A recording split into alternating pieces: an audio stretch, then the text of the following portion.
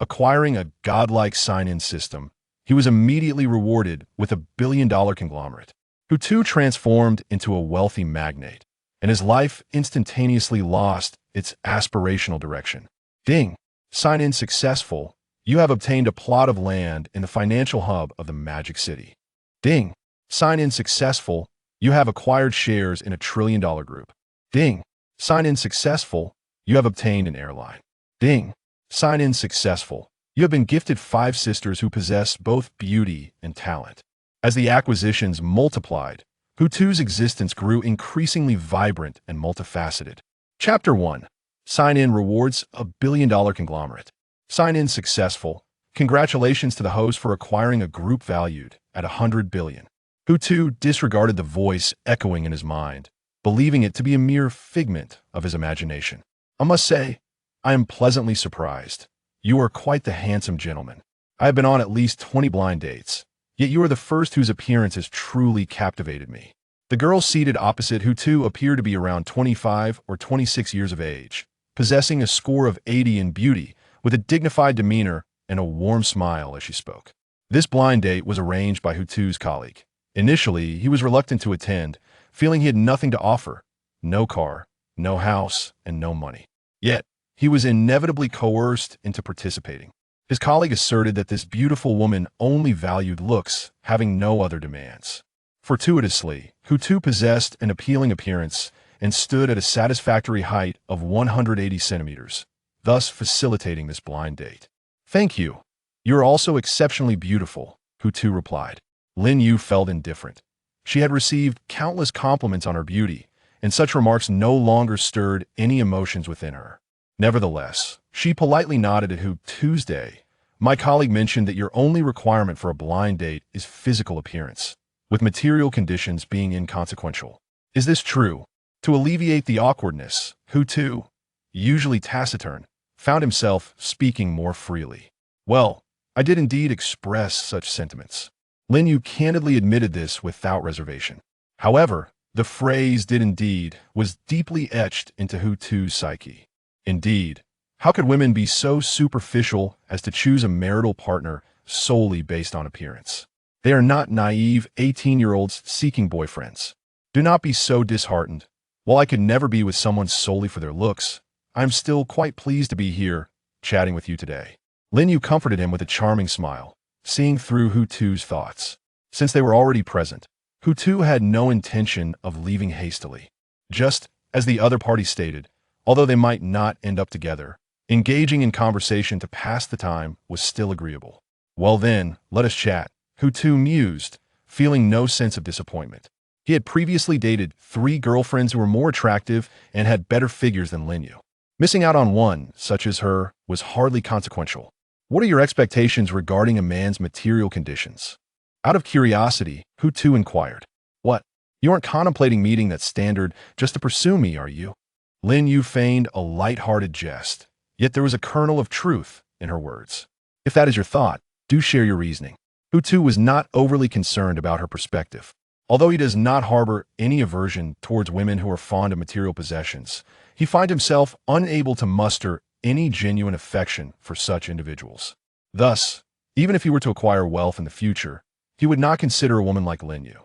"Since you wish to hear, I shall indulge you," Lin Yu said, lifting her pristine chin with a haughty demeanor reminiscent of a white swan. "Firstly, one must possess a residence, ideally situated within the 3rd ring road. The 4th and 5th ring roads are simply too distant and remote for my liking. I have a stronger preference for the vibrant life of the city. Secondly, there is the matter of annual salary. In this regard, I am not excessively demanding. A figure of 500,000 will suffice. Moreover, there is the aspect of physical appearance and height. For this criterion, I believe one could simply use you as a benchmark. Naturally, one must treat me well, show filial piety towards my parents, and possess good character. These fundamental prerequisites must also be met. Otherwise, no matter how much he earns, I would not consider him." Her tone was resolute, leaving little room for negotiation. Lin Yu's materialistic demands were, to Hutu, rather exorbitant. He possessed neither a house, not even one located beyond the 4th or 5th ring roads.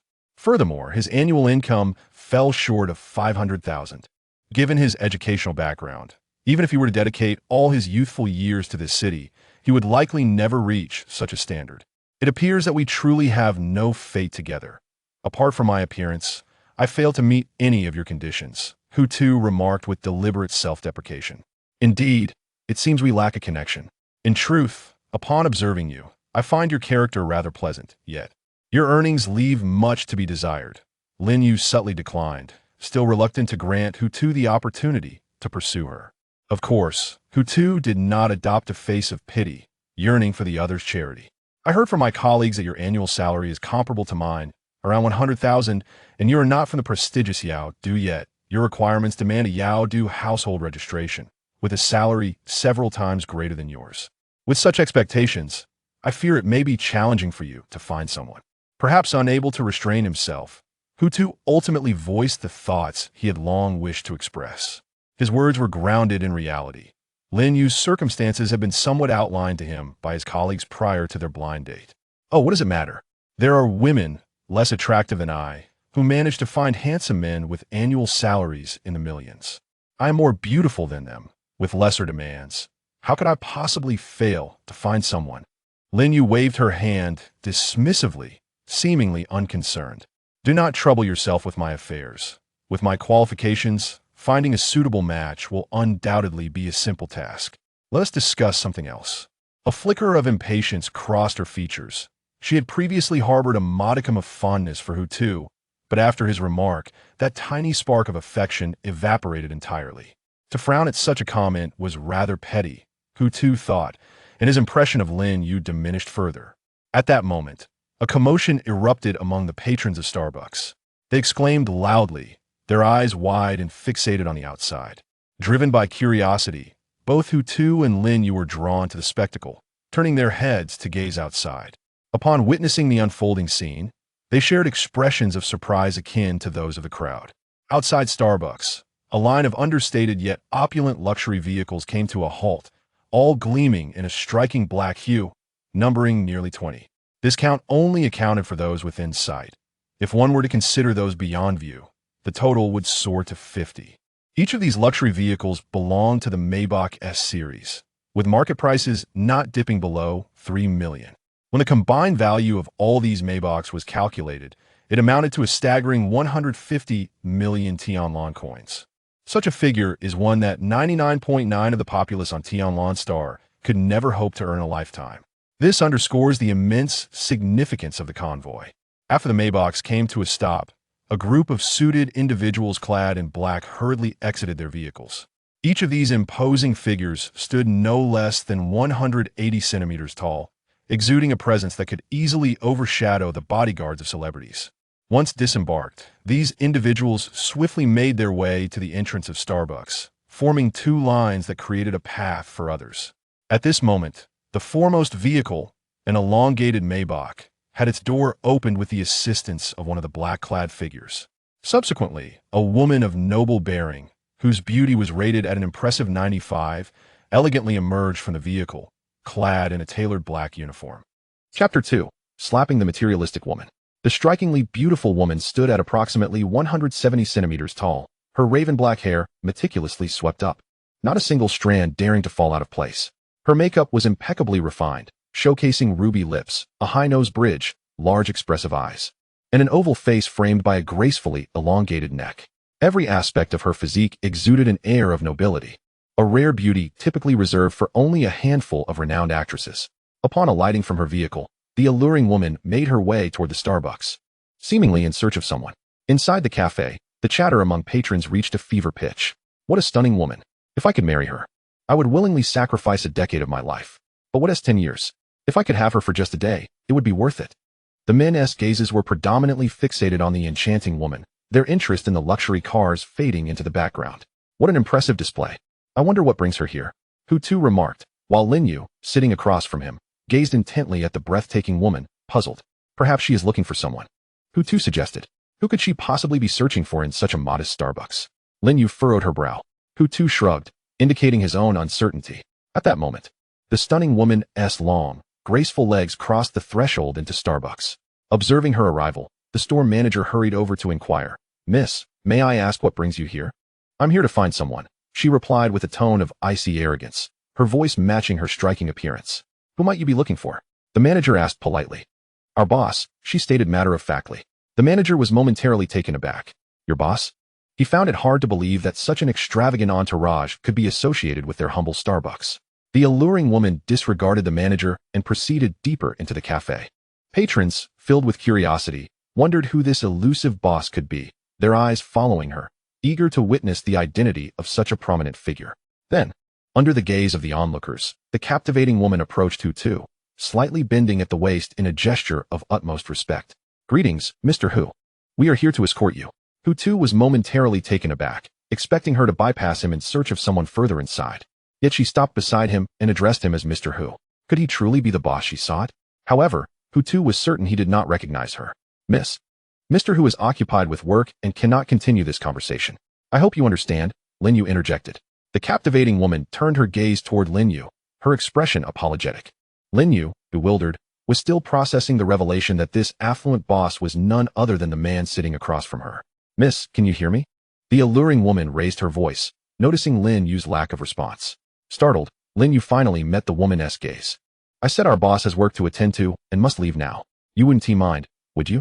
Her tone was courteous, yet it carried an undercurrent of threat, as if to imply that regardless of Lin Yu's feelings, they would be taking the boss with them. Lin Yu, unable to match the commanding presence of the striking woman, faltered, her voice trembling. Of course not. I have Mr. Hu's contact information. We can arrange to meet another day. That's good to hear, the alluring woman smiled. Her smile bordering on a smirk, lacking warmth. She then turned back to Hu and said with respect, Mr. Hu, your friend has agreed. Please rise. Your colleagues are waiting for you. They cannot proceed without you. Although Hu found her words perplexing, he maintained a calm demeanor, eager to experience the aura of wealth. All right, I'll head back then. We've discussed everything necessary. Prolonging the conversation seems pointless. With that, Hu stood, and the captivating woman stepped aside, allowing him to pass. Mr. Hu, please wait. Lin Yu called out, rising to her feet. Unfortunately, Hu did not pause, even for a moment. Mr. Hu, I may have spoken too boldly earlier. I hope you can overlook it. I find you quite appealing. From the moment I saw you, I felt a spark. If you think I'm worthy, please feel free to contact me on WeChat. I'm available whenever you wish to meet. As Lin Yu chased after him, her path was obstructed by two burly men in black suits, preventing her from advancing. Even as Hu exited Starbucks, she clung to hope. Mr. Hu, please do reach out. I promise you won't be disappointed. A man of both charm and wealth was worth her assertive pursuit. After all, who knew when she might encounter such a striking benefactor again? Upon leaving Starbucks, Hu, led by the captivating woman, effortlessly slid into a luxurious long-wheelbase Maybach. Following them was a grand procession of over 50 luxury vehicles, departing amidst envious and admiring gazes. Inside Starbucks, numerous patrons continued to discuss the events, specifically mentioning the affluent boss's connection with Lin Yu. It appears she rejected that wealthy man, claiming he didn't meet her standards for a partner due to his modest earnings. I wonder how she feels now. The irony is quite amusing. She turned down a millionaire only to be faced with an even wealthier suitor. This is clearly a lesson aimed at this materialistic woman. I wholeheartedly support this wealthy man's actions. Materialistic women and those with dubious morals need to learn a lesson. Indeed, if she had been a principled woman, perhaps that wealthy man would have chosen to be with her. Chapter 3. The new owner of Jinlong Real Estate. Upon hearing the criticisms directed at her, Lin Yu felt utterly humiliated, lacking the courage to lift her head. After the luxurious convoy departed, she hastily settled her bill, leaving with her head bowed. Upon exiting, she retrieved her phone and sent a WeChat message to Hu. President Hu, regardless of your opinion of me, I sincerely hope that we can maintain contact moving forward, even if it is simply as ordinary friends. After typing, she clicked send, only to be met with a red exclamation mark and a familiar message stating, the message has been sent, but the recipient has declined it. Clearly, Hu had blocked Lin Yu. Such a woman would not remain in the WeChat contacts of someone as kind-hearted and principled as Hu's day. Upon realizing she had been blocked, Lin Yu's expression contorted into one of utter dismay, akin to having ingested something unpleasant. Yet, she did not relent. Instead, she picked up her phone once more, found the number of Hu's colleague, and dialed it swiftly. A few seconds later, the call connected. So how is it, Lin Yu? Isn't my colleague incredibly handsome? Hu's colleague, Chen Sikong, chuckled. Indeed, he is quite handsome, Lin Yu replied, suppressing her irritation and striving to remain composed. But why did you deceive me, claiming he was a penniless wretch earning only 100,000 annually? Deceive you? Hu is my classmate. And we work for the same company. His salary is the same as mine. So how could he possibly be a penniless wretch? Chen Sikong responded, bewildered. But he continued to clarify. I don't wish to discuss this further. You must contact President Hu immediately and inform him that I will be waiting for him tomorrow at the cafe we arranged today. If he does not come, I shall wait indefinitely. Without allowing Chen Sikong to inquire further, Lin Yu abruptly ended the call. Being good-looking is advantageous, even without wealth. One can still capture a woman's favor. Unlike me, who has never been liked by any woman in my life, Chen Sikong mused, entirely oblivious to Lin Yu's underlying meaning. Mistakenly believing she was genuinely infatuated with Hu Tu's appearance and was even crazed enough to pursue him. On the main avenue of Yaodu, a stretched Maybach glided smoothly along. Who exactly are you? I don't believe we are acquainted, Hu Tu inquired earnestly, his gaze fixed on the strikingly beautiful face before him. President Hu, while we may not know each other, you are undoubtedly our boss. That is indisputable, the icy woman replied politely, her expression remaining consistently frosty. With that, she produced a document from a sleek black briefcase and handed it to Hu Tuesday President Hu. Please sign here. Once you do, Jinlong Real Estate Group Company, Limited, along with its shares, will be yours. The name Jinlong Real Estate Group Company, Limited was not unfamiliar to Hu Tuesday. In the country, it was a household name in real estate, boasting a market value nearing 300 billion.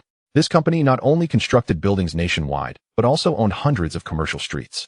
One could find the name Jinlong Commercial Street in nearly every city across the nation. Their monthly rental income from these commercial streets alone reached an astonishing 30 billion. Such figures were so colossal that an ordinary person like Hu Tu could scarcely fathom them. And now, this stunning woman was claiming that all he needed to do was sign a document for this 300 billion market value real estate company to belong to him. Surely, this is an extravagant joke, Hu Tu thought. It's no jest, host. You have acquired the God-tier check-in system. This is the reward you received after checking in at Starbucks. A voice filled with technological resonance suddenly resonated in Hu Tu's mind. He was momentarily taken aback. What is happening? Have I actually obtained a system? Indeed, host. You have acquired the God-tier check-in system.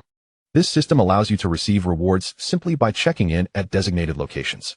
Familiar with systems as an avid reader of web literature, Hu Tu accepted this revelation without skepticism, as current web fiction predominantly revolves around such systems. Those devoid of them seemed rather out of place.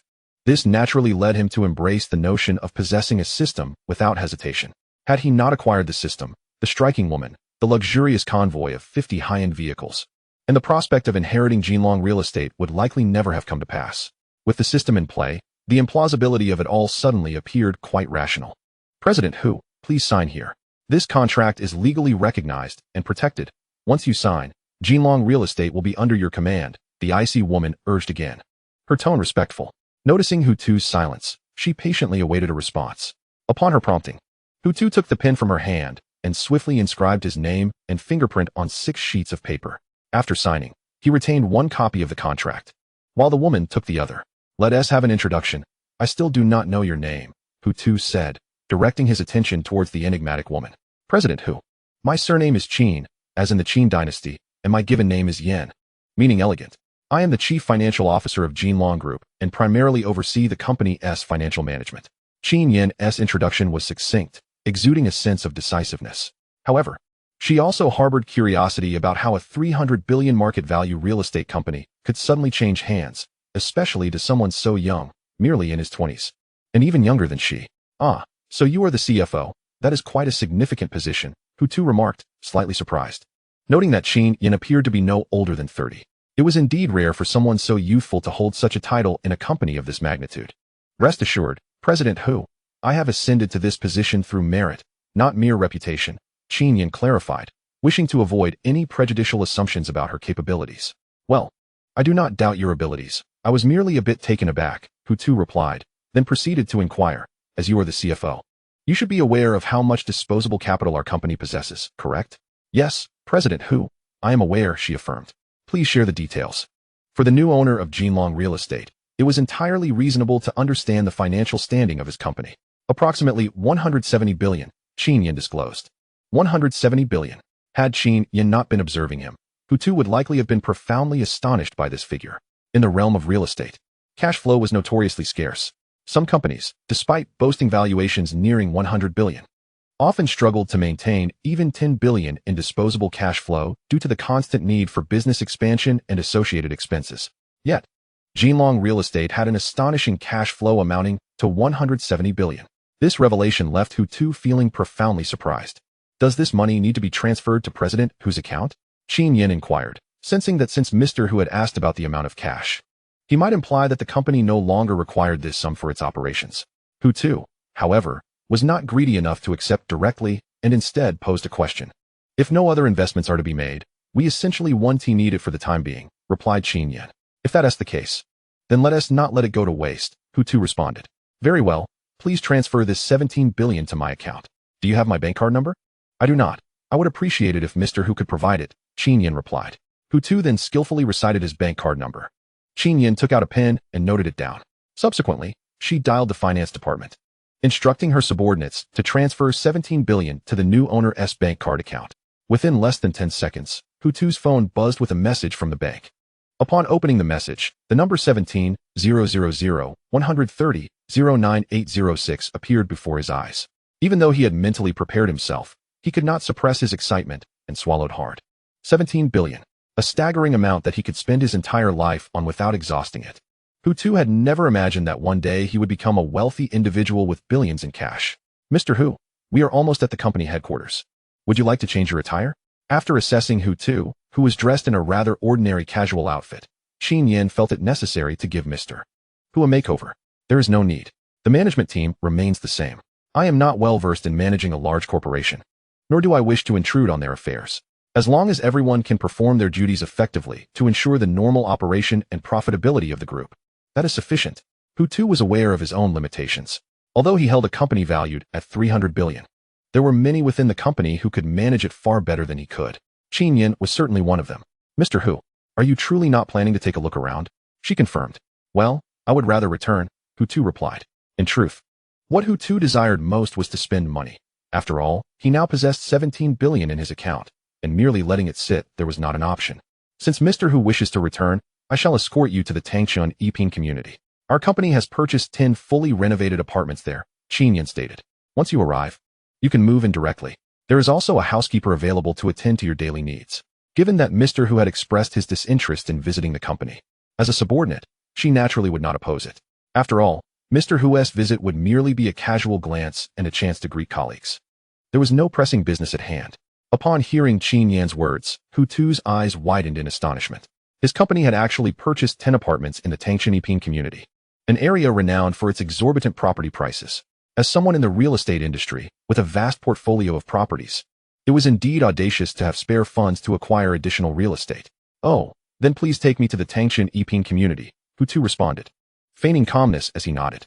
Qin Yan communicated with the driver in black, and the elongated Maybach altered its course towards the Tangchun Yiping community. Approximately half an hour later, the luxurious vehicle arrived at the community. The security guard, upon seeing the ostentatious car, did not inquire about a pass, but simply lifted the barrier to allow entry. Upon entering the community, Hu Tu received a set of keys to one of the apartments along with a pass for the Tangchun Yiping community before leisurely disembarking from the vehicle. Mr. Hu, if you require anything, feel free to call me at any time. My mobile number is available 24/7, Qin Yan added as she exited the car. Yes, I will reach out if needed. You may return now. I can manage on my own, Hu Tu replied. Qin Yan, of course, did not immediately depart, but continued to watch until Hu Tu entered the building and disappeared from view before she got back into the Maybach and instructed the driver to leave. At that moment, Hu Tu found himself alone in the elevator, enveloped in silence. The Tangchun Yiping community truly lived up to its reputation as a residence for the affluent. Its decor and sanitary conditions were incomparable to those of ordinary communities.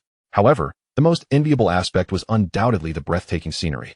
At that moment, simply standing in the elevator, Hu Tu could behold nearly 70% of the financial center of Yaodu, with towering office buildings seemingly within reach, as if he could stretch out his hand and touch them. A minute later, Hu Tu unlocked the door to room 2103. This was the very apartment he was to inhabit. Upon stepping inside, he was captivated by the luxurious decor. Every detail, from the flooring to the walls, sofas, lighting fixtures, and furniture, was crafted from top-quality materials. Visually, the apartment surpassed even the model units in the sales office in terms of elegance and sophistication. After a brief estimation, Hu Tu concluded that the cost of the decor and furnishings alone was no less than 1 million, if not more extravagant. After admiring the apartment, Hu Tu felt somewhat fatigued and made his way to the bedroom. Lying down on the plush bed, He had to admit, the sensation of lying down was incredibly pleasurable. Who do you think you are? At that moment, Hu Tu's phone rang, indicating an incoming call. Picking up the device, he saw that it was his younger sister, Hu Jiao, calling. His sister, Hu Jiao, also worked in Yaodu, a recent graduate. She had been in the workforce for just a year and appeared to be working as a sales representative at a real estate company, according to her social media posts. Her monthly earnings, including commissions, amounted to around 10,000. Compared to Hu Tu, she was considerably more responsible.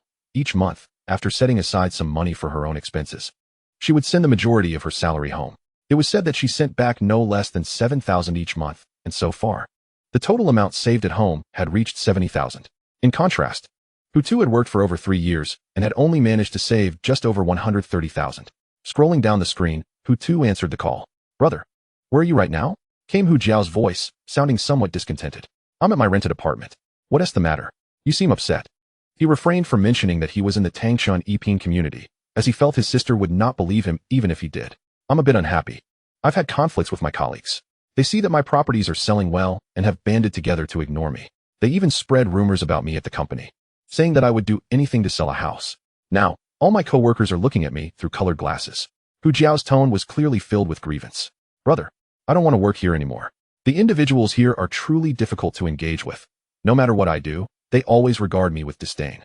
If I remain in this situation any longer, I am certain I will reach my breaking point." The thought of resigning weighs heavily on Hu Jiao's mind.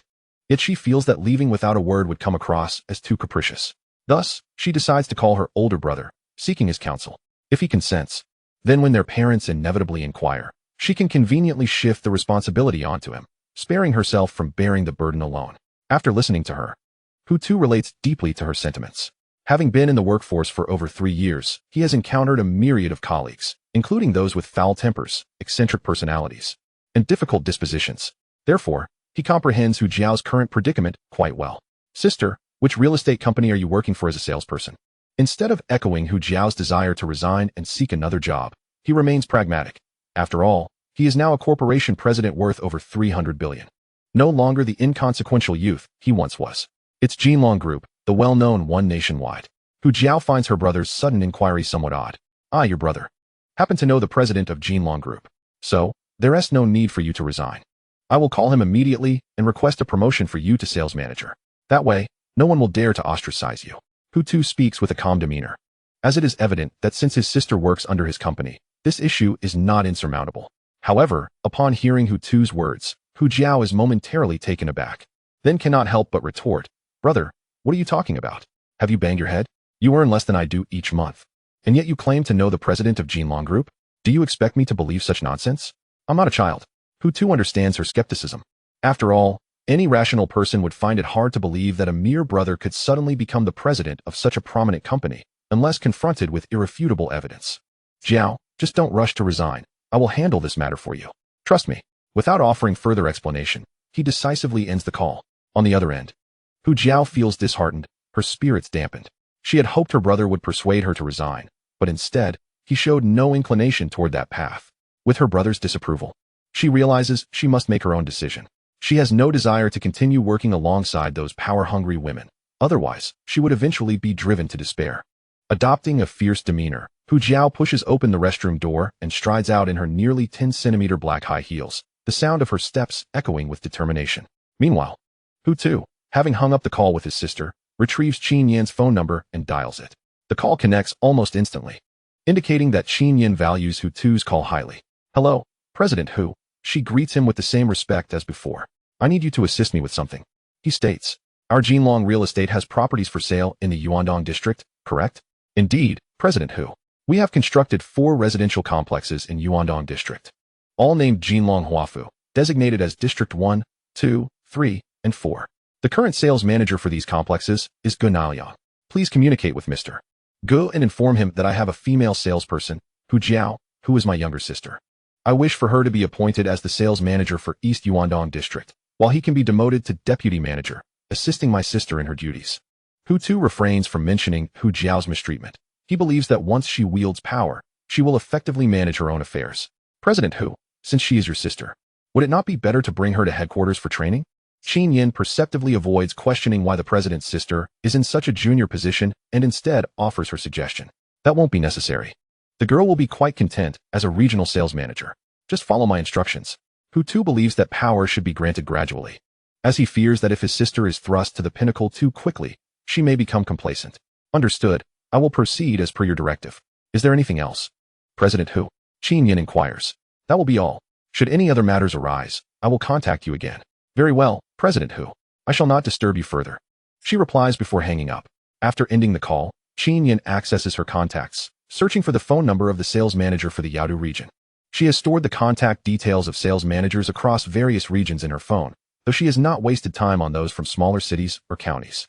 Soon enough, she locates the mobile number of the general manager responsible for sales in the Yaodu region, a woman named Sun Xiaolu, approximately 35 years of age. She possesses striking features and an enviable figure, exuding an allure that many women admire. Although she is not in her youth, she still embodies a captivating charm that many men find irresistible. At that moment, Sun Xiaolu is busy working in her office when her phone suddenly rings.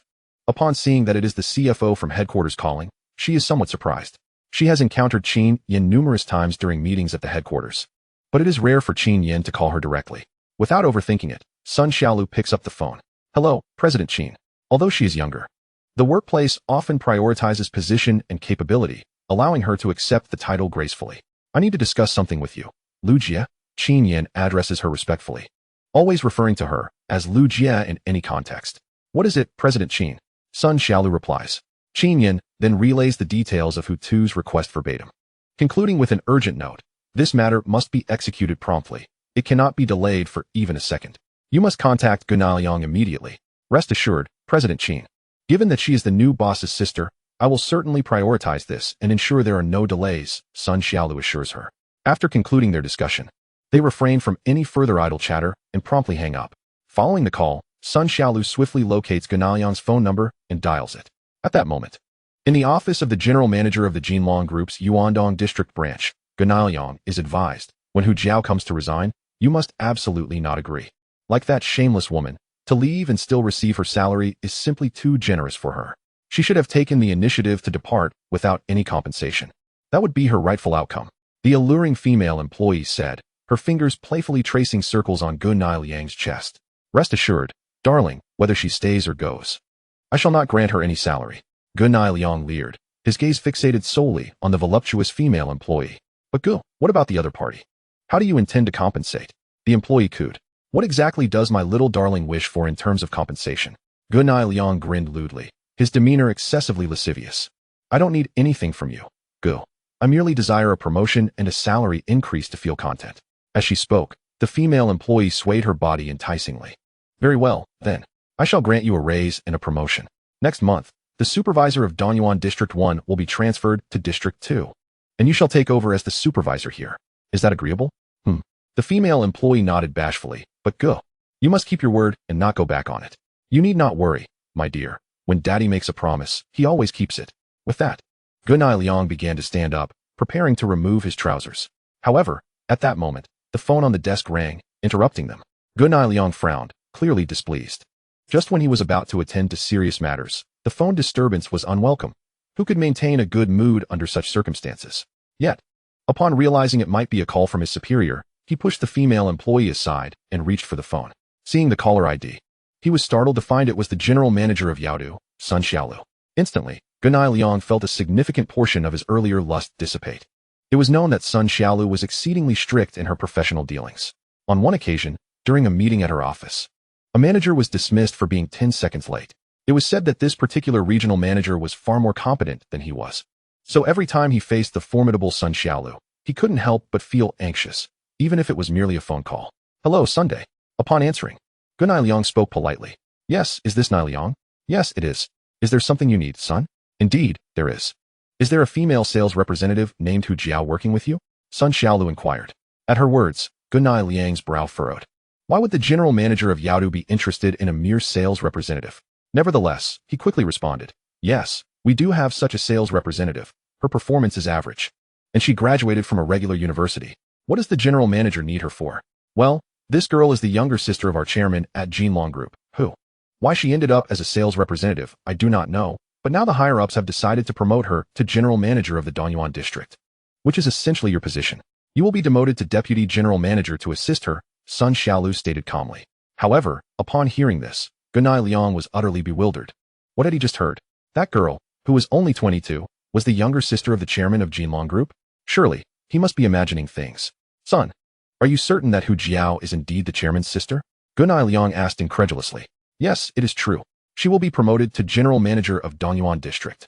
And you will be demoted to deputy general manager. You need to implement this immediately. I will be visiting tomorrow for an inspection. If you have not acted according to my directive by then, be prepared to write your resignation letter. Sun Xiaolu was a busy individual, and after delivering her message, she hung up without giving Gunai Liang a chance to ask further questions. Once he confirmed the reality of the situation, he found it impossible to reject it. Reflecting on the recent period, during which he had gone to great lengths to win the affections of the female employee, even making things difficult for Hu Jiao, he felt a surge of regret. Damn it, why couldn't he have picked on someone else? There were so many easy targets out there. Instead, he had chosen someone with such a powerful background. And what was with the current generation of wealthy heirs? Experiencing life was one thing. But why did they have to come to the workplace for that? Was the game of pretending to be humble while wielding power truly so entertaining? Seeing Gunai Liang's grim expression, the female employee's demeanor darkened, clouds of despair gathering on her face. She had heard clearly the question Gunai Liang posed regarding Hu Jiao's true background. Go, about Hu Jiao. Slap. The female employee intended to confirm whether Hu Jiao indeed had powerful connections, but her words were abruptly cut off by a sharp slap from Gunai Liang. Infused with his pent-up rage. You wretched girl, this is all your fault. If it weren't for you, I wouldn't be facing demotion. And you think you deserve to be a supervisor? Take a good look at yourself. You're not even worthy of a glance from any man. The demotion also meant a reduction in salary. As he transitioned from general manager to deputy, he would lose at least 10,000 a month. That amounted to a staggering 120,000 a year. Just the thought of such a loss made Gunai Liang's heart ache. In that moment, he felt as though he could even entertain the thought of murder, if only it weren't illegal. The female employee, trembling with fear, covered her bruised face with her hands and dared not rise, afraid of receiving another slap from Gunai Liang. From his furious demeanor, she could confirm that Hu Jiao indeed had a substantial backing. Knock, knock, knock. At that moment, someone knocked on the office door. Go, are you in there? Standing at the door was Hu Jiao, who had come to resign. Earlier, she had attempted to resign to her supervisor, but he had refused and instructed her to seek out Gunai Liang instead. Thus, Hu Jiao mustered her courage and approached. Upon hearing Hu Jiao's voice, Gunai Liang instantly perked up, as if invigorated by a surge of adrenaline. He hurriedly donned his clothes and tidied his hair.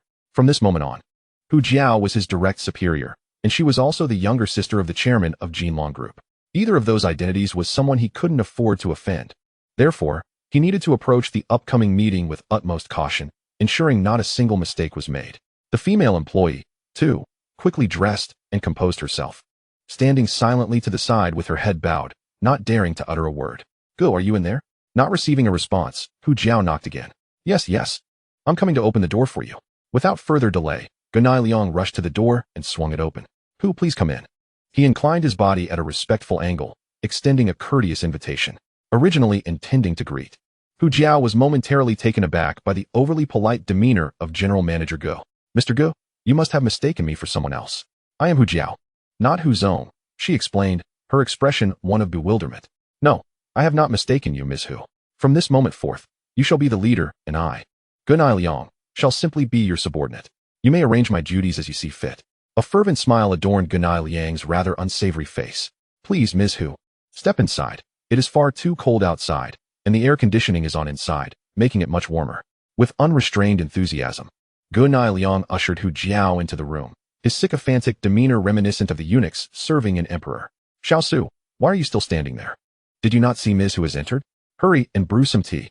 Gunai Liang glared at the female staff member, who remained with her head bowed, unresponsive.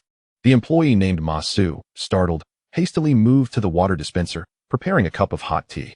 She then approached the desk, respectfully offering the steaming cup to Hu Jiao, her demeanor tinged with both reverence and trepidation. Ms. Hu, please have some tea. Ma Su. Upon realizing that the employee serving her tea was the very one who had bullied and ostracized her, Hu Jiao's pupils dilated in astonishment. This woman, who rarely even afforded her a smile, was now pouring tea for her. Was the sun rising from the west? Ms. Hu, I acknowledge that my previous actions were entirely my fault. I am but a despicable and shameless individual. I implore you to forgive my past foolishness and grant me the opportunity for redemption. I, Ma Su, assure you that I shall conduct myself properly and work diligently from now on, never again ostracizing my colleagues. Trembling, Ma Su apologized, her alluring face betraying her fear. Losing this job would bear little consequence for her. She could easily find another. However, should Hu Jiao seek to retaliate against her for the previous mistreatment, it would be a simple matter for someone of her brother's stature as the chairman's sister. Hu Jiao dismissed Ma Su's apology from her mind. Her curiosity piqued instead by how her identity had suddenly transformed. Gunai Liang referred to her as Ms. Hu, even suggesting she was superior to him. Yet in her own consciousness, she still perceived herself merely as a humble salesperson. Could it be due to my brother? At that moment, Hu Jiao recalled a recent phone call with her elder brother, during which he mentioned his acquaintance with the president of Jinlong Group. He had assured her that any troubles she faced could be resolved with a mere word to that president. Initially, she had doubted him, thinking he was jesting. However, the actions of Gunai Liang and Ma Su left her with little choice but to reconsider her disbelief. In Yaodu, the financial center, room 2103 of the Tangchen E-Pin residential complex, Hu Tu was indulging in a delectable feast. These dishes were not delivered via takeout, but were freshly prepared by two beautiful caretakers dispatched by Qin Yan. Both caretakers, in their 30s, possessed not only beauty and figure, but also talent and high education. Without such attributes, they would not have been chosen to attend to Hu Tu's needs. The two lovely caretakers understood their roles well. They did not dine at the same table as Hu Tu, but stood beside him, awaiting his commands, creating an atmosphere reminiscent of feudal times, making Hu Tu feel as though he were an emperor among thousands. Despite his discomfort and attempts to invite the two beautiful caretakers to join him, they politely declined, insisting that this was their job, and urged him not to feel awkward, assuring him that he would adapt. Consequently, Hu Tu resigned himself to dining alone. What kind of man are you? At that moment, Hu Tu's phone rang. Positioned on the dining table, he reached for it, but the caretaker named Yang Mi approached politely, saying, "Mr. Hu, allow me to assist you. You may continue eating." "It's just a phone call. I can manage it myself," he replied. Hu Tu did not particularly admire a life of leisure where everything was done for him. He preferred to take matters into his own hands. "Mr. Hu, this is merely part of our duties. You need not feel uneasy. If we cannot manage such trivial tasks, how can we justify the generous salaries you provide us?" Yang Mi insisted, emphasizing that they were among the best caretakers in the nation. And if they could not even handle something as simple as answering their employer's phone, they did not deserve their esteemed title. "Very well, then, you proceed," Hu Tu conceded, too weary to argue further. "Thank you for your understanding, Mr. Hu." Yang Mi smiled, then reached for the phone, glancing at the incoming call before informing Hu Tu, "Mr. Hu, a girl named Hu Jiao is calling. Would you like to answer?" "Yes, she is my sister. I must take it," Hu Tu responded. "All right, I will connect you," Yang Mi said, swiping the phone to answer the call and holding it to Hu Tu's ear. It must be said that Yang Mi's service was indeed commendable.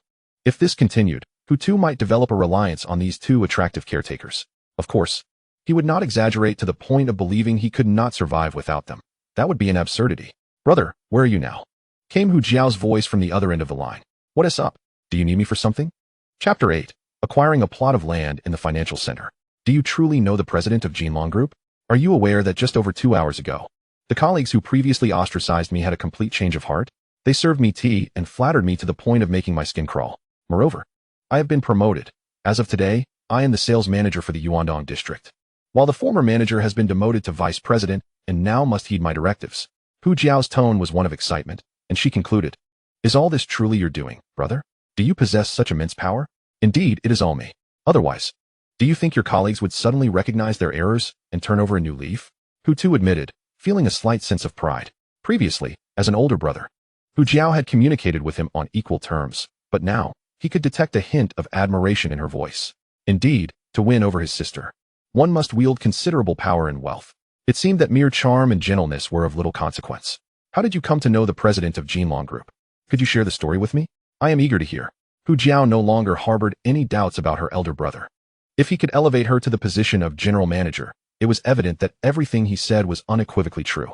This matter pertained to adults, and it was best for a child like her to remain uninvolved. In any case, should any issues arise in the future, she could always turn to her brother for assistance. Regardless of the magnitude of the predicament, he would surely help her navigate through it. Of course, he would be unable to assist with matters involving unlawful activities. Having said that, Hu Tu ceased the idle chatter and cast a glance at Yang Mi, signaling her to end the call. Yang Mi, being a perceptive woman, instantly grasped the meaning behind Hu Tu's look, nodded in understanding, and decisively hung up the phone.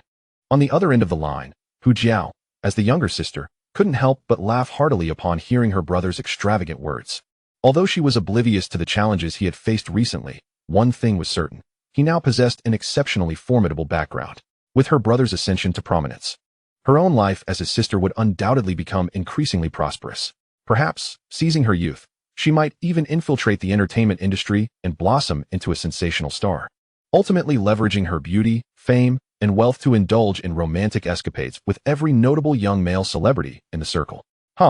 If my dreams could come to fruition, life would truly be a delight. Hu Jiao felt no shame in her aspirations. In fact, she took pride in them.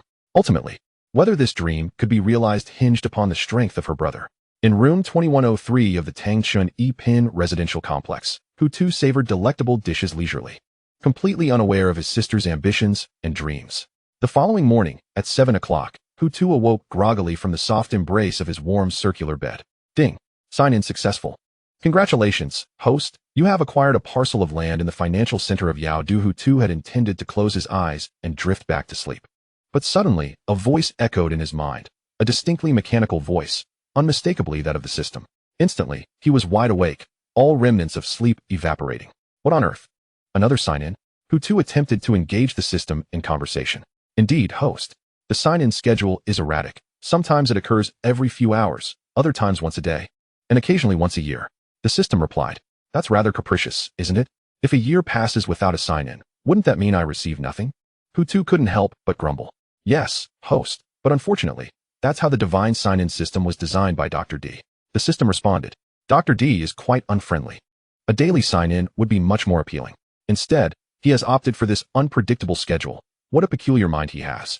After venting his frustration, Hu Tu inquired, so, this time the sign-in location is the Tangchun Yi-Pin residential complex? Indeed, host, the system affirmed. Is it all automatic? Yes, host, the system reiterated, injecting a hint of emotion into its tone. Having grasped the basic operations of the system, Hu Tu felt he had a fair understanding of its workings. How then do I acquire this parcel of land? He anticipated that, akin to novels, some documents would materialize out of thin air to validate his ownership of the financial center land. However, no such documents appeared. Rest assured, host. Shortly, a real estate magnate named Pan Jishur will contact you and transfer the land documents. The system assured him. Pan Jishur? What a peculiar name, Hu Tu remarked habitually. May I inquire about the market value of this land? Although Hu Tu was not financially constrained, he was nonetheless intrigued by the allure of the land in the financial center of Yao. Do certainly, host. Based on current market prices, the estimated value of that land is approximately 30 billion. The system's voice remained mechanical, yet Hu Tu found its words particularly endearing this time. Indeed, the rewards bestowed by the system never failed to exceed his expectations. 30 billion, while not comparable to a real estate conglomerate valued at 300 billion, would undoubtedly yield profits far exceeding 30 billion if several buildings were constructed on the land and sold. The Yaodu Central Tower, the tallest building in the country, was constructed at a cost of 14.8 billion and took 8 years to complete. As one of the most renowned skyscrapers in the country, it epitomizes prosperity and serves as a symbol of the city of Yaodu at this moment. On the 100th floor of the tower, in a certain office, a man in his 50s was perusing a document with a look of astonishment. This man was Pan Jishur, the head of a real estate company in Yaodu.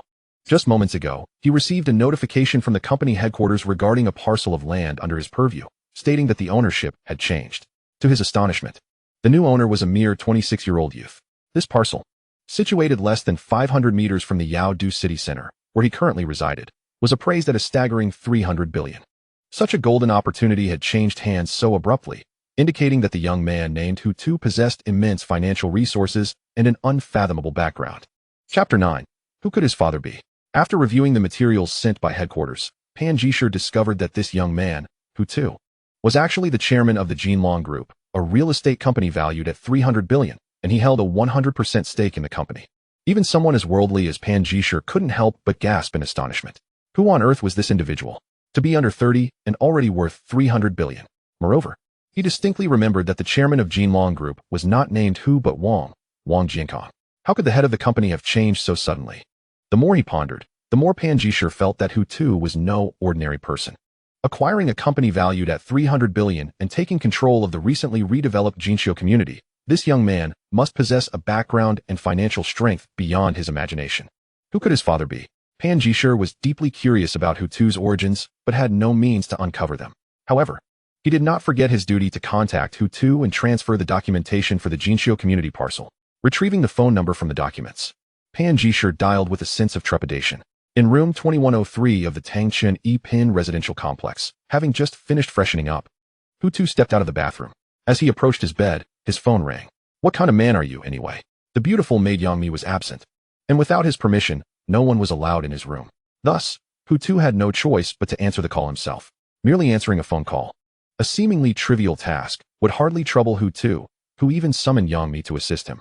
He bent slightly to retrieve the phone, and upon seeing an unfamiliar number, he surmised it was likely the individual referred to by the system, Pan Jisher.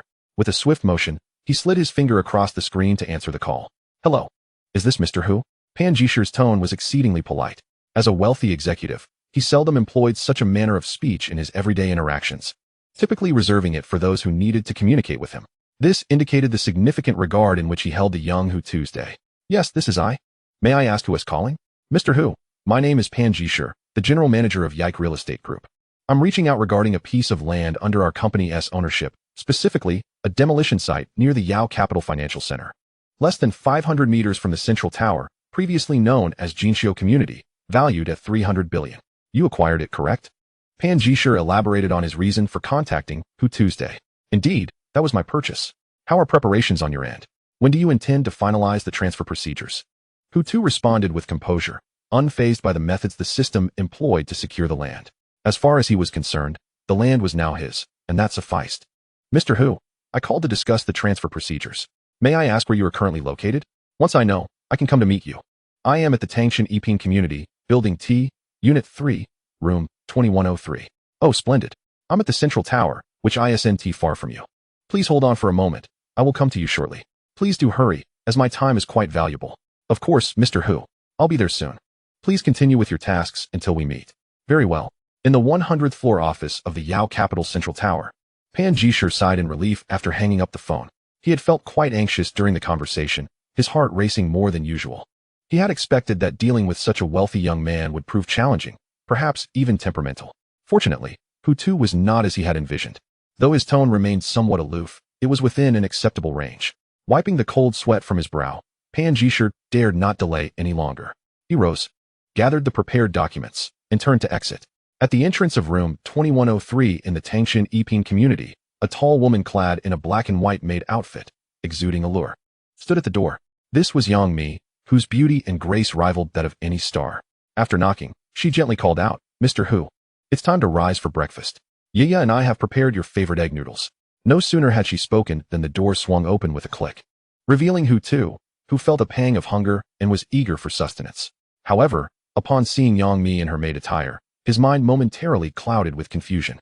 What was the meaning of this? Was there some dubious arrangement entwined with the premium maid service? Why else would she be dressed so provocatively so early in the morning? Mr. Hu, we are merely your maids, responsible for your daily needs. There are no illicit dealings as you might suspect. I kindly ask you to refrain from viewing us through a tainted lens. Yang Mi, displaying remarkable intelligence, quickly discerned the implication behind Hu Tu's gaze. Ahem. You've misinterpreted my intentions. I have no such thoughts. I was merely taken aback by your attire. Hu Tu swiftly adopted a serious demeanor, responding with a semblance of sincerity.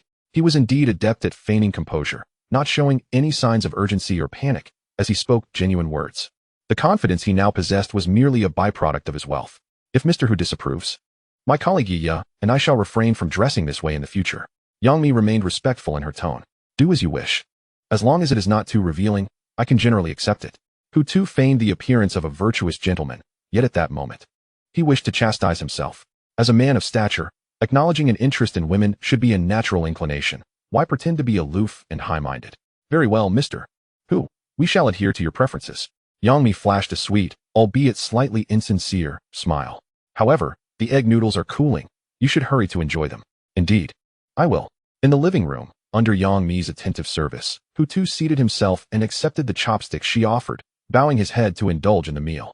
The culinary skills of Yang Mi and her companion Yiya were commendable. This seemingly simple bowl of egg noodles tasted far superior to the ordinary fare. Hu Tu savored every bite, and within a few minutes, the entire bowl had vanished. At that moment, there was a ring at the doorbell. Mr. Hu, it's Pan Jisher. I've arrived. A middle-aged man's voice resonated through the intercom. Xiaomi, please open the door. He is my acquaintance. Certainly, Mr. Hu. Such trivial tasks were naturally left to them. As Yangmi reached the door, she swung it open to reveal the short, balding Pan Jisher standing at the threshold. Upon encountering him, Yangmi's initial impression was indeed of his diminutive stature and thinning hair. Seeing the young and beautiful Yangmi, dressed as she was, Pan Jisher's mind wandered, mistakenly assuming she was an associate of Mr. Hu. You must be a friend of Mr. Hu's. I am Xiaomi, the maid he has hired. Mr. Hu is waiting for you inside. Please, come in. After introducing herself and clarifying her relationship with Hu Tu, Yangmi stepped aside, gesturing for him to enter. Girls of their beauty and youth often face scrutiny when engaged in the maid profession. Initially, Yangmi would explain herself to dispel any misconceptions, but over time, she grew indifferent to others' opinions, content in her own integrity. Yes, I am here to see Mr. Hu. Thank you for your assistance. Pan Jisher responded politely, yet inwardly. He envied the young Hu Tu immensely. Living in such luxury, accompanied by a striking beauty, was indeed a privilege reserved for the affluent. Upon entering, the sight of Hu Tu alongside another beautiful maid intensified Pan Jisher's envy. One beauty was not enough. Mr. Hu had two. Just how formidable was he in that regard? While Pan Jisher also possessed wealth and could attract beautiful women, he could never do so as openly, lest his tempestuous wife take drastic measures against him. Mr. Pan, please. Have a seat. Hu Tu greeted with a smile, yet remained seated. As for the relationship with Tong Yaya, he found it unnecessary to elaborate. Pan Jisher refrained from uttering anything inappropriate, smiling as he approached Hu Tu and subsequently took a seat beside him. Mr. Pan, where are the documents? Have you brought them? I have indeed brought everything. Rest assured, Mr. Hu. I, Pan Jisher, am diligent in my duties. As he spoke, Pan Jisher retrieved a bundle of materials and credentials from his black briefcase, continuing, next, all you need to do, Mr. Hu, is sign in a few places. And the demolition site of the Jingxuan community will completely belong to you. Following this, Pan Jisher proceeded to elucidate the legal implications of these documents. He spoke at length, taking a full 15 minutes. By the time all the formalities were completed, half an hour had elapsed. Mr. Hu, please find a secure place to store these contracts and documents. Do be careful not to misplace them. The paperwork for the Jingxuan land is essentially finalized. Subsequently, whether you wish to sell this land, build upon it, or make a donation, the choice is entirely yours. You may utilize it as you see fit. In this final phase, Pan Jisher relaxed, smiling as he spoke. Thank you for your efforts, Mr. Pan. I shall invite you to dinner when time permits. And I hope you won't decline. Hu Tu said with feigned sincerity. Mr. Hu, you flatter me. The prospect of dining with you brings me joy, and I would never dream of declining. Pan Jisher replied with a smile. With no further matters to discuss, Pan Jisher did not overstay his welcome and bid farewell. Mr. Hu, I shall not disturb you any longer. Please continue with your work. I must take my leave.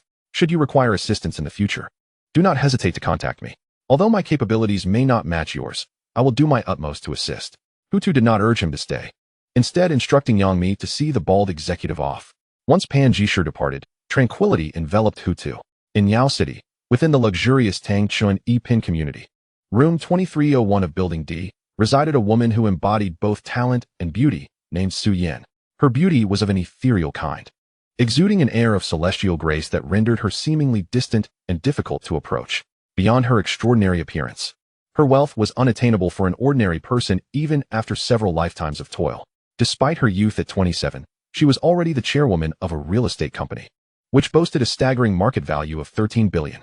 The renowned Su Group was a household name within the country. Since Su Yan took the helm of the Su Group 3 years ago, its prominence surged, capturing the attention of millions of reclusive admirers.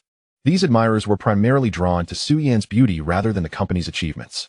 However, her leadership undeniably propelled the company's performance, reportedly catapulting the Su Group into the top 5 in national sales within the first year. Previously, the Su Group was merely moderately known, but now they possessed the leverage to be compared with the esteemed Jinlong Group. Certainly, none of this would have been possible without Su Yan's relentless efforts. Had she possessed only a pretty face, the Su Group might have long since crumbled.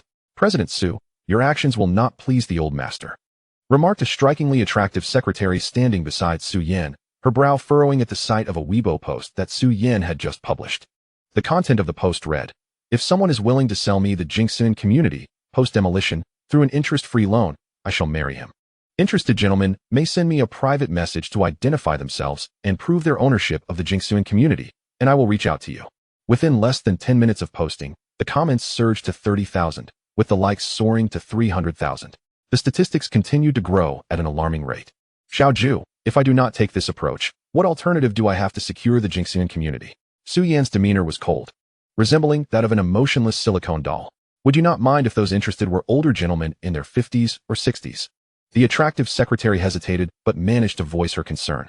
Not at all, Su Yan replied resolutely. The message has been sent. I am fully prepared. As long as I can fulfill my father's dying wish to acquire the Jingxian community for the Su group, I am willing to marry anyone. Su Yan's determination was unwavering. Her eyes reflected no hint of doubt. As she stated, acquiring the Jingxian community was not for her own sake, but to fulfill a long-held desire of her ailing father. Chapter 11. Jingxian Community. Her father, Su Cheng, harbored this wish because, 30 years ago, the Jingxian community was originally a parcel of land owned by the Su family.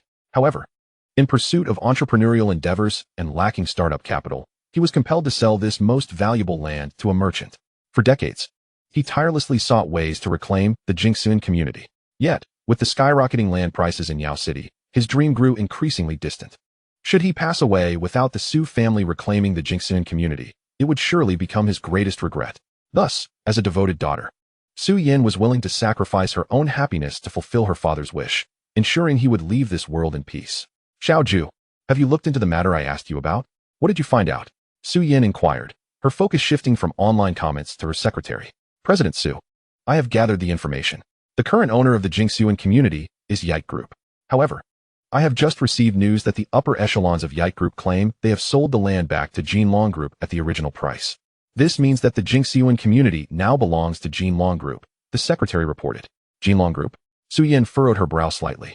I recall their chairman has changed. He is no longer surnamed Wang, but Hu. This news should be accurate, correct? Indeed, President Su. I dispatched someone yesterday to verify. And it is true that both the chairman and shareholders have been replaced. As you noted, he is now surnamed Hu, named Hu Tuesday. I have a photo of his identification card if you wish to see it. As she spoke, the secretary began to retrieve her phone from her pocket. Su Yan nodded in agreement. The new chairman of Jinlong Group could greatly influence her future, thus it was only natural she wished to take a glance. Let us hope he does not resemble a gnarled fruit. Of course, Su Yan did not expect his appearance to meet her ideal standards. Ultimately, as long as he was presentable, she could graciously accept him. The female secretary retrieved her phone, deftly unlocked the screen, and navigated to the album, where she found the identification photo of Hu Tuesday. She handed it over and remarked, "This Hu indeed possesses quite a handsome visage." Securing both the Jinlong Group and the Jinxiu community speaks volumes of his capability and financial acumen. If President Su were to align with him, it would certainly be a commendable match. However, one cannot help but ponder whether such a young and accomplished man would agree to President Su's terms. As Su Yan beheld Hu Tu's identification photo, she was momentarily taken aback. The new chairman of the Jinlong Group exceeded her expectations in terms of appearance. Nevertheless, this revelation did not elicit joy in Su Yan. Typically, individuals who exude intelligence and success at first glance tend to be exceedingly rational. Thus, whether he would consider extending a loan to her without interest for the purchase of the Jinxiu community remained uncertain. Furthermore, exceptional men like him usually attract a plethora of beautiful women, even those of her caliber. Ideally, Su Yan would have preferred Hu Tu to be an average-looking young man. At least then, her beauty might hold greater allure for him. In room 2103 of Building T at the Tangchun Yipin community, Hu Tu prepared to depart. Dressed in a casual outfit worth merely 100 or so yuan.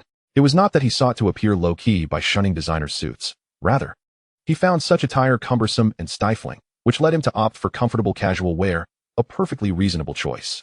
Upon leaving the Jinxiu community, Hu Tu hailed a taxi by the roadside. It was indeed a rare occurrence for someone residing in the Tangchun Yipin community to take a cab. Yet Hu Tu was unfazed. He rather enjoyed the simplicity of such quotidian life. "Driver, please take me to the Jinxiu community, near the area undergoing demolition," he instructed as he entered the vehicle. "Understood, please hold on," the courteous driver replied, not giving it a second thought. A few minutes later, they arrived at the Jinxiu community. After scanning the payment, Hu Tu alighted from the taxi. The fare for a distance of less than 2 kilometers was 20 yuan. In the past, he would have felt a pang of regret over such an expense. However, with over 10 billion in his account now, this trivial amount no longer mattered. Hu Tu's visit to the Jinxiu community was merely to observe what this piece of land, valued at 300 billion, truly resembled. Upon his arrival and subsequent examination, he discovered that it was merely a commonplace plot of land, akin to the rice paddies back in his hometown, differing only in location, one near the financial hub of Yaodu, the other situated in a rural area of an obscure 18-line city. It is said that although we are all human, our fates can diverge dramatically, and this holds true. How peculiar. Why are there so many people gathered here? Hutu mused, surveying the scene and noting the crowd had swelled to nearly 200 individuals, with more arriving and an increasing number of vehicles parked nearby. Ah, I almost misidentified you. It truly is you, my old classmate. A sharp voice pierced through the crowd, belonging to a woman who approached Hutu's day. He turned to see a woman whose heavily altered features resembled those of a popular female influencer. She was linked arm in arm with a man clad in a tailored suit, polished shoes, and exuding an air of superiority that practically screamed wealth. Do we know each other? Hutu inquired, furrowing his brow in confusion as he could not recall the woman with the artificial features. The woman, undeterred, smiled and replied, "How forgetful of you. It's me, your university classmate, Zhang Minmin. I pursued you during our junior year, but you turned me down." Upon hearing her name, Hutu's expression shifted to one of realization, though surprise dominated his reaction. The Zhang Minmin before him bore little resemblance to the girl from his university days. Aside from her altered features, her figure and demeanor had undergone a dramatic transformation. The former Zhang Minmin had appeared somewhat demure in silence. The current incarnation, however, radiated a certain provocative charm. Undeniably, the post-surgery Zhang Minmin was more beautiful and alluring than before. Chapter 12. Should I reveal my wealthy identity? Had the previous Zhang Minmin possessed a body that stirred desire in men, there would have been few. However, now, any ordinary man would likely entertain thoughts of her. Of course, Hutu was not among them. Zhang Minmin's beauty fell short of his standards. If a woman's perfection were rated on a scale of 100, Zhang Minmin would barely score 50. Still not recalling? Zhang Minmin had approached Hutu, halting before him. "You must remember, I did pursue you for a time during university. Your impression of me should be more profound than that of an ordinary girl." "Ah, I remember now," Hutu nodded, candidly admitting, "your transformation is remarkable. Had you not identified yourself as Zhang Minmin, I truly would not have recognized you." "So, you mean to say I am more beautiful than before?" Zhang Minmin replied with a hint of pride, as any woman would delight in such compliments, especially from a man who had once left a significant mark on her life. In truth, Hutu did not intend to convey that meaning, but he found it difficult to refute her assertion and thus settled for, "Yes. You are indeed more beautiful now. You exude femininity and your fashion sense is quite trendy. I imagine you have many admirers."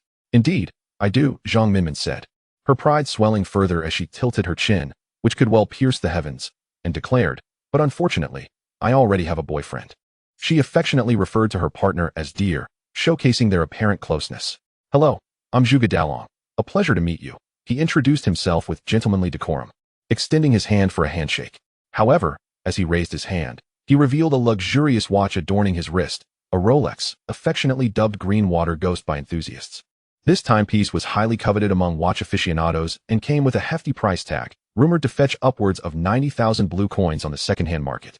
Individuals who could afford such a watch typically boasted annual salaries in the hundreds of thousands. It is evident that Zhang Minmin's boyfriend, Zhuge Dalong, possesses a certain level of financial means. "I am Hutu, with whom meaning to speak and to meaning journey. It is a pleasure to make your acquaintance." Naturally, one must engage in pleasantries. As a 26-year-old man, I have grown accustomed to, and adapted to, the world's insincerities. Of course, I extended my hand to shake Zhuge Dalong's. It was then that I noticed the exquisite green Rolex Submariner adorning his wrist.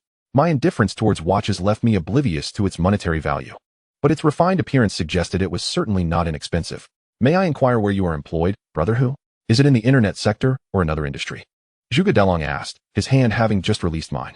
"I am currently unemployed, taking some time to rest at home," I replied modestly, refraining from revealing that I am the new proprietor of Jinlong Group, as I doubted others would believe such a claim. "Graduating from university, yet remaining unemployed? That does not reflect well," Zhuge Dalong remarked, his expression one of surprise. "Although there are many graduates now, leading to a depreciation in their value and corresponding salaries. Earning 5,000 a month is still commendable. However, as a young man, it is imperative to work when one can, if only to accumulate experience and avoid financial dependency. If you find yourself idle, it would be wiser to seek any ordinary job rather than disdain one opportunity for another. After all, every journey is taken step by step. The notion of instant success is but a fleeting fantasy for the vast majority." I pondered whether I should disclose my wealth of over 100 billion, ensuring my lifelong comfort, or remain silent and conceal my affluent identity. "Rest assured, brother Zhuge, I shall not become reliant on my family. Moreover, I possess a considerable amount of savings, sufficient to allow me a break from employment for a while," I ultimately responded with subtlety. Your lack of ambition is concerning, interjected Zhang Minmin, adopting a tone reminiscent of an elder. I believe you should expedite your search for employment to keep yourself occupied. Today's women are quite pragmatic. Without a job or financial means, even if you were to pursue them, they would likely decline. For instance, when Dalong courted me, it was primarily his financial standing that attracted me, while appearance accounted for a mere 2 points. Had he not been a senior executive at Su Group, earning nearly $1 million annually, I would not have considered a relationship with him. Therefore, do not allow your good looks to overshadow the material aspects of life. At our age, women are increasingly realistic, and the concept of love, which we have only heard of yet seldom witnessed, is no longer something anyone would readily believe in. Despite being of the same age as Zhang Minmin's words resonated with the wisdom of an elder sister, bolstered by the status of her boyfriend. A senior executive with a lucrative salary. Feeling somewhat helpless, wondered if he must reveal his significant wealth for this couple to cease their unsolicited advice. Brother what Minmin says is indeed truthful. As men, we must learn to earn, and earn substantially. I, too, once faced poverty, possessing nothing, much like your current situation. At that time, I had a girlfriend who, upon learning of my meager 3,000 monthly salary, unceremoniously left me for a wealthy older man. That experience galvanized my resolve to become wealthy. With years of diligent effort, I eventually ascended to the position of a senior executive at Su Group, entering the realm of 6-figure salaries. In just 2 years, I acquired a luxury vehicle worth over $1 million and purchased a home valued at $3 million outright. Even the watch I now wear, a Rolex Submariner, costs around $100,000. As he spoke of the Rolex, Zhuge Dalong instinctively raised his hand to showcase it, as if he would feel discomfort if he did not. Following my newfound wealth, my former girlfriend even attempted to reconnect, seeking to rekindle our relationship. Naturally, I declined, as I am now with Minmin, and I would not forsake her for anyone, especially not for someone like her. This is my story. The stark contrast between wealth and poverty. Therefore, brother you must seize your youth and strive diligently instead of opting for rest, Zhuge Dalong continued. Adopting an elder brother's tone, he shared his own achievements with a subtlety that belied the boastfulness of his claims. At the age of 35, being able to afford a home and a luxury car in this city is a feat accomplished by only a select few. In that moment, he felt a sense of accomplishment, hoping to elicit admiration from Tuesday. However, upon concluding his account, he found no trace of envy reflected in Hutu's demeanor. You are right, brother Zhuge. I will strive to earn a living, ensuring I am not abandoned by women, Hutu replied with a hint of insincerity. In a casual meeting between classmates, one would expect to merely exchange greetings and reminisce about their academic days. Yet, it seemed that only he was indulging in nostalgia, while Zhang Minmin adhered to the predictable script of contemporary narratives. If you truly cannot find a satisfactory job, consider joining Su Group. With your qualifications, coupled with Dalong's support, earning around $10,000 a month should be quite feasible, Minmin suggested, perceiving Hutu's furrowed brow as a sign of frustration over his job search. Thus, she took the initiative to offer her assistance. In her eyes, Hutu represented a vulnerable individual in need of protection. Indeed, brother if you wish, you could certainly work in my department. As long as you perform adequately, and with my endorsement, you could see your monthly income rise to $20,000 within 2 years. Zhuge Dalong added, eager to help, as an additional employee posed no inconvenience to him. Yet, a salary of $20,000 after 2 years at Su Group would scarcely suffice to cover the annual property fees of a residence in the upscale Tangchen Epin community. Thank you for your kind offers. I truly appreciate your goodwill. However, I will seek employment on my own, so as not to impose upon you, I replied. Hutu gracefully declined, refraining from revealing his affluent status. He found it rather lowly to proclaim oneself as wealthy, thus he would never stoop to such behavior. However, Hutu also lacked the patience to continue conversing with Zhang Minmin and Zhuge Dalong, and thus decided to take his leave. Having already surveyed the demolished area of Jingxiwa community, is it truly unnecessary? Hutu, visiting Dalong would undoubtedly be more advantageous than your own efforts. If you are concerned about imposing on us, there is no need for such worries. We are all classmates after all, and it is only right to lend a helping hand, Zhang Minmin asserted generously, her sincerity evident in her gaze, which was no facade. She genuinely wished to assist Hutu, though regrettably, she was unaware of his true circumstances. Goodness! The chairman of the Su Group, Su Yan, has actually arrived, exclaimed someone. What? Is that true? Where is she? Where is Su Yan? She just disembarked from a Bentley. As Hutu prepared to once again refuse Zhang Minmin's kind offer, a commotion suddenly erupted among the hundreds of onlookers gathered at Jingxiwa community. They spoke fervently of Su Yan and the Su Group, as well as the renowned beauty.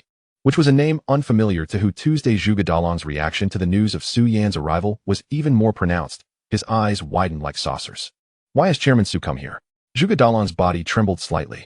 Is she the woman named Su Yan? Is she your superior, Zhuge? Hu Tu inquired, merely curious. Indeed. Zhuge Dalong nodded, noticing Hu Tu's apparent ignorance regarding the recent Weibo post by Su Yan. He then asked, did you not come to Jingxiu community because of Chairman Su? Not at all. I merely came to observe the land and see what it looked like. Hu Tu shook his head. Zhuge Dalong's words piqued Hu Tu's curiosity, prompting him to ask, is it true that all these people are here because of this woman named Su Yan? Yes, absolutely. Both Zhuge Dalong and Zhang Minmin affirmed without hesitation. If it weren't for Su Yan's Weibo post that propelled Jingxiu community into the spotlight, who would bother to come to a desolate demolition site like this? Why? Does this woman have some connection to this land? Hu Tu nearly revealed that the land belonged to him and had no relation to her, but he caught himself just in time to preserve his wealthy identity. Take a look at Weibo, you'll understand. Zhuge Dalong, disinterested in further explanations, urged Hu Tu to investigate for himself. Weibo? Hu Tu furrowed his brow. Though still curious, he opted not to press further and retrieved his phone from his pocket. Fortunately, he had already downloaded the app and did not need to install it anew. Upon opening the application, the trending section immediately caught his attention. To his astonishment, the top post was from Su Yan herself, whose Weibo username identified her as the CEO of the Su Group. Hu Tu's eyes widened as he attentively read the post. Upon finishing, he finally grasped the situation. The influx of idle individuals to Jingxiu community was not coincidental. Moreover, Su Yan had proposed to secure a loan for the land without interest, even wagering her marriage as collateral. Hu Tu pondered the absurdity of such a proposition. Who could possibly marry a woman only to forfeit a land valued at 300 billion? As the rightful owner of Jingxiu community, he would never entertain such a reckless exchange. What did it matter that Su Yan was attractive? The world was not lacking in beauty. At that moment, Su Yan advanced slowly, flanked by 10 bodyguards clad in black suits. The throngs of eager admirers were cordoned off by the guards, making it nearly impossible to reach her. Yet, they fervently snapped photos and recorded videos, unabashedly expressing their adulation for Su Yan. Chapter 14. She is here for me. Su Yan largely ignored her fans, feigning ignorance of their presence. However, her eyes were unmistakably fixed on one individual. Observant onlookers would notice the focus in her gaze. She was making her way towards Hu Tu, who had just finished reading her post. Su Yan's purpose for visiting Jingxiu community was indeed to seek out Hu Tuesday moments prior. She had placed a call to the headquarters of the Jinlong Group, expressing her desire to discuss matters with General Manager Hu. Unfortunately, Hu Tu was not at the office, prompting her to inquire about his current location. After communicating with CFO Qin Yan, she learned that Hu Tu had gone to Jingxiu community, and she promptly rushed over. Qin Yan had obtained this information from the beautiful nanny, Yangmi. At the scene of Jingxiu community, Zhuge Dalong observed Su Yan's approach and concluded, is she really walking in my direction? His heart raced. After all, she was the CEO of the Su Group, while he was merely a lowly executive, unworthy of comparison. Perhaps she feels compelled to acknowledge you. As a senior executive of the Su Group, Zhang Minmin suggested with an optimistic demeanor, eager for Su Yan's approach. The prospect of close proximity to such a top-tier beauty was a coveted honor. A short video with her could surely garner significant attention online. Don't be ridiculous. While I am an executive, there are many within the Su Group. Most of us have never spoken to Chairman Su, and I am no exception. Why would she come over just to acknowledge my presence? Zhuge Dalong understood his standing within the company. He was not one to be blindly arrogant. In the presence of a young man like Hu Tu, he might feel superior, but against someone like Su Yan, who was a true titan, Zhuge Dalong would always remain a mere shrimp. Do you not recognize her? Zhang Minmin blinked. Then why is Chairman Su coming over? Perhaps she is here to find me. Hu Tu replied calmly. His statement was grounded in reality, as he noticed Su Yan's gaze directed towards him, and she had even smiled politely when their eyes met. Su Yan wished to purchase Jingxiu community, and he, as its owner, was the one she sought. Since she intends to purchase land, it is only natural that she seeks out the proprietor, and thus, it stands to reason that she has come here for him. Looking for you? Zhang Minmin could not contain her disdain and retorted, Hu Tu, making such jokes is rather unamusing, don't you think? Su Yan, she is a woman of immense wealth, worth billions, while you, on the other hand, possess nothing but your looks. You are not even in the same league. How could she possibly be here for you? Excuse me, madam, could you please step aside? Just as Zhang Minmin finished speaking, Su Yan's bodyguard, the one leading the group, approached her and politely requested her to move aside. Zhang Minmin was momentarily taken aback, remaining still, but the robust bodyguard forcibly nudged her back and then positioned himself to shield her from obstructing Su Dong. As soon as the bodyguard intercepted Zhang Minmin, Su Yan, clad in a sleek black professional outfit, approached with an air of authority and halted before Hu Tu's hello, President Hu. In the presence of Hu Tu, Su Yan appeared somewhat reserved, yet maintained her politeness as she said, "I apologize for intruding without your consent. Please forgive me. You are Su Yan, the woman who dares to use marriage as leverage, attempting to persuade me to sell the Jinxiuxio community to you through an interest-free loan?" Although Hu Tu was certain that the woman before him was indeed Su Yan, he still desired to hear her acknowledge her actions firsthand. "Indeed, I am Su Yan. I have come today specifically to discuss this matter with you, President Hu," Su Yan candidly admitted, viewing it merely as a transaction, thus feeling no shame. As the onlookers overheard their exchange, a wave of astonishment rippled through their minds. This seemingly unremarkable young man was, in fact, the owner of the Jinxiuxio community. What on earth is happening in this world? Are the affluent truly so understated? Despite possessing land valued at 300 billion, his attire amounts to a mere 100. Who exactly is he? Certainly, the most astonished were Zhang Minmin and Zhuge Dalong. They likely never imagined that Hu Tu, whom they regarded as a mere pretty face and a poor boy, actually held the true identity of a tycoon worth 300 billion. No wonder he earlier claimed that Su Yan's purpose for coming was to seek him out. He had not lied, yet they had foolishly assumed he was boasting. At this moment, Zhuge Dalong looked at Hu Tu with a transformed gaze. At such a tender age, he was already able to converse with the CEO of the Su Corporation, Su Yan, on equal footing, a level of achievement that he knew he could never attain in his lifetime. Hu Tu and Su Yan, undeterred by external distractions, continued their dialogue. "Do you truly believe I would sacrifice a piece of land valued at 300 billion simply to marry you?" Without directly declining, Hu Tu countered her proposition. "President Hu, the land in question is not being offered to you free of charge. I have clearly stated on Weibo that it would be an interest-free loan for your purchase." Su Yan clarified, "I understand it is not complimentary, yet an interest-free loan represents an enormous loss for me. Additionally, you have not provided a definitive time frame for repayment of the 300 billion. Thus, your Weibo post, in my view, is nothing but a ploy, merely an attempt to leverage your identity and beauty for personal gain." Hu Tu's reasoning was starkly rational, leaving no room for flattery towards Su Yan. Taken aback by the blunt rebuff, Su Yan momentarily found herself at a loss for words. Nevertheless, she remained composed, her flawless visage revealing no signs of distress. After a moment of contemplation, she resumed, "Then, President Hu, could you specify a time frame? If you were to agree to sell the land, how many years would you require for me to complete the payment of 300 billion? In 1 year." As soon as Su Yan finished her query, Hu Tu's resolute response echoed in her ears. This answer rendered Su Yan speechless, her elegant brows furrowing slightly. After all, 300 billion was no trifling sum, even for one in her position as a billionaire CEO. To put it into perspective, the Su Corporation currently owes 500 billion in loans to the bank. This staggering debt was already straining the entire company.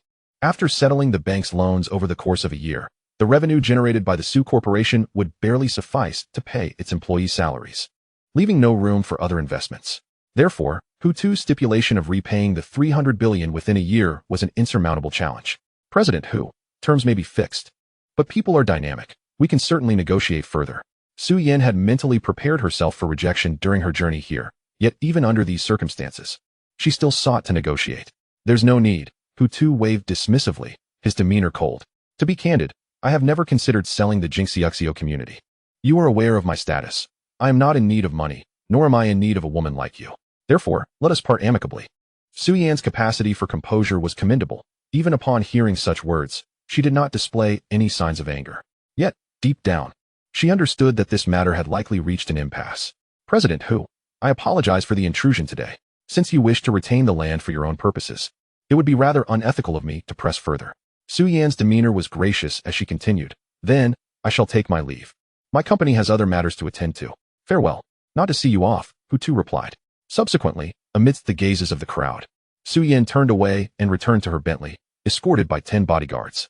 The vehicle then set off, slowly departing and swiftly vanishing from the spectators' sight. Goodness! The CEO of the Su Corporation, a woman as ethereal as a fairy, was actually turned down. How peculiar. President Hu is also a young talent, with his qualifications. Finding a partner as beautiful as Su Yan should not pose much difficulty. Moreover, he would not be burdened by the demand for 300 billion worth of land. It is entirely understandable that he chose not to pursue Su Yan. Indeed, Su Yan's motivations for marriage were chiefly financial. That President Hu, being financially secure, would have no need for her. What purpose would she serve? This world truly operates on the principle of survival of the fittest. I had assumed that a woman like Su Yin would be irresistible to any man. Yet, President Hu has effectively shattered that notion. Amidst the multitude of murmurs, Hu too heard only fragments. He did not dwell on their opinions, convinced that he had made the right decision. After all, he was not the type to be ensnared by a woman's beauty. Brother Hu, I must sincerely apologize for our earlier misjudgment. We mistook you for a penniless boy. I hope you can forgive our ignorance. Zhuge Dalong, realizing the impropriety of his earlier remarks, took the initiative to offer an apology. It's all right, Brother Zhuge. And just call me Hu too. There's no need for all the formalities. After all, Min Min and I were classmates, so we are all friends here, right? Don't you agree, Min Min? Hu too felt a tinge of pretentiousness in his own words.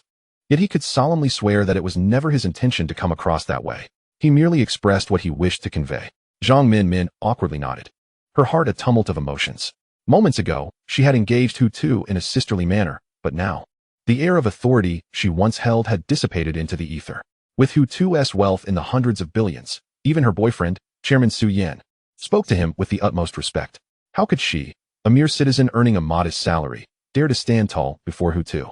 Subsequently, Zhang Min Min and Zhuge Dalong hastily concocted an excuse about familial matters and decisively bid farewell to Hu Tuesday.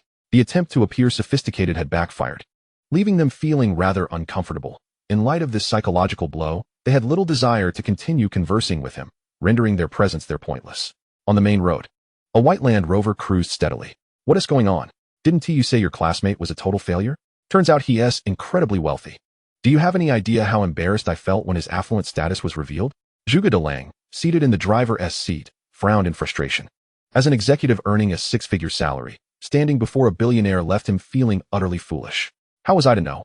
I never added him on WeChat, so I had no insight into his life, Zhang Min Min replied, feeling equally unsettled. And I distinctly remember he hails from a small, rural town. Logically speaking, he shouldn't possess such wealth. Are you implying that our chairman Su mistook him for someone else? That the Hu too she mentioned isn't actually your classmate? Perhaps that is a possibility, she conceded. Possibility? Are you joking? She is Su Yan, a multi-billionaire.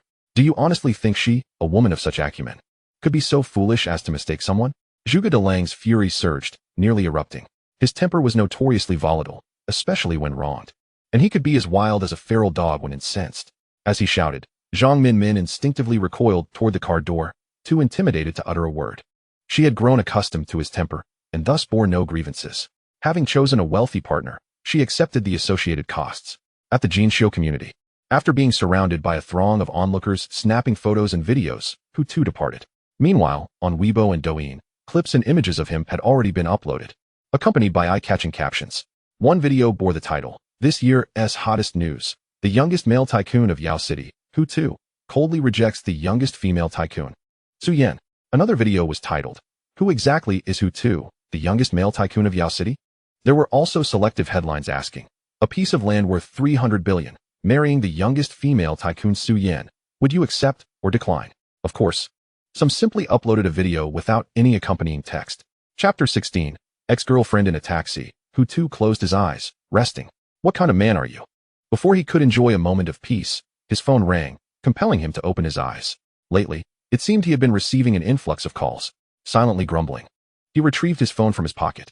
Upon seeing the name displayed on the caller ID, his previously listless eyes sparkled with life. The name Fan Su Su belonged to his third ex-girlfriend.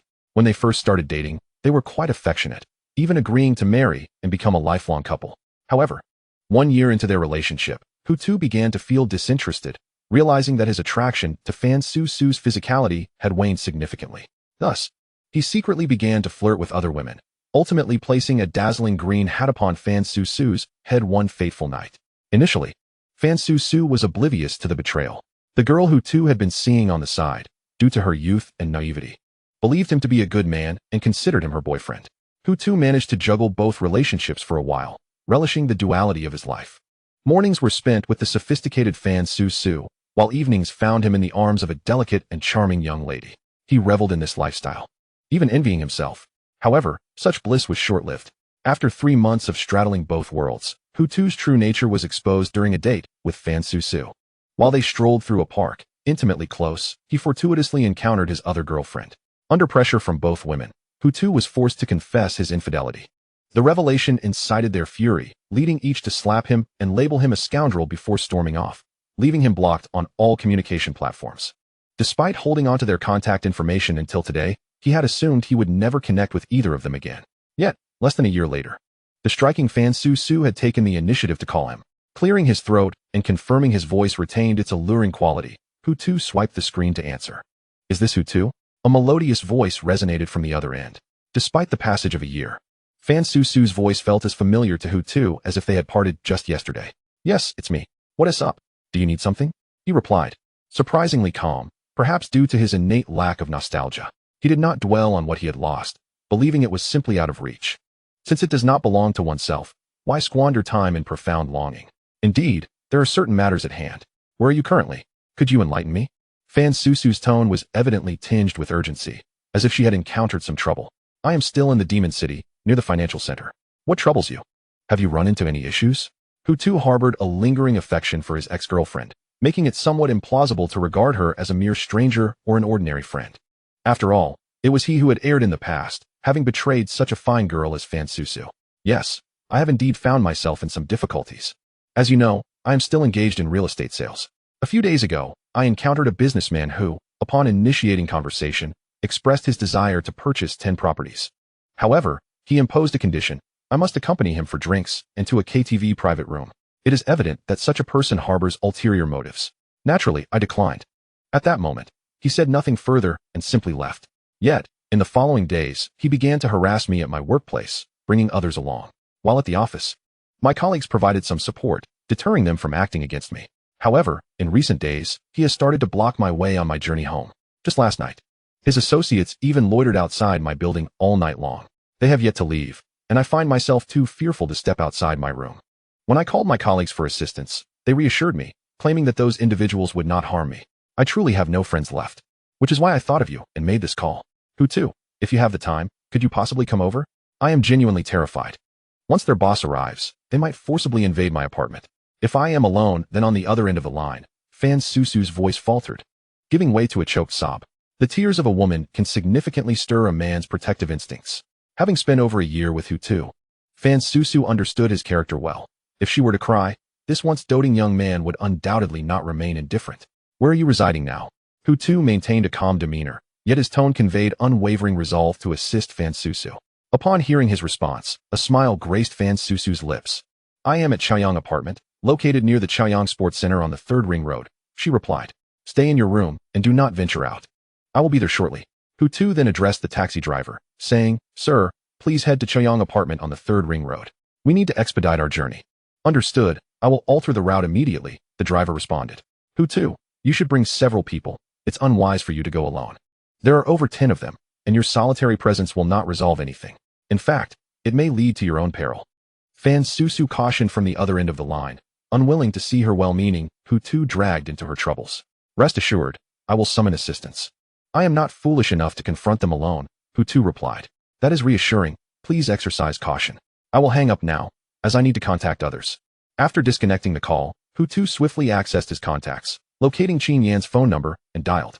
Chapter 17. Who dares to harm my woman? Seeking friends. Seeking colleagues. Such thoughts did not cross Hu Tu's mind. Among his acquaintances, he was quite familiar with only one person, Guiyat Songming. Having such a friend was one thing. But unfortunately, his physique was rather frail. Despite standing at 175 centimeters, he weighed a mere 110 pounds, which paints a vivid picture of his gaunt appearance. Qin Yan's phone seemed to be perpetually online, as it connected after only a single ring. Hello, Mr. Hu. As always, Qin Yan's tone radiated respect. I need you to dispatch some bodyguards to Chaoyang apartment on the 3rd Ring Road immediately. Send as many as you can. There is no need for them to be discreet. I require their presence to assert my authority. Without further ado, Hu Tu stated his intentions clearly. Understood, Mr. Hu. I will take care of it at once. As usual, Qin Yan did not pry into the reason behind the request for numerous bodyguards. As a subordinate, her duty was simply to follow her superior's orders. If he chose not to elaborate, she deemed it unnecessary to inquire further. Is there anything else you wish to convey? Mr. Hu. No, that will suffice. Please expedite the process. I do not wish to wait long. Hu Tu instructed. Rest assured, I will ensure efficiency, Mr. Hu. She assured him before hanging up. Afterward, Hu Tu began to urge the driver to speed up. The driver feigned compliance. Yet the car's speed remained capped at 60 kilometers per hour. In urban areas, achieving such velocity is already quite rapid. Hu did not persistently press for faster speeds, understanding that adherence to traffic regulations was paramount. Half an hour later, Hu arrived at Chaoyang Sports Center. After paying the fare and exiting the vehicle, he could see the Chaoyang apartment looming directly across from the sports center. They haven't entered yet, have they, Susu? He kept the line open with Fan Susu throughout his journey, ensuring he was apprised of her situation at all times. No, they have not yet intruded. Have you arrived? Hu, I am already here, right across from Chaoyang apartment. I can see the individuals who have been harassing you. Ahead of him, at the foot of Chaoyang apartment, a group of over a dozen young men had gathered. Beside them stood 4 black commercial vehicles. Dressed uniformly in black suits, they towered above at heights exceeding 180 centimeters. Their physiques robust. They certainly resembled professional bodyguards, at least in appearance. Room 605, 6th floor of Chaoyang apartment.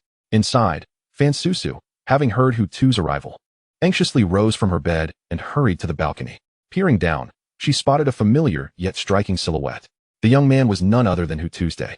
In that fleeting moment, Fan Susu could not suppress the rush of memories, the warm and sweet moments they had shared. Her heart began to race anew. She had thought that after a year, the scar of the past would have healed completely, and that seeing this man would evoke no lingering feelings. Yet today, Fan Susu amusingly realized she had been deceiving herself all along. She had never truly forgotten her ex-boyfriend Hu, despite his past indiscretions and betrayal. Why are you here all alone? Where are your friends? Did you not invite them? Upon noticing Hu arriving solo, devoid of any companions, Fan Susu shuddered, regaining her composure, and expressed her deep concern. I did not call them, but I reached out to others, Hu replied. Others? Where are they now? They should be arriving shortly. Hu assured her, there is no need for worry. I am fine, and you are too. I will never allow anyone to harm you. The assertiveness in his words bore a hint of possessiveness. Upon hearing this, Fan Susu felt a slight flush creep onto her cheeks. However, she was not captivated by his declaration, for it was not the appropriate time for romantic exchanges. Moreover, she had no intention of rekindling her relationship with Hu, reasoning that a man as fickle as he was beyond her control. At the foot of Chaoyang apartment, a total of 18 men clad in black stood ominously. Just then, a black Porsche Cayenne glided into view, coming to a halt before the group of black-clad figures. As the vehicle settled, an individual approached, opening the rear door of the Cayenne and respectfully announcing, "Boss, please step out." Inside the back seat sat a middle-aged man, donned in spectacles and a deep gray suit, exuding an air of cultured sophistication. Once the door swung open, this man, who had lately been harassing Fan Susu, named Fei Qian, gracefully alighted from the vehicle. At the age of 45, he appeared deceptively youthful, seeming to be just in his early 40s. His features were strikingly handsome, presenting an image far removed from that of a lecherous man prone to persistent advances. Yet, is one's character truly discernible by mere appearance? Certainly not. As Fei Qian stepped out, Hu, positioned across the way, recognized him.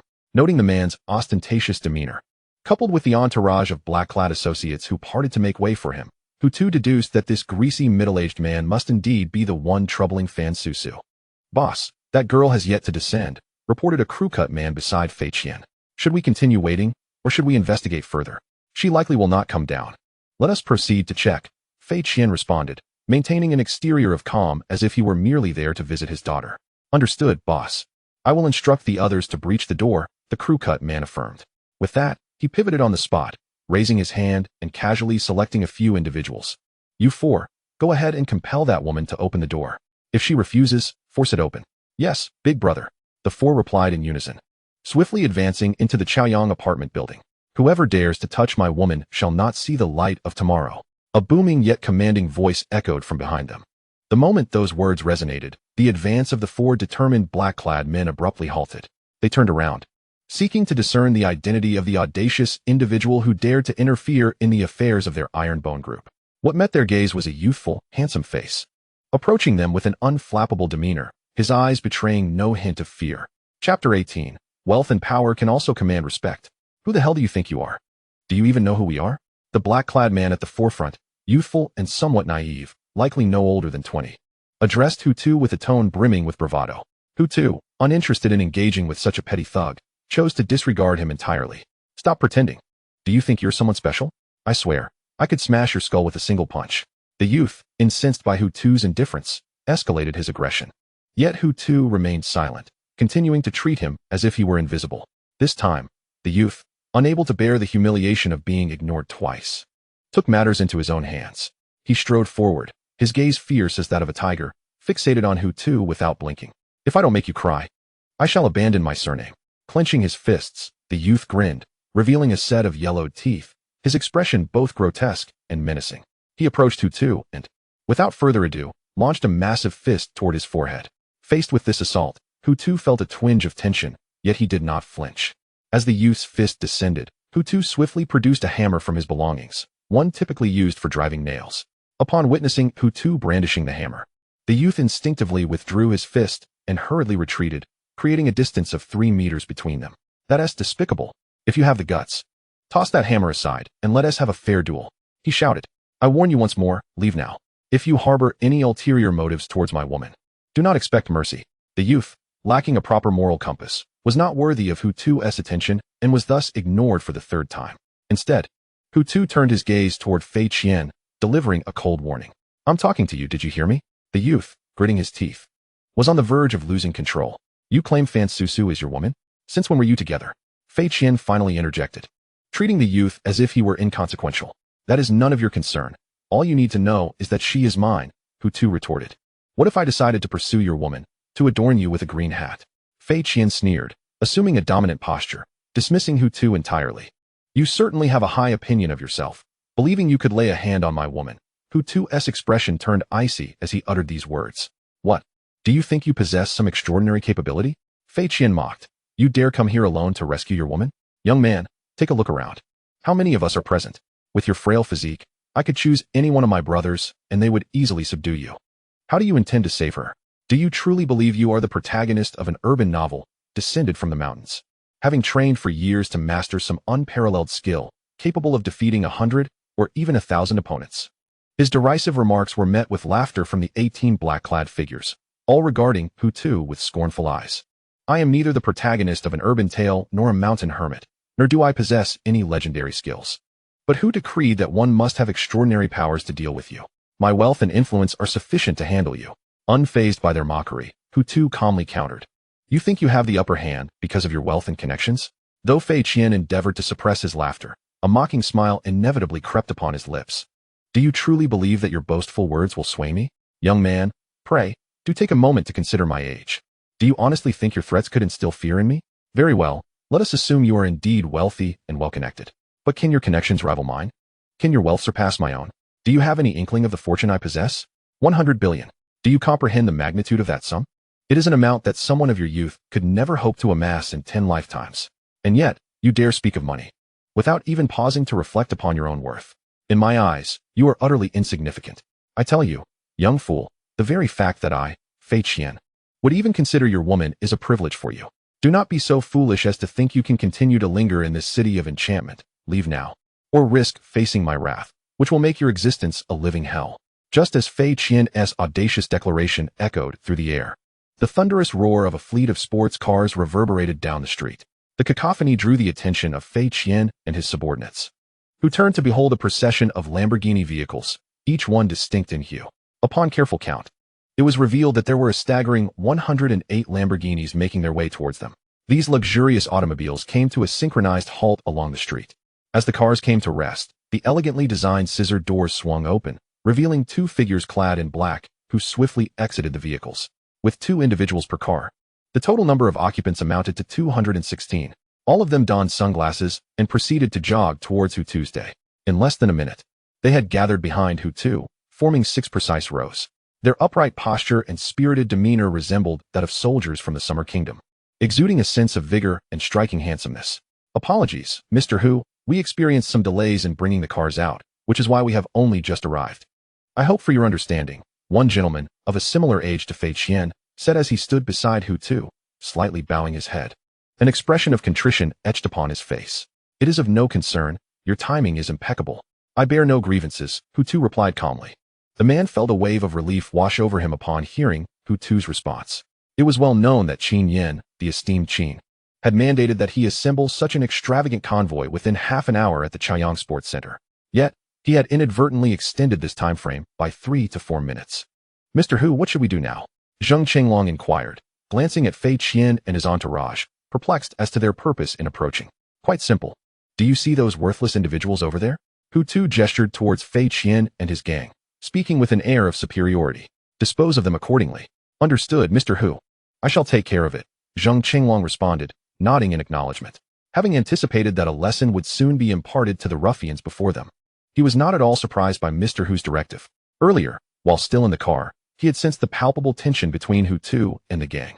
These thugs were indeed blind to the gravity of their situation, daring to provoke a figure of such immense wealth, boasting over 300 billion.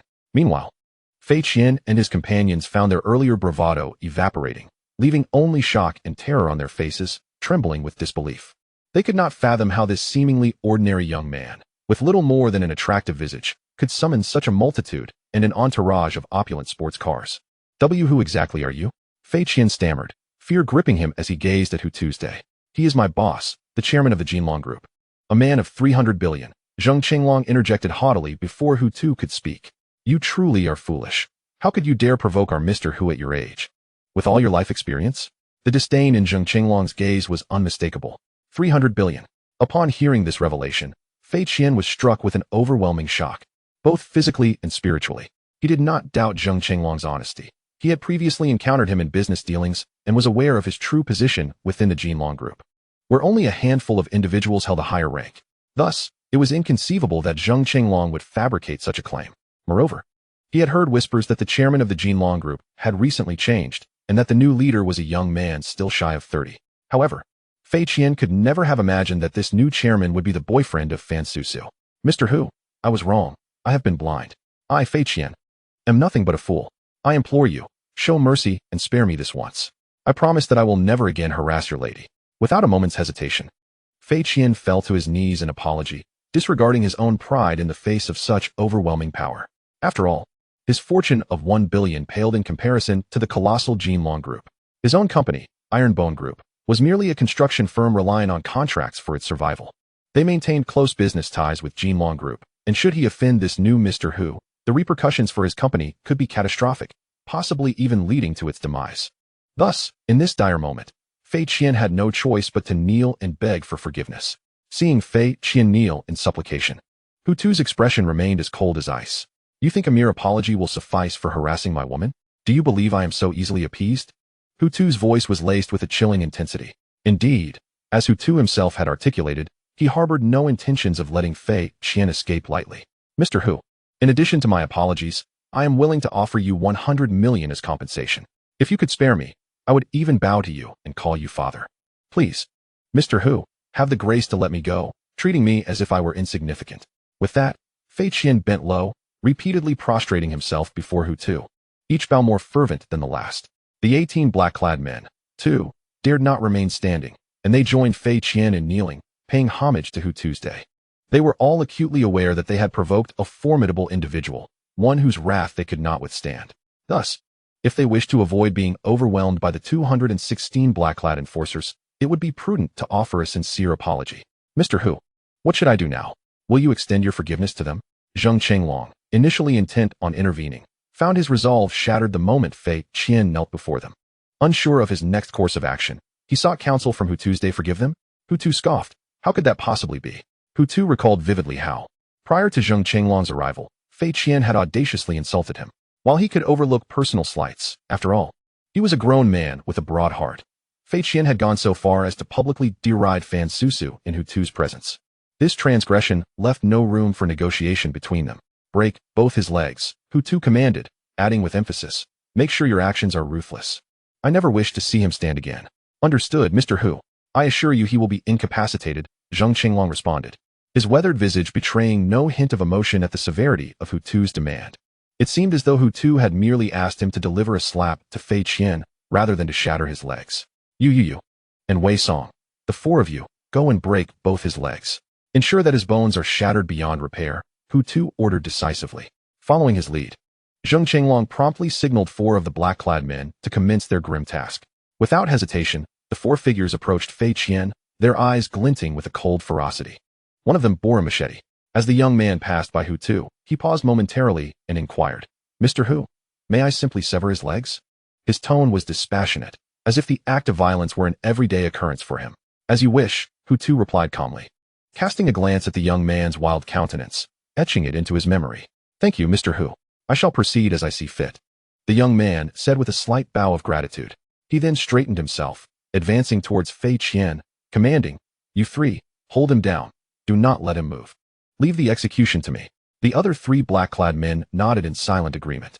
Upon hearing of Hu Tu's retribution aimed at his legs, Fei Qian's face drained of color. Chapter 20. Recollections with an ex-girlfriend. He attempted to rise, seeking an opportunity to escape, but before he could even fully stand, the three burly enforcers surged forward, pinning him down with relentless force. Despite Fei Qian's desperate struggles, there was no sign of escape beneath the overwhelming strength of three adult men. As the young man wielding the silver machete approached him, Fei Qian, who had never faced a life-threatening situation, was seized by terror, rendering him nearly paralyzed with fear. "Mr. Hu, I beg you spare me. As long as you do not sever my legs, I would willingly serve as your dog, licking your shoes and soles. Anything you desire. Please. Mr. Hu, have mercy and spare my life." As his pleas echoed through the air, a heart-wrenching scream erupted from his lips, quickly followed by his eyes rolling back as he lost consciousness. At that moment, his lower limbs had already been severed from his body. The young man with the machete executed his task with an ease that resembled the slicing of a cucumber rather than the brutality of human dismemberment. At Chaoyang apartment, room 605, on the balcony, Fan Susu had witnessed the entire bloody affair unfold below her. Yet, she was not frightened by the gruesome scene. Her attention was solely fixated on Hu Tuesday. She could hardly fathom that just a year ago, he had lived a modest life, scrimping on clothing purchases, and now, over a year later, he had ascended to become the owner of the Jinlong Group, amassing a fortune exceeding 300 billion. Though she was unaware of the tribulations he must have endured in the past year, experiences that were surely beyond what someone his age ought to face, what was evident was that he had undergone a profound transformation, emerging from trials reborn, achieving the success he now enjoyed. Downstairs, Zheng Qinglong, brimming with vitality, urged, "Mr. Hu, you should leave swiftly. We will take care of the aftermath here. Indeed, ensure that those who assisted are generously rewarded. Do not let them feel undervalued." Hu Tu nodded and instructed. After all, this was a society governed by law, and their actions, though necessary, might invite troubles in the future, while such troubles would likely not fall upon him. The lower-tier individuals could very well find themselves facing incarceration. Therefore, Hu Tu deemed it essential to grant substantial rewards to the four enforcers. "Yes, Mr. Hu. I will see to it as you have instructed," Zheng Qinglong replied promptly. Hu Tu's understanding of human nature and his fair approach to reward and punishment brought Zheng Qinglong a sense of comfort. Following his separation from Zheng Qinglong, Hu Tu did not depart, but instead entered the Chaoyang apartment. Having arrived at the residence of Fan Susu, it was only natural to pay her a visit, to engage in conversation and reminisce. As a high-end establishment, the Chaoyang apartment was equipped with an elevator. Within a minute, Hu Tu found himself at the door of room 605, where Fan Susu resided. He raised his hand and knocked 3 times in a mechanical manner. "Susu, I'm here. Please open the door." With a click, the door adorned with the number 605 swung open, revealing a tall, exquisitely skinned woman with a striking appearance that easily rated above 90. She was none other than Hu Tu's third ex-girlfriend, Fan Susu. Dressed in her work uniform, a black skirt that was slightly short, revealing her flawless legs, she presented a vision of beauty that was undeniably captivating. Her legs, unadorned by stockings, were a perfect embodiment of allure, fit for a decade of admiration without weariness. At the outset, during the pursuit of Fan Susu, Hu Tu believed that even after 10 years, he would never tire of admiring her legs. However, once she became his woman, he found such thoughts to be naively amusing. Consequently, over the course of the following year, he began to experience a certain weariness towards the seemingly perfect Fan Susu, who was admired by other men. As a result, their clandestine encounters gradually diminished. Initially, they would meet 2 to 3 times a day, but after a month, the frequency dwindled to once every 2 to 3 days. By the time they had been together for 6 months, it sometimes occurred that they would meet only once a week. After a year, it was entirely Fan Susu who took the initiative. If she did not prompt, Hu Tu could hardly summon the desire to engage. "Come in, Hu Tu," she said as she opened the door, stepping aside to invite him in. Hu Tu, feeling no need for formality given their past intimacy, entered without hesitation. The room was impeccably tidy, and a gentle fragrance lingered in the air, creating a particularly pleasant atmosphere, perhaps a hint of femininity. The space Fan Susu inhabited was modest, comprising merely a living room and a bedroom, yet for a single woman, it was spacious and comfortable. "Make yourself at home, Hu Tuesday. I'll fetch you a glass of water," she said, closing the door behind him and hurriedly moving to the kitchen. Hu Tu settled onto the sofa, choosing not to explore her room further. After all, she was an ex-girlfriend, and their relationship had evolved into a mere friendship, devoid of the former intimacy. Soon, Fan Susu emerged from the kitchen, holding a glass of water, and bent slightly to offer it to him. Here you go, Hu Tuesday. Have a drink. Hu Tu accepted it with a smile, politely expressing his gratitude. No need to thank me. It is I who should be grateful. If it weren't for you, I can't even imagine what fate I would have faced today, she replied, her voice soft and soothing, a melody that Hu Tu found endlessly comforting. Let us not dwell on that. Let us talk about something else, Hu Tu suggested, steering the conversation. Have you been on your own for over a year now? Yes. I've been by myself. Fan Susu's gaze deepened as she spoke. I find it quite nice. I don't have to think about anything but earning money. And you? With your personality, I imagine you've had several exes in the past year, she playfully countered. No, Hu Tu shook his head. You overestimate me. I'm just an ordinary person, encountering setbacks like everyone else. My journey has not been smooth sailing. Have you been rejected by many women? Fan Susu's beautiful eyes widened at his admission. Well, that is quite normal, I assent it. Some women are attracted to my personality and looks, while others only seek wealthy partners. With those women, my charming words often fall flat, like punches hitting cotton. There is simply no reaction.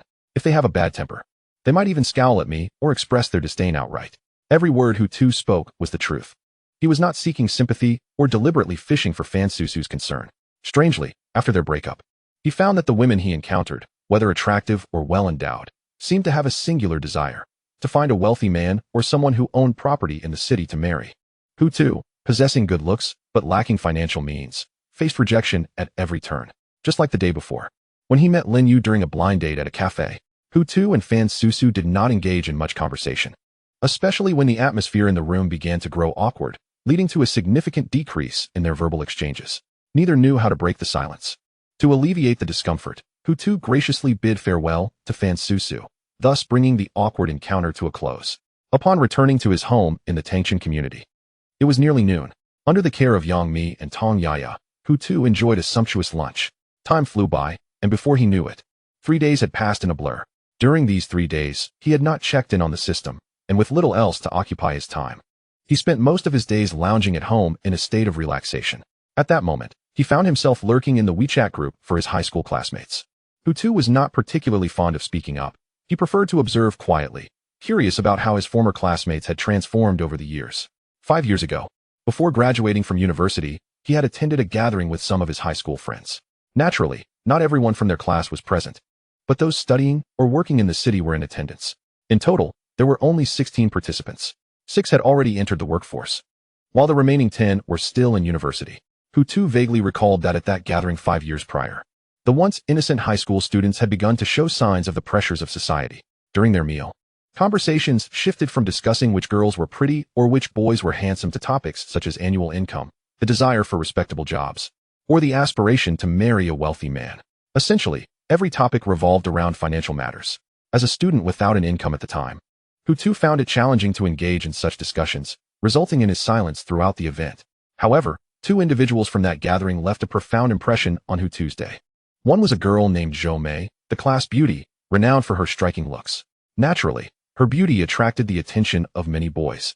Yet most were discreet enough not to disrupt their classmates' camaraderie. Those who dared to pursue her often faced merciless rejection, as she expressed a desire to focus on her studies and not engage in romantic relationships. Hu Tu admired her ambition and dedication during their first 2 years of university. Yet, after that gathering 5 years ago, Hu Tu's fondness for Zhou Mei dissipated entirely. The girl he once perceived as studious seemed to have transformed into someone entirely different. At the reunion, she uttered a disheartening sentiment. I now understand that for girls, having a high degree and a good salary is not as advantageous as simply finding a wealthy man. The exorbitant housing prices and living costs in the city were well known to all. To truly thrive in this city and secure a home, I fear that the meager salary I earn post-graduation will scarcely suffice to purchase even a modest dwelling in my lifetime. Thus, why should I toil so relentlessly? It would be far more prudent to seek a wealthy partner, someone who possesses both a residence and luxurious vehicles. By marrying such an individual, I could indulge in a life of comfort, free from the burdens of hardship. When Zhou Mei uttered these words, a profound silence enveloped the private room, clearly indicating that her perspective had left everyone astounded. It is worth noting that Zhou Mei was merely 21 at the time, an age when most young women are filled with dreams of love, yearning to find a soulmate with whom to share mutual affection. Yet, She chose to forsake love in favor of financial gain, and her reasoning was even more absurd, as she simply wished to avoid hardship. True success, after all, is often forged through adversity, as individuals navigate life's challenges to achieve their aspirations. No one attains success without effort. Zhou Mei's desire for unearned wealth, her unwillingness to strive for what she desires, stood in stark contrast to this truth. Another classmate who left a significant impression on Hu Tu was a young man named Lu Feng.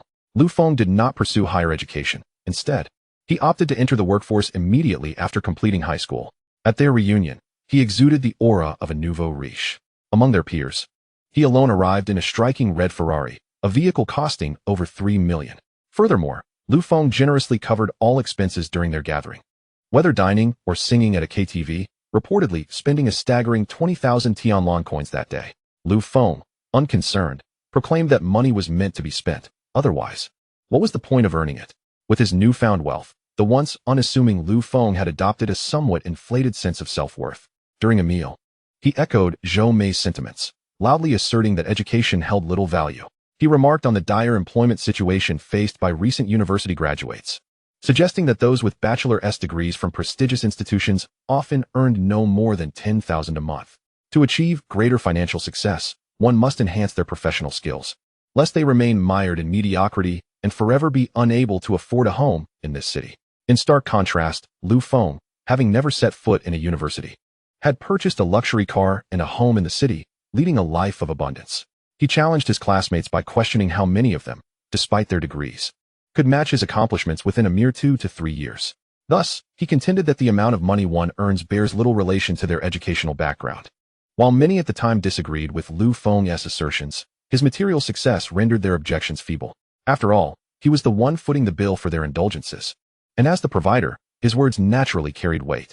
In the high school WeChat group, Lu Feng, as the group leader, initiated a conversation, inquiring if everyone was available for a reunion that weekend, noting that many had not seen each other in 5 years, a span capable of transforming lives. Some classmates would surely have married and started families. Others might have become wealthy entrepreneurs, while some remained content with a simple life, seeking only happiness and health without aspirations for immense wealth. After Lu Feng's invitation, Zhou Mei, the class beauty, quickly chimed in, expressing her enthusiasm to reconnect and reminiscing about their innocent past. "Hello, class beauty. How have you been? Are you married?" Lu Feng asked, somewhat surprised, as Zhou Mei seldom participated in group discussions. Today, however, she had made her presence known. "Yes, I'm married. My husband is a media mogul in the city, owning a company that invests in film production. You've all seen Better Days, the highest-grossing film recently, that was produced by my husband's company." Without needing to see Zhou Mei's expression, Hu Tu could envision her beaming with pride. Yet, he too was taken aback, realizing she had indeed married a wealthy man. A media executive at that. "Congratulations, class beauty. You've married into wealth and secured a residency in the city," remarked a classmate named Zhang Binbin, who frequently participated in the group discussions. "You're too kind, Zhang Binbin. My husband isn't excessively wealthy. He merely owns 2 villas in the city's second ring and has a deposit of 1 or 2 billion, compared to the truly affluent in the city." "This is quite modest," Zhou Mei replied, feigning humility. However, her modesty, when considering her husband's assets, came across as a veiled boast.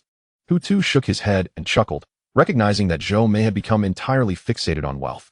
In her eyes, a life of affluence undoubtedly took precedence. "And you, Lu Feng, have you amassed billions by now? 5 years ago, you were the wealthiest among us, driving a Ferrari worth over 3 million. By now, with your trajectory, you must be a billionaire," Zhou Mei inquired, her tone laced with ulterior motives that left an uncomfortable impression. "Oh, life has its ups and downs. I am no deity," Lu Feng replied swiftly, adopting a relaxed demeanor. "I currently run a small factory in the city's outskirts. My annual earnings are modest, around $1 million or so, which suffices for my needs. However, I shan't compare myself to you. Your husband produces films that rake in billions. That amount is enough for me to earn over several lifetimes." Lu Feng displayed a commendable sense of humor, embracing self-deprecation.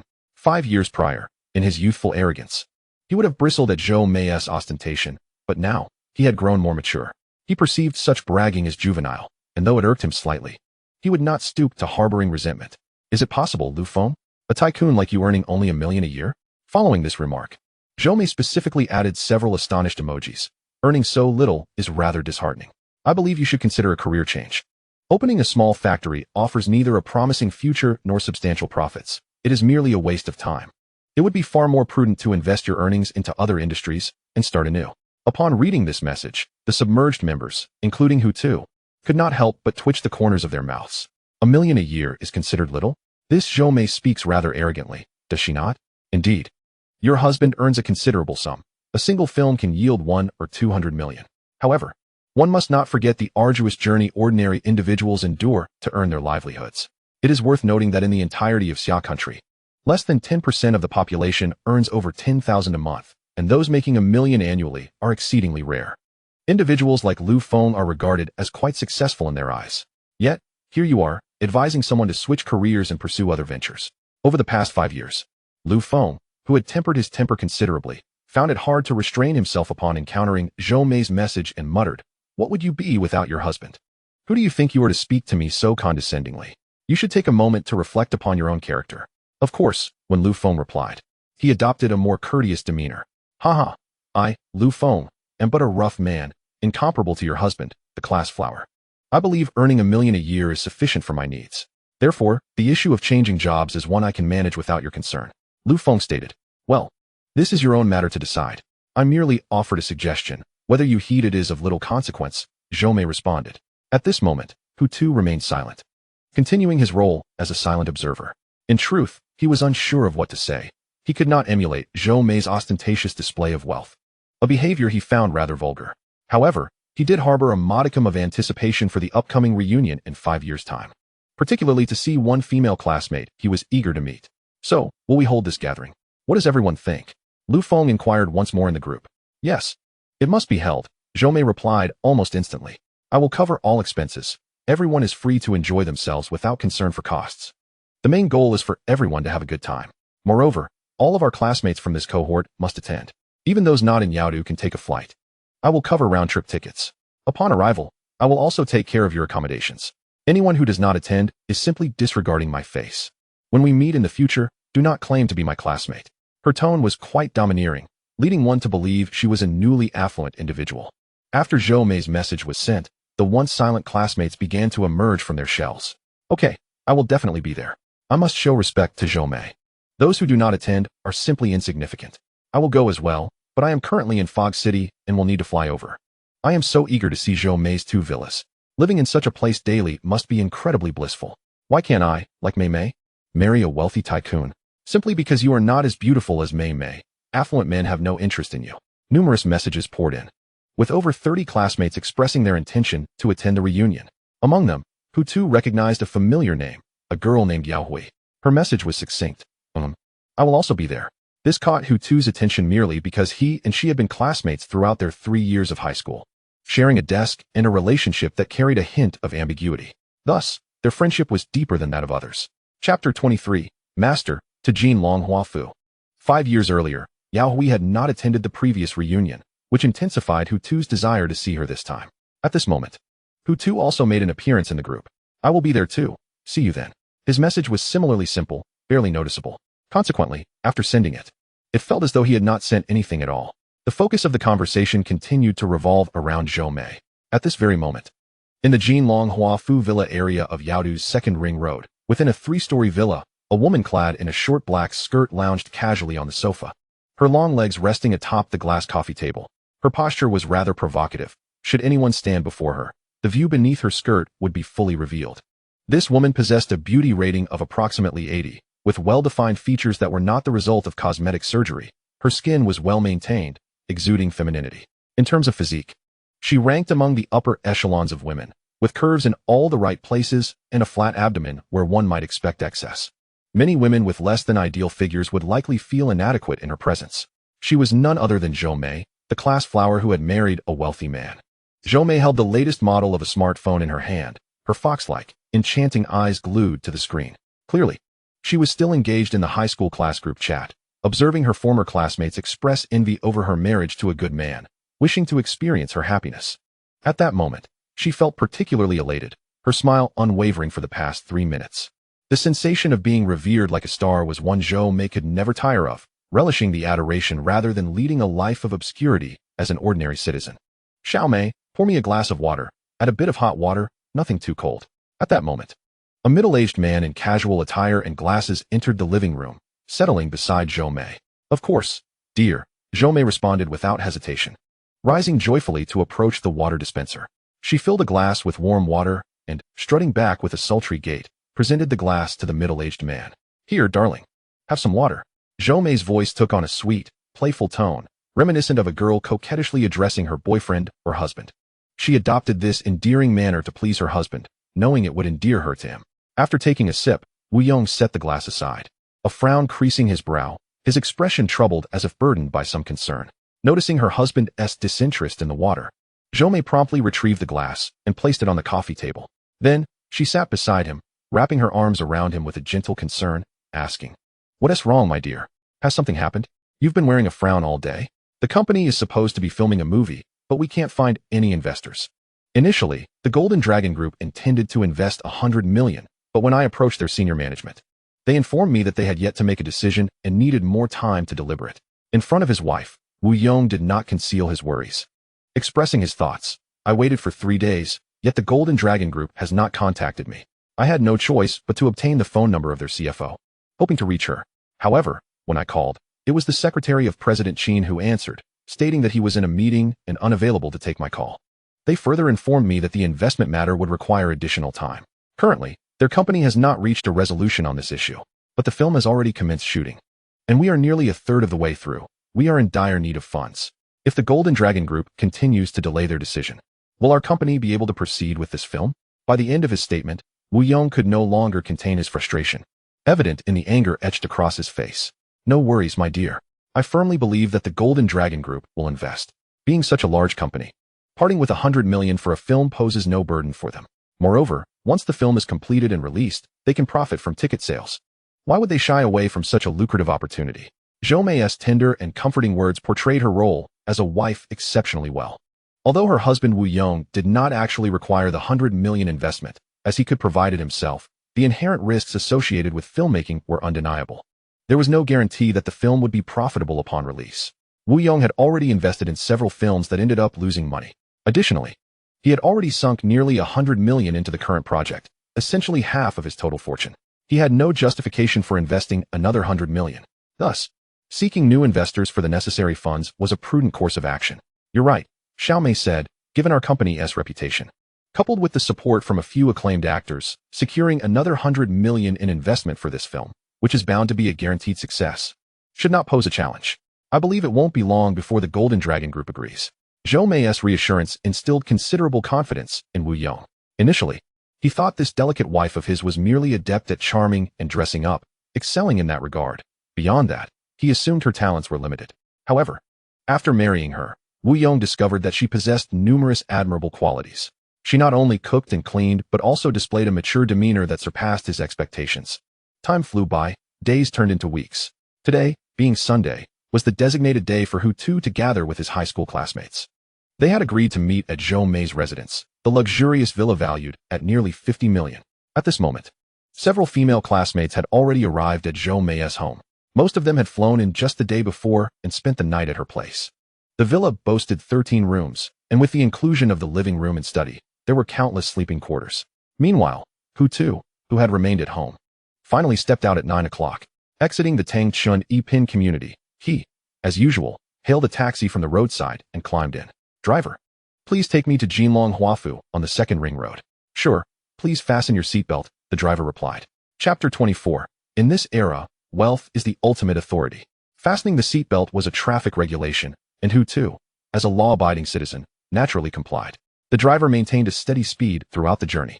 After approximately 20 minutes, the taxi arrived at Jinlong Huafu. Hu Tu was unaware that his company had constructed a community in the second ring of Yaodu. This community seemed to have some years behind it, with the houses already bearing the marks of time. Hu Tu estimated that the age of these properties was around 10 years. After paying the fare, he alighted and headed toward the community. However, he had barely taken 2 steps when the property management of Jinlong Huafu, represented by the doorman, halted him. "Please wait a moment, young man. You don't seem to belong here." From the pavilion window, a balding middle-aged man extended his head, inquiring. "No, I'm not. I'm here to see a friend," Hu Tu replied. "Who is your friend?" the doorman asked. "Zhou Mei. She lives in the villa area." "Zhou Mei, you say? All right, I'll give her a call. Please hold on for a moment." With that, the doorman withdrew his head and retrieved his phone to look for the number. Upon finding it, he looked back outside and asked, "Young man, what is your name?" "Who Tuesday, who as in who go, and two as in journey," Who Tu replied. Upon learning his name, the middle-aged doorman formally dialed the number. Soon, the call connected, and the person on the other end was indeed Zhou Mei.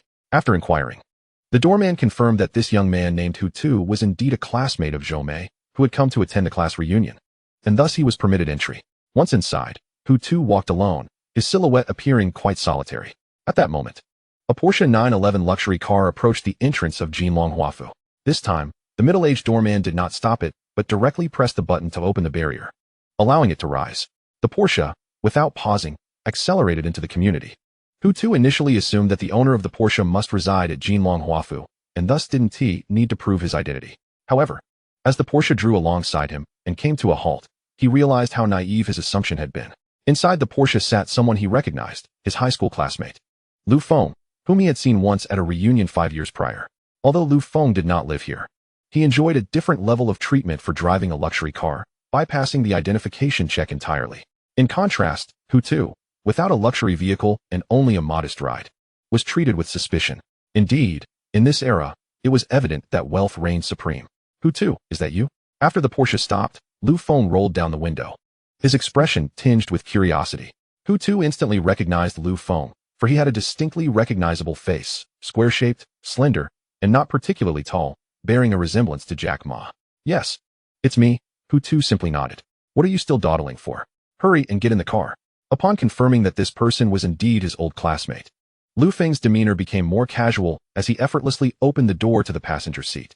Hu Tu, feeling no need for formality, swiftly made his way around to the other side of the Porsche, climbed in, and closed the door. The luxurious vehicle resumed its journey.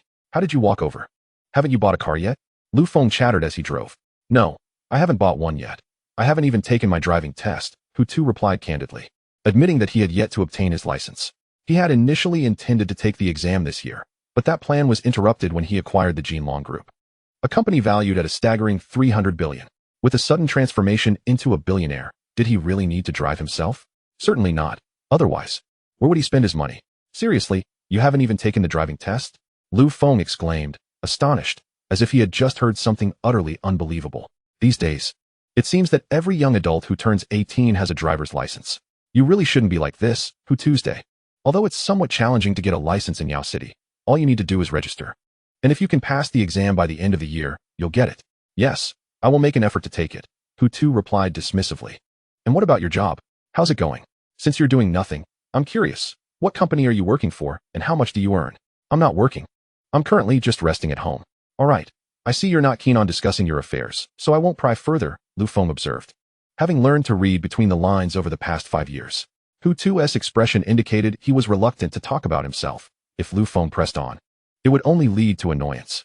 "Hu Tu, if you encounter any difficulties, just let me know," Lu Feng said as they drove along. He couldn't suppress his urge to speak. "Although I'm not as wealthy as Zhou Mei right now, I could lend you a couple of million if you're in a pinch. However, if it's for leisure or gambling, I want TB of assistance, unless it's a genuine emergency that requires financial help." Lu Feng's offer greatly shifted Hu Tu's perception of him. 5 years ago, Lu Feng would never have said such a thing to a long-lost classmate. Yet today, his ability to express such generosity indicated a marked improvement in his character compared to 5 years ago. "Thank you, but I'm not in trouble and I don't lack for money. If you find yourself in need, I could lend you a bit," Hu Tu replied earnestly. Lu Feng couldn't help but chuckle at this, saying, "You're quite amusing, Hu Tuesday. Even if I were in need, I wouldn't come to you for a loan. I'd be asking for millions, and your earnings wouldn't cover that. I have 17 billion in cash. Can't I afford to lend a few million, or even 10 million? Is that how poor you think I am?" Of course, Hu Tu refrained from voicing such thoughts, knowing that with Lu Feng's personality, he would likely take it as a joke. It was better to remain discreet, as he wasn't suited to the lavish lifestyle of the wealthy. After about a minute's drive, they finally arrived at Zhou Mei's villa. Once the car came to a stop, Hu Tu and Lu Feng opened the doors and stepped out. "Wow, Brother Feng, you're living the life. This is a Porsche 911, right?" A group of classmates emerged from the villa to greet them. Among them was a male classmate named Zhang Binbin, who approached Lu Feng, showering him with compliments. He was the one in their high school group, aside from Lu Feng, who was most skilled at keeping the conversation lively. "Oh, come now. Lao Zhang, this car is just 3 million. I bought it years ago. It's merely stylish and hardly qualifies as a luxury vehicle in the eyes of true wealthy individuals." rather than accepting the praise as he might have 5 years ago. Lu Feng responded humbly. Yet there was an element of pretension in his modesty.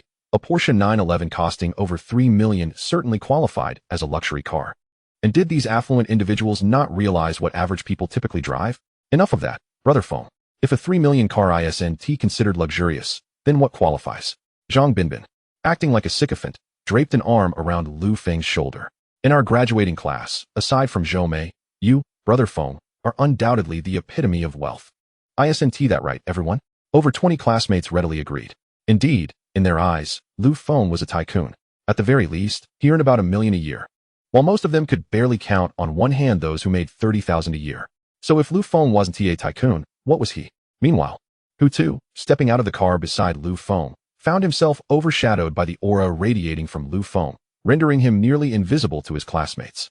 A few female classmates, however, took note of Hu Tu, having found him much more handsome than in high school, and discreetly stole glances his way. Yet among the male classmates, he hardly registered. Everyone, stop lingering outside. Come in. It's warm inside, Zhou Mei called out, lifting her fair chin and speaking loudly. Listen to Zhou Mei, let us all head inside. It's chilly out here, and we wouldn't want to catch a cold, Lu Feng added. Come on. Let us go inside. It's really cold out here. I've only been out for a short while, and my nose is already running, Zhang Binbin chimed in, theatrically scrunching his nose, making a sound as if he were indeed battling a runny nose. The group hurried back into the villa. Once inside, the host, Zhou Mei, busied herself making sure everyone was seated. 2 maids they had hired were also attending to them, serving tea, slicing fruit, and providing snacks and tidbits. Mei, where's your husband? It's been a while since we arrived, and we haven't seen him, a female classmate munching on a banana inquired. Oh, he's at the company, busy with work. But don't worry, he should be done around 11, and I'll call him over to introduce him to you. Zhou Mei replied. Mei's husband is super handsome and very manly, exclaimed a girl with chubby cheeks, looking quite adorable. I'm not kidding. I arrived here at 6 last night and stayed overnight. The few of us who came earlier even chatted with him on the sofa for a bit. He's a really good person, quite the gentleman, and he didn't look down on us because we're from a small city. Instead, he joked with us and had us all laughing. In short, a cultured and wealthy man like him is absolutely my ideal type. I ho Shasha. Dream of marrying someone like him. I share the same sentiments as Shasha, a short-haired girl remarked. But why would such outstanding men ever look our way? As she observed her female classmates, each extolling their husbands as flawless paragons akin to those found in novels, Zhou Mei's vanity was immensely gratified. These girls were engaged in a discourse about which men were most exemplary and worthy of marriage. Meanwhile, at the edge of the sofa, Hu Tu was conversing with a girl who boasted a striking appearance, dressed in a black coat that framed her forehead, her visage adorned with a hint of makeup. They sat closely together, their garments brushing against one another, and their ongoing dialogue naturally infused the atmosphere with a touch of flirtation. This girl was none other than Yao Hui, a classmate from high school who had shared the same desk with him for 3 years. The phrase girls change dramatically as they grow older could not be more apt when describing Yao Hui during their high school years. Her looks barely reached a score of 60. Her skin was rather dark, and while her features were not objectionable, they did not reveal any signs of beauty. Clad in school uniforms year-round and eschewing any form of adornment, she had seamlessly faded into the background over those 3 years. Yet, while her peers viewed her as an average girl, Hu Tu had always perceived a certain charm in Yao Hui. He could not quite articulate why, but perhaps it was her kind-hearted nature that drew him in. Now, even disregarding her character, Hu Tu genuinely found Yao Hui to be beautiful. Although she lacked the feminine allure of his third ex-girlfriend, Fan Susu, when it came to physical appearance, they were evenly matched, neither eclipsing the other. In fact, Yao Hui's figure had a slight advantage, even without tactile confirmation. Hu Tu's experience and keen eye led him to deduce that her proportions were more generous than those of Fan Susu. Have you truly entered the entertainment industry? Are you an actress? After some conversation, Hu Tu was taken aback to learn that Yao Hui was indeed an actress, albeit one who had only played minor roles. The notion of such a stunning woman, with a captivating figure, entering the entertainment realm inevitably led Hu Tu's thoughts in a certain direction. Although he had never been immersed in the industry, he was well aware of its depths. Any adult could grasp the perils that awaited, particularly for beautiful women who often encountered experiences that could alter their worldviews. Yes, I am indeed an actress, Yao Hui sensed Hu Tu's skeptical gaze and elaborated. But the profession is not as you might envision. As long as I adhere to my principles, I am unlikely to encounter the situations you fear. Furthermore, I am under contract with a company that ensures my protection, thereby minimizing the likelihood of such occurrences. That makes sense, Hu Tu nodded, his unusual scrutiny subsiding. Ultimately, One must prioritize self-preservation and never compromise one's integrity for fame. Absolutely, Yao Hui smiled, her outlook remarkably optimistic. Chapter 26. In truth, I am quite wealthy. Hu Tu. Your conversation with Yao Hui seems rather engrossing. You're not considering pursuing her, are you? A rather unfriendly voice broke through Hu Tu and Yao Hui's exchange. The speaker was Zhou Mei, who had just entered the villa and immediately noted the two most attractive classmates, oblivious to their surroundings as they engaged in their tete-a-tete. As someone of affluence, she found it difficult to fathom why these attractive individuals would look down upon her and her peers, who were not as fortunate in the looks department, stirring a sense of resentment within her. Zhou Mei's comment redirected the attention of their classmates in the living room. All eyes now fixed on Hu Tu and Yao Hui. I believe pursuing Yao Hui is perfectly reasonable. She is undeniably beautiful, and what boy wouldn't wish to pursue her? Hu Tu found Zhou Mei's interjection perplexing, as he was merely enjoying a normal conversation with Yao Hui, yet she felt compelled to interject with a rather ungracious tone. Indeed, wanting to pursue Yao Hui is quite natural.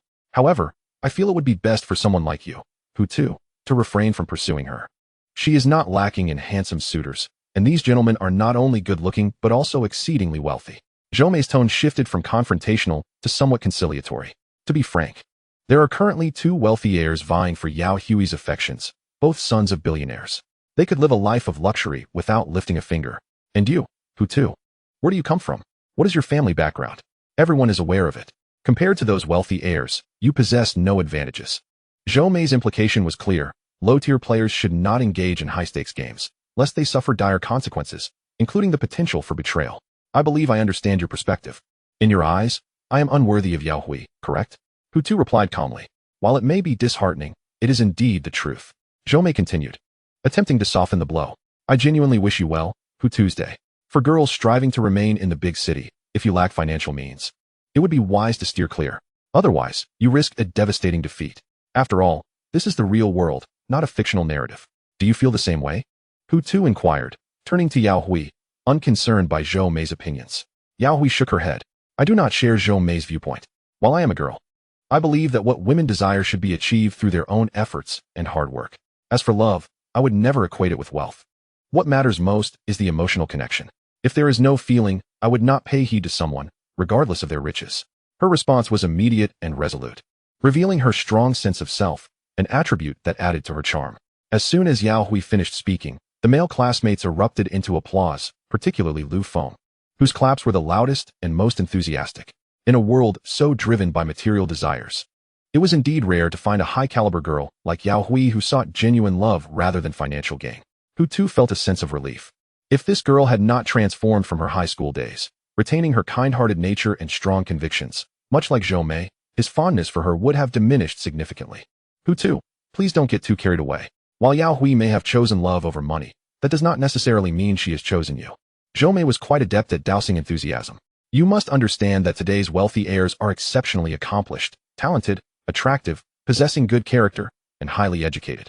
It is not as everyone imagines. Beyond mere indulgence in food and leisure, there exists a profound depth. Take, for instance, the two affluent heirs pursuing Yao Hui. In terms of appearance, education, talent, and character, they are undoubtedly on par with Hu Tuesday. When it comes to family background and wealth, Hu Tu is simply outmatched. Thus, when faced with the choice between a man who can offer both love and material wealth, and one who can only provide love, it is clear whom a woman would choose. This needs no further elaboration. In conclusion, she reiterated, once again, Hu Tu, you should consider relinquishing your aspirations toward Yao Hui. Frankly speaking, you would be better off pursuing those two wealthy heirs instead. Yao Hui, being kind-hearted, considers your feelings and refrains from speaking the truth.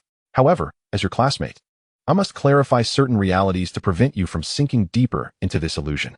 Zhou Mei's words were not without merit. At this moment, Lu Feng interjected, yet, when it comes to matters of the heart, one must fight for what they desire. We outsiders can only provide opinions. The course of action is ultimately yours to decide. Hu Tu, I suggest you let it go. Zhang Binbin chimed in. We are all children of humble origins, hailing from rural backgrounds. Ultimately, Yao Hui will likely marry a wealthy man from Yaodu like Zhou Mei. We, the underprivileged, should cease our pursuits of her. There are countless other women in the world. Why do you all perceive me as impoverished? Hu Tu's gaze swept across his classmates. In truth, I am rather affluent. Even the Jinlong Huafu we are currently in belongs to my company. Finally, unable to contain himself any longer, Hu Tu revealed his affluent identity. What nonsense are you speaking? Who to? Zhou Mei crossed her arms, her tone turning unfriendly. Jinlong Huafu belongs to the Jinlong Group. When did it become yours? Such fanciful talk is best reserved for your solitary moments at home. Joking like this in front of so many classmates is truly pointless. See, even when one asserts their identity, these people remain skeptical. The transformation of a high school classmate into a billionaire magnate is a tale more suited to fiction than reality. Lu Feng and Zhang Binbin merely chuckled at Hu Tu's claims. Lu Feng even thought to himself, if Hu Tu were truly that wealthy, why had he arrived on foot rather than in a lavish car? However, out of consideration for his feelings, he refrained from voicing it. Xiaomei, I'm back. Your classmates have arrived, right? At that moment, the villa's grand door swung open, revealing Zhou Mei's husband, Wu Yong, who wore glasses and carried a black briefcase as he sauntered in. Chapter 27. Do not address Mr. Hu casually. Surprised by her husband's early return, Zhou Mei smiled and approached him, embracing him warmly and planting a kiss on his cheek. Darling, why are you home so early? After their separation, Zhou Mei transformed into a gentle woman, curious about his sudden appearance. I pushed some work aside, Wu Yong replied with a smile. I actually wanted to come back and spend time with your classmates. I thought I might join you for some fun and relaxation. Would you mind? Of course not, replied a girl named Ho Sha, who had approached them at some point, grinning widely. It is our honor to have our brother-in-law accompany us. That's wonderful, Wu Yong beamed, appearing quite amicable. In his everyday life, Wu Yong's demeanor was indeed friendly. However, in a professional setting, his expectations became exceedingly stringent.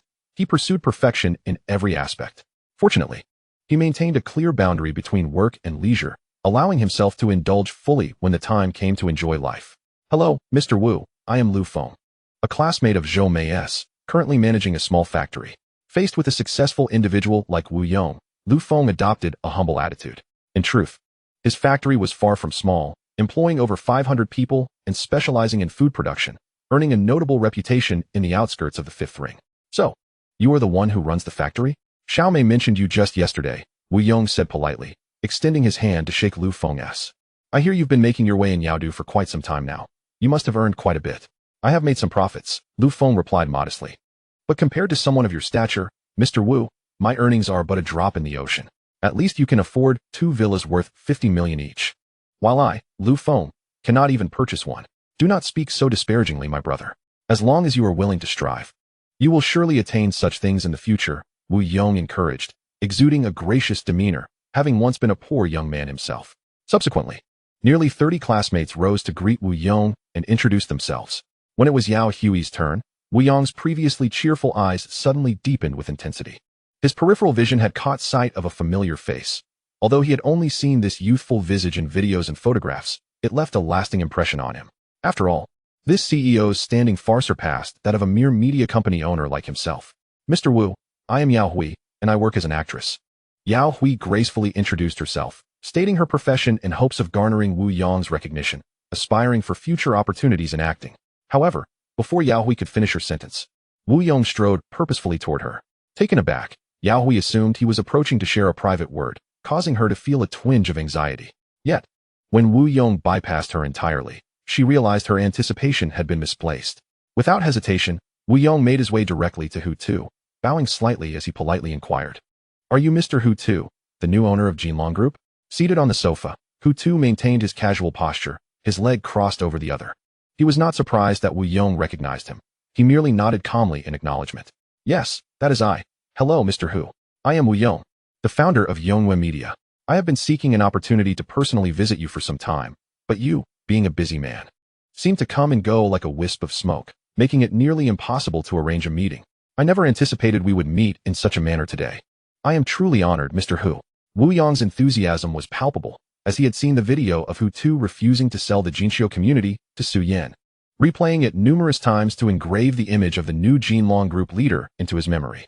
He wanted to ensure that he would recognize him in the future and not miss the chance to engage in conversation.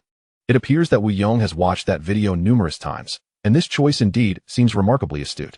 In the face of Wu Yong's heightened emotions, Hu Tu merely responded with a polite smile and a nod, at a loss for words. At this moment, the surrounding classmates, including Zhou Mei and Lu Feng, widened their eyes, their expressions uniformly filled with disbelief. Their classmate, Hu Tu, has unexpectedly become the new owner of the Jinlong Group, a real estate company valued at 300 billion.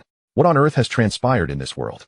A boy from a small rural town has, in just a few years, attained such a lofty status. How on earth did he manage this? Dear, are you certain that Hu Tu is indeed the new owner of the Jinlong Group? Zhou Mei inquired, her heart fluttering with trepidation. To put it plainly, she remained reluctant to accept this reality. In her eyes, he was merely a poor classmate incapable of achieving such monumental success. Xiaomei, what are you talking about? Wu Yong chastised her, his tone firm. Do you think I could mistake someone? Also, do not address him by his given name. Even if he is your classmate, just refer to him as Director Hu. After hearing his response, Zhou Mei's countenance grew even more awkward. It was evident from Wu Yong's words that Hu Tu had indeed transformed significantly from the past. Xiaomei quickly apologized to Director Hu. You must refrain from being so familiar in the future. Here, the distinction of familiarity referred not to age but to wealth. In the realm of the affluent, status is delineated by monetary standing. I am sorry, Director Hu. I will be more mindful in the future and will not address you by your name again. Zhou Mei complied obediently. As soon as Wu Yong finished speaking, she approached Hu Tu, bowing at a 90-degree angle to sincerely apologize. Of course, she felt a sense of respect, for in her eyes, Hu Tu had now become a formidable figure with a fortune exceeding 300 billion, rather than the merely handsome, impoverished youth he once was. Please, Zhou Mei, let us continue to relate as classmates. I am not accustomed to being addressed as Director Hu Tu humbly replied. Let us stick with Director Hu. Your status is worlds apart from ours, and referring to you by your name would make me uncomfortable, Zhou Mei responded, acutely aware of the social hierarchy at play. When faced with true affluence, Zhou Mei could not afford to offend such individuals, thus she opted for courtesy whenever possible. Chapter 28. Zhou Mei's dream, however. Recalling her earlier remarks, where she had belittled Hu Tu by claiming he was inferior to the two wealthy heirs pursuing Yao Hui, anxiety crept into her heart. If Hu Tu were to confront her about it, her husband would undoubtedly reprimand her mercilessly in front of their classmates. The stark contrast in Zhou Mei's attitude left a considerable dent in Hu Tu's perception of her. He could hardly grasp what Wu Yong, a man of both talent and wealth, saw in her. Was it merely her superficial attributes that caught his attention? Hu Tu, I truly did not expect you to be so affluent, Lu Feng remarked, his tone unaltered. No wonder you mentioned that if you were short on cash, I could reach out to you. I thought you were joking. I never imagined it to be true. You want to backtrack on that, right? If I genuinely need money in the future, can I really borrow from you? Of course, I keep my word, Hu Tu smiled in response. However, if the funds are for emergencies, that is acceptable. If they are for leisure pursuits, do not come looking for me. This statement echoed something Lu Feng had previously mentioned during their journey, and Hu Tu felt it was only right to repay the sentiment. Rest assured, I am not so shameless as to exploit my classmates. I could never engage in such heartless acts, Lu Feng assured him with satisfaction. Just as Lu Feng finished speaking, another individual bounded forth, resembling a sycophant, Zhang Binbin. Brother Hu, I knew that among our classmates, you would be the only one destined for greatness. Zhang Binbin, unabashedly lying, showed no sign of shame. I've wanted to tell you this for ages, but I never found the time. Now that I've said it, I feel much better. Here, Brother Hu, let me toast to you. With a flourish, Zhang Binbin lifted 2 glasses of beer, offering one to Hu Tuesday. After clinking their glasses, he downed his drink in one go. Cheers. Within just 2 gulps, Zhang Binbin finished his beer. Being classmates, Hu Tu could not be so petty as to embarrass him, and thus he raised his glass and finished his drink in a similar fashion. Excellent. Brother Hu, your capacity for alcohol is impressive, truly befitting a grand businessman. What was merely an ordinary drinking session somehow transformed into a skill unique to Hu Tu in Zhang Binbin's eyes. Hu Tu's eyes sparkled. He would not be swayed by such insincere flattery. Yet, undeniably, these sycophantic words were rather pleasing to hear. For those of uncertain character, it would be all too easy to become ensnared by such praise. As the reunion progressed, regardless of where Hu Tu sat or what he did or said, he became the focal point of his classmates' attention. The incessant flattery made his ears almost numb. Several female classmates, whose beauty was only slightly overshadowed by Yao Hui and Zhou Mei, one of whom was Ho Shasha, took the initiative to add Hu Tu on WeChat. Previously, Hu Tu had not exchanged WeChat details with these girls. Their interactions had been confined to their high school group chat, with neither party bothering to connect individually. Yet today, they were all remarkably proactive. This illustrates that the allure of wealth far surpasses mere physical attractiveness. Wu Yong, nearing 50, remained present throughout the gathering. He continuously sought an opportunity to speak privately with Hu Tu regarding Jinlong Group as potential investment in their film, but a suitable moment eluded him. Fortunately, as he escorted Hu Tu home and dropped him off at the entrance of the Tangchun Yipin complex, he mustered the courage to add Hu Tu on WeChat. With this new contact, future discussions about work would no longer be fraught with uncertainty. In the back seat of the car, Zhou Mei gazed vacantly out at the nightscape. In truth, Her gaze was fixed upon the Tangchun Epin complex. Once, she harbored a dream of purchasing an apartment there, envisioning a life where she could gaze at the vibrant skyline of Yaodu's financial center each evening. Yet, as the years passed, this lofty aspiration seemed increasingly distant. If she were to continue alongside Wu Yong, an older man, it appeared unlikely that she would ever realize this dream. Wu Yong had already acquired 2 properties, and all his earnings were devoted to film projects, leaving little to save. Thus, the prospect of him purchasing an apartment in Tangchun Epin within the coming years seemed utterly implausible, unless, of course, the film they were about to invest in achieved box office revenues of 2 to 3 billion. However, her classmate, Yao Hui, is very likely to possess a dream that she cannot attain. For, as long as she agrees to Hu Tu's pursuit and subsequently marries him, she would naturally become the mistress of the Tangchun Epin community. Some vain women can be exceedingly terrifying, in pursuit of superficial glory. They may resort to morally reprehensible actions behind the scenes. Time swiftly passed, and 3 days elapsed. During this period, the sign-in system remained unresponsive, leaving one perplexed. Hu Tu was not anxious, for he was not currently in want of money. "Mr. Hu, do you have time today? If so, you may come to room 3021 at Chaoyang Hotel to find me." Just after finishing his lunch, Hu Tu received a WeChat message from Zhou Mei. For the past 3 days, Zhou Mei had actively reached out to Hu Tu, directly broaching the subject and inviting him to a hotel room. Attached to her message was a video featuring her in scant attire, revealing much of her figure. As before, after sending the message, Zhou Mei followed up with another video of herself luxuriating in a hotel bathtub, even caressing herself and emitting suggestive sounds. "Come to my place, Building T, 3rd unit. Room 2103. This time, Hu Tu did not ignore her, but picked up his phone and replied, "Don't keep me waiting too long." "All right, Mr. Hu, I'll be there shortly." Zhou Mei responded almost instantaneously. Zhou Mei's allure was palpable, exuding a raw sensuality that could be deemed overtly provocative. A woman of such caliber, repeatedly presenting herself at his doorstep, left Hu Tu feeling no inclination to refuse. A true man, after all, has but a few passions: women, power, and wealth. Without these, life in this world seems rather devoid of meaning. Half an hour later, the doorbell rang. "Mr. Hu, it's me, Zhou Mei. I've arrived." Her voice, amplified through the intercom, was honeyed and sultry. Chapter 29, Reconnecting, Only to Block. 2 beautiful maids had already been temporarily dismissed by Hu Tu before Zhou Mei's arrival, leaving him alone in the house. Rising from his seat, Hu Tu opened the door to reveal a tall woman clad in a black, form-fitting mini-skirt that accentuated her long, fair legs. This exquisitely made-up woman was none other than Zhou Mei. "Hello, Mr. Hu," she greeted politely with a 45-degree bow. "Come in," Hu Tu invited.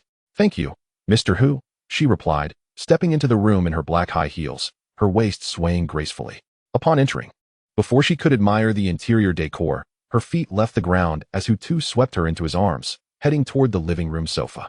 Time flew by, and a week had passed since their last interaction. Throughout that week, Zhou Mei had relentlessly pursued Hu Tu, embodying the role of an eager admirer to the fullest extent. Meanwhile, Hu Tu's responses were consistently dismissive, either perfunctory or outright ignoring her messages. One early morning, Zhou Mei sent yet another WeChat message. "Mr. Hu, please clarify what you truly think of me. I've already told you that I won't divorce Wu Yong just to cling to you. I'm merely seeking a bit of excitement outside my marriage, nothing more." Though merely text, it was evident that Zhou Mei's emotions were a tumultuous mix of frustration and eagerness as she typed. "I've made my feelings clear. I no longer have any affection for you. In other words, you don't even register as a source of excitement for me. Focus on your life with Wu Yong and refrain from pursuing me further." This time, Hu Tu chose not to remain silent, but to respond, wishing to avoid further harassment. Finally, he sent another message. "Do not contact me frequently, otherwise, I will block you." Chapter 30, Fan Susu's Admirer. In the Golden Dragon Huafu Villa area, Zhou Mei, clad in a light summer dress, sat in a state of agitation. She truly did not expect a man could be so indifferent. Had she not been beautiful or lacked a good figure, she could have understood Hu Tu's neglect. However, in terms of both looks and physique, she was among the finest. Typically, women of her caliber, when making advances, could hardly be resisted by any normal man. Yet, she found herself thwarted by Hu Tu's day. This man was so jaded that he grew tired of her after just one encounter. "I should have known better than to sleep with him," Zhou Mei seethed, her fury rendering her once alluring demeanor unattractive. Her willingness to sleep with Hu Tu was not merely for the thrill she professed, but rather an attempt to ensnare his heart using her adept skills, ensuring he could not live without her, much like how she had meticulously captured Wu Yong in the past. Once she secured Hu Tu, she would then discard the older man. After some time, her anger began to wane, and her expression softened. Such a prime target was too valuable to relinquish. And she picked up her phone once more to type, "Mr. Hu, how about this? I won't contact you as frequently, but you can reach out whenever you need me. Just say the word, and I'll be there to keep you company." With sincerity, she completed her message and took a deep breath before hitting send. However, upon sending, a red exclamation mark appeared. Below the message, a note read, "Message sent. But the recipient has blocked you. How dare you?" The realization that she had been ruthlessly blocked sent Zhou Mei's already fragile composure into a tailspin. Unable to contain her frustration, she smashed her latest smartphone onto the ground without mercy, shattering it to pieces. Breathing heavily, her emotions surged with each breath. It was the first time in many years that she felt such indignation. In the Tangchun Epin community, Building T, 3rd Unit, Room 2103. Hu Tu sat in the dining room, eyes closed in rest when suddenly, his phone rang. Opening his eyes, he glanced at the screen to see an unfamiliar number calling. Yet still from the city of Yaodu. Could it be Zhou Mei, that wretched woman? Hu Tu had ruthlessly blocked Zhou Mei's phone number. Yet the woman had saved her own contact information, allowing her to reach him simply by switching to a new phone. Despite his initial reservations, Hu Tu decided to answer the call. On the other end, a youthful male voice inquired, "Are you Su Su's boyfriend?" The tone was unfriendly and laced with hostility. From the voice, Hu Tu surmised that this young man was likely of a similar age to him. "Yes, I am. What is the matter?" Hu Tu candidly admitted before asking. He had noticed that in recent days, his third ex-girlfriend, Fan Su Su, had been in relatively close contact with this individual. After Hu Tu had assisted her previously, she no longer disregarded him as she once did. Their interactions had turned into ordinary conversations. And she had even unblocked him on WeChat following the recent incident. "It's like this. I'm Fan Su Su's suitor, Chen Guolong. I'm currently at Su Su's workplace, but rest assured, I'm not harassing her or causing her discomfort. However, I would like to meet you. Would you be able to come over?" The directness of his words was striking. Knowing that Fan Su Su had a boyfriend, he still boldly identified himself as her admirer, indicating a strong affection for her. "What do you want to meet for?" Hu Tu asked. "Is there something that can't be discussed over the phone?" "There are matters that I believe are best addressed in person, as it would be more effective," Chen Guolong replied, exuding an air of superiority. "Of course, if you are unwilling to come, I won't force you. However, my pursuit of Su Su will not falter even an inch because of you. I have confidence that I will win her heart. With my background and sincerity, given time, she will surely be moved. And when that time comes, it will be you who is heartlessly cast aside." Chen Guolong's sense of superiority conveyed a peculiar confidence, and it was evident that he had some basis for his words. After saying this, he abruptly hung up the phone, leaving Hu Tu no time to respond. At the Tangchun Epin complex, room 2103, Hu Tu felt a mix of emotions at Chen Guolong's brashness. While he found the audacity of this Chen Guolong, who seemed to believe that his family's wealth guaranteed success in courting Fan Su Su, rather irksome, he was also bemused. After all, he himself was a man of immense fortune, with a net worth of 300 billion, and did not possess such narcissism. Did Chen Guolong truly believe he could surpass him in wealth? As Hu Tu pondered this, his phone rang again. Coming back to his senses, he picked up the call to find it was Fan Su Su. It was unnecessary to guess. He knew she was calling to discuss the matter concerning Chen Guolong. "Su Su," Hu Tu answered the phone. "Hu Tu, did a man named Chen Guolong just call you?" Fan Su Su's tone was serious. "Yes. He claims he is pursuing you. Is that true?" Hu Tu inquired. "Yes, there is such a situation, but I have no feelings for him. In fact, I find him quite bothersome," Fan Su Su replied with a hint of exasperation. "To dissuade him from pursuing me, I lied and told him I already had a boyfriend. Which is you." As soon as I said that, he bribed my colleague to borrow my phone, but in reality, he was after your number. In any case, Hu Tu, just ignore him. Those rich second-generation types are simply looking for ways to pass the time. If I keep indifferent to him for a few days, he will surely stop bothering me.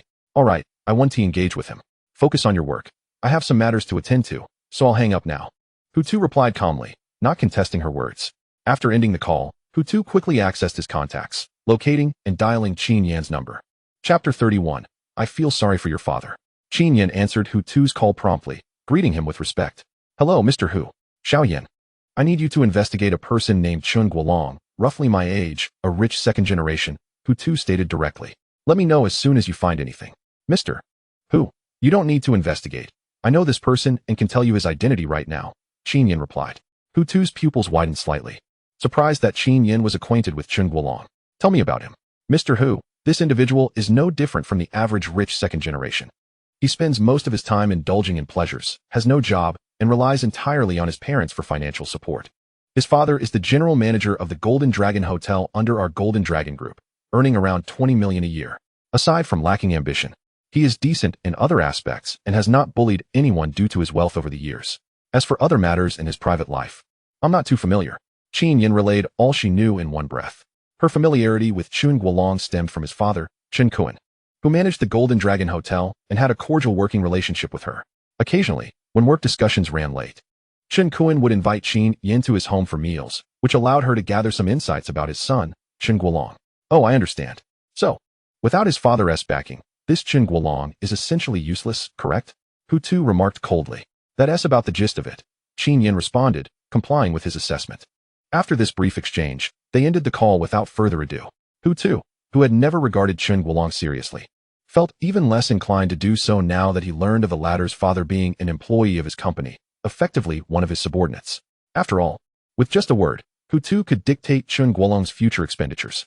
Hu Tu was determined to take action. After all, who did this guy think he was? Pursuing Fan Su Su when there were countless other women? Leaving the Tangshan Yiping complex, Hu Tu took a taxi as usual towards the place where Fan Su Su worked. She was employed at a real estate company valued at 500 billion, working as a salesperson. It was evident that she did not seek Hu Tu's help to secure a good job because he was the boss of Golden Dragon Group, indicating her self-respect. Half an hour later, Hu Tu arrived at the San Juan area, currently at a newly established residential complex named Jinxiu Jiyuan. This community was developed by the Hodder Group, a company of considerable repute, with a market value also nearing 500 billion. Upon his arrival at the splendid garden, Hu Tu caught sight of a sleek black Lamborghini parked just a few meters from the sales office. The imposing vehicle was stationed right at the entrance, and lounging atop, it was a young man clad in a form-fitting black suit and donning sunglasses. With his hands resting behind his head as a makeshift pillow and his face turned towards the sky, he basked lazily in the sun. Without any need for speculation, Hu Tu recognized this ostentatiously affluent young man as Chen Guolong, the very individual who had just called him. Beside Chen Guolong were two other men of similar age, also dressed in black and sporting sunglasses, their closely cropped hair lending them a trendy, fashionable appearance.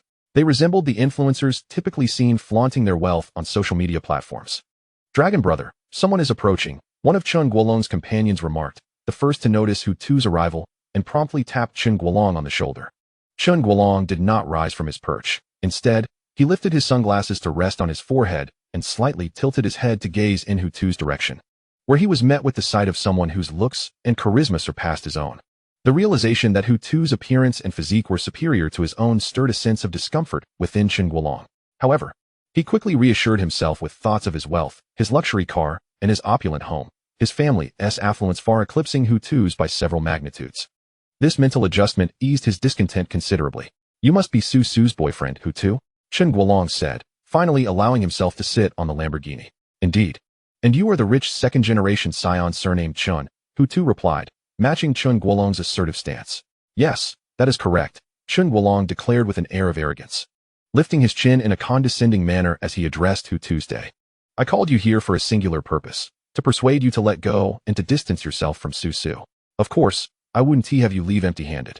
With that, Chen Guolong raised his hand and pulled a bank card from his suit pocket to display it, saying, do you see this card? It contains 5 million. If you agree to sever ties with Su Su from now on, then this money shall be yours. After finishing his statement, Chen Guolong nonchalantly tossed the card to the ground at his feet, evidently waiting for Hu Tu to pick it up to further humiliate him. Witnessing this scene left Hu Tu somewhat bemused. He had thought such absurd scenarios only existed in novels, never imagining he would encounter one in reality. 5 million was not an insignificant sum for someone of Chen Guolong's status. It was unlikely he would so readily part with it. Yet, here he was, facing such folly. In times of financial hardship, Hu Tu would never forsake his girlfriend for a mere 5 million, especially now that he was not lacking in resources. I truly pity your father for having such a foolish son, Hu Tu finally spoke after a moment of silence, his expression impassive, delivering a direct insult. This statement was undoubtedly heartfelt. How dare you speak to my dragon brother like that? Shouted one of Chen Guolong's companions, removing his sunglasses and pointing aggressively at Hu Tuesday.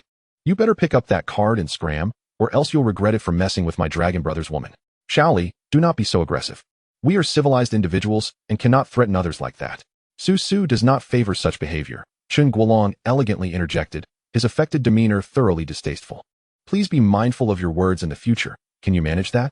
I believe your son deserves a good beating, replied the companion. clearly eager to follow Chen Guolong's lead.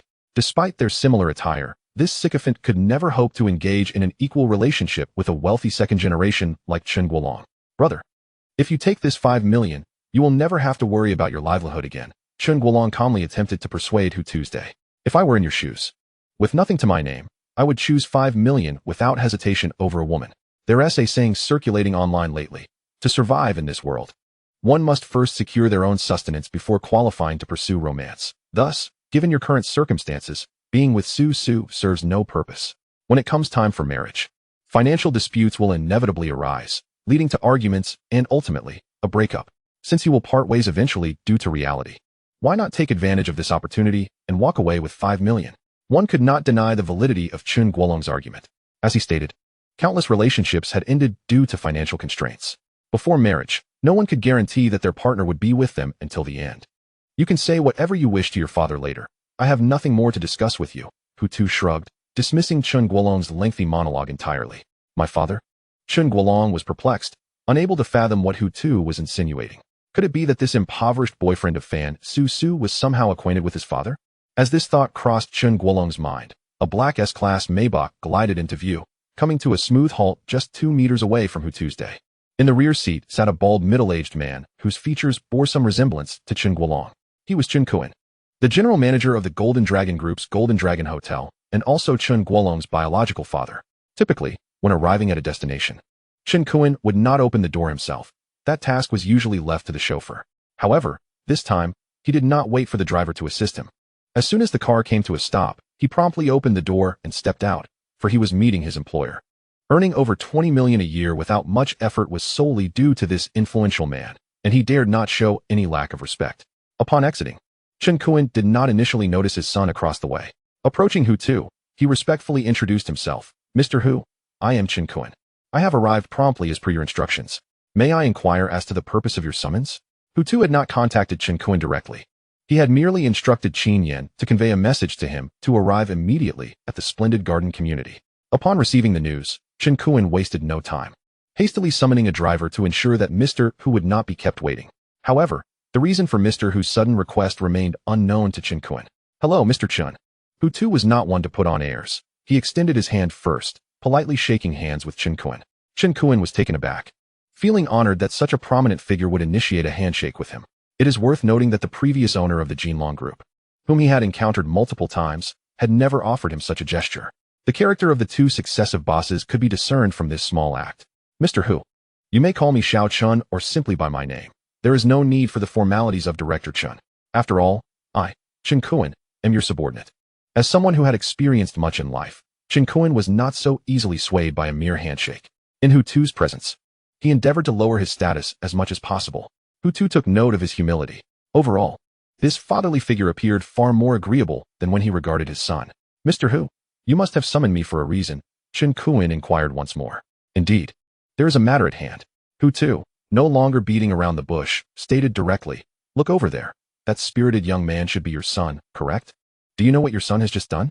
He pursued a woman and even had the audacity to approach my girlfriend, mistakenly assuming I was a mere pauper.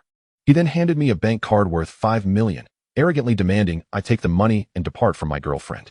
Old Chen, I thought you were quite adept at navigating social situations, yet how could you raise such a disappointing son? Aside from indulging in hedonistic pursuits, does he possess any other skills? As he spoke, Hu Tu couldn't help but chuckle at his own words, then patted Chen Kuan's shoulder, saying, I believe your son is in dire need of a lesson in discipline. What do you think? Chen Kuan's expression morphed into one of utter dismay, as if he had just tasted something vile. He had anticipated that Hu Tu had called him to discuss the development of the Jinlong Grand Hotel and its profits over the past year. Instead, the conversation revolved solely around his wayward son, who had provoked Hu Tu's girlfriend.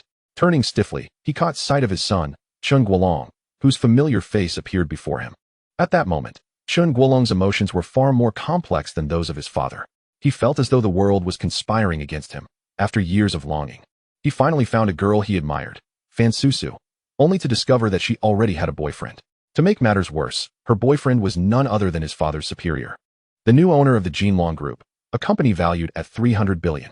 In a moment of foolishness, he had attempted to bribe such a powerful figure with 5 million to withdraw from Fan Su's life. Now, reflecting on his actions, he realized how utterly absurd they were. As Chun Guolong grappled with the harsh reality, his father boldly approached him. Without uttering a word, he swiftly raised his hand and delivered a resounding slap across Chun Guolong's face. The sound echoed loudly, reverberating for some distance. Chun Guolong fell to the ground, sprawled in a most undignified manner. Following this, Chen Kuan mercilessly fulfilled Hu Tu's earlier suggestion, administering a thorough beating to his unworthy son. How could my family produce such a worthless creature? All you do is play and waste time, never bothering to seek employment. I have warned you countless times not to stir up trouble, yet you blind fool, even dared to pursue Mr. Hu's woman. If it weren't for the law, I would have no qualms about ending you myself. Chapter 33. Acquiring an airline. As he ranted, spitting words in anger, Chen Kuan's aging face flushed a deep shade of red, fueled by the disgrace brought upon him by his son. Chun Guolong, in his pitiful state on the ground, curled up tightly, clutching his head, trembling in fear. Go apologize to Mr. Hu right now, and do so sincerely, Chen Kuan bellowed, raising his foot as if to deliver another kick. Dad, please stop. I beg you. I will go apologize to Mr. Hu right away, Chen Guolong cried, his voice tinged with desperation. Having lived 26 years, Chen Guolong had been raised in a cocoon of indulgence, with family members showering him with affection, fearful of his slightest discomfort. Yet today, he found himself being beaten mercilessly by his father, much like a stray dog. Such physical torment was unbearable for him, and it was entirely natural for him to feel the urge to cry. Chen Kuan, of course, paid no heed to his son's pleas. This good-for-nothing, who had never faced adversity, was presented with an opportunity for discipline, and he would not let it slip away. However, he refrained from inflicting excessive harm, choosing instead to deliver a few firm kicks to his son's backside, compelling him to crawl toward Hu Tu to offer his apology. Mr. Hu, I was in the wrong. I, Chun Guolong, assure you that such behavior will never be repeated, no matter the temptation. I promise to be a better person and contribute positively to society, avoiding actions that tarnish its reputation. Kneeling and bowing his head, Chun Guolong spoke with genuine sincerity. For him, groveling and forsaking his dignity was a small price to pay to resolve the matter. Get lost, and don't let me see you again, Hu Tu replied coldly. Thank you, Mr. Hu. I will leave right away and ensure I am far from your sight, Chun Guolong replied earnestly, rolling away on the ground, tumbling further and further from Hu Tu's view. Mr. Hu, that's enough, you can return now. Focus on your work. This matter no longer concerns you, Chen Kuan said as he approached Hu Tu, hoping to apologize further and perhaps offer a few words about his son's shortcomings to placate Hu Tu's mood. However, just as he began to speak, Hu Tu interrupted him, instructing him to return to work. The expression on Hu Tu's face made it clear he had no desire for further conversation. Understood, Mr. Hu. I shall return and devote all my energy to my work, Chen Kuan replied, contemplating for a moment before adding, I assure you that I will enforce stricter discipline on my wayward son moving forward. I, Chen Kuan, promise he will not cause any more trouble. Having made his assurances, Chen Kuan abandoned any further thoughts of conversation, bid Hu Tu farewell, and discreetly entered his sleek black Maybach, which then glided away. Meanwhile, Chen Guolong's two lackeys hurriedly departed as well, speeding off in their Lamborghini. At that moment, within the sales office's lobby, the female sales staff erupted into animated chatter, their emotions running high as they murmured to one another. Susu, who on earth is your boyfriend? Even a rich second generation like Chun Guolong is terrified upon discovering his true identity. He must be someone of considerable stature. I surmise that Susu's boyfriend must be a prominent businessman. Just now, that balding middle-aged gentleman referred to him as Mr. Hu. To be addressed as such by a wealthy man indicates that his fortune is likely boundless, capable of being squandered for generations without depletion. I envy Susu immensely. She is not only beautiful and well-proportioned, but she has also found a handsome and affluent partner. Why, I, Su Jie, am devoid of such fortuitous luck. Surrounding Fan Susu are numerous female sales assistants, each expressing their jealousy and admiration towards her. While Fan Susu does not deny that Hu Tu is her boyfriend, she refrains from disclosing his true identity as the new owner of the Jinlong Group. Outside, Hu Tu remains in place, lacking the inclination to enter and greet Fan Susu. He has already resolved her predicament, and with the necessary matters addressed, lingering here seems devoid of purpose. Check-in successful. Congratulations, host, you have acquired Chilean Airlines of Xia Country. As Hu Tu prepares to bid farewell to Fan Susu and depart, a voice long unheard suddenly resonates in his mind. Hu Tu is taken aback, surprised that the system has chosen this moment to register. Indeed, had the system delayed any longer in bestowing him with a gift, he might have believed it had abandoned him, transferring its allegiance to another. Chilean Airlines, if memory serves, is one of the 3 major airlines in the country. Its market value, Hu Tu is unaware of its valuation. and thus he naturally retrieves his phone. Opens Baidu, inputs Chilean Airlines market value, and clicks search. The page displays that Chilean Airlines is valued at approximately 77 billion. Although it does not yet reach the Jinlong Group's 300 billion, Hu certainly does not begrudge a complementary acquisition. System. Do I possess 100% ownership of Chilean Airlines? He inquires promptly. Indeed, host. Chilean Airlines currently belongs entirely to you. Should you wish, you may sell it the very next day or even give it away for free, the system replies. Meanwhile, at the Yaodu International Airport, the headquarters of Chilean Airlines is situated. In the boardroom, a group of individuals is gathered around an elongated conference table, discussing a matter of utmost importance. As it stands, henceforth, the shareholders and owner of Chilean Airlines shall be but one individual, states the middle-aged man seated at the head of the table, his demeanor stern. This gentleman is the newly appointed mysterious figure in the real estate sector, Mr. Hu, the owner of Jinlong Group. What method did he employ to acquire Chilean Airlines? I am unaware, but it appears the previous shareholders suddenly expressed their willingness to transfer their shares to Mr. Hu. Thus, Mr. Hu, holding 100% of Chilean Airlines shares, is duly qualified to assume the role of the new owner. Take a look at the documents before you to familiarize yourselves with Mr. Hu. Lest you encounter him in the future without recognition, the bespectacled middle-aged man concludes, prompting the executives around the table to pick up their respective files and delve into the details with utmost seriousness. Chapter 34, Flight Attendant Yining. Having secured Chilean Airlines, Hu neglects to bid farewell to Fan Su and instead turns to leave. Yes, it's me. Indeed, I have acquired Chilean Airlines in its entirety. He converses over the phone, the recipient being one of the company's chairman, Guo Xingdian, the same stern middle-aged man who occupied the central position at the earlier meeting. His authority within Chilean Airlines is second only to several shareholders, having effectively managed the airline for many years. Mr. Hu, where are you at present? Guo Xingdian inquires respectfully over the phone. The share transfer requires numerous contracts to be signed before it can legally take effect, thus ensuring Chilean Airlines is rightfully yours. I was asking to ascertain your location so I might bring you the necessary documents to sign. Don't come over. You're at headquarters, right? I'll come to you. Hu replies. I also wish to take a look at our company's environment and the aircraft under our ownership. An airline is a relatively unfamiliar domain for Hu Tuesday. Throughout his life, he has flown on a plane fewer than 5 times. Thus, he desires to gain an intimate understanding of the airline industry and absorb the ambience within. Very well, since you are coming over, I'll await your arrival at headquarters, Guo Xingdian concedes without dispute. Shall I send someone to pick you up? His suggestion merely reflects Hu's significance in his eyes, though it carries a hint of flattery as well. No need. That would be too much trouble. I shall make my way directly, Hu responds. With that, Guo Xingdian does not press further. Once Hu hangs up, he sets his phone aside. An hour later, at Yaodu International Airport, Hu, seated in the front passenger seat of a taxi, completes the fare payment via a QR code before alighting. To be frank, his visits to Yaodu International Airport have been infrequent.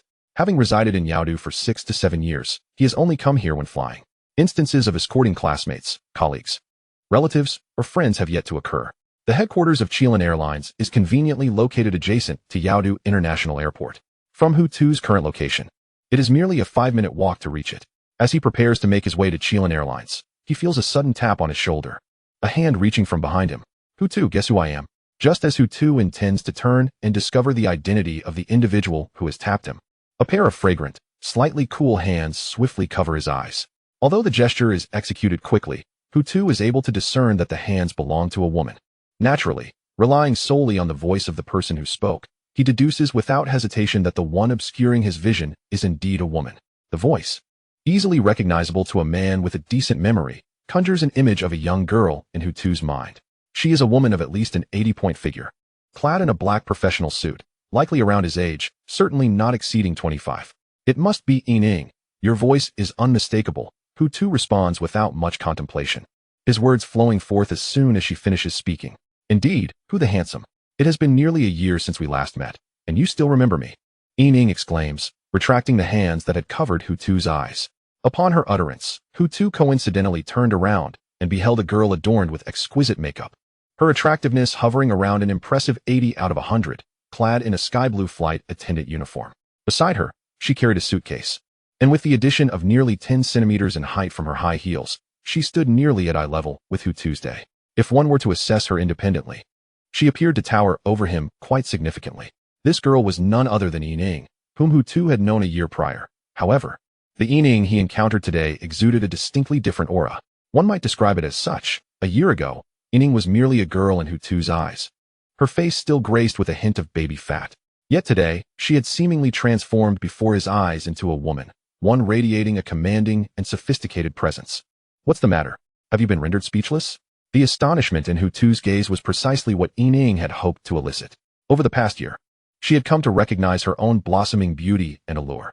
Do you think I am more beautiful and womanly than I was a year ago?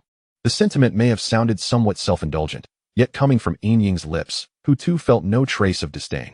Indeed, if it weren't for your facial features and height remaining unchanged, I might have mistaken you for someone else. Acknowledging another's improvement is a rare virtue. Hence Hutu candidly expressed his genuine thoughts.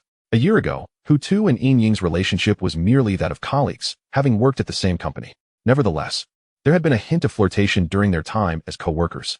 For instance, on days when they worked late, Hutu would take the initiative to invite her out for a late-night snack.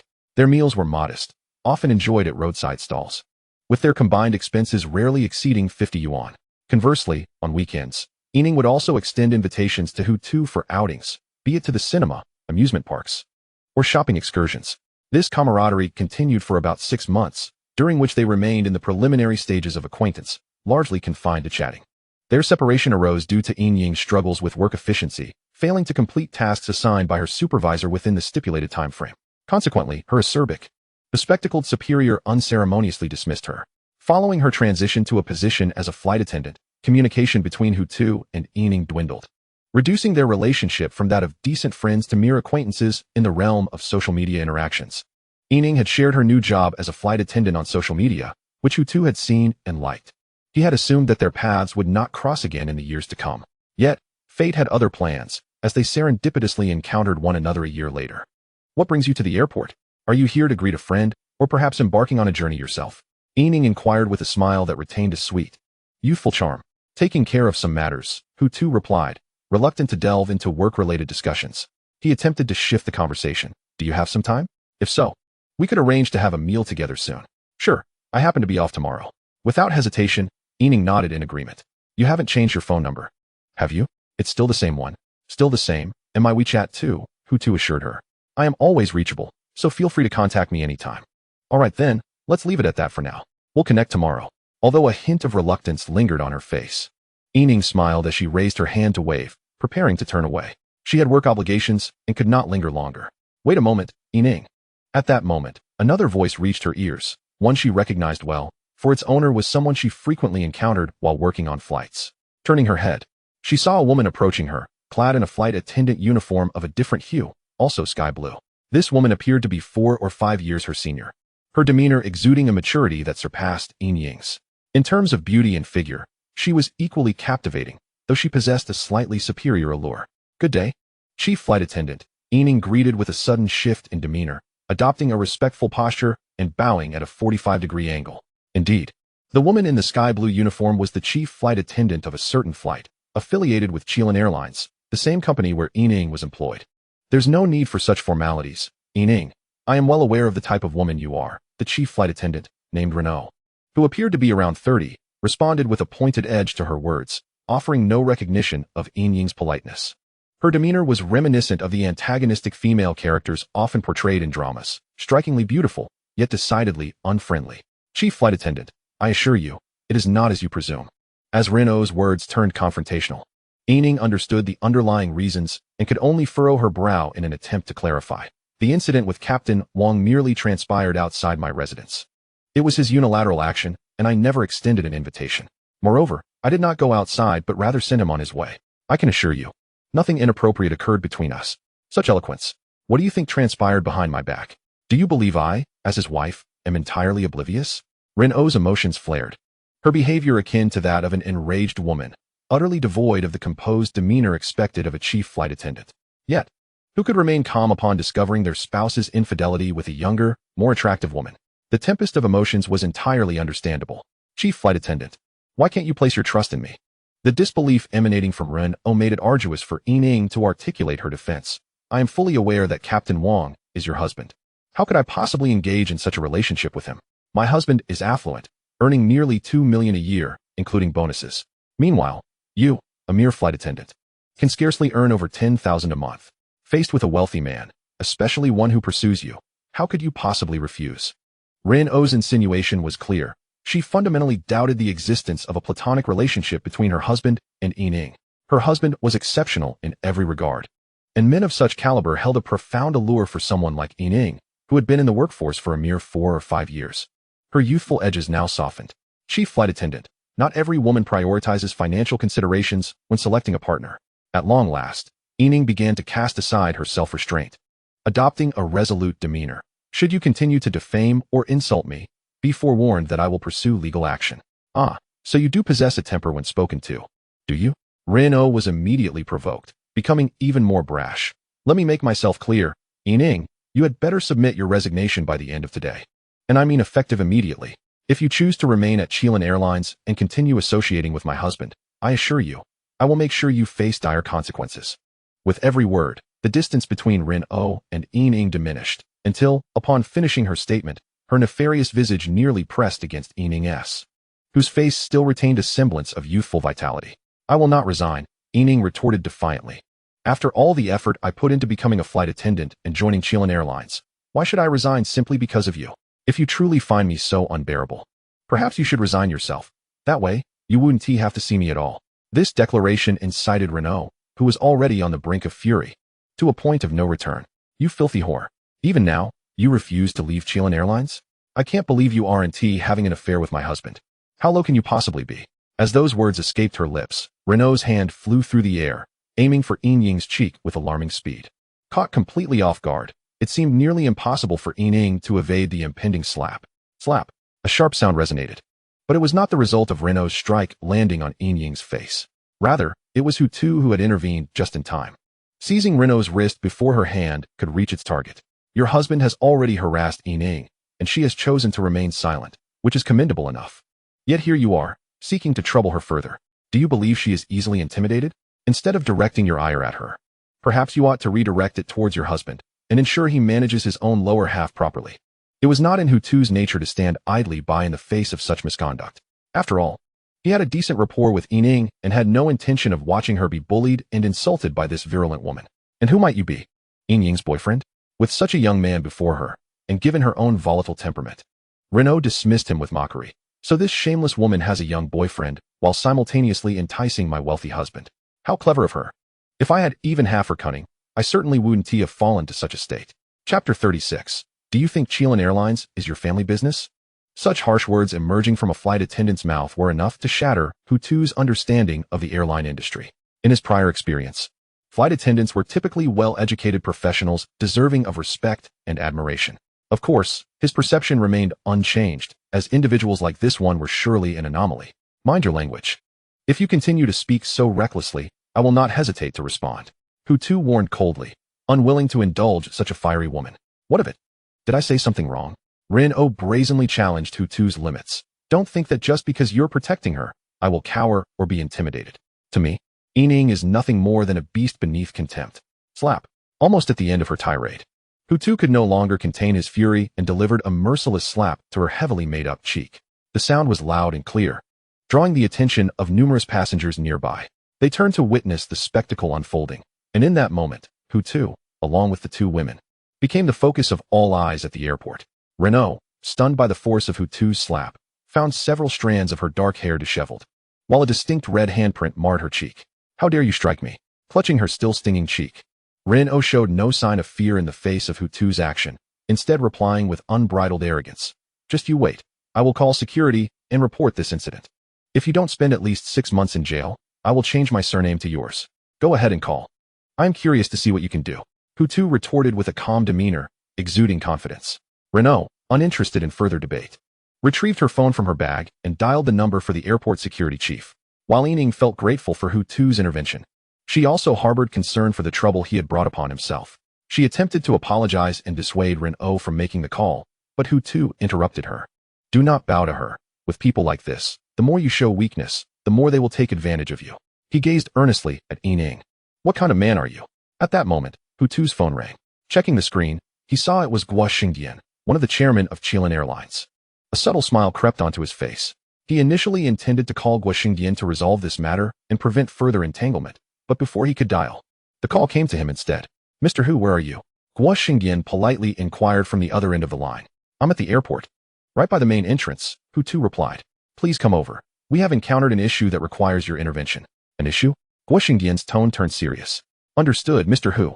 Please don't leave. I will be there shortly." He did not ask for further details, recognizing that if Mr. Hu deemed it necessary for him to intervene, the situation must be significant. "Make haste, don't dawdle," Hu Tu urged. "Rest assured, Mr. Hu, I will be there in about a minute," Guo Xingdian assured him. After a brief exchange, Hu Tu ended the call and awaited his arrival. Just as Hu Tu hung up, Renaud, who stood opposite him, finished her call and also ended her conversation. "You think you can intimidate me? Just because you're calling someone here, do you think I will be frightened?" Having overheard Hu Tu's conversation, Renaud scoffed, grasping the general context. "You need not feel fear, but your job is likely to be in jeopardy," Hu Tu calmly stated. "If your attitude remains as it is, even your husband, a pilot, may find himself unemployed."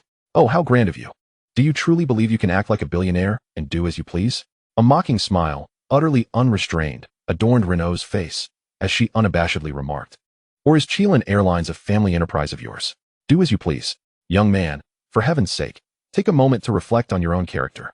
If you're devoid of wealth, there's no need to put on airs. Do you genuinely believe that I am but a naive girl, easily swayed by your fabrications?" Engaging in a verbal duel with such a shrewish woman was hardly Hu Tu's forte.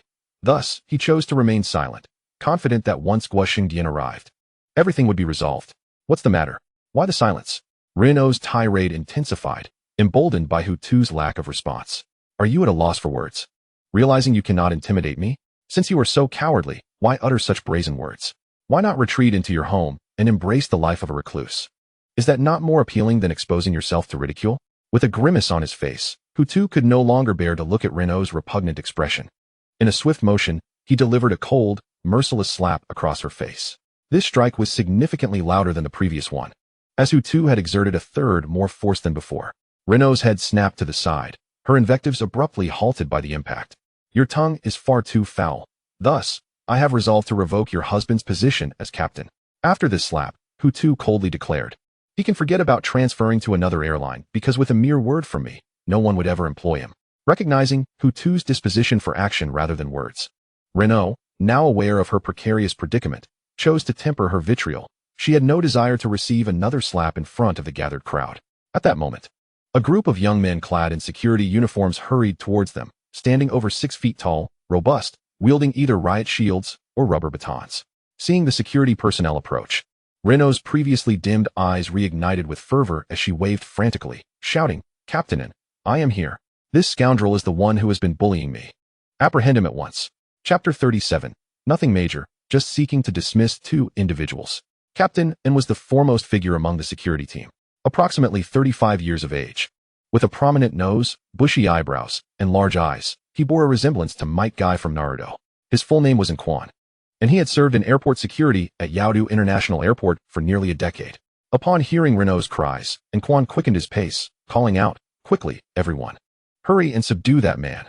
Do not let him harm Flight Attendant Ren." As he spoke, his colleagues surged forward, rushing toward Hu Tu with formidable intensity.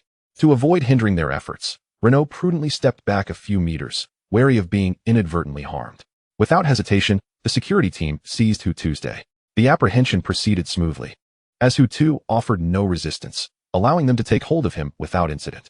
"Young man, striking a woman is utterly unacceptable," Captain N scowled at Hu Tu, deeply disapproving of such behavior. "If you were in my position, you would react similarly," Hu Tu replied succinctly. "Relay your statements to the authorities. They will address the matter properly," Captain N replied flatly. "What are you doing?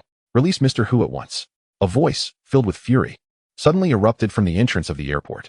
Flight Attendant Run O had intended to seize the opportunity to slap Hu Tu while the security personnel restrained him, seeking to reclaim her dignity after the earlier humiliation. However, the unexpected voice caused her to falter, retracting the foot she had poised to step forward.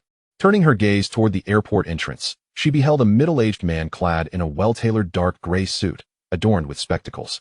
Upon sighting him, Renaud's eyes widened in shock, her pupils dilating. She recognized him as the chairman of Chilean Airlines, her direct superior. Instantly, the thought of striking Hu Tu dissipated as she hurriedly approached the imposing Guo Xingdian. "Mr. Guo, greetings," she said, stopping a meter away, too intimidated to draw closer. She bowed at a 45-degree angle, offering a polite salutation, her signature smile revealing 8 gleaming white teeth. However, after her greeting, Renault was met with silence. All she heard was the hurried footsteps of Guo Xingdian as he passed by without acknowledging her. This dismissal struck a blow to Renault's ego. She had previously met Guo Xingdian, and he should have retained some recollection of her. Yet now, she was treated like a stranger, left feeling disheartened. In truth, Guo Xingdian had not overlooked Renault. Rather, he was far more concerned with Hu Tu's predicament and chose not to waste a moment on trivial matters. I instructed you to release Mr. Hu. Are you all deaf? Can you not hear me? Guo Xingdian's furious voice echoed once more throughout the airport. He had already commanded the security to release Hu Tu, yet they remained unmoved, seemingly paralyzed by fear. Captain and the security personnel, within earshot of Guo Xingdian's enraged proclamation, understood his demand clearly. Captain, are you suggesting we should release him? Captain An, still somewhat dazed, gestured toward Hu Tuesday. Of course. It's Mr. Hu. Who else could it be? Guo Xingdian bellowed. But sir, just a moment I told you to release Mr. Hu. If you wish to keep your jobs, you can pack your things and leave. Guo Xingdian's roar interrupted Captain An's attempt at explanation. Captain An, sensing that the young man they had apprehended was far from ordinary, and given Guo Xingdian's evident concern for him, realized that his status might even surpass that of the chairman. What are you waiting for? Release him at once. No longer hesitating, nor inclined to offer further explanations, the security captain swiftly turned and shouted at the 2 security personnel holding Hu Tuesday. The 2 guards, obediently responding to Quan command, promptly released Hu Tuesday. I apologize. Mr. Hu, I should have arrived sooner to greet you at the airport entrance. If I had done so, this unfortunate incident could have been averted today. Standing before Hu Tu, Guo Xingdian adopted a demeanor akin to that of a minister addressing an emperor, his tone imbued with utmost reverence and careful consideration. It's quite all right. I was only detained for a brief moment. Your arrival was timely and not at all late, Hu Tu replied, his expression warm and affable, devoid of any reproach. The situation, after all, bore no relation to Guo Xingdian, and Hu Tu's mind was certainly not rusted enough to cast blame in his direction. Witnessing this scene, the dozen or so security personnel present, along with Renault, who stood several meters away, were momentarily taken aback. What on earth was unfolding here? Guo Xingdian, the chairman of Chilean Airlines, held authority second only to the major shareholders within the company. Yet here he was, bowing at a 45-degree angle and conversing politely with a young man scarcely 30 years old. Mr. Hu, what exactly is going on? Straightening up, Guo Xingdian promptly inquired about the sequence of events. What were these security personnel apprehending you for? Did they mistreat you in any way? They did not harm me. And this matter is not their concern, Hu Tu explained. It's not a significant issue. I merely wish for you to dismiss 2 individuals. One is named Renault, a flight attendant, and the other is her husband, a captain, both of whom are employed by Chilean Airlines. I hope this matter can be addressed without delay. Can you manage that? Of course, Guo Xingdian responded without hesitation. Since they are our employees, it is indeed a simple matter to comply with your request, Mr. Hu. I will also notify other airlines to ensure they remember this unfortunate couple so that they are not hired again, to spare passengers from further discomfort. Very well, Mr. Hu. I will instruct my subordinates to take care of it. They will certainly not appear in any airline again. Following this assurance, Guo Xingdian turned his head slightly, directing his gaze towards Renault, who was now less than 5 meters away. He could surmise that it was this woman who had clashed with Mr.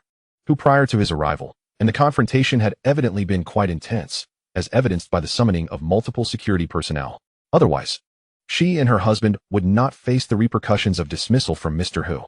Upon hearing the exchange between Hu Tu and Guo Xingdian, Renault's heavily made-up face turned ashen. She had not anticipated that this young man, whom even Chairman Guo respected, wielded significant authority over Chilean Airlines. With a mere word, Guo Xingdian agreed to terminate her and her husband, without a trace of hesitation. If they could no longer work in the airline industry, how would they ever enjoy a life of affluence with an annual salary exceeding 2 million? Who called the police just now?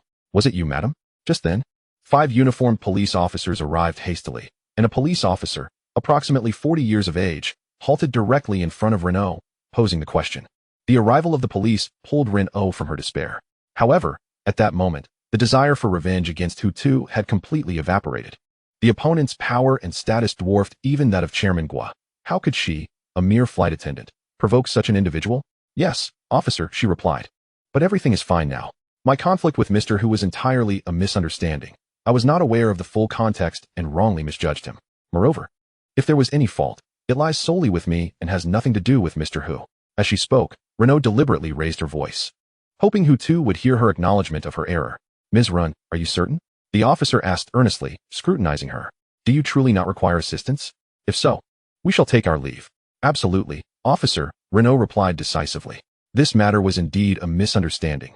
Summoning you was truly an inconvenience. I genuinely apologize for that. She then bowed deeply to the 5 police officers. That is of no concern, Ms. Run. Our duty as police officers is to serve the public.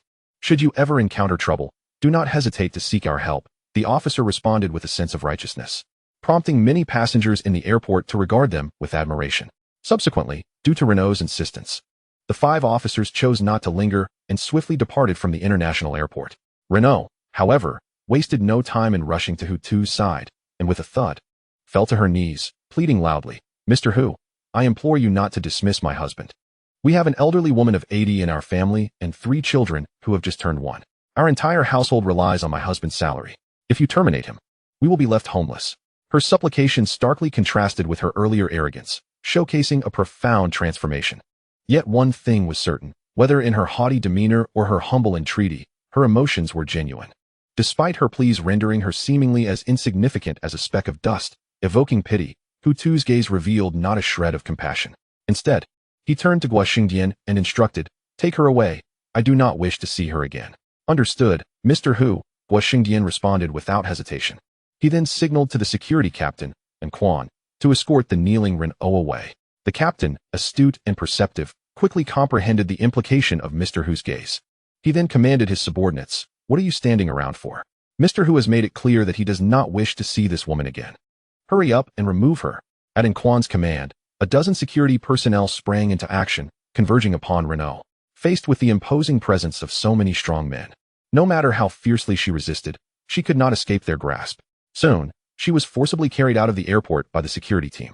With Renault's cries for mercy and struggles silenced, the airport descended into a relative tranquility. Mr. Hu, let us discuss this in my office. The contract is already prepared. Once you arrive, the share transfer procedures can be completed swiftly. Guo Xingdian respectfully invited Hutu as he shifted back into work mode. Yes, but please wait a moment. I need to speak with a friend first, Hutu replied. He then turned to Yining, who had been standing silently nearby, seemingly lost in thought, and remarked, Yining, I may have to leave shortly. I have matters to attend to. Let us reschedule for tomorrow. All right, you go ahead and take care of your business. We can meet again tomorrow, Yining replied, her tone somewhat stiff, unable to fully relax. In her recollection, this dashing male colleague of hers had always been a member of the white-collar workforce. Yet today, before her eyes, he had transformed into Mr. Hu, the chairman of Chilean Airlines, commanding such respect that merely a word from him could lead to the dismissal of the chief flight attendant and the captain. What had transpired in the past year to render him so affluent? Indeed, Yining was profoundly curious about this, but she restrained her inquisitiveness and refrained from probing further.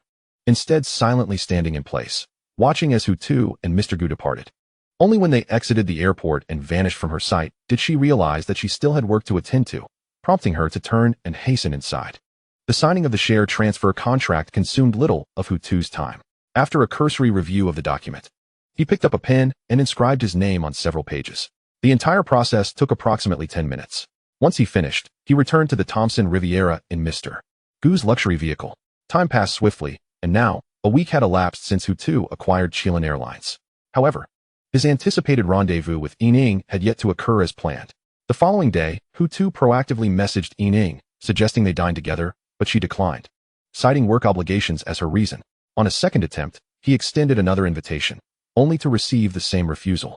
After that, no further invitations were made. After all, the third time is rarely the charm. The repeated rejections led Hutu to speculate that they were likely related to his newfound status. What kind of man are you? As he lay languidly on the sofa, his phone on the coffee table suddenly chimed. Extending his hand, he retrieved the device and, to his surprise, discovered it was a call from his aunt. This aunt was not the stereotypical relative. She was indeed his biological aunt, being the younger sister of Hutu's mother. Remarkably, she had only recently turned 30 and, thanks to her remarkable upkeep, often appeared to be around Hutu's age. If they were to walk closely together on the street, it would not be uncommon for them to be mistaken for a couple. Hutu's aunt was also employed in the same bustling city, having graduated with a degree in business management. However, her current occupation did not align with her studies. She had taken the entrepreneurial route, establishing her own self-service hot pot restaurant, which spanned approximately 100 square meters and employed 3 staff members. In the eyes of their hometown, a relative like her with her own establishment and employees, was considered quite successful. Yet, it must be acknowledged that, as a woman, her ability to generate income far surpassed that of the average female. Unfortunately, when it came to matters of the heart, she was rather naive. According to Hutu's understanding, his aunt had reached the age of 30 without ever having had a boyfriend. She had devoted nearly all her time to her work, leading to an increasingly assertive personality, making it rather challenging for an ordinary man to exert control over her. Without further contemplation, Hutu answered the call. Hutu, where are you now? His aunt, Xingya, inquired, her direct manner consistent with Hutu's memories. I'm at home resting. What's up? He replied. Well, I plan to open a branch of my hot pot restaurant, and I found a location that seems promising, but I'm short on funds. How much do you have in your account? Could you lend me some? How much do you need? Hutu asked, realizing that this aunt of his was indeed family, always turning to him in moments of need rather than sharing good fortune. However, Hutu and his aunt shared a close bond, akin to the relationship he had with Hu Jiao, wherein they could speak candidly without reservation. He recalled his university days when he had needed extra funds due to a blossoming romance, and, finding himself financially constrained, his aunt had unexpectedly come to his rescue, generously transferring $1,000 with the only stipulation that he avoid any mishaps with the girl. Subsequently, she had consistently supported him with about $1,000 monthly throughout his 4 years at university, amounting to at least $30,000 in total. Now, as she sought his assistance to finance her restaurant branch, Hutu, who was not short on cash, readily agreed. Around $200,000 should suffice for the down payment. And then I can repay the loan, his aunt explained. What is the total cost of the location? Hutu asked. Approximately $20 million, she responded. It's on the second floor of Jinlong Commercial Street. If it were on the first floor, facing the street directly, it would undoubtedly be more expensive. Upon hearing the name Jinlong Commercial Street, Hutu's eyes widened, as it represented a considerable asset under his ownership. If he wished, he could effortlessly gift that establishment to his aunt with a mere word. Indeed, Jinlong Commercial Street boasts a commendable foot traffic. I've observed that location for quite some time and am quite satisfied with it. If I were to open a shop there, the business would surely rival that of my establishment on San Juan Pedestrian Street, Xingya asserted confidently. She had conducted extensive market analysis of Jinlong Commercial Street and had a comprehensive understanding of its dining industry. Otherwise, she would not casually consider purchasing a shop worth nearly $20 million. Hutu, if you don't have the full $200,000, I could manage with $100,000. I can borrow the rest from friends, she added, aware that Hutu's monthly income as an employee was only $10,000. Thus, she would not press him unduly. In any case, I'll borrow only what you can afford. I can lend you $200,000, Hutu replied. I'll come over now. We can go check out the shop together, and I'll transfer the funds to you then. The notion of merely checking out the shop was a pretext. In truth, Hutu was inclined to gift the establishment to his aunt. Having benefited from her generosity throughout university, he felt an opportunity to reciprocate had finally arrived. All right, come over. Head straight to Jinlong Commercial Street. I'll be there waiting for you, Xingya instructed. I'll be there shortly. After hanging up the phone, without further ado, Hutu swiftly changed his shoes and hurried out the door. This time, his mode of transportation was not a taxi, but rather his own luxury vehicle. The car was a black Rolls-Royce Phantom, purchased in its highest configuration, with a total cost nearing 10 million Tianlong dollars. The driver was not Hutu himself. It would be absurd for a businessman worth 400 billion to drive himself. Naturally, he had a dedicated chauffeur. This gentleman, approximately 30 years of age, was tall and robust, with dark skin and piercing eyes.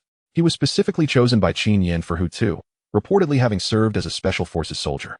Possessing a myriad of skills, capable of both driving and serving as a bodyguard to ensure Hutu's safety. He spoke little, only uttering phrases such as, Mr. Hu, we have arrived, when he opened the car door for Hutu, or Mr. Hu, please get in, when he assisted him into the vehicle. Jinlong Commercial Street, situated in the southern part of the Third Ring Road, was a bustling pedestrian street. After approximately 40 minutes, Hutu reached his destination, whereupon the driver alighted to open the door for him, respectfully stating, Mr. Hu, we have arrived. You may disembark. Hutu acknowledged him with a brief sound, then leisurely descended from the car, displaying a demeanor that exuded wealth in the eyes of ordinary onlookers. Stay here. Do not follow me, Hutu instructed. Understood, Mr. Hu. The driver replied adeptly. Should you require my assistance, feel free to call me. Hutu nodded, choosing not to engage further in conversation as he lifted his foot and made his way toward Jinlong Commercial Street. This street, located within the Baizhong district, was among the more prosperous pedestrian avenues, characterized by a high volume of foot traffic from morning till night. As Hutu gazed ahead, he was met with a dense throng of people. It was only around 2 o'clock in the afternoon, and as night fell, the crowds would swell to their peak. creating a veritable sea of humanity. After searching fruitlessly for his aunt, Hu Tu resorted to retrieving his mobile phone to call her. The call was answered almost instantly. "Have you arrived, Hu Tu?" she inquired. "Yes, where are you?" he responded. "I am at the entrance," she replied. "I am also at the entrance, standing in front of a milk tea shop." "Oh, I see you. Look to your right. I am waving at you." Turning his head to the right, Hu Tu spotted a woman clad in black form-fitting leather pants and a low-cut black tank top, complemented by a black leather jacket. Her skin was porcelain white, her figure statuesque, and her makeup meticulously applied. Perched on her forehead were stylish sunglasses, while her feet were adorned with approximately 10-centimeter black high-heeled boots. Her long, raven black hair cascaded down, dancing elegantly in the breeze. This mature woman was none other than Hu Tu's aunt, Zhengya. With a smile, Hu Tu strode towards her. "You've become increasingly handsome, unlike me, who is gradually aging," Zhengya remarked with a smile as she approached him. "In my eyes, you are not aging at all. In fact, I believe that at your age, you attract men even more," Hu Tu complimented, mirroring her sweetness. "Attracting men? It's been years since any man has pursued me," Zhengya replied, flicking her hair back and crossing her arms. "Let us stop discussing this. It's rather uninteresting. I'll take you to see that store." With that, she took the initiative to loop her arm through Hu Tu's, walking alongside him without reservation, as if she did not regard him as a man. In truth, she viewed him more as a younger brother. Hu Tu had no objections. After all, she was family. What could he do? Would he act inappropriately? After walking about 100 meters, Zhengya came to an abrupt halt, pulling Hu Tu to a stop as well. "This is the place. Look, it's that store," she said, raising her hand to point at the building before them, indicating the second floor. This building had 7 stories, with the first 3 floors designated for commercial rental or sale, catering to prospective business owners. The upper 4 floors were residential, already renovated, indicating they had been purchased and occupied. This commercial street had been established for nearly a decade. Following Zhengya's gesture, Hu Tu looked up, and the bold character "shop for rent" immediately caught his eye. It had previously been an internet cafe. Zhengya explained, "In this day and age, how many people still go online? Hence, this cafe went out of business last year due to insufficient revenue to pay its staff." It said that the owner sold off nearly everything of value inside, yet still could not cover the employees' wages, ultimately borrowing tens of thousands online to settle with those owed. "If we were to buy it and renovate, it would undoubtedly require a significant investment," Hu Tu remarked. "Indeed. I've estimated that it would take at least $1 million, Zhengya replied, her face showing no sign of distress over the amount. "Rest assured, Hu Tu, I'll only borrow 200,000 from you. I won't trouble you for the renovation funds." Hu Tu chuckled, choosing not to indulge in ostentatious claims of covering all renovation expenses, which he found rather crass. "Let us go up and take a look," he suggested. "Sure," she agreed. To access the second floor, they simply needed to take the adjacent stairs, avoiding the first floor's commercial space. However, the staircase was rather narrow, accommodating only 3 adults side by side. Upon ascending, the sounds of several conversations reached Hu Tu and Zhengya's ears, discussing matters related to the sale. As it appeared someone was interested in purchasing the shop. "Yes, full payment, 21 million. Once all the paperwork is completed, I will transfer the funds to you immediately." A young man in a white shirt, polished shoes, and meticulously combed hair stated with an expressionless face as he mentioned the sum of 21 million. To him, it seemed merely a trifling amount. "Rest assured about the payment. As long as you do not require a loan, I will pay in full. And I will ensure all the necessary procedures for the store are completed today," he continued. Facing him was a woman clad in a black professional suit, her lower half adorned with a slim skirt that barely reached mid-thigh. The exposed thighs, pure and snow white, exuded an irresistible allure, particularly for vigorous young men. Her name was Zhu Yi, a saleswoman tasked with overseeing the storefronts along the Jinlong commercial street, under the auspices of the Jinlong Group. However, she found herself at the lowest rung of the corporate ladder, with a modest base salary. Yet, if today she could successfully sell this long-neglected storefront, her commission would soar to a staggering 20,000.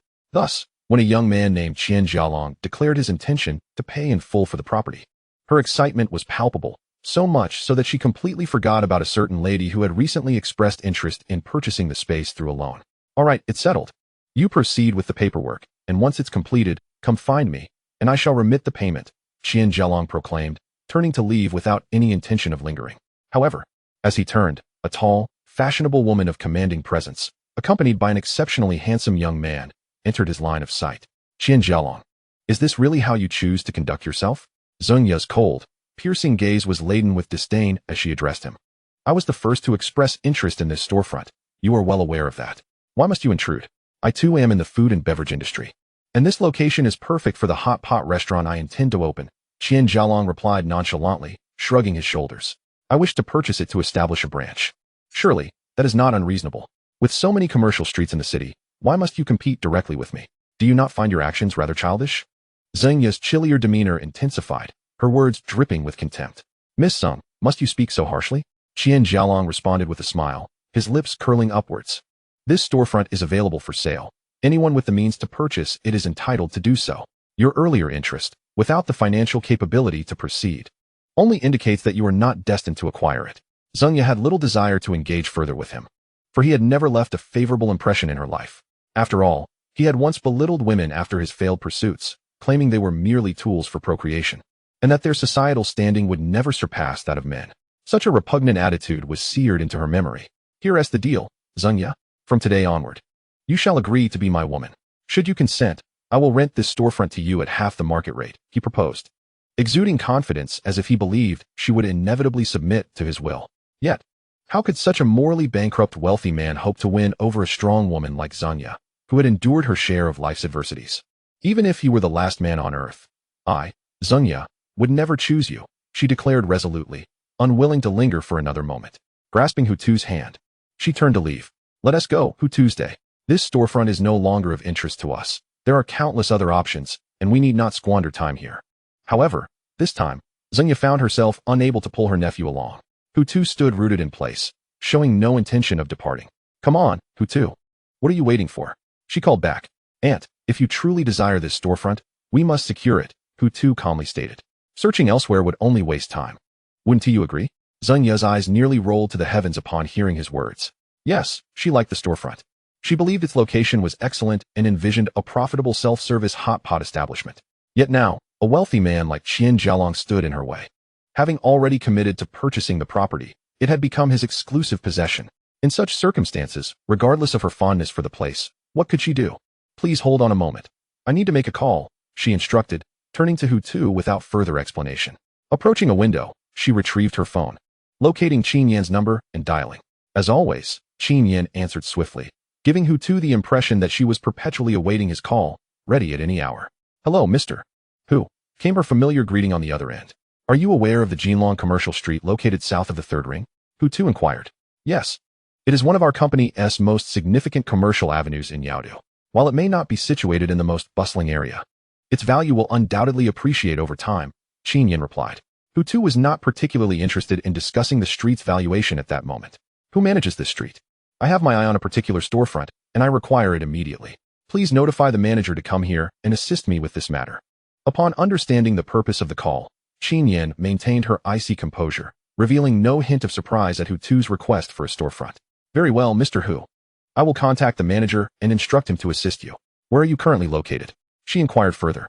Yes, I am across from a self-service restaurant called Swan. This space used to be a cyber cafe, which has remained vacant since its closure, Hu Tu responded. Understood. I will reach out to the manager immediately to ensure he attends to you, Qin Yan affirmed before they concluded their conversation. As Hu Tu hung up, the others, Zheng Ye, the wealthy Qian Jialong, and the attractive saleswoman Zhu Yi, all exchanged bewildered glances. Each furrowed brow spoke of their skepticism as they processed Hu Tu's words, which suggested he possessed ownership over Jinlong Commercial Street, as if acquiring any storefront there was merely a matter of his command. Yet, how could a young man in his 20s possibly hold such vast wealth? After all, Jinlong Commercial Street belonged to the Jinlong Group, and this unfamiliar youth had no apparent ties to it. Who is he, Zheng? Qian Jialong's expression darkened, his annoyance evident. Did he just refer to you as aunt? Could he be your nephew? But if so, his audacity is utterly absurd. To summon the street's manager to handle this matter, what arrogance! His disdain was palpable, and Zheng Ye found herself at a loss for a retort. In truth, she found herself in quite an awkward predicament, a discomfort that was naturally a consequence of Hu Tu's earlier remarks. One might ponder. Even the act of borrowing 200,000 from her aunt necessitated a protracted period of hesitation, and as of now, there was still no indication of such a loan being granted. Yet, this very nephew audaciously uttered words that seemed to imply a desire to bestow the ownership of this establishment upon her. Sir, may I inquire as to your identity? Zhu Yi refrained from mocking him and instead posed her question with courteous interest. I am Hu Tu, Hu as in Hu Gu and Tu as in journey, he replied, deliberately omitting any mention of his status as the owner of Jinlong Group. Such declarations, when spoken aloud, would only elicit laughter from outsiders. After all, Hu Tu's prominence had not yet reached the media spotlight as consistently as the two young Ma figures had. His solitary brush with viral fame came about through a Weibo post related to Su Shi Group's Su Yan, which only maintained its popularity for a fleeting 2 days before being overshadowed by a certain actor's television drama. "Mr. Hu, are you an employee of Jinlong Group?" The attractive saleswoman, Zhu Yi, inquired once more. "One could say so," Hu Tu responded, his tone betraying uncertainty. As the owner of Jinlong Group, he hardly qualified as an employee, yet he was indeed a member of the organization, rendering the label somewhat appropriate. "Ms. Zhu, why are you still standing there? Shouldn't you be attending to the necessary paperwork?" The conversation between Zhu Yi and Hu Tu stirred discontent in Qian Jialong's heart, prompting him to interject coldly. "I am a busy man, and I would prefer not to have you procrastinate on work matters."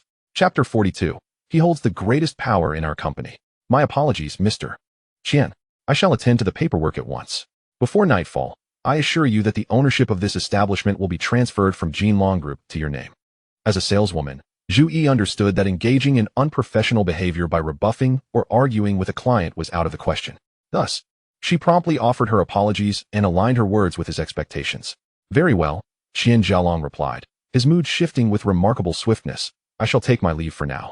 Do remember to call me once the paperwork is completed." "Of course, Mr. Qian, I will certainly reach out to you," Zhu Yi assured him. Despite her underlying guilt towards Zengya, who also desired to acquire this establishment, Zhu Yi could not turn down the prospect of earning a substantial commission of 20,000 through an all-cash purchase. Therefore, she resolved to apologize to Ms. Zeng later and soothe her feelings. "Zengya, should you genuinely wish for this establishment, you might consider the conditions I proposed." Before departing, the outwardly respectable Qian Jialong approached Zengya with a more lascivious demeanor. "If you agree to be with me, I could even waive the rent and lend you the place without charge." "Leave promptly. There's no need for such nonsense," Zengya retorted, her disdain multiplying with each passing moment. "Even if you were to give me the establishment, I would never acquiesce." "Very well, since you feel that way, I will not press further," Qian Jialong replied with a slight smile, seemingly unfazed by her aversion. However, before departing, he could not resist adding, "There are countless beautiful women in the world. If you do not fancy me, others surely will." With that, he turned his back and strode forth with an air of superiority. Yet, barely had he taken a few steps when a balding, rotund middle-aged man, whose belly resembled that of a pregnant woman yet stood under 6 feet tall, rushed up the stairs, his new leather shoes squeaking with haste, and burst into the long vacant establishment, the dust gathering on the floor attesting to its neglect. His hurried arrival left beads of sweat glistening on his drooping flesh and bald head as he gasped for breath. General Yi, upon seeing this out-of-breath, portly gentleman, the beautiful saleswoman Zhu Yi gasped in surprise. The source of her astonishment lay in Hu Tu's earlier mention of wanting the manager of Jinlong Commercial Street to make an appearance. Initially, she had assumed it was mere pretense, yet here was General Yi indeed, arriving just after Hu Tu's words. Mr. Hu, Yi Yuan, the manager, quickly scanned the scene and approached Hu Tu, bowing respectfully despite his labored breathing. Even in his state of exhaustion, he introduced himself. "I am Yi Yuan, the manager of Jinlong Commercial Street. You summoned me, indicating your interest in this establishment, correct?" Well aware of Hu Tu's stature, Yi Yuan understood that any request made by this esteemed figure would be met with compliance, barring any immoral demands concerning his life or family. "Indeed, I intend to gift this establishment to my aunt, the lady beside me," Hu Tu stated calmly, gesturing towards his aunt. "Please expedite the necessary paperwork. She plans to open a hot pot restaurant here. Oh, and do assist her with the renovations as well, ensuring they align with her specifications." "Of course, Mr. Hu. I will carry out your instructions without hesitation. After transferring the establishment to your aunt, I will ensure the renovations are completed according to her desires." Without a moment's pause, Yi Yuan readily agreed. This establishment was, after all, Mr. Hu's property, and the funds for renovations would also come from him. What objection could he possibly have? It was simply his duty to fulfill the boss's orders. "All right, aunt, this establishment is now yours. Are you pleased?" Hu Tu turned to his aunt, who stood in stunned silence, a smile gracing his lips. At that moment, Zengya was not merely astonished, she was also struck by a profound shock. What manner of person was her nephew? To claim ownership of a store in Jinlong Commercial Street so effortlessly seemed a privilege reserved for the upper echelons of Jinlong Group's headquarters. How could her nephew, having graduated from university only a few years prior, possibly ascend to such heights? "What is going on? Who are you?" Qian Jialong barked at Yi Yuan, bewildered by the unfolding events. I have already purchased this establishment. Are you aware of that? If I own it, then it is mine. And you have no right to unilaterally transfer it to someone else without my consent. Turning his gaze coldly towards Qian Jialong, Yi Yuan could hardly be bothered to respond. Instead, he addressed the beautiful saleswoman Zhu Yi. This establishment has not yet signed a contract, correct? Yes, General Yi, no contract has been signed. And no payment has been made, Zhu Yi confirmed. Very well, then. This response left Yi Yuan exceedingly satisfied. And he continued, please inform this gentleman that we will not be selling this establishment. Our general manager who requires this space as a gift for his aunt to open a hot pot restaurant. Understood, Mr. Yi. I will communicate that to him, came the reply. Out of curiosity, Zhu Yi, having finished speaking, could not restrain herself from asking, Mr. Yi, who exactly is this Mr. Hu? The CEO of Jinlong Group. Yi Yuan enunciated clearly, essentially, he is the most powerful figure in our company. A collective gasp escaped the lips of the beautiful saleswoman Zhu Yi, Hu Tu's aunt, and the wealthy businessman Qian Jialong, all displaying expressions of disbelief. This young man, not yet 30, was indeed the newly appointed head of Jinlong Group, Mr. Hu. Hello, Mr. Hu. I apologize for not greeting you when you arrived. Zhu Yi, ever perceptive, quickly bowed at a 45-degree angle to Hu Tu, sincerely offering her apologies after her initial shock. No need for such formality. I merely possess a modest amount of wealth, not unlike a feudal emperor. Hu Tu replied with a friendly demeanor, dismissing the pretense. Please, stand up. Do not remain bent over. It is not good for your health. Thank you, Mr. Hu. With Hu Tu's forgiveness granted, Zhu Yi slowly straightened her posture. How fortunate I am to encounter Mr. Hu here, Qian Jialong, who had previously worn a scowl, transformed into a sycophant, enthusiastically approaching Hu Tu with a polite smile. I have long heard of your esteemed name, Mr. Hu. The online community speaks highly of you, claiming that not only are you wealthy, but you also possess exceptional looks among men. Initially, I was skeptical. However, having met you today, I now understand the truth behind that praise. In the span of a mere minute, Hu Tu's stature and Qian Jialong's eyes soared from the depths to dizzying heights. All due to one reason. Hu Tu's wealth eclipsed his own, although Qian Jialong's affluence was quite substantial, even rivaling that of formidable businesswomen like Zanya. It paled in comparison to that of a true magnate such as Mr. Hu. With close to 100 million in savings and a total net worth nearing 300 million when considering his numerous outlets in first-tier cities, Qian Jialong's fortune, while impressive, was still insignificant against Hu Tu's. Mr. Hu, I regret the unpleasant remarks I made earlier. I hope you can overlook them, Qian Jialong continued, his tone excessively conciliatory. Had you revealed your identity upon arrival, I would not have dared to contest you for this establishment, which rightfully belongs to you. His courteous words flowed one after another, despite Hu Tu's apparent disinterest in engaging him. Mr. Hu, please continue your conversation. I just remembered I have matters to attend to at my store, Qian Jialong abruptly announced. Sensing the awkwardness in the air and seizing the opportunity to excuse himself, he hastily turned and departed, nearly bounding down the stairs in his eagerness to leave. Following the transfer of the establishment to his aunt's name, Hu Tu entrusted all the tedious details to Yi Yuan, who would liaise with his aunt to ensure the renovations were executed according to her specifications. After concluding these discussions, Hu Tu and his aunt departed, escorted by Yi Yuan and the lovely saleswoman Zhu Yi. Wait a moment, Mr. Hu. Just as he had descended the stairs, Zhu Yi's voice echoed behind him. He soon heard the rhythmic clacking of her high heels as she hurried down the steps. Upon turning around, he found her somewhat attractive face close at hand. Mr. Hu, here is my contact information. If you require anything, please feel free to call the number on this paper. Her cheeks flushed with nervousness and shyness as she thrust the crumpled piece of paper into Hu Tu's hand, her gaze dropping to the ground, avoiding his eyes. Hu Tu said nothing. He understood that wealth often attracted women who sought to flatter. Let us go, aunt, he remarked, and together they walked side by side, blending into the bustling crowd, barely having walked a short distance.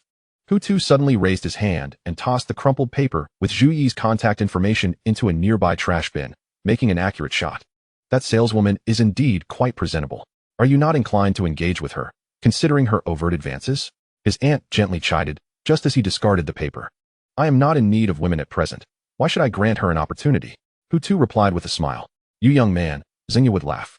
In the past, such a statement would have earned you a thorough scolding. However, having acquired a store and learned of your billionaire status, I shall refrain from reprimanding you. His aunt conceded. Indeed, you are now wealthy enough not to lack for female company. Subsequently, Hu Tu invited his aunt to ride in his newly purchased Rolls-Royce Phantom, escorting her back to her workplace. Throughout the journey, she refrained from asking any intrusive questions that might annoy him, such as, when did you become the CEO of Jinlong Group? Or how did you suddenly acquire such wealth?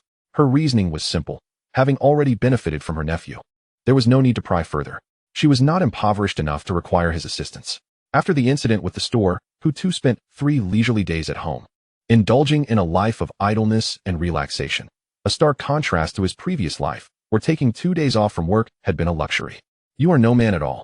After enjoying a strawberry ice cream crafted by the lovely housekeeper Yangmi, Hutu's phone, carelessly tossed on the sofa, suddenly rang. Upon glancing at the screen, he saw it was his younger sister, Hu Jiao, calling. Ever since she was promoted to sales manager, they had not been in touch for some time, and it seemed she had forgotten about her older brother. As Hutu swiped across the screen, he answered the phone. Brother, could you do me a favor? A classmate of mine is arriving in Yaodu in an hour at the international airport. Can you go pick her up? Her name is Chen Shui. I'm really busy right now and can't spare the time. I would greatly appreciate it if you could make the effort to go in person. I've sent her your photo. She won't recognize anyone else but you. His sister spoke rapidly, yet her message was crystal clear. Hutu understood everything after just one listen. Just as he contemplated asking about her classmate's appearance, his sister spoke again. I'll send you her photo via WeChat shortly. Just head over to find her.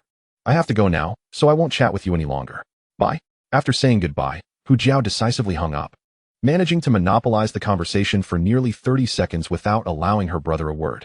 Left in a state of bewilderment, Hutu wondered just how busy his sister truly was. Her fast-paced speech was one thing, but she hadn't even sought his consent or inquired about his availability before abruptly ending the call. If she weren't family, Hutu might have found her insufferable. With a soft chime, his WeChat notified him of a new message. He opened it, and, as he anticipated, it was from his sister, Hu Jiao. The message contained a photo of a young woman. In the image, the girl wore light makeup, her hair pulled back, revealing her fair and full forehead, clad in a form-fitting black turtleneck sweater that accentuated her curvaceous figure. Her lower half was adorned with tight black leggings, which, at first glance, resembled stockings. Though her legs were completely encased in the leggings, their long and straight form hinted at a promise of enduring allure.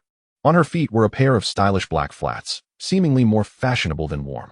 This photograph lacked the excessive beautification and editing often seen among internet celebrities. It captured a genuine moment taken with a smartphone's rear camera. Under such conditions, the girl's attractiveness could easily earn an impressive score of 85, suggesting she was quite popular in real life. What is Chen Shui like? Hutu mused, stroking his chin as he gazed at the photo. Not wanting to dwell too long, he put away his phone and rose from the sofa. With his sister arriving in Yaodu in an hour, he could not afford to delay. After all, the journey from his location to the international airport would take nearly an hour, barring any traffic. Upon stepping outside, Hutu settled into his newly acquired Rolls-Royce Phantom. As soon as he was comfortably seated, Kai Wan, who served as both driver and part-time bodyguard, started the engine, and they began to glide away. Fortunately, the peak rush hour had passed, resulting in relatively light traffic. After navigating the highway, they reached the international airport in less than 40 minutes. The airport was as bustling as ever, with throngs of people milling about. As was customary, some hurrying to catch flights, others there to send off loved ones, while yet more awaited arrivals, including tearful couples seemingly facing the trials of long-distance relationships. Parting ways with Kai Wan, Hutu approached the designated pickup area alone. He was not the only one there. A multitude of ordinary citizens joined him, totaling at least 100. However, he did not spot any of the frenzied female fans typically seen at airports greeting their idols. During his numerous visits to airports over the years, Hutu had never witnessed such bizarre scenes that were commonplace online. This underscored the notion that many aspects of reality are not as exaggerated as portrayed on the internet. 10 minutes passed, and Hutu continued to wait, his gaze oscillating between the photo of Chen Shui and the direction of the arrivals. Yet, his eager anticipation yielded no sign of her. Has she arrived yet, little sister? He finally sent her a message on WeChat, which he had added during his journey through his sister as an intermediary. The purpose of adding her was to facilitate communication regarding her travel plans, allowing him to gauge how long he would need to wait. Yes, I'm almost there. The plane is about to land, but I need to turn off my phone now. We'll chat later. Chen Shui, aboard the aircraft, received Hutu's message just as she was preparing to power down her device, compelling her to respond quickly before pressing the power button. At the T3 terminal of Yaodu International Airport, Hutu received her message, and upon learning that the plane was descending, his earlier impatience began to dissipate. The sensation of waiting for someone can be quite unbearable, and this was not Hutu's first encounter with such feelings. In his past relationships, he had often found himself waiting during dates, and those waits had typically been longer than this one. 5 minutes later, as Hutu's gaze remained unenthusiastic, a crowd began to emerge from the arrival gate. Among them were several foreigners, two couples walking side by side, seemingly tourists in Yaodu. At that moment, Hu Tu raised a sign he had prepared earlier, emblazoned with the name Chen Shui in large, bold letters. With this sign, even if he failed to recognize Chen Shui at first glance, she would surely be drawn to it and seek him out. Just as the passengers from the flight trickled out, a woman with skin as smooth as milk, exuding a hint of allure and wearing black high heels and a snug black sweater, emerged from the gate, clutching an LV bag. Her arrival immediately captured Hu Tu's attention. He stared at her exquisitely made-up face for about 3 seconds before concluding that she was indeed his sister's classmate, Chen Shui. The real Chen Shui appeared more mature than the girl in the photograph, almost matching his age, likely due to her heavier makeup. As she stepped out, she instantly noticed Hu Tu and the prominently held sign displaying her name. Subsequently, she made her way directly towards Hu Tu. Her expression no longer the icy beauty it had been moments ago, but rather adorned with a warm smile. "You must be Hu Jiao's brother, Hu Tu?"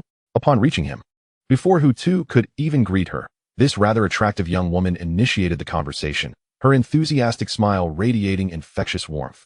"Yes, I am Hu Tu. You must be Chen Shui, Hu Jiao's classmate," Hu Tu responded. "Indeed, that's me, Chen Shui. I had initially hoped Hu Jiao would come to pick me up, but she was tied up and sent you instead. I feel a bit embarrassed for troubling you both with my arrival," she admitted, acknowledging her inconvenience. "Oh, it's no trouble at all," Hu Tu reassured her. "I had nothing pressing to do at home, so coming out to stretch my legs is quite pleasant." In an effort to put her at ease, he portrayed himself as a good Samaritan, offering kind words. Just as the two were about to leave the airport, a voice suddenly called out, "Chen Shui, please wait." The speaker was a young man, appearing several years younger than Hu Tu, yet undeniably overshadowed by Hu Tu's charm. Chapter 45. The showy classmate Hu Tu and Chen Shui halted in their tracks at the young man's call. They turned to see a gentleman with an elegant appearance, sporting glasses and clad in a sharply tailored black suit, standing nearly 6 feet tall. "Dai Jia," Chen Shui exclaimed, her bright eyes widening in recognition. "Do you know him?" Hu Tu inquired. "Yes, he is my classmate, from university." "Hu Jiao knows him as well?" Chen Shui nodded, reflecting on the serendipity of encountering a college mate right after landing. During her time studying in Yaodu, such encounters had been rare, given their shared academic history. Hu Tu found little reason to interject. It was only natural for classmates, having not seen each other in years, to exchange pleasantries and reminisce. "Chen Shui, why didn't you let me know you were coming to Yaodu? We're classmates, not strangers," the young man, Dai Jia, approached with warmth, completely ignoring Hu Tu, who stood beside Chen Shui. "Thank you, Dai Jia, but I mentioned to Hu Jiao that she would be picking me up. I wouldn't want to impose on your busy schedule," Chen Shui replied politely, acknowledging his concern while maintaining her boundaries. "How can you say that, Chen Shui? We've known each other for 5 or 6 years. We are quite familiar with one another. If you were to reach out, no matter how busy I am, I would make time to come and get you," Dai Jia insisted, his tone laden with unmasked affection, before abruptly shifting to a more assertive demeanor. "In the future, if you come to Yaodu, you needn't call Hu Jiao. Just summon me, and I will be at your service." Dai Jia's fervor left Chen Shui feeling a bit overwhelmed, rendering her expression somewhat awkward. Yet, in consideration of his feelings, she politely nodded, feigning agreement, all the while resolving not to seek his assistance on future visits to Yaodu. "Chen Shui, who is this?" Dai Jia, sensing the conversation was not flowing smoothly, redirected his attention to Hu Tuesday.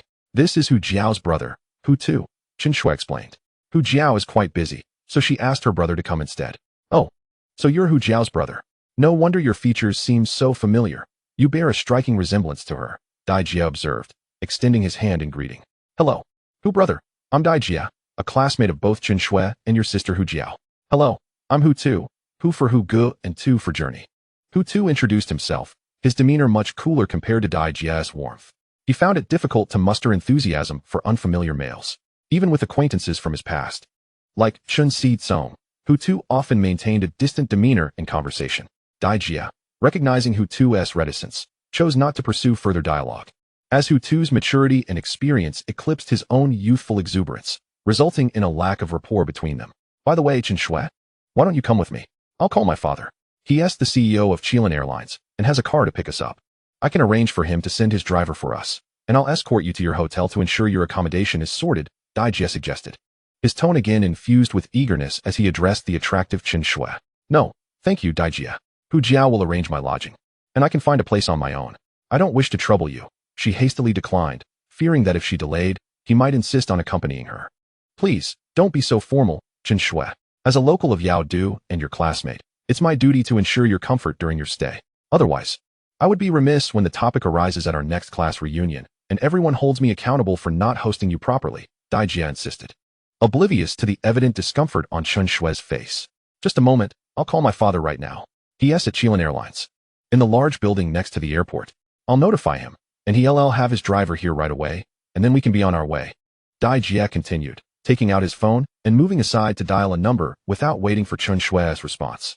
Standing there, Hu Tu and Chen Shue remained rooted in place. Chen Shue's expression shifted from annoyance to resignation as she grappled with Dai Jia's relentless demeanor. She found his eagerness to flaunt his connections, his father's status as CEO of Chilean Airlines, rather exasperating. In contrast to Chen Shue's fluctuating emotions, Hu Tu maintained a steady composure. Frankly, he was indifferent to who welcomed his younger sister's classmate. However, Dai Jia's abrupt interjection felt somewhat irksome, even to Hu Tu, who typically possessed a generous spirit. Moreover, Dai Jia's emotional intelligence appeared severely lacking. Had he been in Hu Tu's position, he would have first consulted Hu Tu before making arrangements for Chen Shue, showing a modicum of respect by seeking his consent prior to contacting his father for assistance. Why did he insist on taking matters into his own hands, effectively commandeering Chen Shue's arrival? Yes, at Terminal 3, Hu Tu replied, his patience fraying slightly.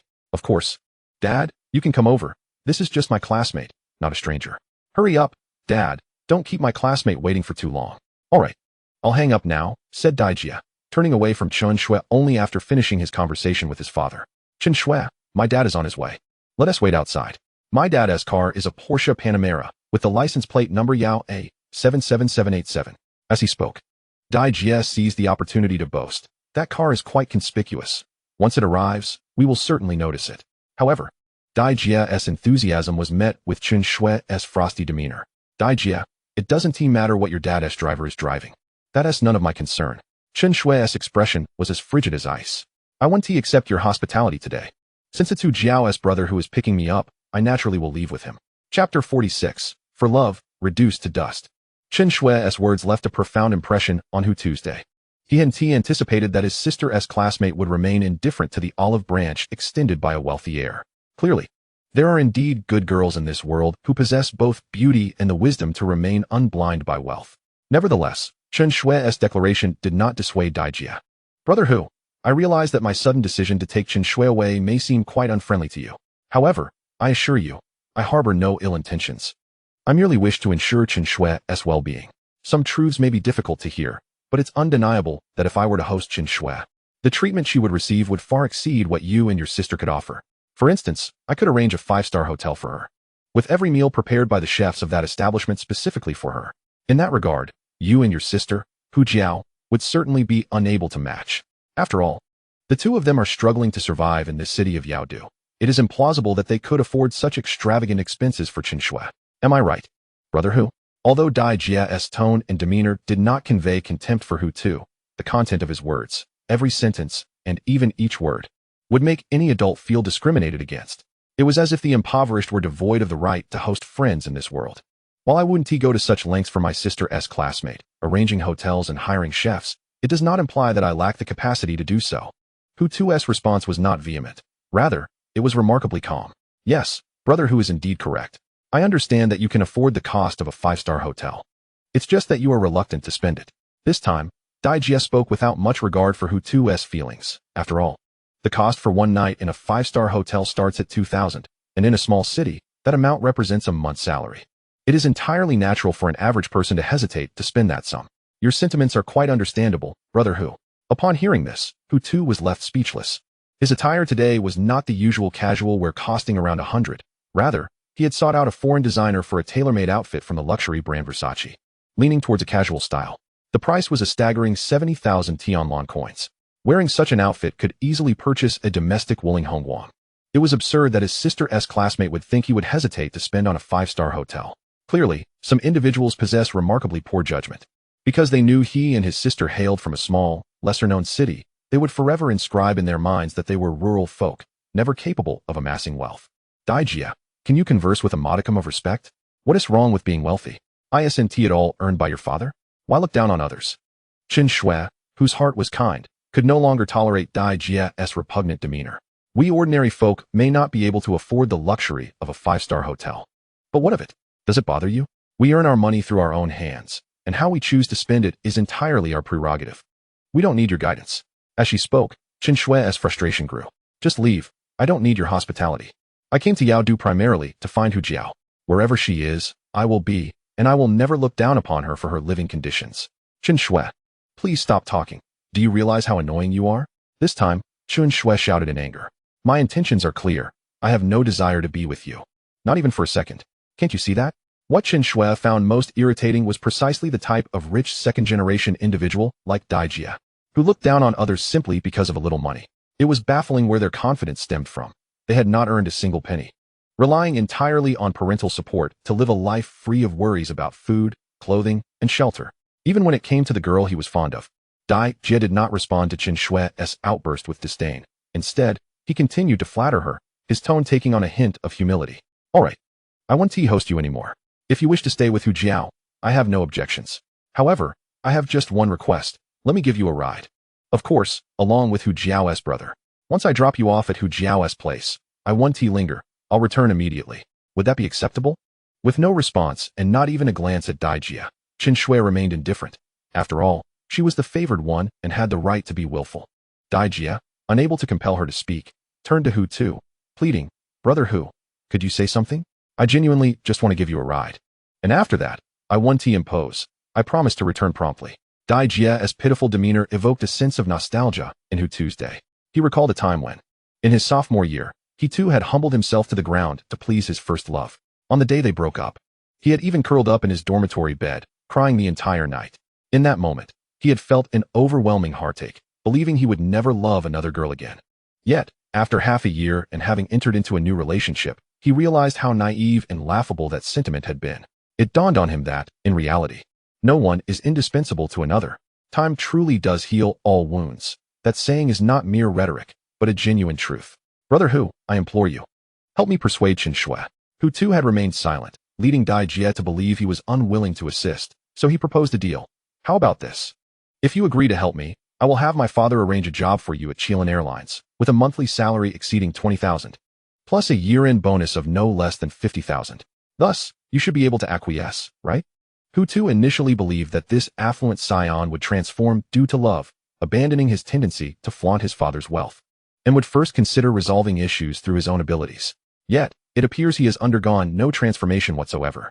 Chapter 47. You must recognize me, right? What is your father's name? Hu Tu shifted the conversation, posing the question to him. Is a monthly salary of 20,000 merely a matter of utterance? If it were truly as Dai Jia claimed, that his father could leverage his position to facilitate this matter, then his father, within Chilean Airlines, is certainly not someone who engages in practical affairs. Such an individual, occupying the role of a CEO, earning a lavish salary while staying in five-star hotels without a hint of concern, is nothing but a drain on Chilean Airlines' resources. Although Hu Tu is not particularly bothered by that small sum, he does harbor significant objections to maintaining a wastrel on such a salary. My father is Dai Jun, the Secretary General of Chilean Airlines. Dai Jia mistakenly assumed that Hu Tu was inquiring about his father's position and quickly added, Rest assured, Brother Hu, as long as you agree to my conditions and persuade Chen Shui, I guarantee that position will not pay less than 20,000 a month. Hu Tu quietly committed the name Dai Jun to memory. At that moment, Dai Jia, standing opposite him, suddenly lit up as if a spark had ignited in his despondent eyes. Dad, he exclaimed with palpable excitement, his gaze shifting from Hu Tu to the figure approaching behind him. Behind Hu Tu stood a middle-aged man clad in a black suit, exuding an air of authority. Unmistakably a person of success, this man bore a striking resemblance to Dai Jia, Dai Jun, his father. Following Dai Jun was a young, robust driver with a buzz cut, his expression cold and devoid of emotion. Dad, you finally arrived. If you were any later, my classmate would have left. Dai Jia, resembling a child, darted past Hu Tu toward his father. Dai Jun, doting on his only son, opened his arms wide for an affectionate embrace as his son approached. Dad, my classmate doesn't really want me to see her off. Could you help me out? Dai Jia, exhibiting immense reliance on both his father and mother, sought assistance even before their embrace had fully concluded. Silly son, I'm your father. Of course, I will help you with whatever you wish to accomplish, Dai Jun consoled, patting his son's not-so-broad shoulders. Despite Dai Jia's delicate disposition, which, in fact, was weaker than that of many women, Dai Jun remained unconcerned, knowing he could provide for his son for a lifetime. Dad, I knew you were the best for me. Thank you. Dai Jia expressed his gratitude. As the embrace concluded, The tender affection on Dai Jun's face vanished like mist, reverting to the countenance of a formidable middle-aged man. He then strode steadily towards Hu Tu and Chen Shui. Secretary Dai, you must know who I am, right? At that moment, Hu Tu, who had been facing away from Dai Jun and his son, pivoted and locked his gaze onto Dai Jun's eyes, speaking with calm assurance. Upon recognizing Hu Tu's familiar visage, Dai Jun's expression shifted rapidly to one of astonishment. As the absolute owner of Chilean Airlines, how could he not recognize Mr. Hu? Although they had yet to meet in person, Dai Jun had certainly seen the esteemed figure's photograph countless times, if not 1,000, then at least 800. Thus, Hu Tu's youthful and handsome visage was indelibly etched in his memory. Without further delay or pretense, Dai Jun hastily approached, bowing at a 45-degree angle, and respectfully greeted, Mr. Hu, greetings. As Secretary General of Chilean Airlines, I, of course, recognize you. After all, you are the one who signs my paycheck, not anyone else. That is well, as it is only fitting for you, as Secretary General, to be acquainted with me. Not knowing would be a grievous dereliction of duty, Hu Tu replied. Indeed, you are correct. Mr. Hu, while the most junior employees might be oblivious to your identity, those of us at headquarters must be well informed about you, Dai Jun concurred. Not daring to contradict Hu Tuesday. The exchange between the two was met with disbelief by Dai Jie and Chen Shui, particularly by Dai Jie, who could hardly fathom that his father, the Secretary General of Chilean Airlines, would show such deference to Hu Jiao's brother, a young man hailing from a rural town of little renown. Dad, brother Hu Dai Jie took a few steps forward, wanting to inquire about Hu Tu's true identity. How dare you speak so casually, referring to Mr. Hu as brother Hu in front of him? Have you lost your mind? The moment Dai Jie opened his mouth, Dai Jun's temper flared, and he turned to glare at him, admonishing, hurry and apologize to Mr. Hu. Be mindful in the future. If you continue to be disrespectful, don't expect me to support you any longer. Dai Jie felt utterly aggrieved. Throughout his life, his father had never reprimanded him so sternly. What do you mean by what do you mean? Mr. Hu is the largest shareholder of Chilean Airlines, while you are merely a young lad with nothing to your name. What right do you have to address Mr. Hu so familiarly? Hurry up and apologize. Dai Jun's authoritative voice cut through the air once again, this time emphasizing Mr. Hu's true stature as the principal shareholder of Chilean Airlines, intending to prevent his son from further offending him. Dai Jie, not a fool, understood his father's words. He had even heard that Chilean Airlines had recently transferred all its shares to a single individual. After confirming this with his father, he learned it was indeed true. Not merely a fabrication from some internet user. In that moment, Dai Jie felt as though his face had been slapped hard, burning with humiliation. He had merely wished to boast about himself, yet he found himself confronted by a significant individual who had intentionally kept a low profile. I apologize, Mr. Hu. I will be more cautious in the future. You will always be Mr. Hu in my heart, never merely brother again. With a sincere bow of 90 degrees, Dai Jie earnestly offered his apology to Hu Tuesday. Arise, please, and step aside. I wish to converse with your father. When it comes to those who rely on their parents, Hu Tu remains, as always, unable to muster any enthusiasm. Chapter 48. Father, what should I do? Very well, Mr. Hu. I shall take my leave. As he responded, Dai Jie felt a palpable sense of relief. He had anticipated that Mr. Hu would chastise him for his earlier boastful behavior. Yet, surprisingly, there was no hint of such a reprimand. I apologize, Mr. Hu. This ungrateful son of mine has only known indulgence since childhood, lacking any experience in the business world, hence my ignorance regarding your esteemed position. Once Dai Jie withdrew, his father, Dai Jun, slightly bowed and sincerely apologized, stating, from now on, I shall ensure he is properly guided to understand what is appropriate and what is not. Let us set aside your son for the moment and discuss you, Hu Tu remarked coldly. Just now, your son claimed he could leverage your position to secure me a job with a monthly salary of 20,000, along with a year-end bonus of 50,000. However, the crux of the matter does not lie in your son's offer of employment, but rather in whether you have indeed utilized your position for such preferential treatment. As an elite individual, Dai Jun grasped Mr. Hu's implication before he finished his sentence. It was evident that he harbored a strong disdain for the bureaucracy prevalent among high-ranking officials. In response to Mr. Hu, that was a fabrication by my son. Maintaining his composure, Dai Jun hastily replied, in my professional conduct, I have always been serious, and my subordinates are all competent individuals. There are no idle layabouts who have secured high salaries through mere connections. Are you certain? Are your assertions entirely truthful? Hu Tu pressed. Indeed, I am certain. Dai Jun affirmed confidently. If you doubt my word, you are welcome to visit my office one day to assess the capabilities of my staff.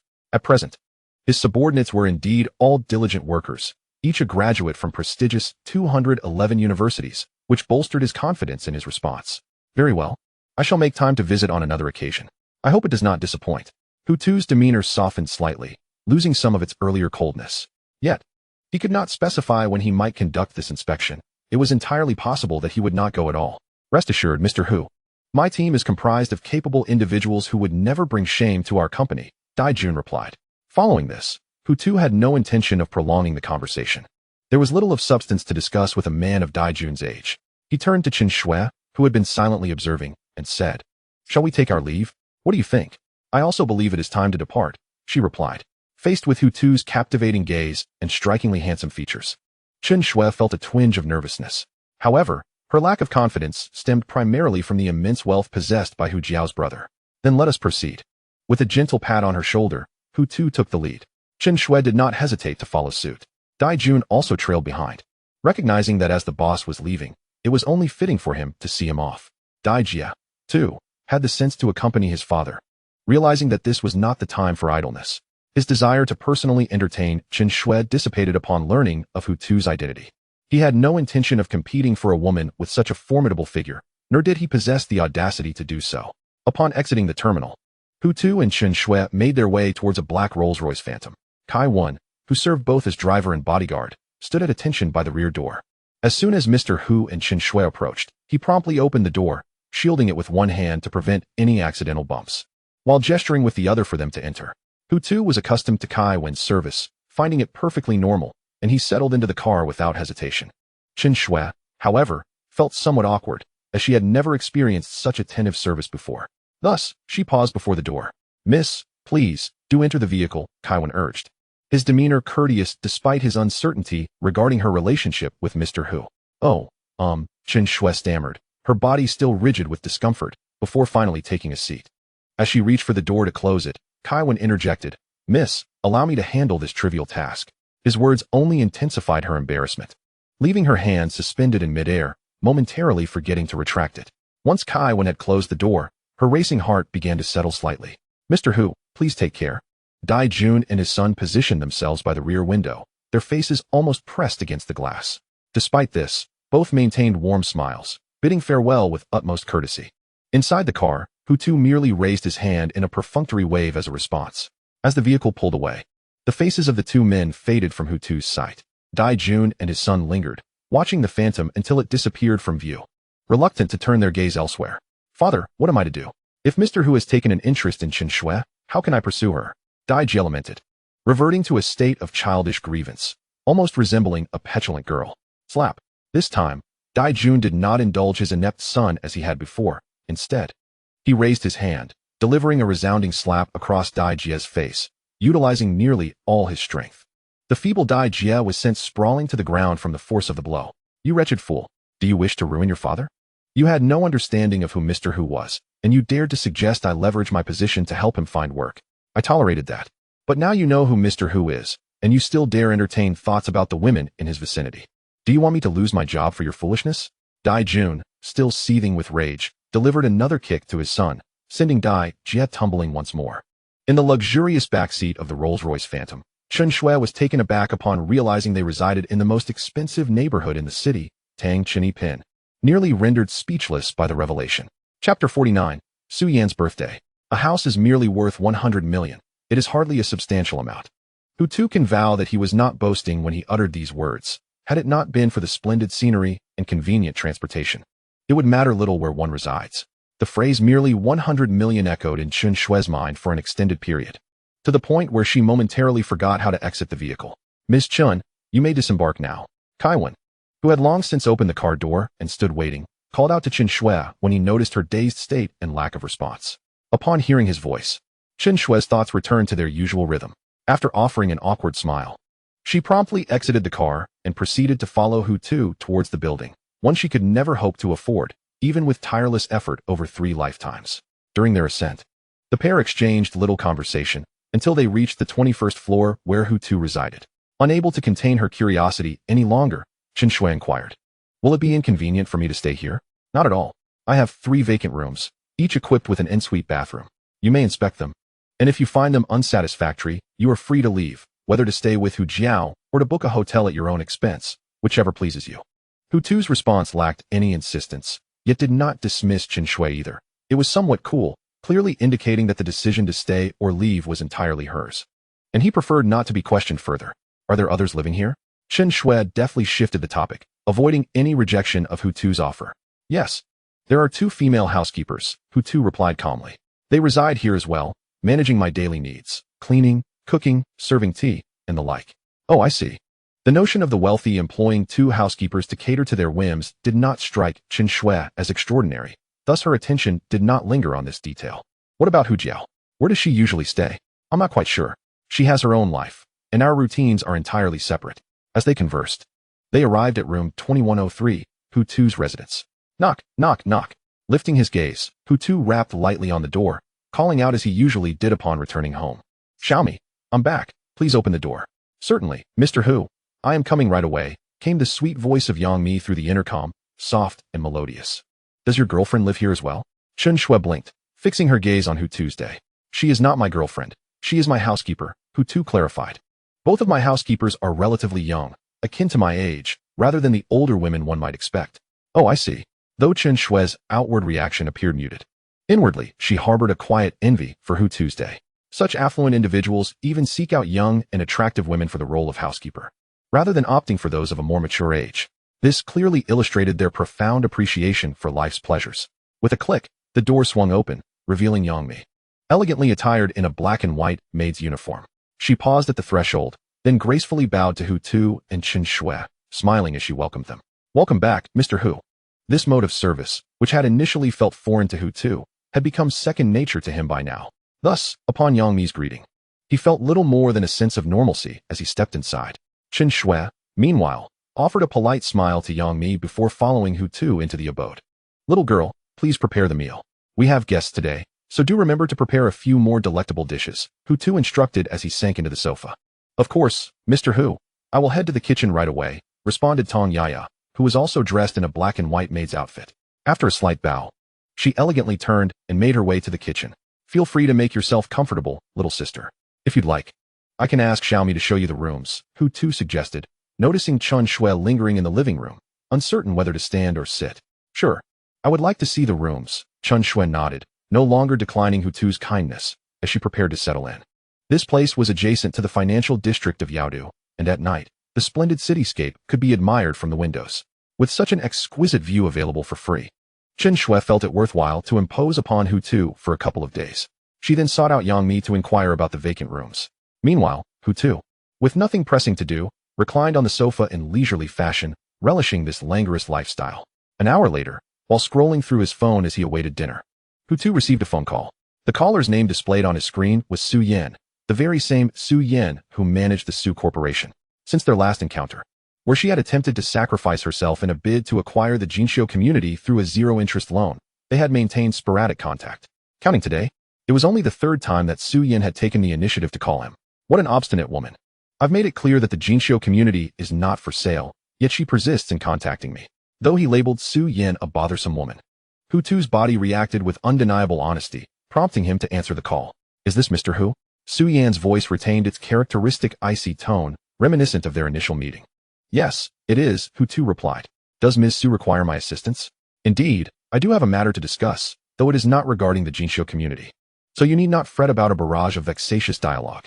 Not concerning the Jinxiu community? Hu Tu expressed surprise. Then what prompted your call?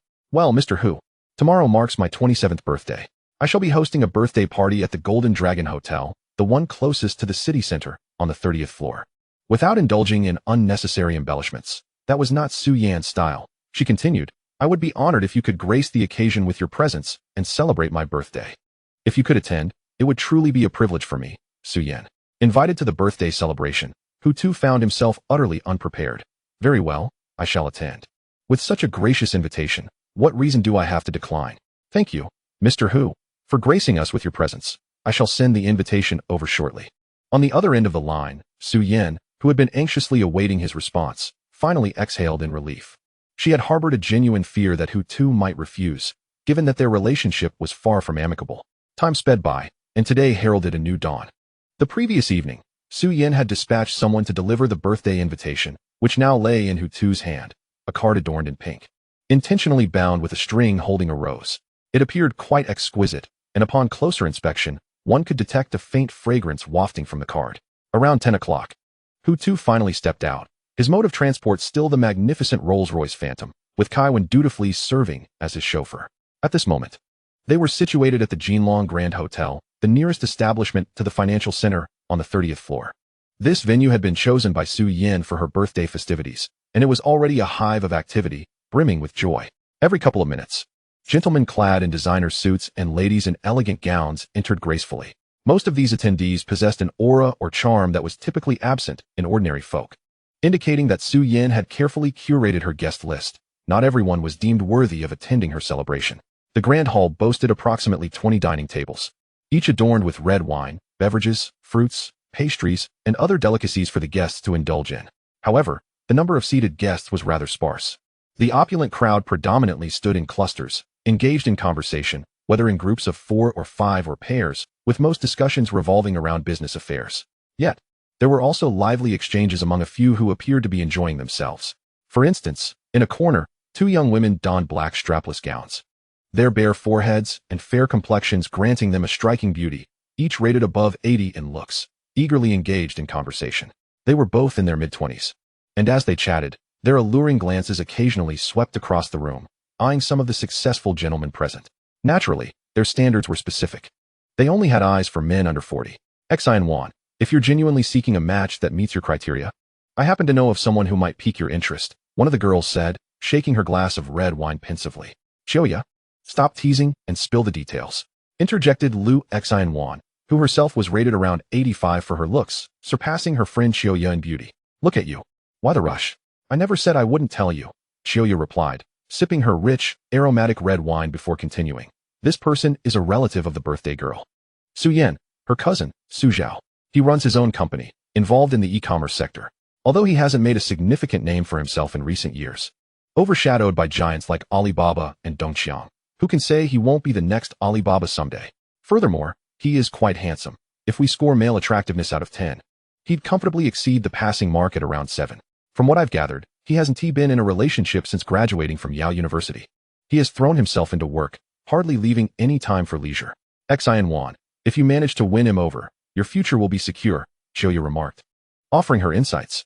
But what if he fails in e-commerce and ends up bankrupt? Lu Xian Wan countered, refusing to be dazzled by the allure of a wealthy lineage. Is there anyone engaged in traditional industries? E-commerce can take years without yielding returns. To be honest, it's not to my liking.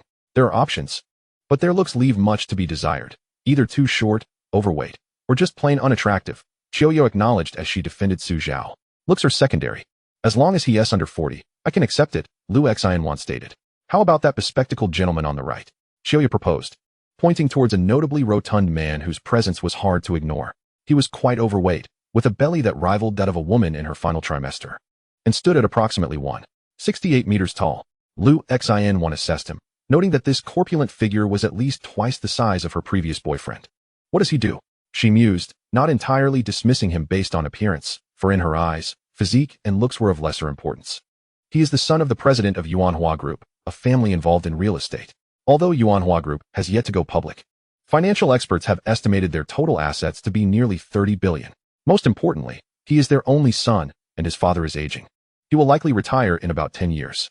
Xian Wan, if you were to become involved with him and eventually marry, the wealth of the Yuan family would soon belong to you. 30 billion is a dream that many women aspire to but few ever attain, Xioya concluded. Chapter 51. Handsome and wealthy, that is the man for me. After hearing her friend's words, Lu Xian Wan felt a flicker of interest in the son of the Yuanhua Group's president. 30 billion was indeed a substantial temptation. Moreover, real estate is a sector that never depreciates. Rather, it appreciates over time. What is his name? Lu Xian Wan inquired. Yuan Song, Xioya responded. Do you have his contact information? I do, but Xian Wan, reaching out via WeChat might not be fruitful. With your beauty, you should take the initiative to make a lasting impression. If he finds you appealing, conversation will flow naturally. After their conversation, they decided to add each other on WeChat for a chat online later. Nothing wrong with that. Lu Xinwan pressed her lips together and said, I'll go over and greet him first. Yes, go for it. I'm here to support you, Xioya encouraged, her free hand forming a fist as she cheered for her dear friend. You should join me, Lu Xinwan replied with a slight frown. I feel a bit embarrassed going alone. What is embarrassing about it? Xioya pushed her playfully. Go on, be more confident. You're a stunning beauty. and men like that are usually quite defenseless against your charm. However, Lu Xinhuan showed no intention of moving. After being nudged, she remained still, adopting a pitiful expression as she looked at her friend. All right, I'll accompany you, Qiuya said with a hint of exasperation. Over the years, Lu Xinhuan had always relied on her. With Qiuya by her side, Lu Xinhuan swayed her hips and walked towards Yuan Song, stepping with a seductive catwalk. Both Lu Xinhuan and Qiuya exuded a captivating femininity, radiating an undeniable allure. To put it bluntly, they were the epitome of seduction. Thus, when they approached Yuan Song, their enchanting presence immediately caught the attention of two young men beside him. Mr. Yuan, do you know those two women? One of the young men in a crew cut inquired. No, Yuan Song replied calmly, shaking his head. They seem to be coming over to flirt. It's quite normal. Nowadays, women are eager to marry wealthy men, the crew cut young man remarked. And since you, Mr. Yuan, are affluent, it's no surprise that women flock to you. The young man's flattery was rather mediocre, causing Yuan Song to merely smile in response without comment. He didn't particularly mind the beautiful women who approached him because of wealth, as he was not foolish enough to invest genuine emotions. For him, it was merely a game to indulge in for fun. Hello, Mr. Yuan. Finally, Lu Xinhuan and Qiuya arrived in front of Yuan Kong. With a radiant smile, Lu Xinhuan initiated a greeting, attempting to present herself as graceful, yet her inherent allure made it impossible for her to appear demure. Hello. Yuan Song responded with a polite smile, not at all put off by her presence. Is there something you need? Actually, there's nothing specific. I'm just a bit bored and wanted someone to chat with, Lu Xinhuan softly replied. But I didn't know whom to approach.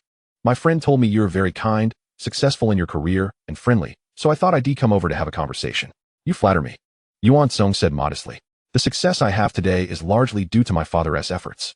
May I ask your name? Before Lu Xinhuan could respond, Yuan Song inquired again.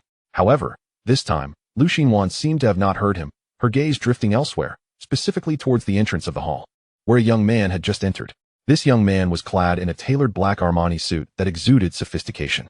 His shoes, from a renowned brand, produced a crisp sound with each step. He possessed an aristocratic aura, and his extraordinary looks overshadowed every other man in the vicinity, regardless of age. CEO Hu Tu of Golden Dragon Group, Lu Xinhuan murmured in astonishment, her expression one of surprise. Suddenly, she disregarded Yuan Song entirely, her mind preoccupied with the striking man who boasted both exceptional looks and a fortune exceeding 300 billion. Lu Xinhuan recognized Hu Tu not because she was well acquainted with the elite circles, but because she had stumbled upon a viral video of him rejecting Su Yan's proposition regarding a valuable piece of land, which had circulated widely on Weibo. After watching that video nearly 100 times, she had memorized his appearance. Apologies, Mr. Yuan, but I just remembered I have some matters to attend to, so I must take my leave, Lu Xinhuan quickly stated, retracting her gaze. We can chat next time. I promise to have a more engaging conversation then. Without waiting for Yuan Song's reply, she turned and walked away, her eyes solely focused on the illustrious Mr. Hu. Yuan Song felt a twinge of disdain as Lu Xinhuan seemingly dismissed him for someone wealthier, his lips twitching involuntarily. He had originally planned to book a suite at the Golden Dragon Hotel after the birthday party to engage Lu Xinhuan further, but it appeared that plan was now thwarted. Yet what could he do? After all, Mr. Hu's financial stature was undeniably more impressive. A wise woman would undoubtedly choose a man of greater wealth and attractiveness. Xinhuan, wait for me. With a forced smile, as she bid farewell to Yuan Song, Qiuya hurried to catch up with Lu Xinhuan. What does this mean? She asked softly as she reached her side. You were just chatting with Mr. Yuan. Why the sudden departure? Qiuya, I've changed my target. I no longer want to pursue Mr. Yuan, Lu Xinhuan candidly declared, her gaze fixed on Hu Tuesday. I believe he is more suitable for me. Handsome, wealthy. He embodies the boyfriend I dream of marrying. Following Lu Xinhuan's line of sight, Qiuya quickly recognized Hu Tuesday. Given her understanding of the wealthy elite, she was well aware of his status. However, she hesitated to support her friend's infatuation. Xinhuan, men like him are never lacking in female attention. Didn't he recently trend on Weibo for rejecting Su Yan? If he is not interested in someone as accomplished as her, what chance do you think you have? Lu Xinhuan, however, held her own convictions. The reason he rejected Su Yan is primarily because her demands were too steep, asking him to sacrifice a piece of land worth 300 billion in exchange for just marriage. She continued, if Su Yan didn't have such conditions, and they were solely focused on romance, I believe they could have been together. In her view, as long as she actively pursued Hu Tu, she stood a chance to capture his heart. Conversely, if she remained passive, merely fantasizing, she would eternally miss out on this opportunity. Determined, Lu Xinhuan viewed Hu Tu as a formidable challenge, akin to bungee jumping or parachuting. You make a valid point. Xiaoya conceded, aligning with her friend's perspective. Since we're both taking the initiative, why not aim for someone wealthier and even more handsome? Although the chances of success are not particularly high compared to those deemed less attractive, should one face rejection, the subsequent disappointment would not be overwhelming. Truly, my dear friend. You understand me best. Lu Xinhuan smiled, giving her best friend a thumbs up. Are you going to approach him now? Xiaoyu inquired. Or shall we wait a bit longer? No need to wait. I'll just go over and have a chat. Merely to get to know him better. Not that I'm preparing to confess, Lu Xinhuan teased. Upon catching sight of the handsome man, she seemed unaware of the additional smile gracing her face. The two friends then walked side by side toward Hu Tuesday. As for Hu Tu, having entered a venue devoid of familiar faces and with no place to go, he found a spot against the wall and sat down. Su Yin was not present at the scene. Hu Tu was unaware of her whereabouts. Hello, Mr. Hu. Lu Xinhuan and Xiaoya approached his table. Xiaoya, perceptively stepping aside, allowed her friend to converse with Mr. Hu without competing for attention. Having married a relatively affluent man, Xiaoya enjoyed a comfortable life post-marriage, with her husband and in-laws treating her well. Thus, she felt no need to risk her marriage by pursuing wealthy individuals, unlike Lu Xinhuan. You too, looking quite enchanting. Hu Tu remarked with a hint of confusion. Do we know each other? Not personally, but we are acquainted with you. Mr. Hu, Lu Xinhuan replied with a smile. We know you from Weibo, as you recently made the trending topics for a particular event, didn't you? With that, Lu Xinhuan took the initiative to sit beside Hu Tu without waiting for an invitation. Hu Tu chuckled, seemingly uninterested in discussing those matters. Mr. Hu, how is your tolerance for alcohol? Lu Xinhuan proactively redirected the conversation, reaching for a bottle of fine red wine. It's acceptable, Hu Tu replied. With nothing else to occupy his time, engaging in conversation with a beautiful woman seemed quite pleasant. Shall we have a drink? Lu Xinhuan proposed. Sure, Hu Tu agreed. And Lu Xinhuan promptly poured 2 glasses, filling each to a quarter. After pouring, she gently handed 1 glass to Hu Tuesday. Thank you. He graciously accepted the wine. They raised their glasses, clinking them lightly before slowly tilting them back to sip the wine while gazing into each other's eyes. Mr. Hu, your tolerance for wine is commendable. Allow me to toast you with another glass. Lu Xinhuan enthusiastically poured Hu Tu a modest half glass, then did the same for herself. Setting down the wine, she lifted her glass once more. Mr. Hu, let us toast again. However, this time, Hu Tu declined with a chuckle. No more? I'm not particularly fond of red wine. If you enjoy it, you're welcome to drink it yourself. His refusal rendered Lu Xinhuan's gesture awkward. Yet she bore no anger or displeasure. She felt she had no right to. Instead, she set down her glass and suggested, then let us just sit and chat. What do you think, Mr. Hu? Please hold on. I need to use the restroom. Hu Tu stood up apologetically. I can't hold it any longer, my apologies. No need to apologize. Nature calls. That's quite normal. Please go ahead. I'll wait for you here, and we can continue our conversation upon your return. Her response was still warm and friendly as she watched him head to the restroom. Inside the restroom, Hu Tu stood at the urinal, genuinely needing to relieve himself and harboring no grievances against Lu Xinhuan.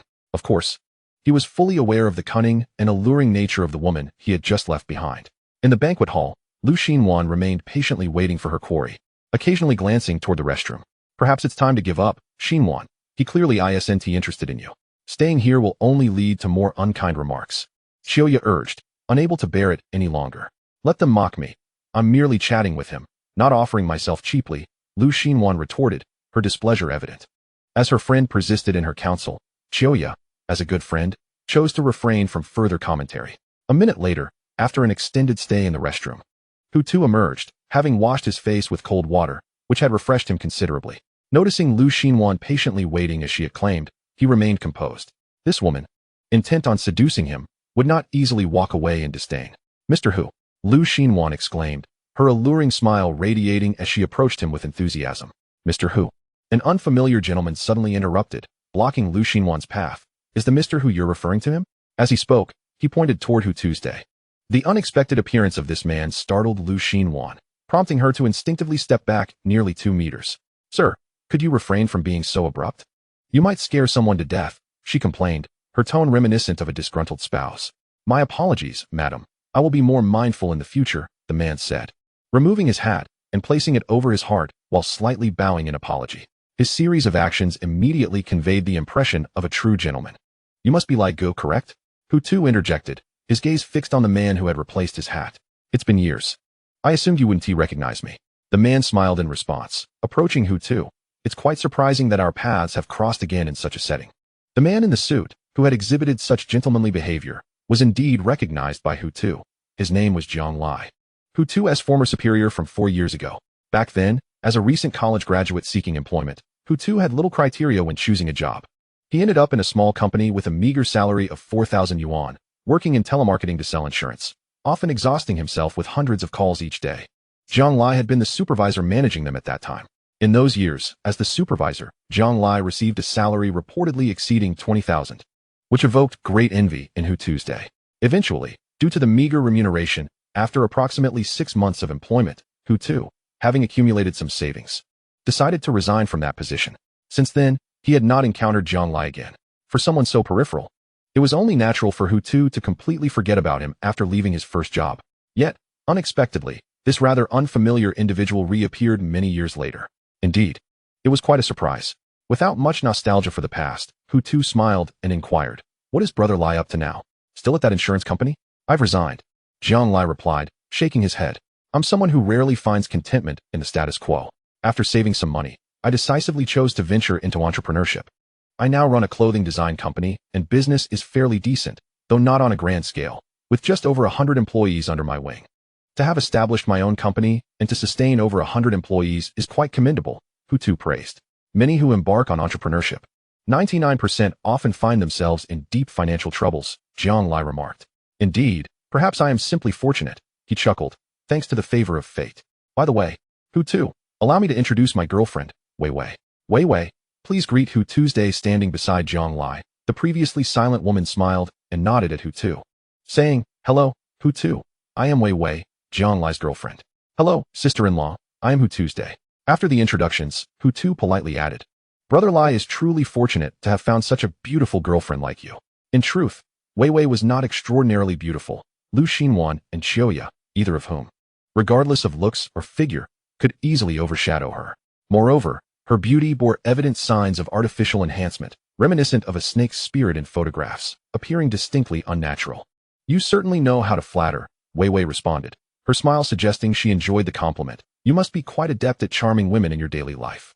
Women, in general, relish praises from men, especially someone like Wei Wei, who evidently placed a significant emphasis on appearance. No, I merely speak the truth," Hu Tu replied. "Mastering the art of deception is indeed a requisite skill for adulthood. Sister-in-law is indeed very beautiful, a compliment I could scarcely extend to others." Hu Tu's second commendation elicited an uncontrollable smile from Wei Wei, though her face appeared too rigid to express genuine laughter. Consequently, her smile, to Hu Tu, seemed a rather unfortunate expression, more akin to weeping than joy. At that moment, Jiang Lai's phone, nestled in his pocket, suddenly rang, seemingly regarding the call with importance. He promptly retrieved his phone, glanced at the caller ID, and then addressed Hu Tu. "Hu Tu, please converse with your sister-in-law while I take this call. My secretary is on the line, likely regarding work matters." "Go ahead, Brother Lai. Work is paramount," Hu Tu replied. Without further ado, Jiang Lai turned and walked away. But only a few steps, remaining within 3 meters of Hu Tuesday. He then answered the call. "Xiaoying, what is it?" "Oh, you're looking for a celebrity endorsement. I see. The fee is 5 million. Who is the celebrity?" "What is their name?" "Wu Tianfan, an idol who recently debuted through a talent show and is quite popular." "How come I've never heard of this name?" Forget it. Do not use such a person. Although our clothing brand is closely associated with youth and fashion, having someone like her endorse us will not boost sales. Xiaoying, please reach out to the agents of Hu Gu or Peng Yuyan and check their rates. If it's under 10 million, I can accept it. Our clothing brand symbolizes hard work and perseverance, but we do not wish to appear ostentatious in these regards. These two actors leave precisely that impression. After conversing for about a minute or two, Jiang Lai ended the call and turned back to Hu Tuesday. "Darling, are we truly seeking celebrity endorsements?" Wei Wei asked, blinking. "Yes, not just endorsements. We also need to advertise, whether on television or online platforms. We must integrate ourselves into both," Jiang Lai asserted with unwavering conviction. "Currently, generating profit is not our primary concern. Establishing the reputation of our clothing brand is what we ought to focus on." "And how much are you planning to invest?" "In the first phase, I am prepared to invest 30 million. After deducting the 1 million for celebrity endorsements, the remaining 20 million will be allocated for advertising," Jiang Lai explained. Although this couple was discussing business matters, Hu Tu, standing beside them, couldn't help but feel that they were deliberately articulating these points for his benefit, or perhaps for the benefit of others attending the birthday banquet. Showcasing their wealth in such an upscale setting certainly added to the allure. "Hu Tu, what about you? What have you been busy with lately?" Zhang Lai shifted the conversation back to Hu Tu after their business discussion. I haven't been up to much, just resting at home, Hu Tu replied. Oh, I see. You seem quite leisurely, Zhang Lai remarked with a hint of self-deprecation. Unlike me, who hardly has any time to rest from dawn till dusk. I spend nearly the entire year working. Although I can earn several tens of millions annually, such a life is incredibly monotonous and profoundly dull. If given a chance to start over, I would genuinely prefer to remain in a small company, serving as a minor supervisor, earning a modest salary. Such a life would be carefree and without worries. A melancholic expression crossed Zhang Lai's face as he reminisced about the past. Brother Lai, you are simply being too hard on yourself. After working for a while, it's advisable to take a couple of days off for yourself, Hu Tu suggested. While earning money is essential, good health is invaluable and irreplaceable. That makes sense, Zhang Lai acknowledged. I will make it a point to carve out some time for myself to rest. Overexertion is indeed detrimental. I have been feeling tense every day lately. As the two engaged in their engrossing conversation, they failed to notice an older gentleman approaching them. This gentleman, around 50 years of age, was mostly bald, with only sparse hair on the sides and back of his head. Observing Hu Tu and Zhang Lai in conversation without interrupting, he stood silently nearby. Eventually, Zhang Lai could no longer contain his curiosity and turned to the man, asking, Sir, may I inquire if you are looking for someone? Yes, I am looking for Mr. Who? Zhang Han replied politely, raising his hand to point at Hu Tu's day. You are looking for me? Hu Tu turned to Zhang Han. What do you need? We don't know each other, do we? Indeed, we have not met, Zhang Han acknowledged. However, Mr. Hu, you need not know me. I know you, and that suffices. Then, what brings you to seek me? Hu Tu asked, puzzled. Well, Mr. Hu, my name is Zhang Han, and I am the founder of the Taiyang Group. We are engaged in the apparel industry, specializing in clothing, footwear, socks, hats, scarves, and gloves. Allow me to introduce myself. Our Sun brand's garments and accessories are sold nationwide. Although our brand may not yet rival the likes of Step, Anta, or Li Ning in renown, it has nonetheless garnered a respectable reputation domestically. With the dedication of our team, I am confident that we shall achieve even greater accomplishments in the future. Reflecting on the Sun brand, Hu Tu remarked, I have indeed seen your clothing online. It is quite commendable. Thank you for your kind words, Mr. Hu, Zhang Han replied with a slight bow, expressing her gratitude. We are also indebted to you, for without your company's substantial investment of 500 million, we would not have reached this point. Hu Tu was unaware of the 500 million investment. The decision-making prowess of Qin Yin surpassed his own, thus he had entrusted her with considerable authority, permitting her to act without his prior notification as long as the investment remained below 1 billion. It is only natural for US to invest, given your company's potential. Hu Tu remarked, devoid of any airs of superiority, particularly as the opposing party could easily be his elder. Keep up the good work, General Manager Jiang. Lead your team to surpass Step and Guarenio, and strive to elevate our domestic brands to prominence. We shall certainly achieve this. It is our goal. Zhang Han responded with another bow. This time, Hu Tu refrained from further comment, merely placing a reassuring hand on the shoulder of the elder figure beside him. Standing nearby, Zhang Lai's expression was one of disbelief. Hu Tu, are you truly that wealthy? Mr. Hu is the proprietor of Jinlong Group. What do you think? Before Hu Tu could respond, Zhang Han preemptively replied. The mention of Jinlong Group caused Zhang Lai's expression to contort further. Are you referring to the domestic real estate company valued at 300 billion? As the words left her lips, Zhang Lai's eyes widened in astonishment. Aside from Jinlong Group, there is no other company of such stature in our country, is there? Upon hearing this, Zhang Han curiously inquired, Little Jiang, you are not still unaware of Mr. Whose true identity, are you? Zhang Lai stiffly nodded. No, Mr. Hu has not disclosed this to me. I have been preoccupied with work these past years, and without any means of contact, I naturally know nothing of his endeavors. Oh, I see, Zhang Han spoke, her tone not overly warm, recognizing their competitive relationship as peers. Zhang Lai, unwilling to engage further with Zhang Han, suppressed his shock and posed a question to Hu Tu. Hu Tu, how did you manage to acquire Jinlong Group? Could you share? That is a secret I am not at liberty to disclose, Hu Tu firmly declined. Understanding Hu Tu's reticence, Zhang Lai, being a man of wisdom, did not press further.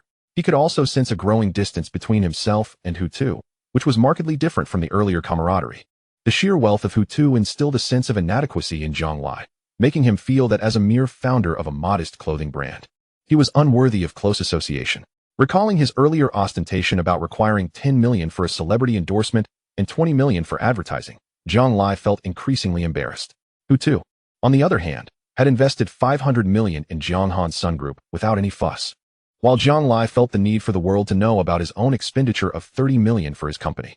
Mr. Hu, I have come to express my gratitude. But there are also other matters I wish to discuss with you. Jiang Han's respectful voice interrupted. You are not out of funds and seeking further investment, are you? Jiang Lai interjected sharply.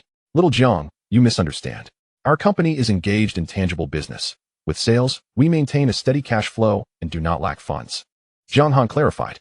I have come to request Mr. Hu to be the spokesperson for our Sun brand. I believe that if such an influential entrepreneur as Mr. Hu were to endorse our Sun Group, our sales would undoubtedly experience a significant surge. This proposition took Hu Tu by surprise. It was unprecedented for a businessman with a net worth exceeding 300 billion to endorse a clothing brand in the country. Typically, entrepreneurs only endorse their own brands.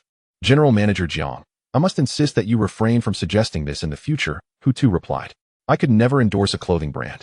That is not my line of work. You should seek out celebrities for such roles, as they are the ones suited for it. Seeing Hu Tu's irritation at her suggestion, Jiang Han was momentarily taken aback. I understand, Mr. Hu. I will not mention it again. It is indeed more appropriate for our Sun clothing brand to seek a celebrity for endorsement. Acknowledging her humility, Hu Tu chose not to pursue the matter further. Yet, mere seconds after Jiang Han finished speaking, Hu Tu's gaze was captivated by a woman in a stunning red gown, exuding an ethereal beauty as she gracefully approached him in 13-centimeter heels.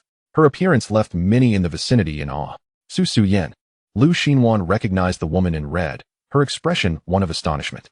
In her memory, Su Yen was typically characterized as a cold and elegant figure, predominantly clad in professional attire of muted tones, black, gray, and white. This vibrant red gown marked a striking departure from her usual wardrobe. Furthermore, the ensemble, complemented by bold red lips, imbued Su Yen with a newfound femininity. In the past, Su Yan's beauty was often described as celestial, enchanting, and aloof. However, today she revealed a more alluring side, an allure untainted and pure, evoking a reluctance to tarnish her grace. As a man of discerning taste, Hu Tu could not help but be captivated by her splendid appearance, his gaze lingering upon her, unable to divert. At that moment, a young man, nearly 187 centimeters tall, possessing model-like physique and striking features, emerged from the crowd, holding a bouquet of roses. With an air of confidence, he approached Su Yan, closing the distance with each elegant stride. Miss Su Yan, happy birthday, he greeted as he reached her, bowing gracefully at a 45-degree angle while presenting her with 99 roses. His gesture was reminiscent of a prince in a fairy tale, offering flowers to a princess. Thank you. Accepting the birthday gift with grace, Su Yan had no reason to decline, offering her polite gratitude in return. Her name is Su Yan, yet she genuinely does not know the name of the other party. In response, Lu Bachin introduced himself politely, stating, Miss Su Yan, I am Lu Bachin, an artist in the entertainment industry. I have been in this field for nearly 5 years and have acted in several television dramas. Oh, so you are Lu Bachin, she remarked, a smile gracing her lips. I recall that your father is a renowned director named Lu Kaiga. Is that correct? Indeed, Lu Kaiga is my father, Lu Bachin replied courteously. I am quite surprised that you are familiar with him. Our Su Group has invested in several films, one of which invited your father to direct, Su Yan explained. I remember that film was quite successful upon its release, garnering substantial profits. The audience's reception was overwhelmingly positive, achieving a score of 85 on Dubon. It is evident that your father is a remarkably talented filmmaker. Of course, he has always been, Lu Bachin thought to himself.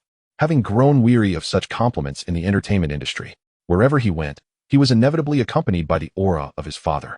Miss Su Yan, I must confess that my visit today serves a purpose beyond merely celebrating your birthday, he said, shifting the topic away from his father. To be honest, I, Lu Bachin, have harbored feelings for you for quite some time. His sudden declaration elicited gasps from the attendees, particularly the younger women present. It is rare to encounter a young man as exceptional as Lu Bachin in this world. Many girls dream of having a perfect boyfriend like him. Yet such a quality man always seems distant and unattainable.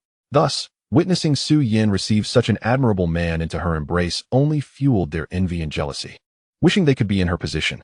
However, in contrast to the surrounding girls, Su Yan's reaction to the confession was markedly composed.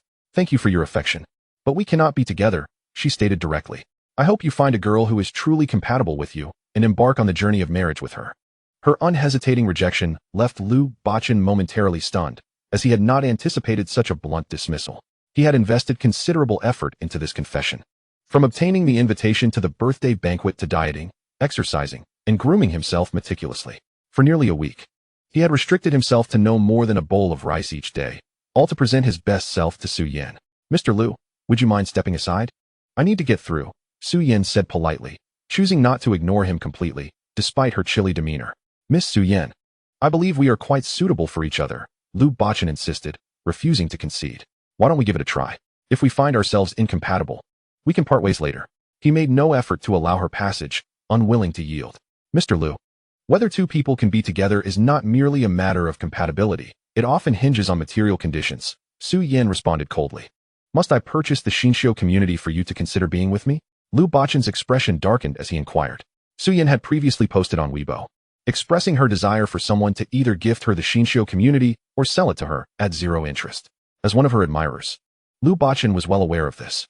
"Yes, I want the Xinxiu community," Su Yan asserted decisively. "Without that piece of land, no one can pursue me." "Miss Su Yan, do you not think that linking love with material gain is a rather unfortunate phenomenon?" Liu Bachan's tone grew increasingly agitated. "We are still young. We can earn our own money, and it is sufficient for our needs. In love, we need not be so calculative. To insist that one must acquire the Xinxiu community to qualify for love is not love at all. It is merely a transaction devoid of any emotional foundation." The more he spoke, the more vehemently he expressed his views. "Miss Su Yan, I doubt you wish to be treated merely as an object for others to admire." At 27, Su Yan understood the implications of his words. Yet, she maintained her stance. "Mr. Liu, let us set aside those discussions for now. I have a simple question for you. Can you afford the Xinxiu community?" Liu Bachan was momentarily rendered speechless by her inquiry. Even his earlier excitement swiftly dissipated. "Miss Su Yan, throughout our interactions, I have regarded you as a woman of exceptional virtue and integrity." He finally spoke, his tone steadier. "However, today I realize that what draws me to you is merely your beautiful exterior, while your inner self pales in comparison to many ordinary-looking women." His words were forthright, yet heartfelt. "If my honesty offends you, you are welcome to return the sentiment." Su Yan had heard such sarcasm countless times over the years, and it no longer stirred her emotions. Instead, she redirected the conversation. "You have yet to answer my question. Can you afford the Xinxiu community?" Liu Bachan felt a profound sense of despair. Why, of all things, did she have to insist on the Xinxiu community? That piece of land was valued at over 30 billion. At just over 20 years old, he lacked the financial means to acquire it. "Miss Su Yan, I am merely an actor, and not even a particularly famous one. To avoid evasion, I can tell you plainly that I earn only 3 to 4 million a year from acting. The Xinxiu community is worth over 30 billion. So it is impossible for me to purchase it given my current capabilities. Even with my father's assistance, I still lack the means. Since you cannot afford it, there is nothing further to discuss," Su Yan replied coldly. "Please step aside. I have an important guest to attend to." Relying solely on his looks and the adoration of female fans, Liu Bachan initially believed that pursuing Su Yan with his charm would yield some opportunities. However, the reality he faced starkly contrasted with his expectations, leaving him in a dismal mood. Nevertheless, he maintained a facade of composure. After Su Yan finished speaking, he refrained from pressing further and stepped aside, allowing her passage. The proud and elegant Su Yan strode past him like a queen, not sparing him even a glance. Not even in her peripheral vision. Unable to afford a residence in the splendid community, yet daring to pursue Su. One must wonder if this youthful individual possesses a sound mind. To chase after Su, a feat far more arduous than managing an entire company, is a notion I have only dared to entertain in my thoughts. I am acutely aware of my limitations, fully cognizant that I could never measure up. The entertainment industry's idols are remarkably naive, believing that beauty is paramount. Does CEO Su truly strike one as a superficial woman who values mere appearance? Certainly. She is not one to be so shallow. If news broke of a superstar being rejected by a female executive due to a lack of wealth, accompanied by a video, it would surely ignite a sensation overnight. The atmosphere was rife with discussions, as the affluent executives spoke candidly, unabashedly addressing Liu Bachan, the subject of their scrutiny. Lacking connections in the entertainment realm, they felt no need to treat these individuals with deference. Liu Bachan's resolve wavered, and he felt an acute sense of embarrassment upon hearing their remarks. It is essential to recognize how formidable a woman Su Yan is. Had I known she would be so challenging to win over, I would never have considered confessing my feelings today. As he prepared to retreat, his gaze fell upon Su Yan, who was already conversing with a young man. Liu Bachan recognized this young man. Not long ago, he had shared the spotlight with Su Yan on social media. What a contemptible woman. What merits does this man possess? Apart from owning a residence in the splendid community and running a company worth 3 trillion, how is he superior to me? Liu Bachan silently seethed. In truth, Hu Tu's looks surpassed his own, and in terms of character, he could not compete either. A whimsical figure with angelic wings danced in Lu Bachan's mind, taunting him. Deep down, he knew this to be true, though he was reluctant to admit it. Hu Tu's charm undeniably eclipsed his own. And the only discernible advantage Lu Bachan had was his height, which seemed trivial at best. Mr. Hu, I regret not being able to greet you at the door due to prior commitments. This was my oversight, Su Yan said, bowing slightly before Hu Tu. Her expression one of genuine apology. Her demeanor towards Hu Tu contrasted starkly with her attitude towards Lu Bachan. With the former, she appeared to regard him as her superior, while with the latter, the power dynamics were reversed, placing her in a position of authority. I never anticipated your behavior would be so base, reserving your kindness solely for the affluent. How foolish I was, Lu Bachan, to foolishly love you for 3 years. The more respectful Su Yan was towards Hu Tu, the more agitated and enraged Lu Bachan became. Unable to endure the humiliation any longer, he fled the banquet hall. As he exited, a solitary tear escaped the corner of his eye, trailing down his cheek and falling to the ground. We agreed not to discuss the splendid community, as I am here to celebrate a birthday, seeking only enjoyment. Faced with a Su Yan who appeared considerably more radiant than usual, Hu Tu maintained his composure, unwavering in his resolve. Rest assured, Mr. Hu, Su Yan smiled, my sole intention today is to bring joy to everyone and celebrate my birthday, nothing more. Very well. Hu Tu nodded in satisfaction. However, Su Yan continued, I do have one request for you, Mr. Hu. Hu Tu's heart sank as he sensed her seriousness and inquired. What is it? It's quite simple, Su Yan replied. During the birthday celebration, I would like to request your company for a dance. But I do not know how to dance. No matter, Mr. Hu. I can teach you. Just a few steps, it's quite simple. For someone as intelligent as you, I need only demonstrate once or twice, and you shall master it, she said, shedding her business-like demeanor entirely. Such flattery was undeniably effective. Very well. I shall dance with you, Hu Tu agreed readily, recognizing her invitation as sincere. Soon, they found themselves in a private room, beginning their dance lessons. As their left hands intertwined and their right arms embraced one another, they moved gracefully to a romantic melody. Indeed, Hu Tu was quite astute. After just 3 repetitions of the dance steps, he had nearly perfected the routine. Initially, he had stumbled upon Su Yan's feet, but now, such awkwardness had vanished. What do you think my rank would be in terms of beauty among the women you've encountered? Su Yan initiated conversation to ease any tension. Do you wish to hear the truth or a fabrication? Hu Tu inquired, locking eyes with her. Undoubtedly the truth, Su Yan responded without hesitation. You would likely rank within the top 10, Hu Tu replied earnestly. With your attire and makeup today, you could easily place within the top 5. You've encountered so many beautiful women? Su Yan queried, a hint of jealousy surfacing as her brows furrowed slightly. Indeed, I have even dated women more beautiful than you. Hu Tu replied candidly. 2 among them surpassed your allure. Anyone can claim such things, Su Yan retorted skeptically. Unless you can provide evidence, I will not be swayed. Believe what you will, Hu Tu said, showing no intention of elaborating. He had deleted any contacts or photos of those 2 former flames. Even if he had them, he would not reveal them. Ah, Su Yan exclaimed, a sound that stirred curiosity. After uttering the cry, she leaned weakly against Hu Tu's day. I've twisted my ankle. Please assist me. Her expression betrayed genuine pain, not feigned. Even without her request, Hu Tu would have supported her. However, as he did, it naturally transitioned into an embrace. For Su Yan had directed herself toward his arms. Consequently, they found themselves in a close and intimate hold. Which foot is injured? Hu Tu inquired. The right one. Around the ankle, Su Yan replied, her expression still twisted in discomfort. In that moment, enveloped in Hu Tu's embrace, she seemed to forget the pain entirely. I'll take a look, Hu Tu said, refraining from taking advantage of the situation, while allowing Su Yan to lean on him. He gradually crouched down and reached for her ankle. As his palm made contact with her skin, a sharp gasp escaped her lips, startling Hu Tu, who quickly withdrew his hand. Be gentle. She playfully tapped Hu Tu's head, a hint of grievance in her gesture. I barely exerted any force, Hu Tu explained helplessly. It seemed rather serious. Not only was there a bruise on her ankle, but there were also swollen marks. As he observed her condition with great care, Hu Tu suggested, perhaps we should call a doctor to avoid delaying the optimal treatment. Yes, please help me to the bed first, Su Yan replied. All right. Slowly rising, Hu Tu moved beside Su Yan, grasping one of her arms to assist her towards the bed. However, Su Yan did not seem inclined to move at all. With an awkward smile, she said, my foot really hurts. It feels like I can't walk at all. Could you carry me there?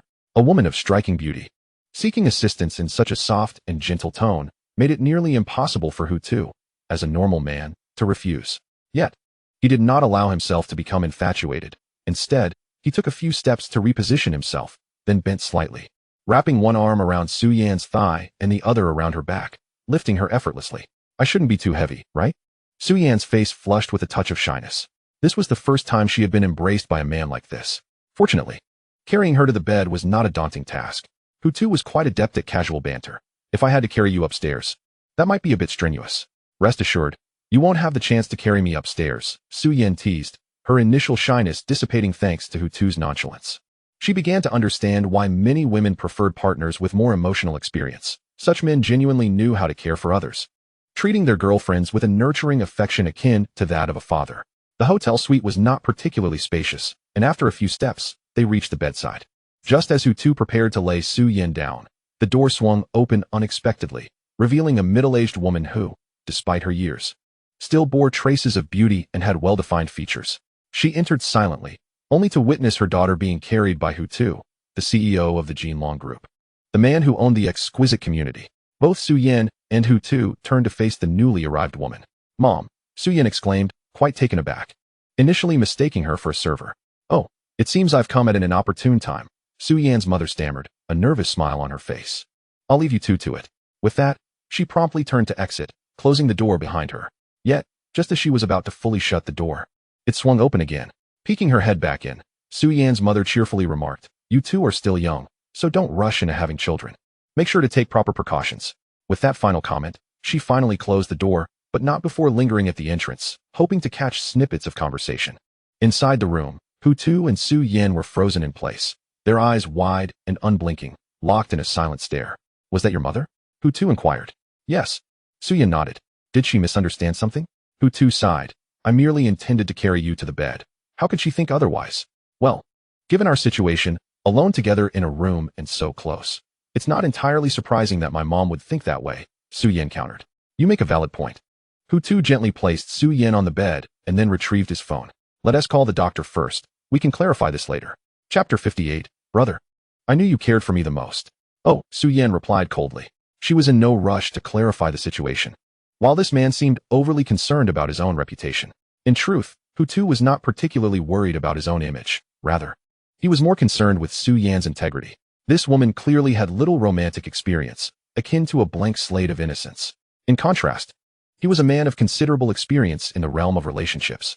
Therefore, if Hutu wished to avoid causing her any harm, he needed to maintain a certain distance. After calling for an ambulance, within 10 minutes, doctors and nurses arrived. After examining Su Yan's injuries, the doctor assured her that there was nothing serious, just some strained ligaments. After applying some ointment and bandaging her up, he offered a few words of advice, urging her to rest and avoid walking too much before packing up and leaving. Consequently, Su Yan's plans for dancing were abruptly halted due to her foot injury. She made only a brief appearance at the birthday celebration, sitting in a wheelchair and offering a few polite remarks just as the event was nearing its conclusion. The party itself lacked significant peaks, with the most dramatic moment being when Lu Buochuan confessed his feelings to Su Yan. Mr. Hu, here's my WeChat, please add me. Lu Xinhuan said as the event was winding down, extending her phone with her WeChat QR code. If you don't add me now, once this big shot leaves, you might miss your chance. Without declining, Hutu took out his phone, opened WeChat, and scanned the code. A new contact appeared, labeled Lu Xinhuan, with her profile picture showcasing a polished version of her likeness. He clicked to add her, and soon, Lu Xinhuan accepted his request. Two previously unfamiliar individuals had now become WeChat friends. Mr. Hu, are you heading back now? Lu Xinhuan inquired, more forward than she had anticipated. Would you like me to give you a ride? Thank you, but my driver is already here, so I won't trouble you, Hutu politely declined. Since you put it that way, I won't insist. Should you wish to reach out in the future, feel free to contact me via WeChat. Alright, I'll take my leave then. With that, Hutu stood up. To leave a better impression, Lu Xinhuan insisted on escorting him downstairs, waiting until he was seated in a Rolls-Royce Phantom before she turned her gaze away.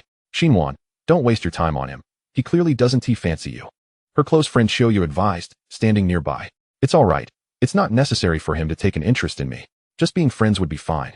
Lu Xinhuan replied, her outlook more optimistic than her friend had expected. As long as I can maintain contact with him, I consider it a win. But what if he is just playing with you? Xiaoyu pressed seriously. Are you going to throw yourself at him? Of course. Men like him, with such wealth, have countless women vying for their attention, Lu Xinhuan responded pragmatically. Sighing, Xiaoyu decided to say no more. Her friend's worldview was firmly rooted in materialism. having long discarded any notions of romance. Room 2103, Unit 3, Building T, Tangshan Epin Community. Brother, you are truly remarkable. Not only are you the largest shareholder of Chilean Airlines, but you are also the owner of the Golden Dragon Group. Hu Jiao stood in the center of the living room. You say you are so wealthy. Why haven't you told me until now? It makes me work so hard every day. Due to Chen Shui's arrival, Hu Tu could no longer conceal his affluence from his sister. Furthermore, with his sister visiting him at his residence in the luxurious Tangshan Epin, he decided to lay everything bare. Of course, the extraordinary sign and system remained a secret known only to him. What is wrong with working? It allows you to rise and retire at regular hours. And after a day's work, you can easily drift into slumber upon returning home, Hu Tu replied to his sister. Unlike me, who has been idling recently, living a life devoid of any routine, it has become so effortless that by the end of the day, I hardly feel fatigued, leading to sleepless nights. This lifestyle is quite torturous, dear sister. I doubt you could endure it for even 3 days. The more Hu Tu spoke, the more absurd his claims became, prompting Hu Jiao to roll her eyes in exasperation. Brother, would it kill you to be honest? You are clearly relishing this life while pretending to be a refugee. Hu Jiao's eyes were filled with disdain. All right, since you desire such a lifestyle, I shall indulge you.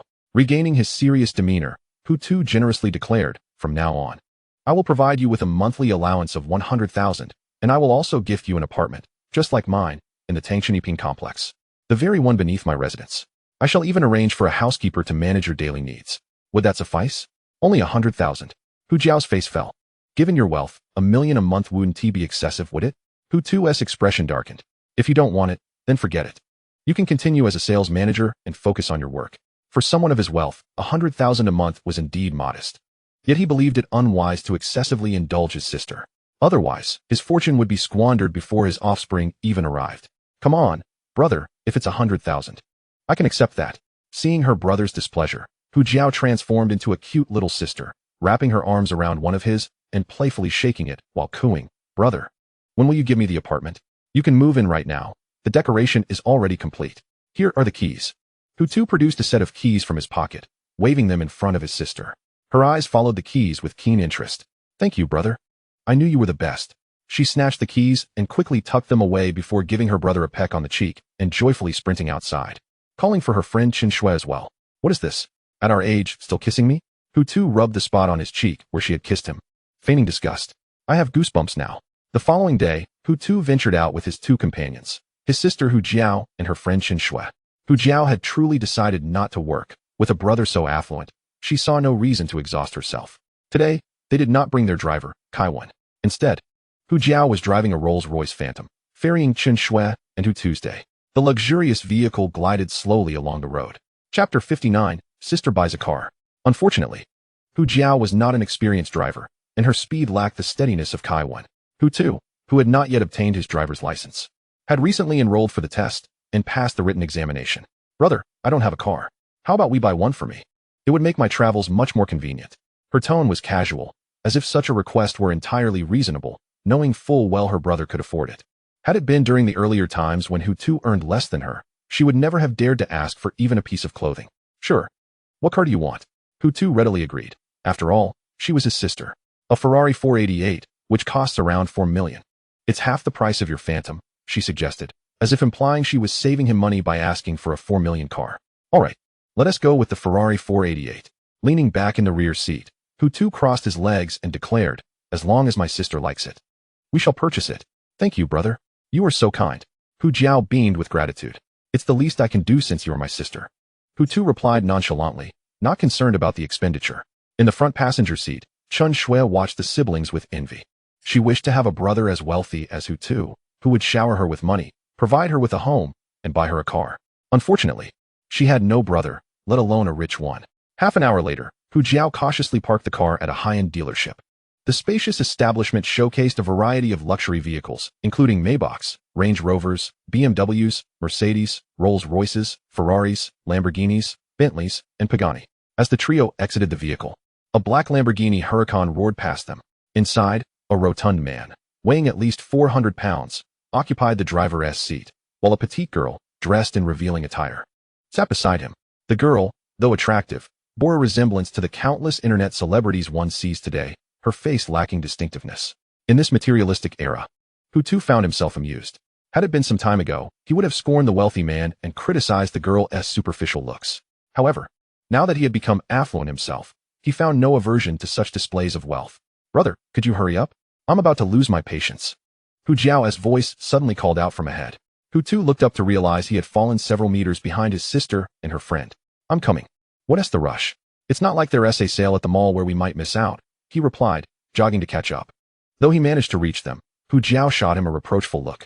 Hu Tu pretended not to notice. After this brief interlude, the three of them finally walked side by side into the dealership's main hall. Inside, the bustling atmosphere was palpable, with hundreds of customers in addition to the sales staff. "Hello, ladies. And you, sir? What type of car are you looking for?" A strikingly attractive female sales representative approached with a warm smile and politely remarked, "If you have a car that catches your eye, feel free to let me know, and I would be delighted to provide you with some information." "We'd like to look around by ourselves first," Hu Jiao replied.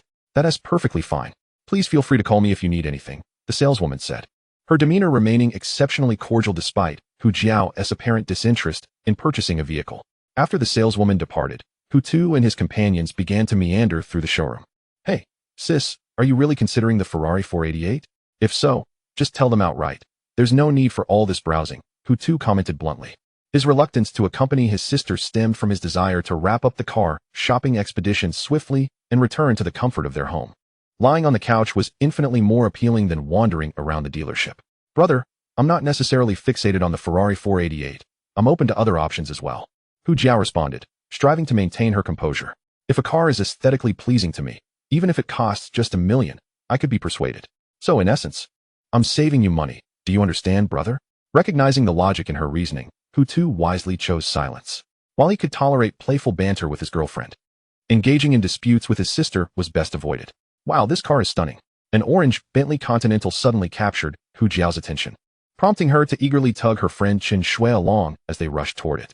Upon arriving at the Continental, she began to inspect it intently, like an inquisitive child, touching and tapping on it. "Would you like to sit inside and experience it?" the saleswoman, who had mysteriously reappeared, asked with a cheerful grin. "Sitting in it would undoubtedly enhance the experience.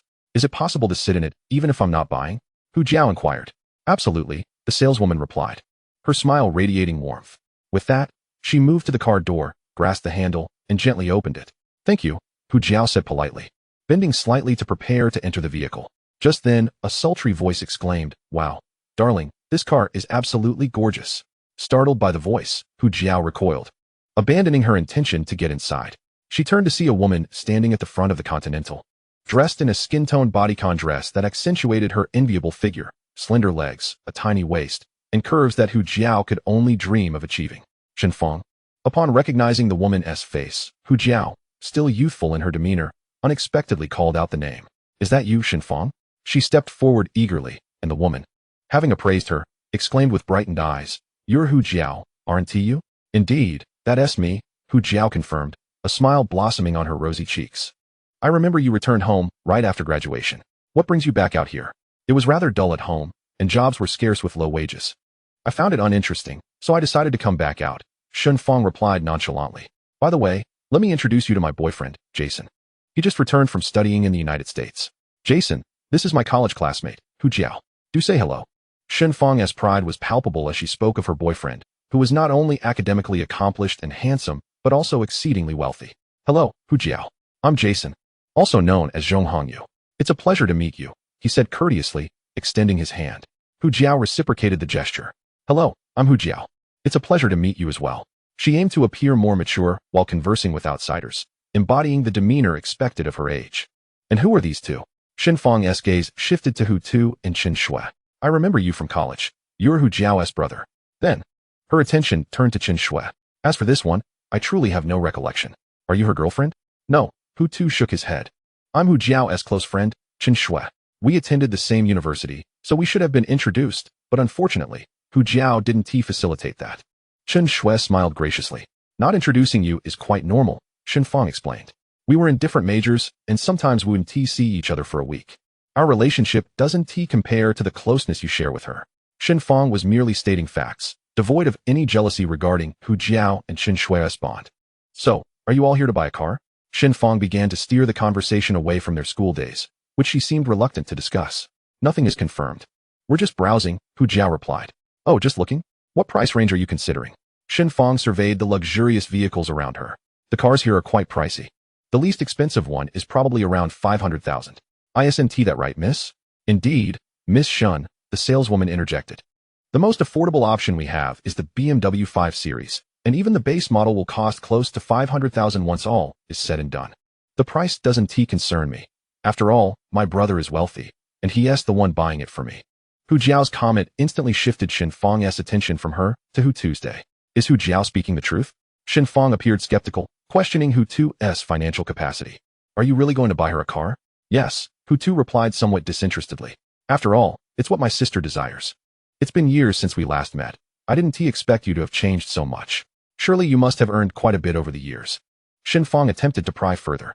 I haven't earned that much, Hu Tu replied humbly. I'm just managing to get by. Come on, share a bit. We're all familiar with each other now, not strangers.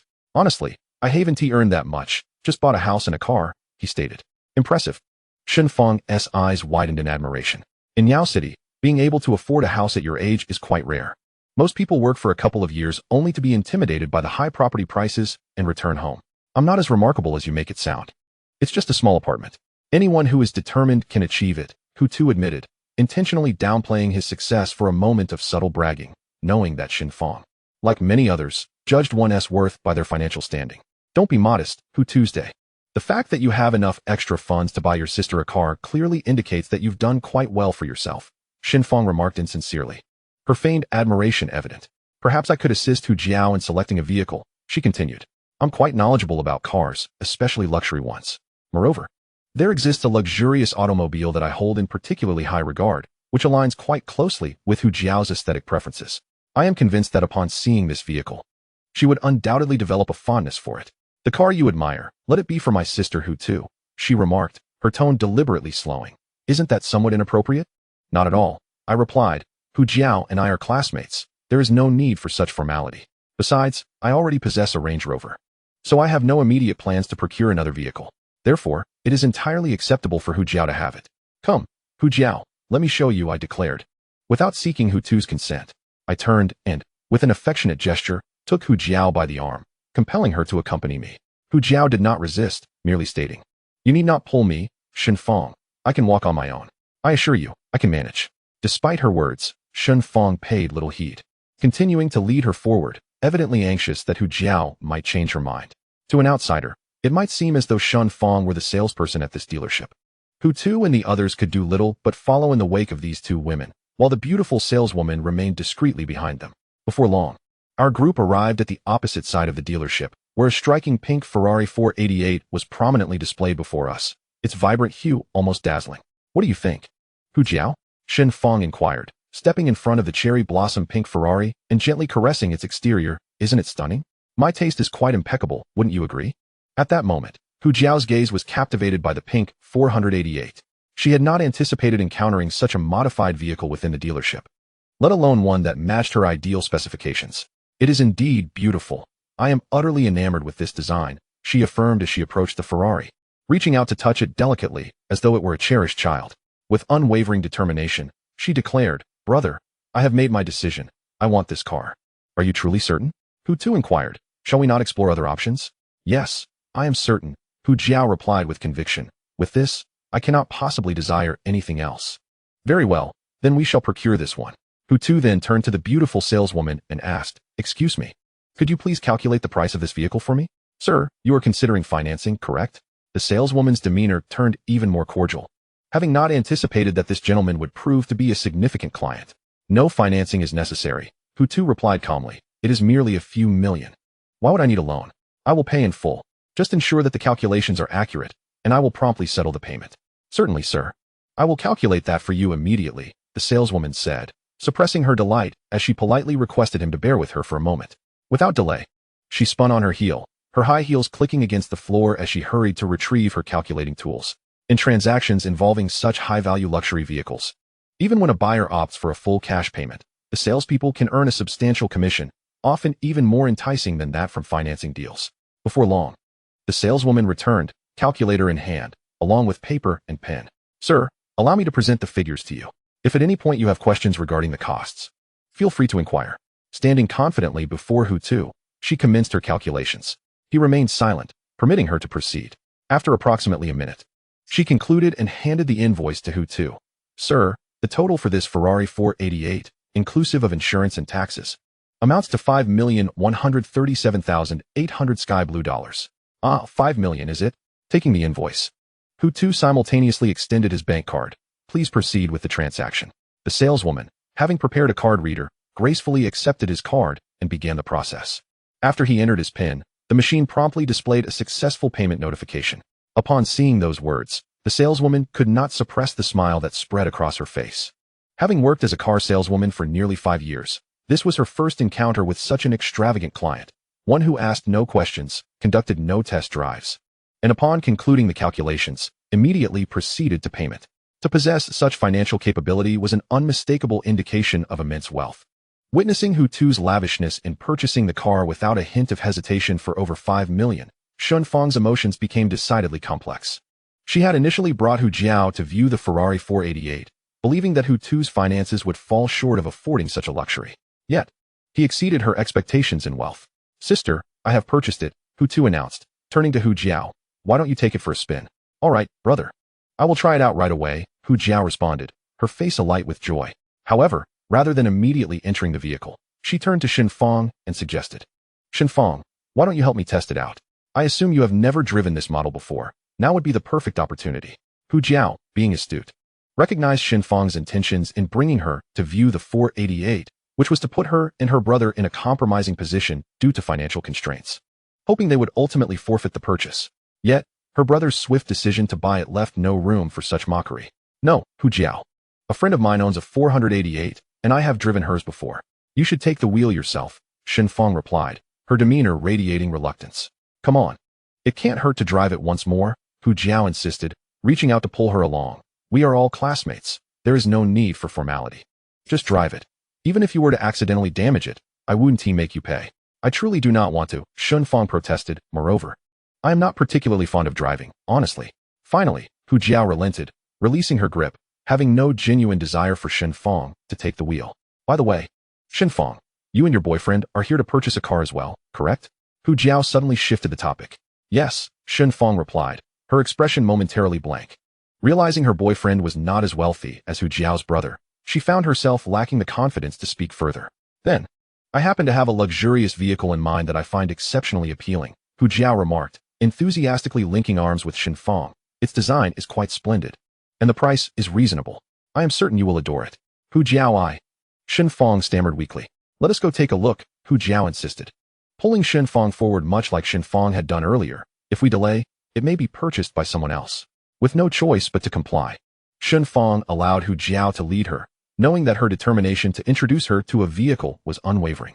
I hope it is not too expensive, otherwise, how could my boyfriend possibly afford it? Meanwhile, Hu Tu and the others trailed behind the two women. The beautiful saleswoman, feeling particularly exhilarated, sensed that she might facilitate another luxury sale that day. Soon, the group returned to the previous area they had occupied, where Hu Jiao's coveted luxury vehicle awaited, an eye-catching orange Bentley Continental. Xin Fang, you must surely adore this Continental, correct? Hu Jiao smiled brightly and remarked, I overheard you and your boyfriend earlier. You mentioned how stunning this car is. Yes, I did say that, Xin Fang replied, her smile tinged with awkwardness. However, I don't particularly like this car. Xin Fang, there's no need to deceive me with such words, Hu Jiao stated, sharing her thoughts candidly. If you can't afford it, just tell me directly. I can speak to my brother and ask him to lend you some money for the down payment. That way, you could take this Continental home. Hu Jiao, it's not about the money. I simply don't have a fondness for this Continental, Xin Fang insisted, trying to maintain her pride. The style of this car is more suited for men. It doesn't quite match a woman. I see. Please wait a moment while I consult with the salesperson to see if we can customize it or change its color, Hu Jiao suggested. Just then, the beautiful and charming saleswoman appeared. Miss Hu, Miss Xin, we do offer customization options here. Whatever color you desire, we can accommodate. Can we do Sakura pink? Like my 488? Hu Jiao inquired. Absolutely. Miss Hu, that is possible, the saleswoman responded enthusiastically.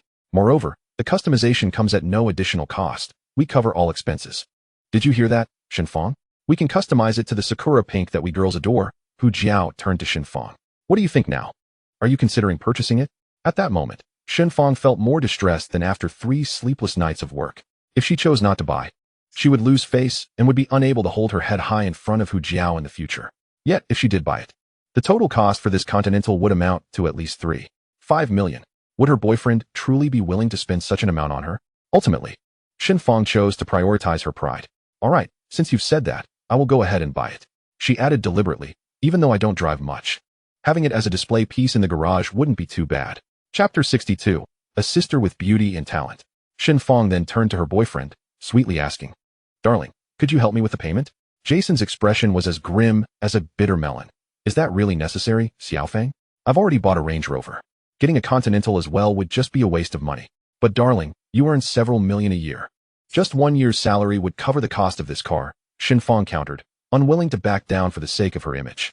"Just buy it for me. After all, I have said that I want to marry you in the future." Xiaofeng, to be honest, the part about my salary being several million was a lie. Jason confessed reluctantly. In reality, my salary, including bonuses, is only around 800,000. I'm not as wealthy as you think. Upon hearing this, Shen Fang's expression soured dramatically, akin to someone who had just eaten something foul. "How much do you have left on your card?" she pressed. "I don't have much." Jason retreated a couple of steps. "Show me your card," Shen Fang demanded assertively. "The money in my card is what I've saved over nearly 10 years of work. I still have to pay the mortgage every month, and marrying you will also incur significant expenses," Jason protested, showing signs of resistance. "This money really can't be spent. If I use it to buy a car, we won't have any financial security when we eventually get married and have children. Stop with the excuses and hand over your card." Shen Fang extended her hand. "If you won't let me buy the car, then I'm breaking up with you today." Upon hearing this, Jason was momentarily taken aback, his demeanor dimming. "What are you laughing at? Hurry up and show me the card." Shen Fang displayed her impatience. "It's just a few million for a car. It's not like I'm asking for your life. I plan to have children with you in the future.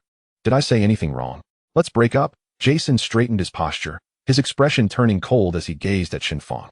"I've long been unable to tolerate you. Now that you've brought up breaking up, I don't want to miss this chance." Shen Fang, typically assertive, was momentarily stunned. "I said break up. I can't stand you any longer." He raised his voice. "Do you understand?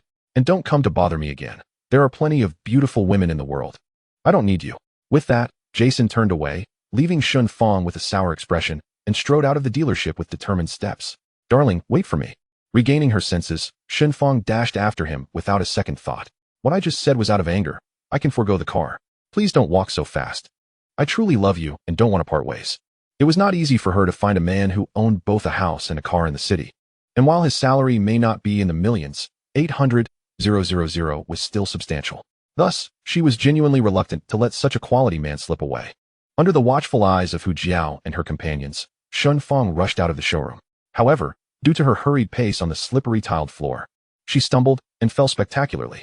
Yet, she was resilient, quickly getting back on her feet, kicking off her high heels without regard for her injured knee, and continued her pursuit. "Oh dear, women these days are becoming increasingly incomprehensible," Hu Tu sighed. "If she finds him lacking in wealth, why not just find someone richer? It would be so much better. With her looks, she wouldn't find anyone better than her boyfriend," her sister retorted without mercy. "Do you think she's foolish? She's more cunning than anyone else. Since the car has been purchased, shall we head back now?" Chen Shui, usually quiet, suddenly spoke up. "Since we are here, why not buy another one?" Hu Tu, with his wealth, declared, "Let's get one for Dad, to save us from returning later. Then let us buy this Continental for Dad." His sister agreed wholeheartedly, tapping the Continental beside them. "Dad is a big man. He would certainly appreciate this car." "All right, then it's settled." Hu Tu snapped his fingers and turned to the saleswoman. "Miss, could you please prepare the invoice?" The departure of Shen Fang and Jason led the beautiful saleswoman to believe that the second luxury car order of the day was about to fall through. However, this wealthy gentleman's desire to purchase another car for his father instantly lifted her spirits. She quickly bent at a 45-degree angle, nodding eagerly. "Of course, Mr. Hu. I will prepare your invoice right away." The invoicing process was brief. After completion, the final price for the Continental amounted to approximately 3.56 million. Hu Tu then casually produced his bank card and completed the transaction without a hint of concern. Subsequently, the trio made no further delay at the dealership, instructing the staff to deliver the Continental and the Sakura Pink 488 to their residence in the Tangshan Yiping community before preparing to leave. "Mr. Hu, may I add you on WeChat?" the saleswoman offered, taking out her phone. "This way, if you encounter any issues with the vehicles you've purchased from us, you can directly contact me via WeChat, and we will resolve any problems as swiftly as possible. If phone communication fails, we can even offer on-site service. Moreover, it is entirely complimentary, with no charges whatsoever. Ah, home service is also an option. How considerate of you. Hu Tu retrieved his mobile phone, opened WeChat, clicked on the scan function, and promptly scanned the QR code of the alluring saleswoman, resulting in her WeChat popping up. Interestingly, her WeChat name was rather unpretentious. A common one indeed, titled A0 Dongfeng Car Dealership Sales Manager Zwalei 137-8547. It is merely our duty, Zwalei responded enthusiastically. After adding her on WeChat, Hu Tu and his sister, along with her friend, slowly departed in the phantom under Zwalei's watchful eyes. Mr. Hu, should any issues arise with the vehicle, do not hesitate to contact me. No need to feel shy. As the car rolled a few meters away, Zwalei's voice resonated firmly from behind. In the back seat of the Rolls-Royce Phantom, Hu Tu sat alone, occupying 3 seats. He heard Zwalei's words, yet he showed no inclination to respond. Ding. Check-in successful. Congratulations, host. You have acquired a sister endowed with both beauty and talent. Just as Hu Tu was about to close his eyes for a brief nap, the voice he had long anticipated finally echoed in his mind. A sister endowed with beauty and talent? What on earth? Wasn't the check-in supposed to reward wealth? How could it bestow a sister instead? Host, please be advised, from this moment forward, your family will increase by 1 member, the sister awarded by the check-in system. Furthermore, the other members of your family are also aware of her existence. Chapter 63, The Actress Hu Li. Are you implying that even my sister Hu Jiao is aware of this sister? Hu Tu's eyes widened in disbelief. Indeed, host. Then why do I have no recollection of her whatsoever? Hu Tu furrowed his brow, perplexed by this anomaly. All my family members possess memories of her. Yet I am left in the dark. What is this supposed to mean? The system replied, well, why are you silent? In his mind, Hu Tu protested. It is as such, host. When Dr. D established the check-in system, it was not yet fully refined, containing certain flaws. It is likely these flaws resulted in your lack of memory regarding your sister. The system elucidated. Hu Tu, what the hell is this? Am I to recognize a stranger as my sister? Brother, since there is still time, why don't we go and visit our sister? At that moment, his sister, driving cautiously, suddenly voiced this suggestion. Hu Tu was roused from his astonishment by her words. The system had just granted him a sister, and now his sister was eagerly suggesting they go meet her. Clearly, the system's reward had already taken effect. Brother, why are you so quiet? Hu Jiao raised her voice. I said we should go see our sister, did you hear me? I heard you. Hu Tu endeavored to maintain his composure, replying, do you know where she is? Of course not, Hu Jiao replied with confidence. That's why I'm asking you. Call her immediately and inquire about her whereabouts. As an actress, she must be quite busy, right? If she is filming, it's likely she won't be able to meet us. Hu Tu silently noted that his sister's profession was that of an actress. Brother, I asked you to call her. Why are you still dazed? Through the rearview mirror, he could see his brother's unresponsive demeanor, prompting another complaint from his sister. Hu Tu wanted to make the call, but he didn't even know his sister's phone number. How could he possibly call? Little sister, the thing is, I accidentally deleted your sister's number. Could you lend me your phone for a moment to save her number? Hu Tu cleverly suggested. Just say it. I can recite her number backward. All right, go ahead. Hu Tu retrieved his phone. Hu Jiao then recited a phone number, and Hu Tu saved it, labeling it as unknown sister. Subsequently, he pressed dial, and the call went through. To be honest, Hu Tu felt quite anxious at that moment. The system had described her as a sister endowed with both beauty and talent, which meant she was certainly not an ordinary woman. Her profession further confirmed this. Anyone who could thrive in the entertainment industry was undoubtedly exceptional. After several rings, the unknown sister finally answered Hu Tu's call. What is up? Hu Tu, I didn't expect you to call me. A melodious voice, both gentle and slightly casual, resonated from the other end. Hu Jiao mentioned she wanted to come visit you. Where are you right now? Hu Tu steadied himself and replied. I'm currently at the apartment rented by the company, working on a script. The sister stated, I'm quite busy. Must you come over now? We just want to see you, and we want to stay long. We promise not to disrupt your script revisions. Wait a moment, something seems amiss. As an actress, her work should be acting, not script revisions. Can a script be altered at will? Script revisions? As an actress, do you even have the authority to revise a script? Hu Tu inquired. No, this is a script I wrote myself, the sister clarified. It's a film script on a medical theme, featuring a middle-aged man named Chung Yo. Ugh, why am I even telling you this? It's just a script I wrote out of boredom during my free time. Oh, Hu Tu refrained from probing further. Then Hu Jiao and I will come find you now. Just send me the location of your apartment. Oh no, just tell me the name of your apartment. I accidentally deleted your WeChat, so you can't send me the location. Well then, just add me back. The sister responded. All right, your WeChat is your phone number, right? Yes. Good. Then it's settled. Text me when you arrive so I can come down to meet you. Okay, bye. Bye. After hanging up, Hu Tu breathed a sigh of relief, thankful for his quick thinking, which allowed him to maintain such a natural conversation without asking anything inappropriate. He even resisted the urge to inquire about her name several times. Next, he opened WeChat, entered the phone number, clicked search, and the sister's WeChat ID appeared. Her profile picture was not of her, but rather a cartoon character named Luffy from the anime One Piece. Her WeChat name was actress Hu Li. Hu Li, Hu Tu's eyes widened, sharing the same surname. Could she possibly be a relative? He had assumed that the sister awarded by the system would be someone with no blood ties, perhaps adopted by his parents during her childhood and raised thereafter. However, upon discovering her name, Hu Tu speculated that this Hu Li might very well be someone who shared the same maternal lineage. Without dwelling on it further, Hu Tu promptly clicked to add her. Upon adding, without sending a verification message, she instantly became his friend, indicating that Hu Li had never deleted him from her contacts. Sister, please send your location, Hu Tu typed, and sent a WeChat message. Sending a message to call her sister didn't seem to bother him at all. Hu Li replied. Subsequently, she shared her location, prompting Hu Tu to immediately open the map and zoom in, revealing that this unfamiliar sister resided in an apartment complex named Salted Fish Apartment, situated within the Third Ring Road, approximately 4 to 5 kilometers away from them.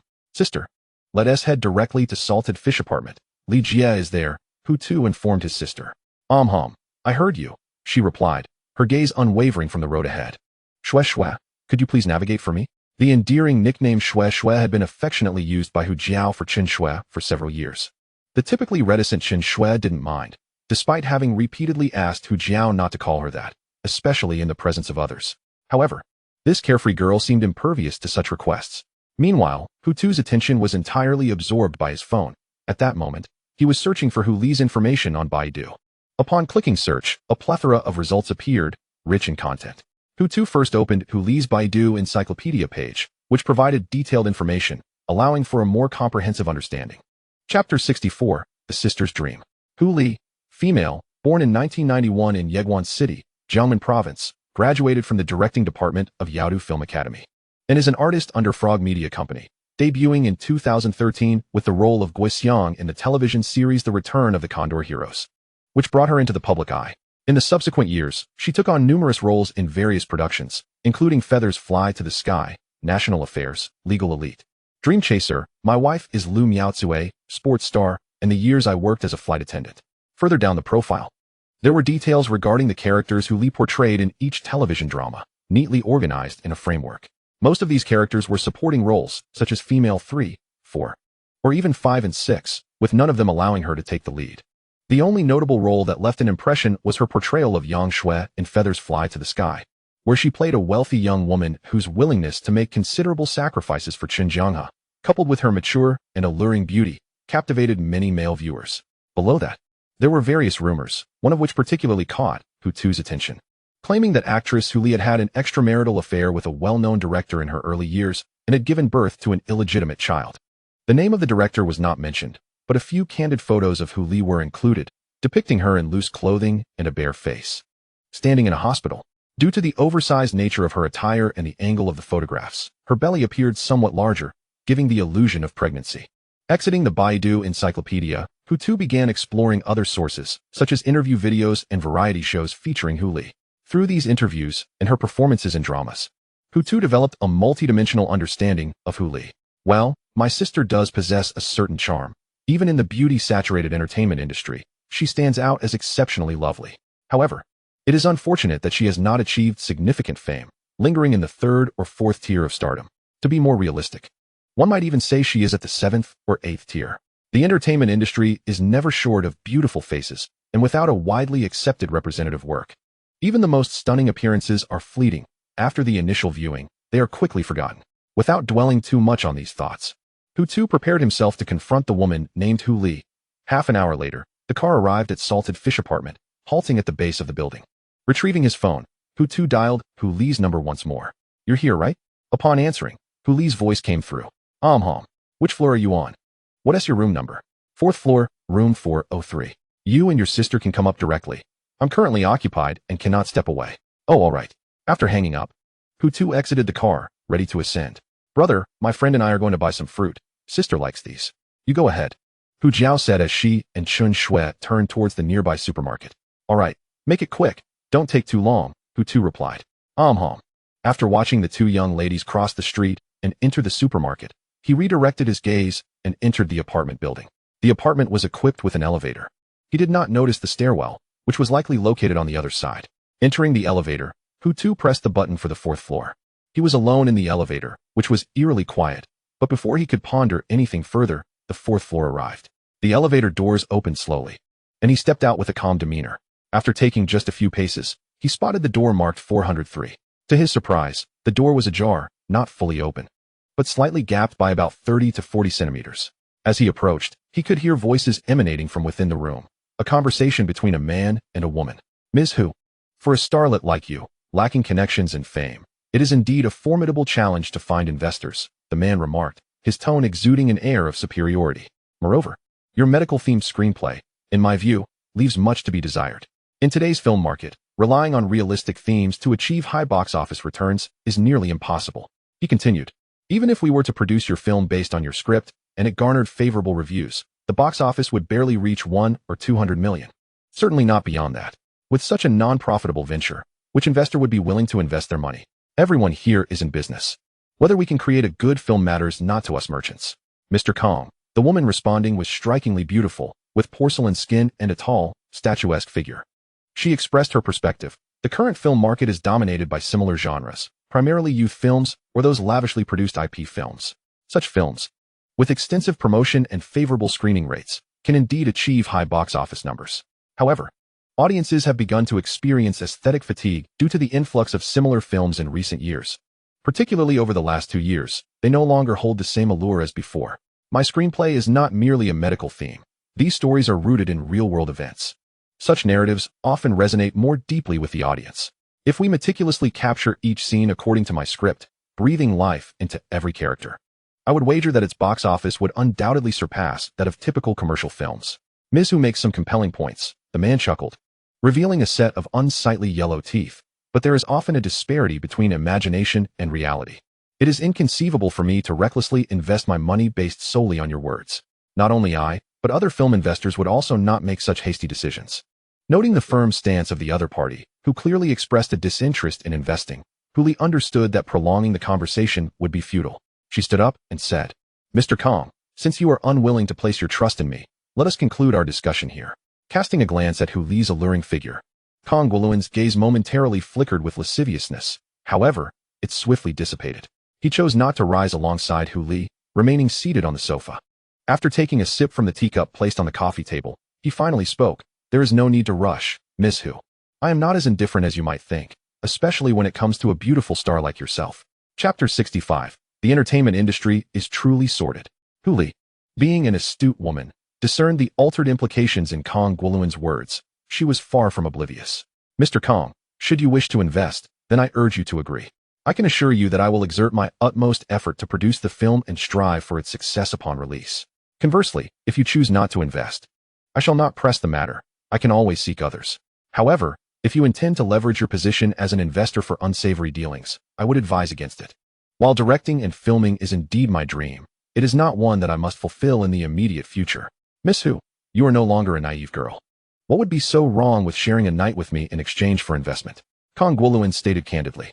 It wouldn't be a loss for you, would it? Furthermore, if you cannot bear to pay such a trivial price on the path to success, then you might as well abandon any talk of dreams. Indeed, the entertainment industry is quite filthy. After eavesdropping for a while, Hu finally stepped inside, declaring, to gain fame and fortune, one must sell their body.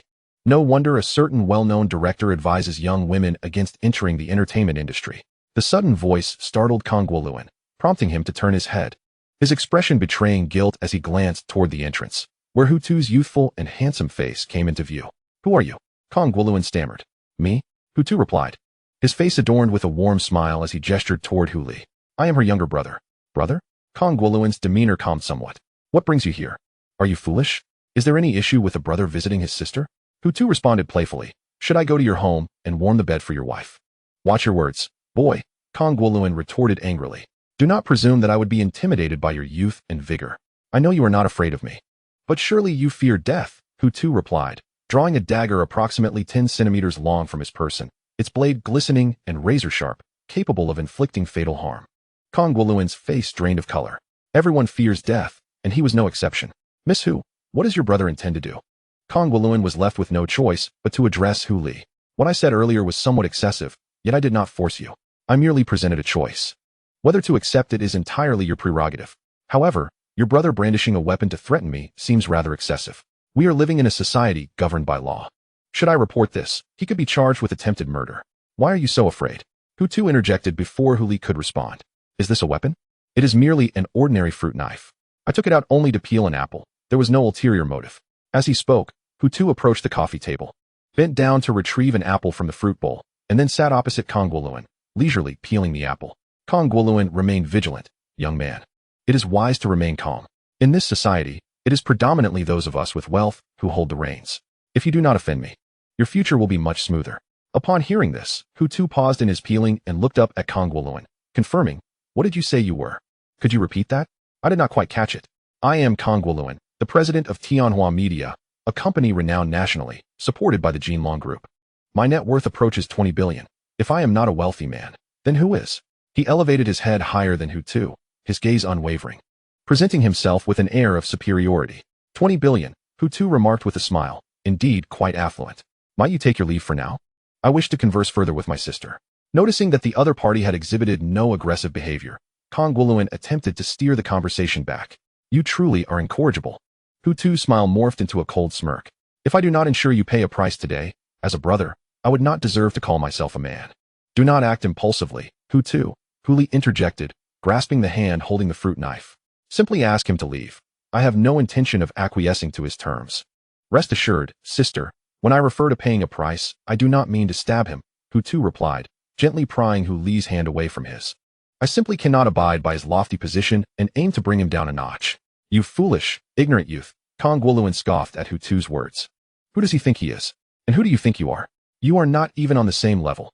How dare you entertain thoughts of bringing me down? With that, Conglomerate rose to leave, realizing that Hu Tu indeed possessed a knife. If he provoked him further, it was not unfathomable that the young man might turn it against him. Thus, it was prudent to depart, as there would be future opportunities to engage with Hu Li. Hu Tu did not obstruct him, allowing him to leave. However, once Conglomerate was gone, Hu Tu retrieved his phone. He opened his contacts, found Qin Yan's number, and dialed. Are you calling for help? Hu Li asked anxiously. He has already left. What is the point in pursuing this further? Moreover, violence is not a solution to any problem. I have no intention of resorting to violence. Trust me, Hu Tu said, distancing himself from this unfamiliar sister. After taking a few steps, Qin Yan's puzzled voice came through the phone. Mr. Hu, what are you talking about regarding violence? Nothing much. I am merely having a conversation with someone. Oh, Qin Yan replied without further inquiry. Did you call to assign me a task today? Yes. Are you aware of Tianhua Media? Have we invested in their company? Indeed, the Jinlong Group holds 60% of Tianhua Media's shares, while the remaining 40% is owned by 7 other companies. Among them, the founder of Tianhua Media, Yuan Tianhua, possesses a personal stake of 7%. Although the founder is Yuan Tianhua, at the board level, our Jinlong Group, as the largest investor, wields the most significant influence. Even if we were to replace Yuan Tianhua, it could be achieved with a little effort. I find that statement exceedingly agreeable. A satisfied smile graced Hu Tu's lips as he spoke. Here's the situation. The president of Tianhua Media, Conglomerate, is nothing short of a scoundrel. Please communicate with Yuan Tianhua and urge him to dismiss this man. If that proves unfeasible, inform him that we shall replace him ourselves. Understood, Mr. Hu. Qin Yan seemed to anticipate such a matter, displaying little curiosity as she inquired, aside from this. Do you have any other instructions, Mr. Hu? None. Just focus on your work. I won't keep you. Very well, Mr. Hu. Please take care and do not overexert yourself. After hanging up, Hu Tu had yet to set his phone down when a face suddenly loomed before him. It was his sister, Hu Li. Upon closer inspection, her flawless complexion resembled that of a porcelain doll, devoid of any blemish. Who were you on the phone with? Hu Li blinked in curiosity. Oh, just a friend. What kind of friend? She pressed. A girlfriend? Not at all. Hu Tu shook his head. Just a colleague. I see. With her curiosity swiftly quenched, Hu Li withdrew her head and asked, would you like something to drink? Mineral water will suffice. There's some in the fridge. Help yourself. Your favorite orange soda is also available. At the mention of orange soda, Hu Tu was transported back to his childhood, where he had a great fondness for that very beverage. However, in those impoverished times, a 3-yuan bottle of soda was a luxury beyond his reach. It was only later, during his university years, when he finally had the means to indulge in it frequently. Even now, he would occasionally purchase a bottle from the convenience store. Although he had largely refrained from soda after graduation, the nostalgic allure of having a bottle at home, if only for the pleasure of seeing it, was undeniable.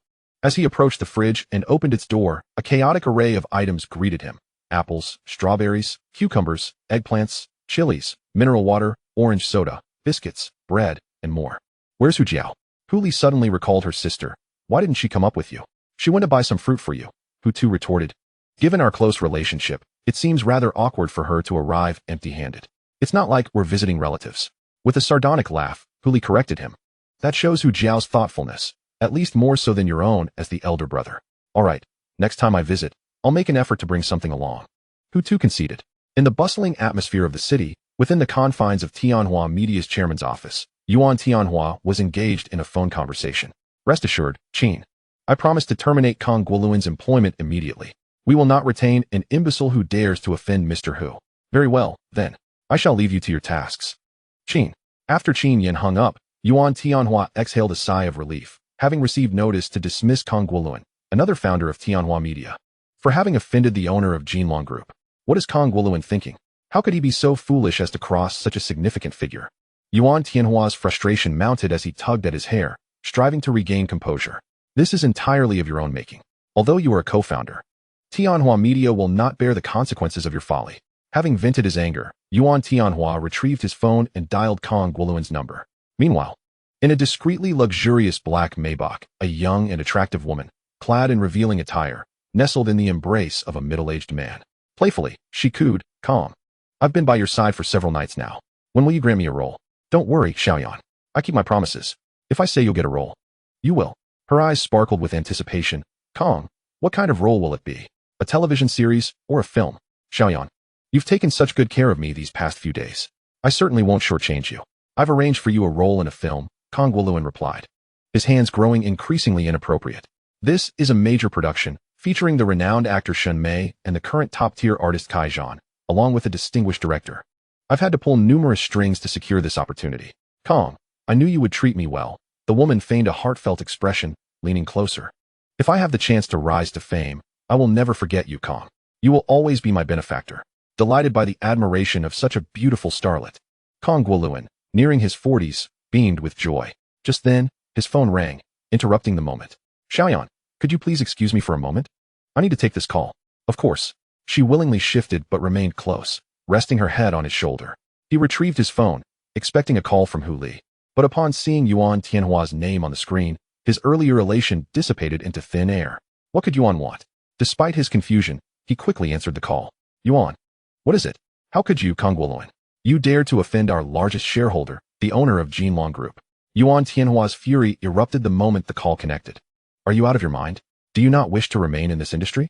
At my age, having finally achieved my current status, I cannot afford to be cast back to square one because of your recklessness. Yuan Tianhua's tirade was so loud that Kong Guoluan had to pull the phone away from his ear. Bewildered, he struggled to comprehend the situation. Yuan, you must be misunderstanding something. How could I provoke the owner of Jinlong Group? That Wang, he is wealthy and influential. I'm not insane enough to antagonize him. Are you living in the last century? Yuan Tianhua's ire intensified. The owner of Jinlong Group changed a month ago. His name is no longer Wang, but who? You absolute fool. Realization struck Kong Guoluan, leaving him momentarily dumbfounded as his phone slipped from his grasp and fell onto the seat. However, Kong Guoluan appeared as if he were a soulless lunatic, devoid of any response. The phrase echoing in his mind, whether the owner of the Golden Dragon Group was surnamed Hu or Wang, persisted relentlessly. Kong Guoluan, the calamity you have wrought upon yourself, you must bear alone. On the other end of the line, Yuan Tianhua continued, though we have known each other for many years and share a profound bond, I cannot jeopardize the future of Tianhua Media for your sake. Therefore, you are hereby dismissed from Tianhua Media, and you are never to set foot here again. With no desire to continue the conversation, Yuan Tianhua decisively hung up the phone. Upon realizing his fate of being dismissed, Kong Guoluan's already unappealing visage paled even further.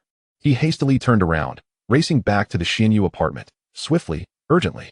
Regaining his senses, he shrieked as if mad. He could not afford to lose the position of president at Tianhua Media. It was the very foundation of his affluent lifestyle, enabling him to bed countless starlets. All thanks to the backing of Tianhua Media. Without this support, he would become a mere flounder, unable to fulfill even the most modest of desires, such as courting the modestly ranked young actress beside him. In the Xinyu apartment, on the 4th floor, room 403, Hu Tu was seated on the sofa, across from his sister Hu Li, who was also perched on the couch. However, Hu Li's gaze was fixated on her laptop. The screen displayed her screenplay, still a work in progress, requiring further refinement to enhance the quality of its content and characters. Hu Tu observed his sister as she diligently revised her script. It must be said that Hu Li was indeed strikingly beautiful. Even when compared to the renowned beauty Su Yin, she was hardly lacking. Furthermore, both women belonged to the same archetype, exuding an aura of icy detachment, as if untouched by the world. Are you planning to make a film? Hu Tu initiated the conversation. Indeed, it is my dream, Hu Li replied without diverting her attention from the screen. Otherwise, I wouldn't have applied to the Film Academy for a directing major. Do you have the funds to make a movie? Hu Tu pressed further. None, she responded coolly. But I will certainly find investors who will trust me and finance my film. What if you encounter a situation like earlier? Why are you so inquisitive today? Hu Li finally looked up, stating, I have already said, I will not sell my body. I, Hu Li, wish to rise to fame based on talent, not through repugnant shortcuts. Truly impressive, sister, Hu Tu remarked with a smile. You always display such determination in front of your younger brother. Of course. Hu Li rolled her eyes. Must I feign innocence and have you protect me like a little girl? How about this? You need not seek investors any longer. Hu Tu finally broached the main topic. Simply tell me how much you need to make this film, and I will provide it for you. How does that sound? You will give me money? Hu Li chuckled, unable to contain her amusement. Brother, are you quite certain your head is not on fire? Do you think making a film costs only a few $100,000 or $1 million? This isn't merely starting a business. Would 100 million suffice? Hu Tu, exuding an air of affluence, stated matter-of-factly. If it's enough, I can transfer it to you immediately. This time, Hu Li's laughter faded. Are you serious? Hand over your bank card. Hu Tu preferred to let actions speak louder than words. Though skeptical, Hu Li did not refute him and instead retrieved her purse from the coffee table, unzipped it, and produced a bank card, handing it to her brother. Taking the card, Hu Tu swiftly grabbed his phone, opened the app for Xiaoguo Bank, and began the transfer process. The card contained over 10 billion. Transferring 100 million for his sister's film was utterly trivial. The operation was straightforward. Logging in, selecting transfer, entering Hu Li's card number, inputting the amount, and finally entering the password to complete the transaction. Done. Hu Tu returned the card. 100 million. Not a cent more, not a cent less. Did you truly transfer it? Hu Li was still in disbelief. Of course, didn't your phone receive a notification? Hu Tu replied calmly. Just as Hu Li was about to assert that her phone had not reacted at all, a message suddenly arrived. Her heart raced as she picked up her phone, unlocked the screen, and opened the notification. On March 5, 2020, at 12:30 p.m., your savings account ending in 7878 has received a transfer of 1 billion yuan. Current balance, 10,018,004,906 yuan. Xiaoguo Bank. Gulp. Even with her mental preparation, Hu Li was taken aback by the cascade of zeros, unable to suppress her astonishment, and instinctively swallowed hard. Her brother had indeed transferred her 1 billion. He was not deceiving her. He genuinely intended to provide the funds for her film. To confirm the transaction, Hu Li exited the message and reopened the Xiaoguo Bank app. Upon logging in, she discovered the balance had indeed increased by 1 billion, solidifying her belief that her brother had truly transferred the money. Where did you acquire such wealth?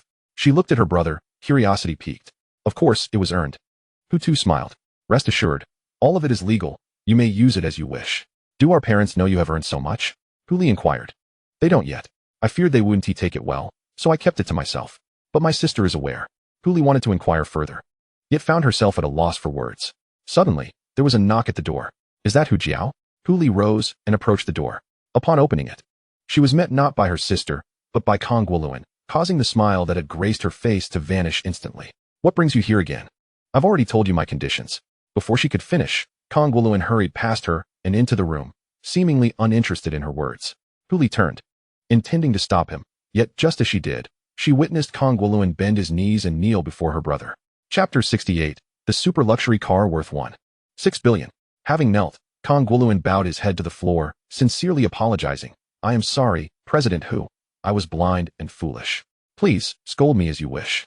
Anything to make you happy, I, Conglomerate, am willing to do. Why would I scold you? Hu Tu presented himself with an air of authority. You are a wealthy man. If I scold you, you could hire a lawyer and accuse me of defamation. Who would I turn to for justice? Mr. Hu, please do not jest with me. Conglomerate's expression was more unsightly than tears. Before you, my meager savings are but a few grains of sesame, inconsequential when compared to your grandeur as a distinguished magnate. Mr. Hu, I beseech you, Do scold me if you must. Should you find cursing insufficient, I would even welcome a beating. Whether by foot or fist, I would harbor not a single word of complaint. What a pitiful creature you are. Hutu showed no inclination to temper his words. Truly, among the multitude I have encountered, you stand as the most despicable of them all. Indeed, Mr. Who speaks the truth. I, Conglomerate, am the most contemptible person in the world. Rather than feeling anger, Conglomerate was instead filled with a peculiar exhilaration. Whatever Mr. Who deems me to be, I shall embody that very essence. As long as Mr. Who is content, that is all that matters. Hutu discerned that Conglomerate was indeed very shameless. As a man, losing one's job is merely a hurdle to overcome, yet here he was, willing to forsake everything, even his dignity as a man, all for the sake of retaining his high-paying position at Tianhua Media. Everyone has their limits, and Conglomerate, too, must possess some semblance of boundaries. Yet, Hutu had long since ceased engaging in actions that stripped one of their humanity and morals. Even the most honest person, when pushed to the brink, can transform into a madman. How much more so for Conglomerate?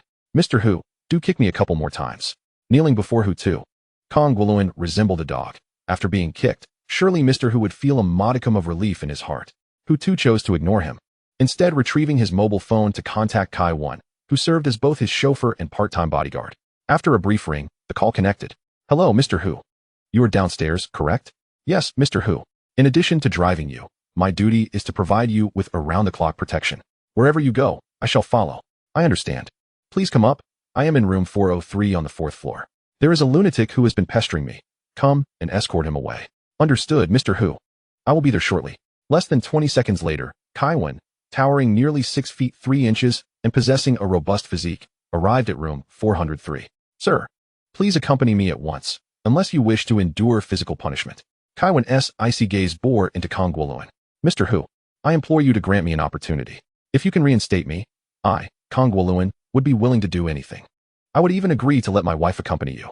His eyes were filled with desperation as he pleaded with Mr. Who, even uttering words devoid of any dignity. Your wife is of a considerable age. How could I possibly find her appealing? Hutu, lacking words, felt a deep contempt. You truly are scum. Willing to barter even your wife for gain. Mr. Who, my wife is exceptionally beautiful. She is in her 20s and a star. I have her photos. I can show them to you.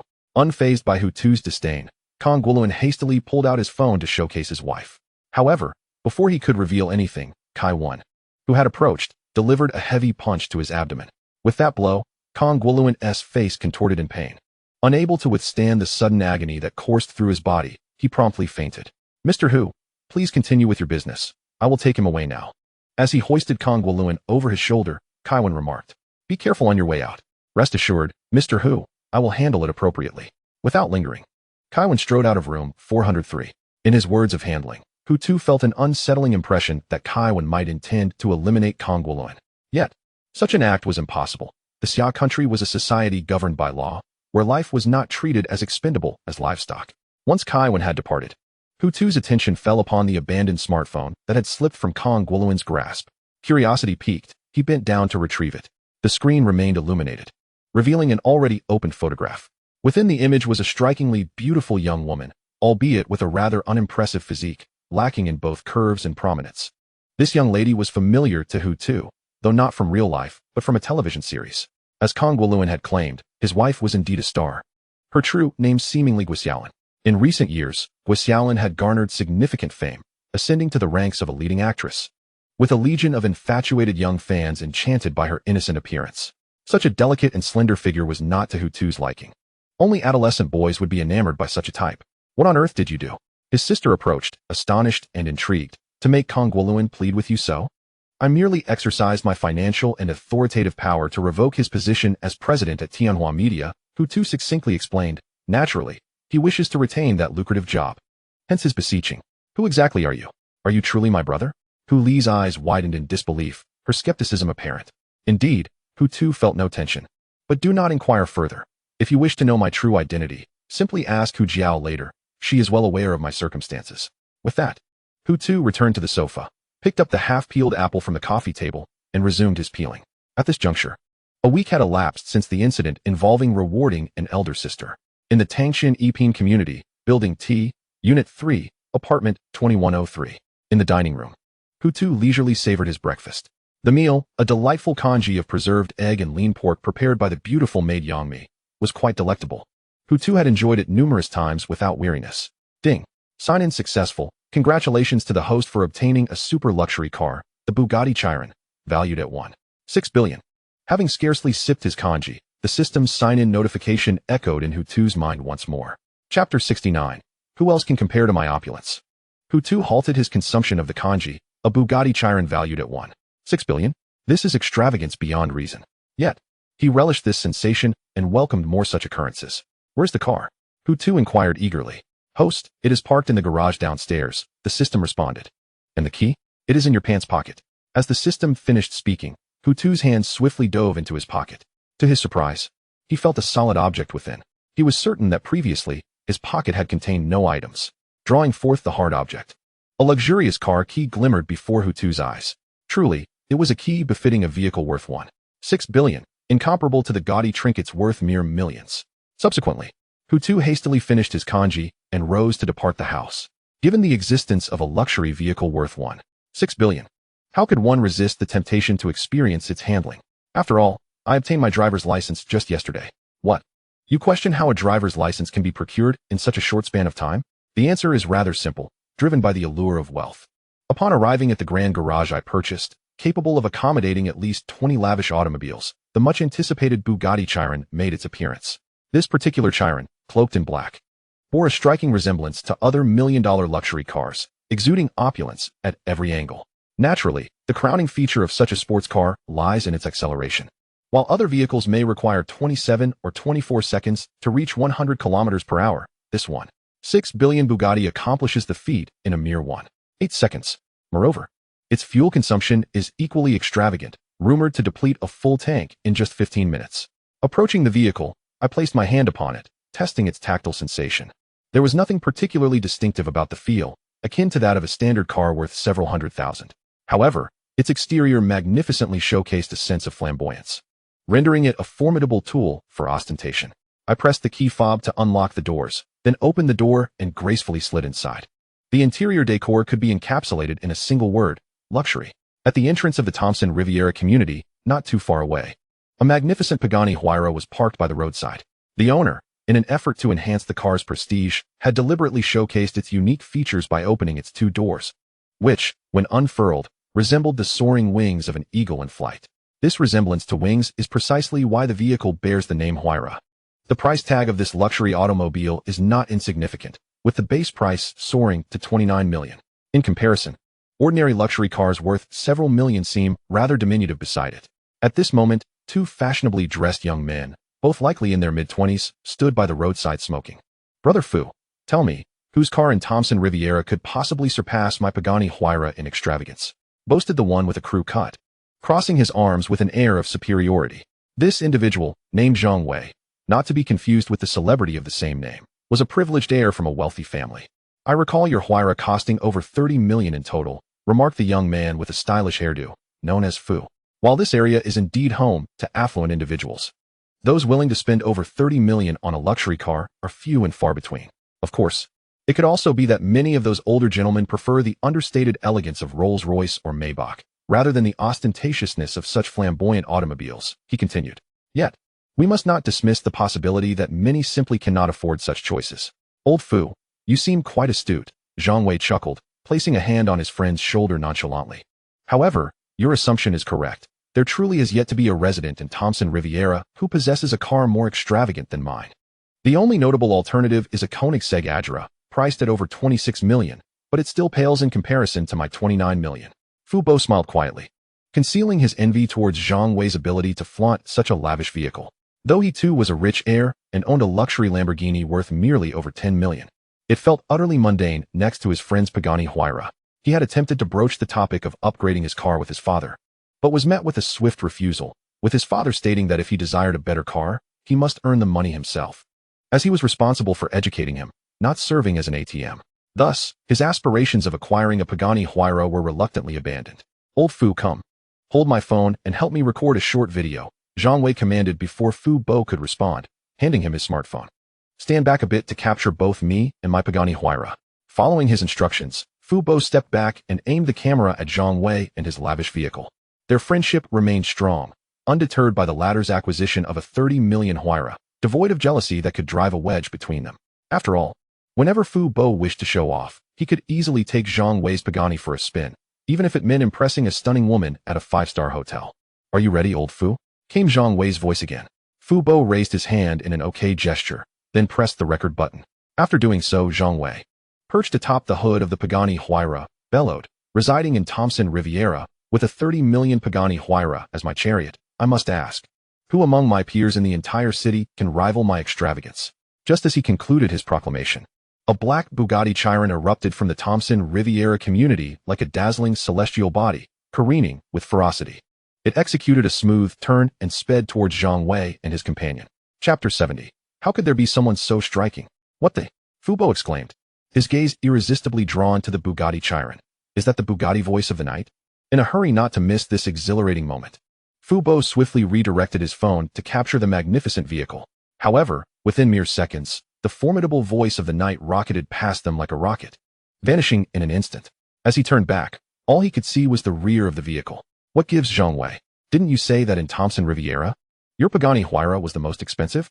Fu Bo approached Zhang Wei after the Chiron disappeared.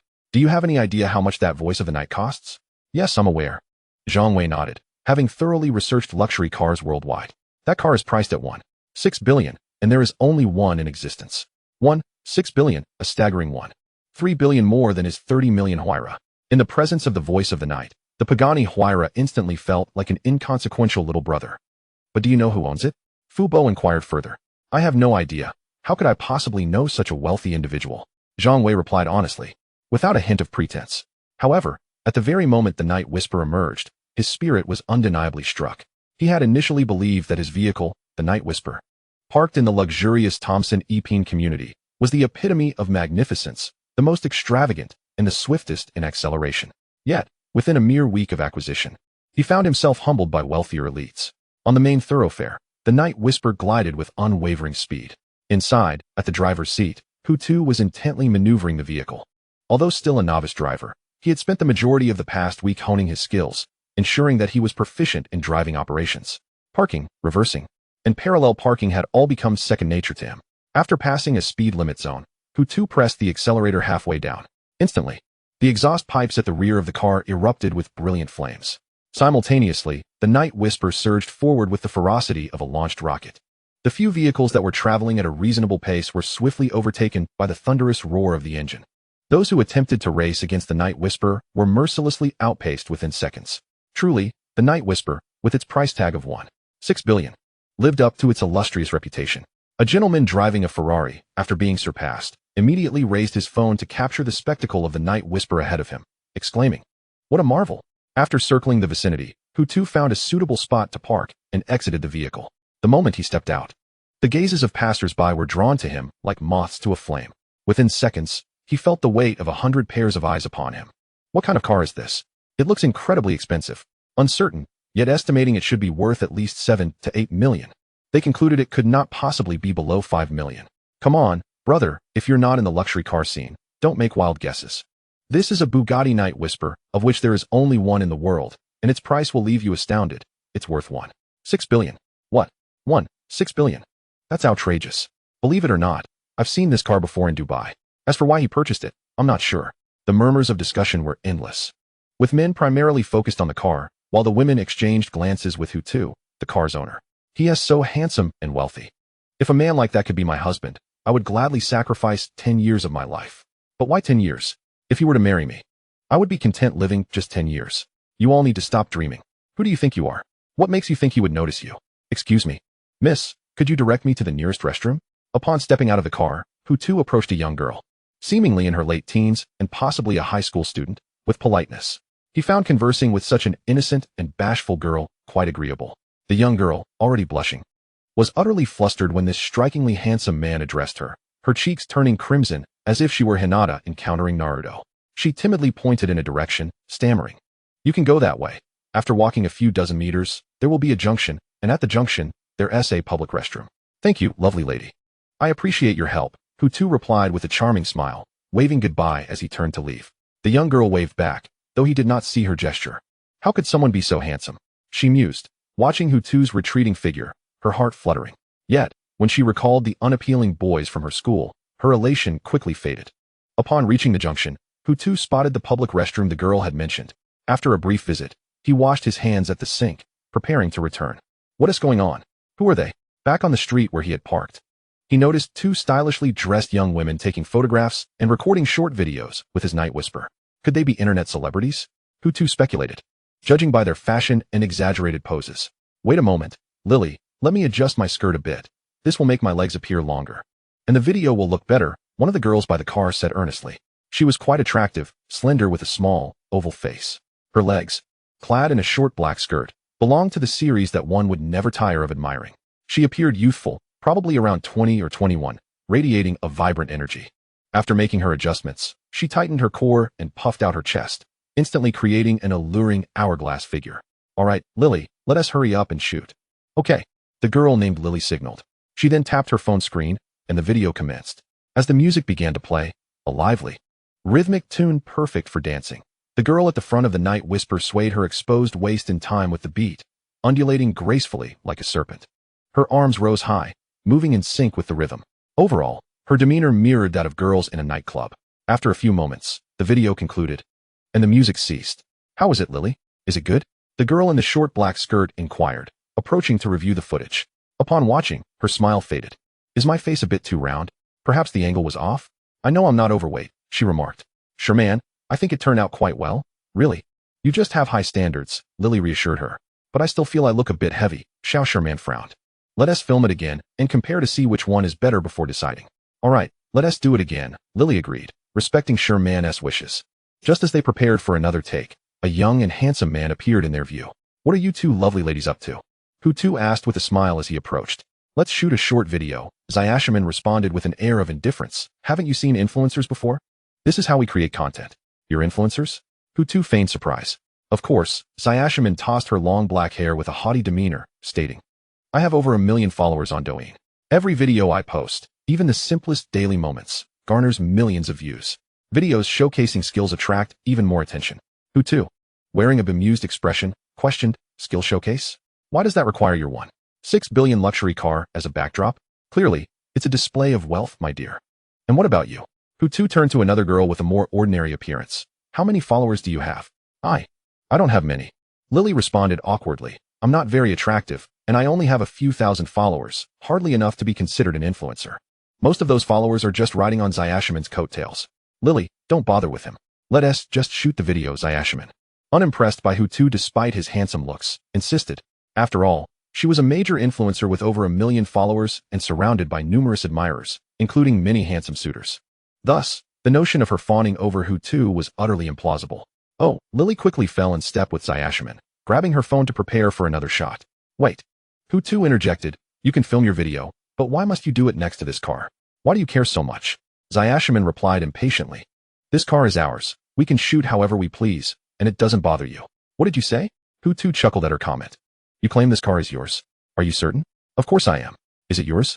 Zayashiman retorted defiantly. It certainly is mine. If you don't want to move, then I must ask you to step aside, Hutu declared, pulling out his keys and pressing the unlock button, causing the lights of the car to blink twice. Standing in front of the car, Zayashiman felt a sudden wave of embarrassment wash over her, leaving her speechless. At that moment, her face burned with shame. She could hardly believe she had lied in front of the actual owner. Miss, may I suggest you find another location for your shoot? Hutu approached. If you could step aside for a moment, I'll move the car, and then you can continue filming. Zayashiman mumbled, her gaze lowered, hastily stepping away. Ashamed to meet Hutu's eyes, her friend Lily followed suit, retreating to the roadside. Under the watchful eyes of passers-by, Hutu opened the car door, climbed in, and started the engine. Goodbye, beautiful. You truly are lovely. He waved a hand at Lily, bidding her farewell as he pressed the accelerator and drove off.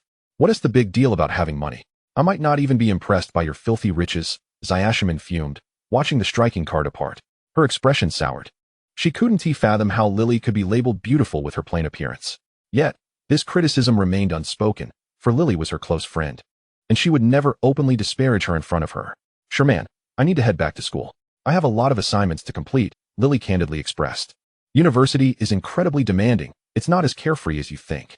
If you plan on shooting videos in the future, please don't call me out. You have plenty of friends to involve. Returning her phone to Zayashiman, Lily swiftly turned and walked away. Indeed, she was burdened with academic responsibilities, as her institution was among the nation's elite. While her roommates dedicated weekends to relentless studying in the library, she felt she was squandering her time filming short videos. And worse, doing so for others for free. Lily, what's the matter? Isn't your education less important than our friendship? Zyashiman remained rooted in place, refraining from pursuing her, resorting to a threat. Lily, come back. If you remain this cold and refuse to help me with such trivial matters, don't blame me for ignoring you in the future. Fine, ignore me then, Lily replied, not looking back. We're just not on the same wavelength. Being friends seems pointless. Hearing this, Zyashiman laughed in exasperation. All right, let us act like strangers then. As if my life would come to a halt without you. With that, she crossed her arms defiantly and turned away, striding off with an air of confidence that suggested she had just won the lottery. On the main road, the knight's voice cruised steadily. Inside, Hutu contemplated visiting his sister Huli to see how her film was progressing. If I were to glance at you once more, would I still feel something? Chapter 72. More than just a meal. Suddenly, the phone beside him rang. Hutu glanced at the screen and saw it was a call from a woman named Zwale, the saleswoman he had encountered a week prior when purchasing the car. He answered the call. Hello, is this Mr. Hu? The saleswoman's voice remained melodious, albeit slightly unnatural. Yes, is there something you need? Well, Mr. Hu, since you purchased 2 luxury cars from us, I earned quite a commission as your sales representative. To express my gratitude, I would like to invite you to dinner. Would that be acceptable? That's unnecessary. My purchase was based on need. It's only fair for salespeople to earn their commissions. Just ensure the after-sales service is satisfactory. A dinner is truly not required. Hutu politely declined. Is Mr. Hutu busy? Zwale pressed. A meal is merely a token of appreciation. If you have time, I genuinely hope you can attend. Besides, a meal isn't overly expensive. Well, since you're so earnest, I suppose I'll accept, Hutu replied. Where are you now? Have you chosen a restaurant? Not yet. Do you have any recommendations, Mr. Hu? I don't. Since you're treating, you can decide everything. Just let me know once it's booked. Okay, I'll handle it. I'll call you back once it's arranged. All right, goodbye. Goodbye, Mr. Hu. After hanging up, Hutu couldn't help but smile. He sensed that this dinner was likely to entail more than mere dining. It would surely involve something deeper. At 10:40 p.m., Hutu received another call from Zwale. Golden Dragon Hotel? Are you sure? A meal there isn't cheap. Booking a private room costs at least 2,000. Well, if you think it's fine, I have no objections. The room is 3021? Got it. I'll head over immediately. All right, goodbye. Ending the phone call, Hutu cast his mobile aside and pressed the accelerator halfway down. The sound of the engine roared forth like a fierce cannonade, and in the blink of an eye, the rear of the car vanished from view, leaving behind a trail of acrid smoke. By a few minutes past 11, Hutu arrived at the Golden Dragon Hotel. As soon as he parked, a young male attendant hurried over to open the car door for him. Thank you, Hutu expressed politely as he exited the vehicle, subsequently handing the attendant the car keys along with 300 yuan in cash. Please take care of the car. Rest assured, sir, I will park it safely. The attendant replied with a deep bow. For someone accustomed to parking luxury cars, he often received tips ranging from 10 to 100 yuan, with the lower amounts being more common. A generous 300, however, was a rarity. Upon entering the hotel, a strikingly beautiful female attendant approached with a warm smile. Sir, may I inquire if you require accommodation or dining services?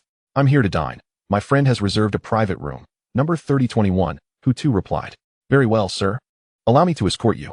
The enthusiastic attendant took the lead, and Hutu followed closely behind. The Golden Dragon Hotel certainly lived up to its reputation.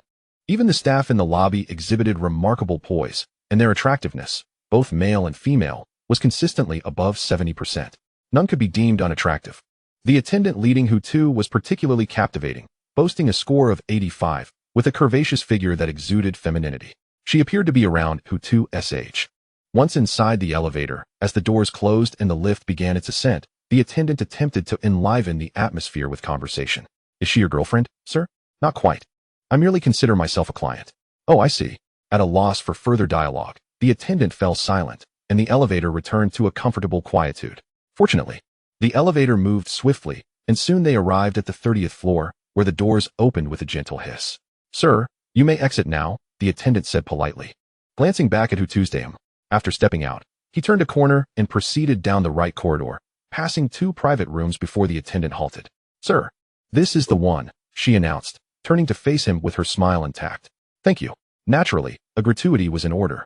Hutu retrieved another 300 yuan and handed it over. The attendant promptly extended her hands and bent slightly. Thank you, sir. Just go ahead and open the door. I can manage from here. Of course, sir. Should you require anything, do not hesitate to call for me. Understood. Once the attendant departed, Hutu raised his hand and knocked lightly on the door. Knock, knock, knock. The motion was somewhat graceful. Not long ago, Hutu hadn't been an elegant individual. It was only after acquiring wealth that such habits began to take form. Is that Mr. Hu? A voice called from inside the room. Yes, it is I, he responded. And the door swung open, revealing a stunningly beautiful woman, her makeup meticulously applied, evoking a sense of awe. This woman was Zwale. She appeared slightly older than Hutu, perhaps in her 30s, akin to his sister, Hu Li, dressed in a fitted suit that exuded professionalism. Zwale radiated a markedly different aura. Her gaze was sharp, and she embodied the essence of a strong woman. Compared to their previous encounter at the car dealership, the transformation was striking. Mr. Hu, don't just stand outside. Please, come in, she urged, her smile re-emerging as she gestured for him to enter. Oh. Breaking free from his moment of reverie, Hutu stepped inside. The room was well lit, air-conditioned to a comfortable temperature, and even included a thoughtfully designed restroom. Hutu entrusted Zwale with the process of ordering their meal. She proceeded to select nearly 10 dishes along with a bottle of red wine. Chapter 73, the first time. Having glanced over the menu, Hutu noted that the prices of the dishes were relatively steep for individuals of Zwale's status. This meal could potentially consume close to 5,000 yuan. He wondered how much her monthly salary might be. Before long, a plate of steamed sea bass, a serving of authentic roasted duck, and a bottle of red wine were presented by the attendant, along with 2 wine glasses. As soon as the attendant departed, Zwale took the initiative to pour 2 glasses of wine, handing one to Hutu's Mr. Hu. Allow me to toast to you. She raised her glass and took a slow sip. The subtle movements of her red lips against the rim of the glass were undeniably alluring. Now that I've had my drink, it's your turn, she said, flipping her empty glass upside down with a flirtatious grin, not a drop remaining. As a gentleman, Hutu felt compelled not to falter. He tilted his head back and consumed the wine in a couple of swift gulps. Mr. Hu, you have quite the capacity for alcohol. I knew you were a connoisseur, Zwale complimented sweetly as he set his glass down. Here, Mr. Hu, let me refill your glass. Without hesitation, Hutu offered his glass, and Zwale poured him another serving before filling her own half full. They clinked their glasses together and downed the contents in unison. As the evening progressed, the 2 young individuals found themselves increasingly immersed in their libations. Before long, they had finished an entire bottle of wine, prompting Zwale to summon the attendant for 2 more bottles. In less than an hour, the 2 bottles of red wine were emptied. At this moment, Zwale was already intoxicated, her head resting on the dining table, mumbling words that were barely comprehensible. Mr. Hu, don't stop. I can drink more. I swear, I, Zwale, can handle 1,000 cups without getting drunk. She waved her hand unsteadily, babbling in her drunken stupor. Waiter, the bill, please. Hutu picked up the phone designed for summoning staff. Certainly, sir. We will be there shortly, came the prompt response. Within a minute, 2 young and beautiful waitresses arrived at room 3021 with the bill. The total for the meal amounted to 11,700 yuan. And Hutu was somewhat taken aback upon seeing the figure. Although he was not short on money, the prices at the Golden Dragon Hotel were indeed rather steep. Even though this establishment was part of his empire, he felt compelled to acknowledge it. After settling the bill, Hutu, with the assistance of the 2 waitresses, helped Zwale down the stairs. Sir, given that this young lady is in such a state of inebriation, it would be more prudent to book a room for her here, allowing her to rest properly, suggested one of the waitresses, who had previously received a 300 yuan tip from Hutu, as she approached with a smile. Turning around, Hutu regarded the waitress and remarked, You will undoubtedly have a promising future. The waitress was taken aback, unable to grasp Hutu's meaning. Nevertheless, she bowed in thanks, saying, Thank you, sir. If I truly achieve success in the future, I will certainly seek you out to express my gratitude. Then, as you suggested, please arrange for a room, Hutu instructed. Of course, sir, the waitress replied, her smile returning with a professional demeanor.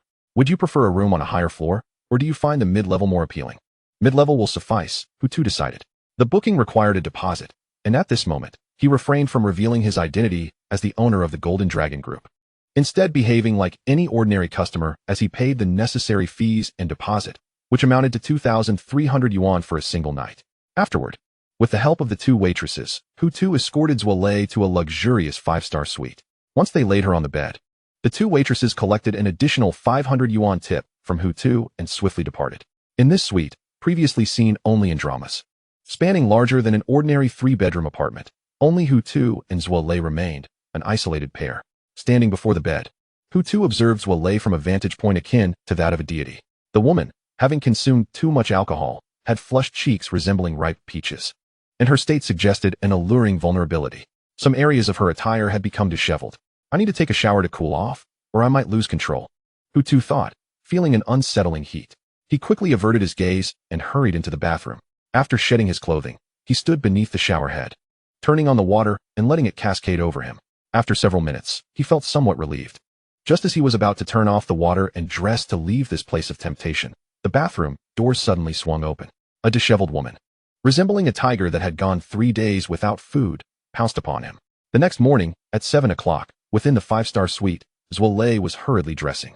Mr. Hu, although this was my first time, you need not feel guilty. After all, I was the one who initiated everything yesterday. Zwale spoke calmly. I can be honest with you. You are the type of man I find appealing, be it your looks, physique, or wealth. However, I am also self-aware, understanding that my own attributes do not quite measure up. In short, I am not worthy of you. Therefore, what transpired last night was merely a fleeting encounter. As for the possibility of pregnancy, you need not worry. I am currently in a safe period, and the chances are minimal. Even if I were to accidentally conceive, I would not allow it to come to fruition.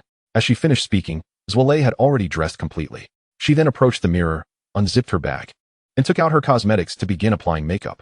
Meanwhile, Hutu lay in bed, his mind racing with thoughts. He was genuinely surprised that Zwale, at 30 years of age, was still a virgin. She appeared far from innocent. Are you hungry? Hutu inquired. A little, she replied. Shall I order something for you? Hutu asked. What do you usually have for breakfast? Anything is fine. I am not particularly picky. As long as it is hot, I will eat it. Hutu then ordered 2 portions of soup dumplings, 2 cups of soy milk, a fried dough stick, 2 tea eggs, 2 soup-filled buns, and 2 scallion pancakes. Chapter 74. Is it possible not to work? The hotel service was remarkably efficient. After about 5 minutes, the items Hutu ordered arrived. Perhaps due to their recent intimate encounter, Zwale was no longer as reserved in front of Hutu's day. She picked up a pair of chopsticks, grabbed a soup dumpling, and began to eat. Hutu appreciated her casualness, finding her more charming in her authenticity. Before long, they had finished their meal. Mr. Hu, I should take my leave now. If you ever wish to purchase a car again, feel free to contact me, Zwale stated calmly as she picked up her bag, preparing to turn away. However, before she could fully turn, a pair of strong hands swiftly enveloped her from behind. An intimate voice whispered in her ear, "Stay with me a little longer."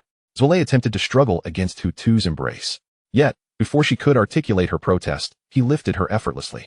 The next morning, at 8 o'clock, the two were once again enjoying breakfast in the suite.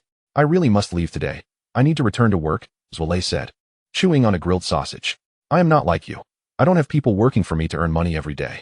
She stood, donned her high heels, and prepared to depart. Is it possible not to work? Hutu asked. Taking a few steps, Zwale halted, then shook her head with a smile.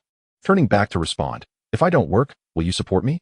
Hutu chuckled softly, falling silent as he waved goodbye. Retracting his gaze, Zwale resumed her steps toward the exit. Then let me support you, Hutu exclaimed, raising his voice. Don't go, stay with me. His words caused Zwale to pause once more, a smile of appreciation gracing her lips. This man, at his core, was not bad. No, I have hands and feet. I'll earn my own money, Zwale replied, glancing back. Using someone else's money makes me uneasy. Without further ado, she bid farewell, departing. With a wave of her hand, Zwale chose not to linger any longer and resumed her stride. Allow me to see you off, Hutu said. Catching up to her, his impression of Zwale growing increasingly favorable. She did not decline his offer to escort her, as they stood in the elevator. It was but a brief moment before they reached the ground floor. Wait here, I shall summon my driver to take you, Hutu instructed as they reached the entrance of the hotel. Zwale responded with a soft "oh" and came to a halt. Hutu then took out his phone, intending to call Kai-1. However, at that very moment, a disheveled young man, bearing the marks of a recent beating with a bruised face, hurried toward them. Seeing this, Hutu instinctively stepped in front of Zwale. The battered youth, upon noticing Hutu, seemed to calm somewhat, but still approached him and stopped. Who are you? My sister's boyfriend? He asked, his eyes wide with surprise. Sister? Hutu furrowed his brow, turning back to inquire. Is he your brother? Yes, Zwale replied gravely, stepping out from behind Hutu to confront her brother. How did you know I was here? Sis, can we not discuss that right now? Do you have any money? Can you lend me 300,000? While speaking, Zwading glanced nervously behind him, his face etched with panic, as though someone were pursuing him. I promise. I will pay you back. Are you in debt again? Zwale's expression darkened. And did you squander that money on gambling? She was all too aware of the kind of person her brother was. Their parents had been driven to the brink, refusing to acknowledge him any longer, illustrating the severity of his actions. Sis, I haven't. I've quit gambling, truly, Zhuoding insisted, desperately explaining. I just took my girlfriend on a trip abroad because she wanted to go, and we spent that money together. I only used 100,000. The remaining 200,000 is due to the exorbitant interest from the loan shark. Spending 100,000 on a trip. Are you out of your mind? Zhuolei's anger intensified. Does she genuinely care for you? Or is she merely seeking a free meal ticket? How could I possibly have a brother like you? Who is indolent and irresponsible, who indulges in alcohol and gambling, and is now ensnared by a woman. With each word, Zhuolei's fury escalated, her chest rising and falling rapidly with her quickened breaths. Sis, please don't blame me, Zhuoding lamented, his face a mask of despair. The loan sharks are after me. The injuries I bear are from their beating. They've threatened to break my legs if I don't repay them today. I'm your brother, for heaven's sake. Please help me. You're my only family left. He knelt, tears streaming down his face. I've already helped you enough. I cannot assist you further, Zhuolei replied coldly. You are an adult now. You must take responsibility for your actions. Helping you will only render you more useless. Perhaps a lesson is what you truly need. Let us go, Zhuolei said, turning to Hu Tuesday. Indeed, he nodded in agreement. Don't leave, please. I beg you. Zhuoding suddenly clung to Zhuolei's leg, his desperation palpable. If you can't give me 300,000, even 10 would suffice. Brother-in-law, please say something. I promise I won't borrow from loan sharks again, nor will I owe anyone money. I'll break up with my girlfriend and sever all ties. Hu Tu remained unmoved by Zhuoding's pleas. Such individuals are beyond redemption. Despite his assurances, they are the least credible. Perhaps if you assist him today, he would squander that money on his so-called friends mere hours later. Brother-in-law, please speak up. Why are you silent? I'm not a stranger. I'm your brother-in-law. Seeing Hu Tu's indifference, Zhuoding grew aggressive, yelling at him. I am not your brother-in-law. I am merely a friend of your sister, Hu Tu stated firmly. Thus, I have no obligation to assist you. Not a brother-in-law, just a friend?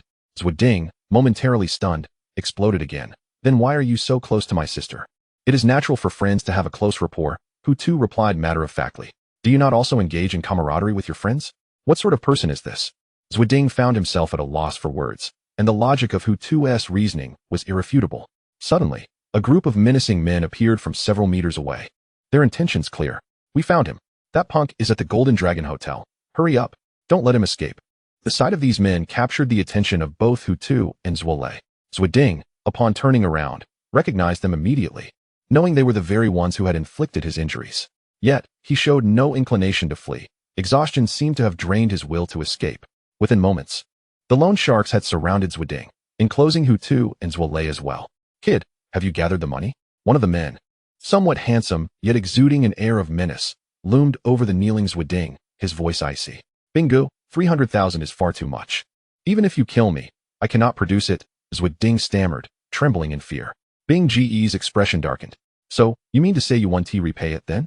No, I never said I wouldn't repay it. I just truly lack the means at the moment. Zhuoding desperately included Zhuolei and Hu Tu in his plea. I still have my sister and brother-in-law who can help me. If I speak to them nicely, they will surely lend me 300,000. Then I can settle my debts. You two are his sister and brother-in-law. Bing Ge's gaze shifted to Zhuolei and Hu Tuesday. And what if we are? Does that obligate us to cover his loan? Hu Tu countered. He is worthless and cannot repay. It is only natural that I seek assistance from his family. Bingu replied calmly. Furthermore, what harm is there in helping your brother-in-law? Apologies, but we will not assist him, Hu Tu stated firmly, unyielding. Now please step aside. We wish to leave. And what if I refuse to let you pass? Bingu lit a cigarette. You will step aside, Hu Tu asserted, maintaining his composure. As soon as Hu Tu finished speaking, several black commercial vehicles suddenly emerged from an unknown location, coming to a halt at the entrance of the hotel. The doors of these vehicles swung open, and from each one, 8 robust men rushed out. Each of these men stood no less than 180 centimeters tall, clad uniformly in black suits. Quickly, surround everyone who dares to bully President Hu, commanded Kai Wan, his voice booming as he directed the scene. He had been lurking nearby, along with dozens of men in black, all waiting for one purpose, to ensure President Hu's safety. Even in normal circumstances, President Hu was usually in a secure state. Following Kai Wan's orders, the black-clad men sprang into action, swiftly encircling the group of individuals from the online lending companies that had cornered President Hu. Their demeanor was fierce, glaring at these individuals as if ready to engage in a brawl. The previously arrogant Bingu, who had exuded confidence, now found himself frozen in place. Who are you? He inquired. Someone you cannot provoke, Hu Tu replied nonchalantly. With so many men at your disposal, it implies you must be quite wealthy, Bing Gu retorted, no longer as confrontational as before, realizing he was dealing with a formidable figure. Since you have the means, repaying the 300,000 for your little brother-in-law shouldn't be a challenge. He's his own man, and I am mine. Why should I repay his debts? Hu Tu responded rationally. I am not his ATM. Surely the 100,000 should be manageable, Bing Gu conceded, attempting to negotiate. I can waive the interest. I have stated it clearly. Whoever owes money must repay it. Hu Tu's tone turned icy. I do not owe you anything, so you need not speak to me. Instantly, Bing Ge's expression soured, refusing to concede even the 100,000 was an affront. I have taken a step back. Can't you do the same? His temper began to flare. If we resort to hostility, it benefits neither of us. You are mistaken. It is you who will face the consequences, while I will remain unaffected, Hu Tu corrected him. Do not assume that I will be intimidated simply because you have numbers on your side. Bing Gu narrowed his eyes, asserting, a cornered dog will leap over walls. What more a human? I do not intend to bully you with sheer numbers. I merely suggest you collect what is owed from your debtor, Hu Tu stated. Of course, if you insist on believing I am using my numbers to intimidate you, there is little I can say. Do you think I cannot summon people? Bing Ge's gaze sharpened. I, Yin Bing, have been in this city for a decade, cultivating countless acquaintances. With a single phone call, I could gather hundreds. How long would it take to assemble hundreds? An hour or two. Hu Tu smiled. My time is precious. I have no interest in participating in such a tedious game. Zwale, let us depart, he declared, grasping her hand and preparing to leave. What is the meaning of this? Why are so many of you congregated here? A voice boomed from within the hotel. You've blocked the entrance. How are we to let Mr. Jiao exit? Step aside quickly, or I will report you for public disorder and summon the police. The voice was loud enough for Hu Tu and Zwale, trapped in the center, to hear clearly. Everyone, step aside. Blocking the entrance is indeed inappropriate and disrupts the hotel's business, Hu Tu called out. Upon his command, the outer layer of black-clad men quickly dispersed. Yet they did not leave entirely. They gathered nearby, ensuring the hotel entrance remained unobstructed. Bing Gu and his associates, recognizing the situation, also withdrew to the side, remaining close by but opposing Kai Wan and his group. Mr. Jiao, those individuals have cleared out. You may exit now, a bespectacled, portly man in the hotel lobby respectfully announced. Chapter 76, Meeting of Titans. Beside him stood a refined middle-aged man, around 1.8 meters tall with a lean physique, appearing to be in his 40s. He held a sleek black briefcase and wore a pristine designer suit, impeccably clean and seemingly brand new. His shoes gleamed as if polished to a mirror finish, reflecting his own image. After the portly man spoke, the elegant middle-aged man stepped forward, making his way outside, with the portly man hastily following. Mr. Jiao, we have yet to secure an appointment with President Hu of the Jinlong Group, the portly man remarked as they walked. His secretary conveyed that President Hu has been quite busy and cannot find time to meet you. Very well, if we cannot arrange a meeting, so be it. It is understandable for someone managing such a large company to be busy, Jiao Ling replied calmly. Should we manage to meet President Hu, it would indeed be a delight. But if not, there is little we can do. Before long, Jiao Ling and the portly man exited the hotel, only to be greeted by a gathering of black-clad men led by Kai Wan. Mr. Jiao. On the other side, Yin Bing was taken aback upon seeing Jiao Ling emerge. After his surprise, he called out again. However, this time, Jiao Ling did not turn, for he had spotted someone of immense significance to him. Who? President Hu. Jiao Ling muttered under his breath. Jiao Ling could ascertain that the man standing a short distance ahead was none other than Hu Tu, the esteemed leader of the Jinlong Group, whom he had longed to meet but had yet to find an opportunity. However, just as he prepared to approach and greet him, an unwelcome distraction emerged. It was Yin Bing, who slightly bowed and respectfully said, Hello, Mr. Jiao. Jiao Ling did not acknowledge him, yet Yin Bing introduced himself. I wonder if Mr. Jiao remembers me? I am Yin Bing, the founder of Dabin Online Lending Group Limited. Oh, I have heard of you, Jiao Ling replied, offering polite conversation to avoid awkwardness. How is business lately? Going well, I presume? Well, it is mediocre at best. There are still borrowers who fail to repay within the stipulated time, Yin Bing responded. Of course, I cannot compare to a titan like Mr. Jiao. Your investments are in the billions, while our company struggles to maintain operations. Focus on your work and persevere. As long as you remain grounded, success will come in due time, Jiao Ling encouraged, patting Yin Bing on the shoulder. You are still quite young. Do not fear failure. It is an indispensable part of the journey to success, a valuable experience in your life. Thank you for your encouragement, Mr. Jiao. With your words, I find it hard to believe I won't succeed, Yin Bing replied, recognizing the importance of flattering a prominent figure. Jiao Ling refrained from further conversation and shifted the topic. Young Yin, I cannot linger here. I have an important guest to attend to. Please excuse me for now. Mr. Diao, there is no need for concern regarding my presence. As your esteemed guest, it is only fitting that I be attended to promptly, Yin Bing stated politely. Please, do proceed. Diao Li nodded slightly, choosing not to elaborate further, and then took his leave, walking past Yin Bing. Under Yin Bing's watchful gaze, he approached the owner of Jinlong Group. Mr. Hu, good day. After a slight bow, Diao Li greeted him with a smile and extended his hand for a handshake. You are? Hu raised an eyebrow, unfamiliar with the individual before him. Mr. Hu. My surname is Diao Li. Like you, I am also in the real estate business, and my company is called Shenghua Group. However, I must admit that my company pales in comparison to your Jinlong Group, boasting only a market value of approximately 500 billion. Hu, not recognizing him, did not take offense, and instead, Diao Li warmly introduced himself. Oh, so you are Mr. Diao, Hu acknowledged, granting him a degree of familiarity and extending his hand for a handshake. Shenghua Real Estate Group. To be honest, I have not heard of it before, he mused. Even during the time when he earned a modest salary of 10,000 a month prior to acquiring a billion-dollar enterprise.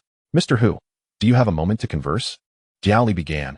I have been attempting to arrange a meeting with you, but you have been quite occupied and unable to meet with me.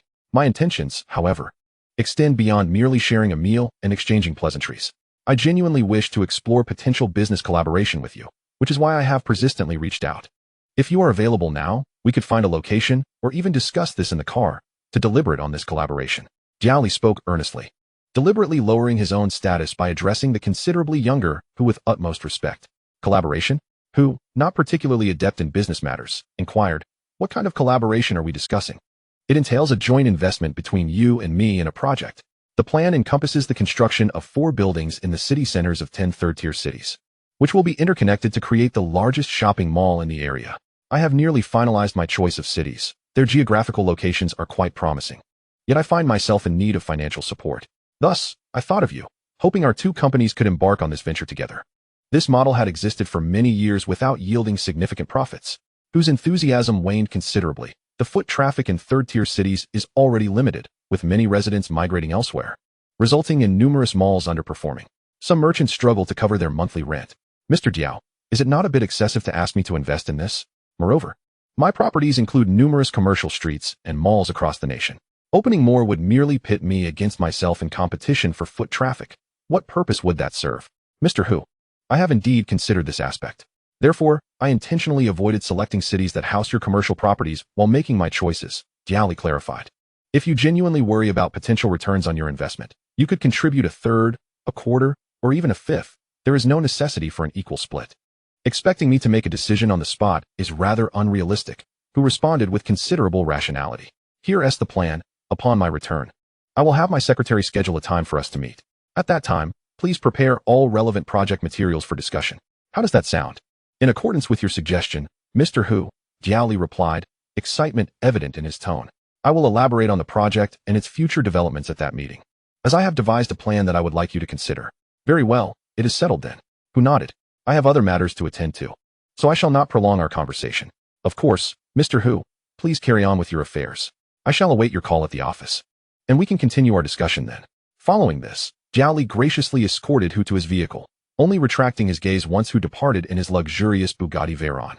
Accompanied by Zuolei, at the entrance of the Jinlong Group Hotel, Yin Bing remained rooted in place, his expression resembling one who had just tasted something foul. It's him. Initially, he thought it a matter of prestige to be acquainted with the owner of Shenghua Group, even believing it would bolster his confidence in conversations with Zhuiding. Yet, it turned out that the individual was an even wealthier magnate than Mr. Diao. On the main road, the Bugatti glided smoothly. Inside the vehicle, Zuolei, her eyes wide with disbelief, stared intently at Hu's striking profile. Are you truly the owner of Jinlong Group? Does it not seem so? Hu smiled. I can understand the skepticism. After all, it appears I am the only one among the young affluent elite in the nation to possess such wealth at this age. The atmosphere in the car had been amiable until Hu's remark, which, though not egotistical, prompted Zuolei to roll her eyes in exasperation. You do have a point. Among the young affluent, you indeed stand alone in this regard. With no mockery or derision in her tone, Zuolei aligned with Hu's sentiment. Hu mused silently that older women tend to be more considerate. Following their encounter, Hu and Zuolei had not communicated for several days. Being the more proactive of the two, Hu had sent her several messages, yet she seemed intent on avoiding him, providing no responses. Lying languidly on the living room sofa, Hu's phone suddenly buzzed, interrupting his reverie. With no anticipation or excitement, he lifted his hand to unlock the screen and check the message. As expected, the sender was Nodzwale, but rather a former colleague he had encountered at Yaodu International Airport, named Yining. Her message was succinct. Do you have time? I would like to invite you to a movie. What if I decline? Who replied coyly.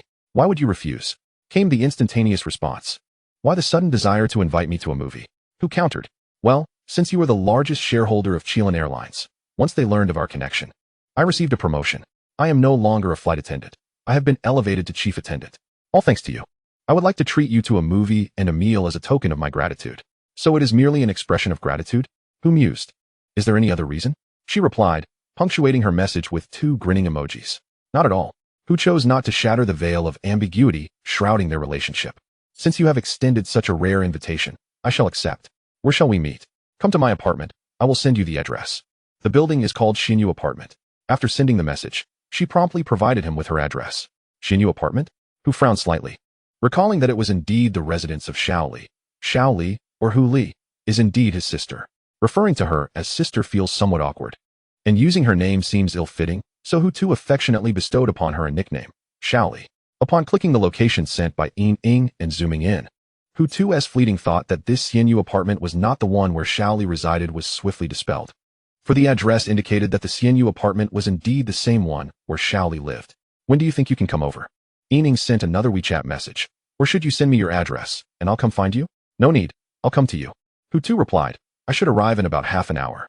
Okay, I'll wait for you at home. Please contact me when you arrive. All right, see you soon. Without any inclination for procrastination, Hu too promptly stepped out.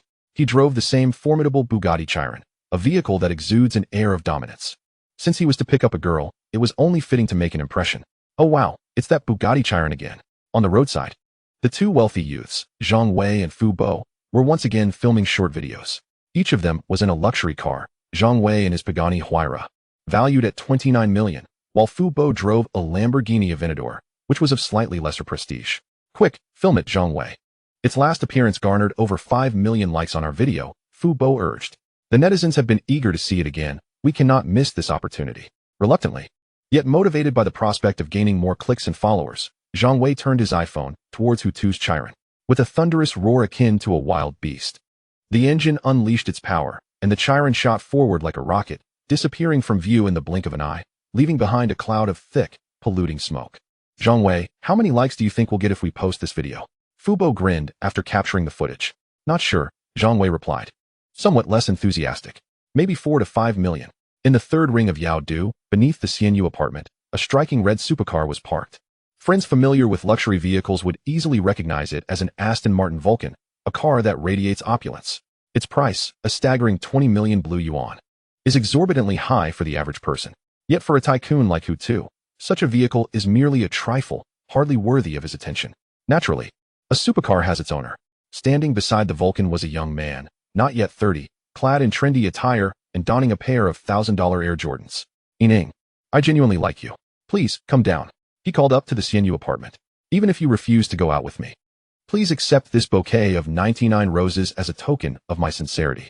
Accepting it does not imply you have agreed to be with me. Lin Gunha shouted with fervor, his neck veins visibly strained. However, the protagonist within the apartment, Yining, remained unresponsive. A minute passed, and Lin Gunha still awaited a reply from Yining. Yining, for the past month, I've been pursuing you. I know you must find me exceedingly bothersome and wish I would vanish from this world. With a sincere expression, he continued. But I, Lin Gunha, can vow that my pursuit of you is not a mere pastime. I have genuinely fallen for you. And this is the first time in my 24 years that I have dared to pursue a girl so boldly. Grant me a chance, Yining. If you choose to be with me, I will devote everything to protect you and ensure your happiness for a lifetime, never allowing you to suffer even the slightest grievance. Hey, can you keep it down? I need to sleep. I have a night shift later.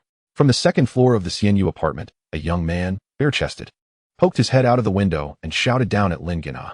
In this day and age, such declarations are futile. You should really consider going back. You're young and wealthy. Why limit yourself to one woman? Be a bit more discerning. You wouldn't understand. Clearly, you've never encountered a girl who truly moves your heart, Lin Gunha responded earnestly. If you do, you'll realize the significance of my presence here. Scratching his head, the bearded young man on the 2nd floor gazed at Lin Gunha with a look of disbelief. This guy doesn't seem much younger than me. How does he maintain such an innocent outlook? Fine, Do as you please, he said dismissively. Just keep your voice down next time. I'm not joking about needing sleep. Understood. I'll try to keep it quieter.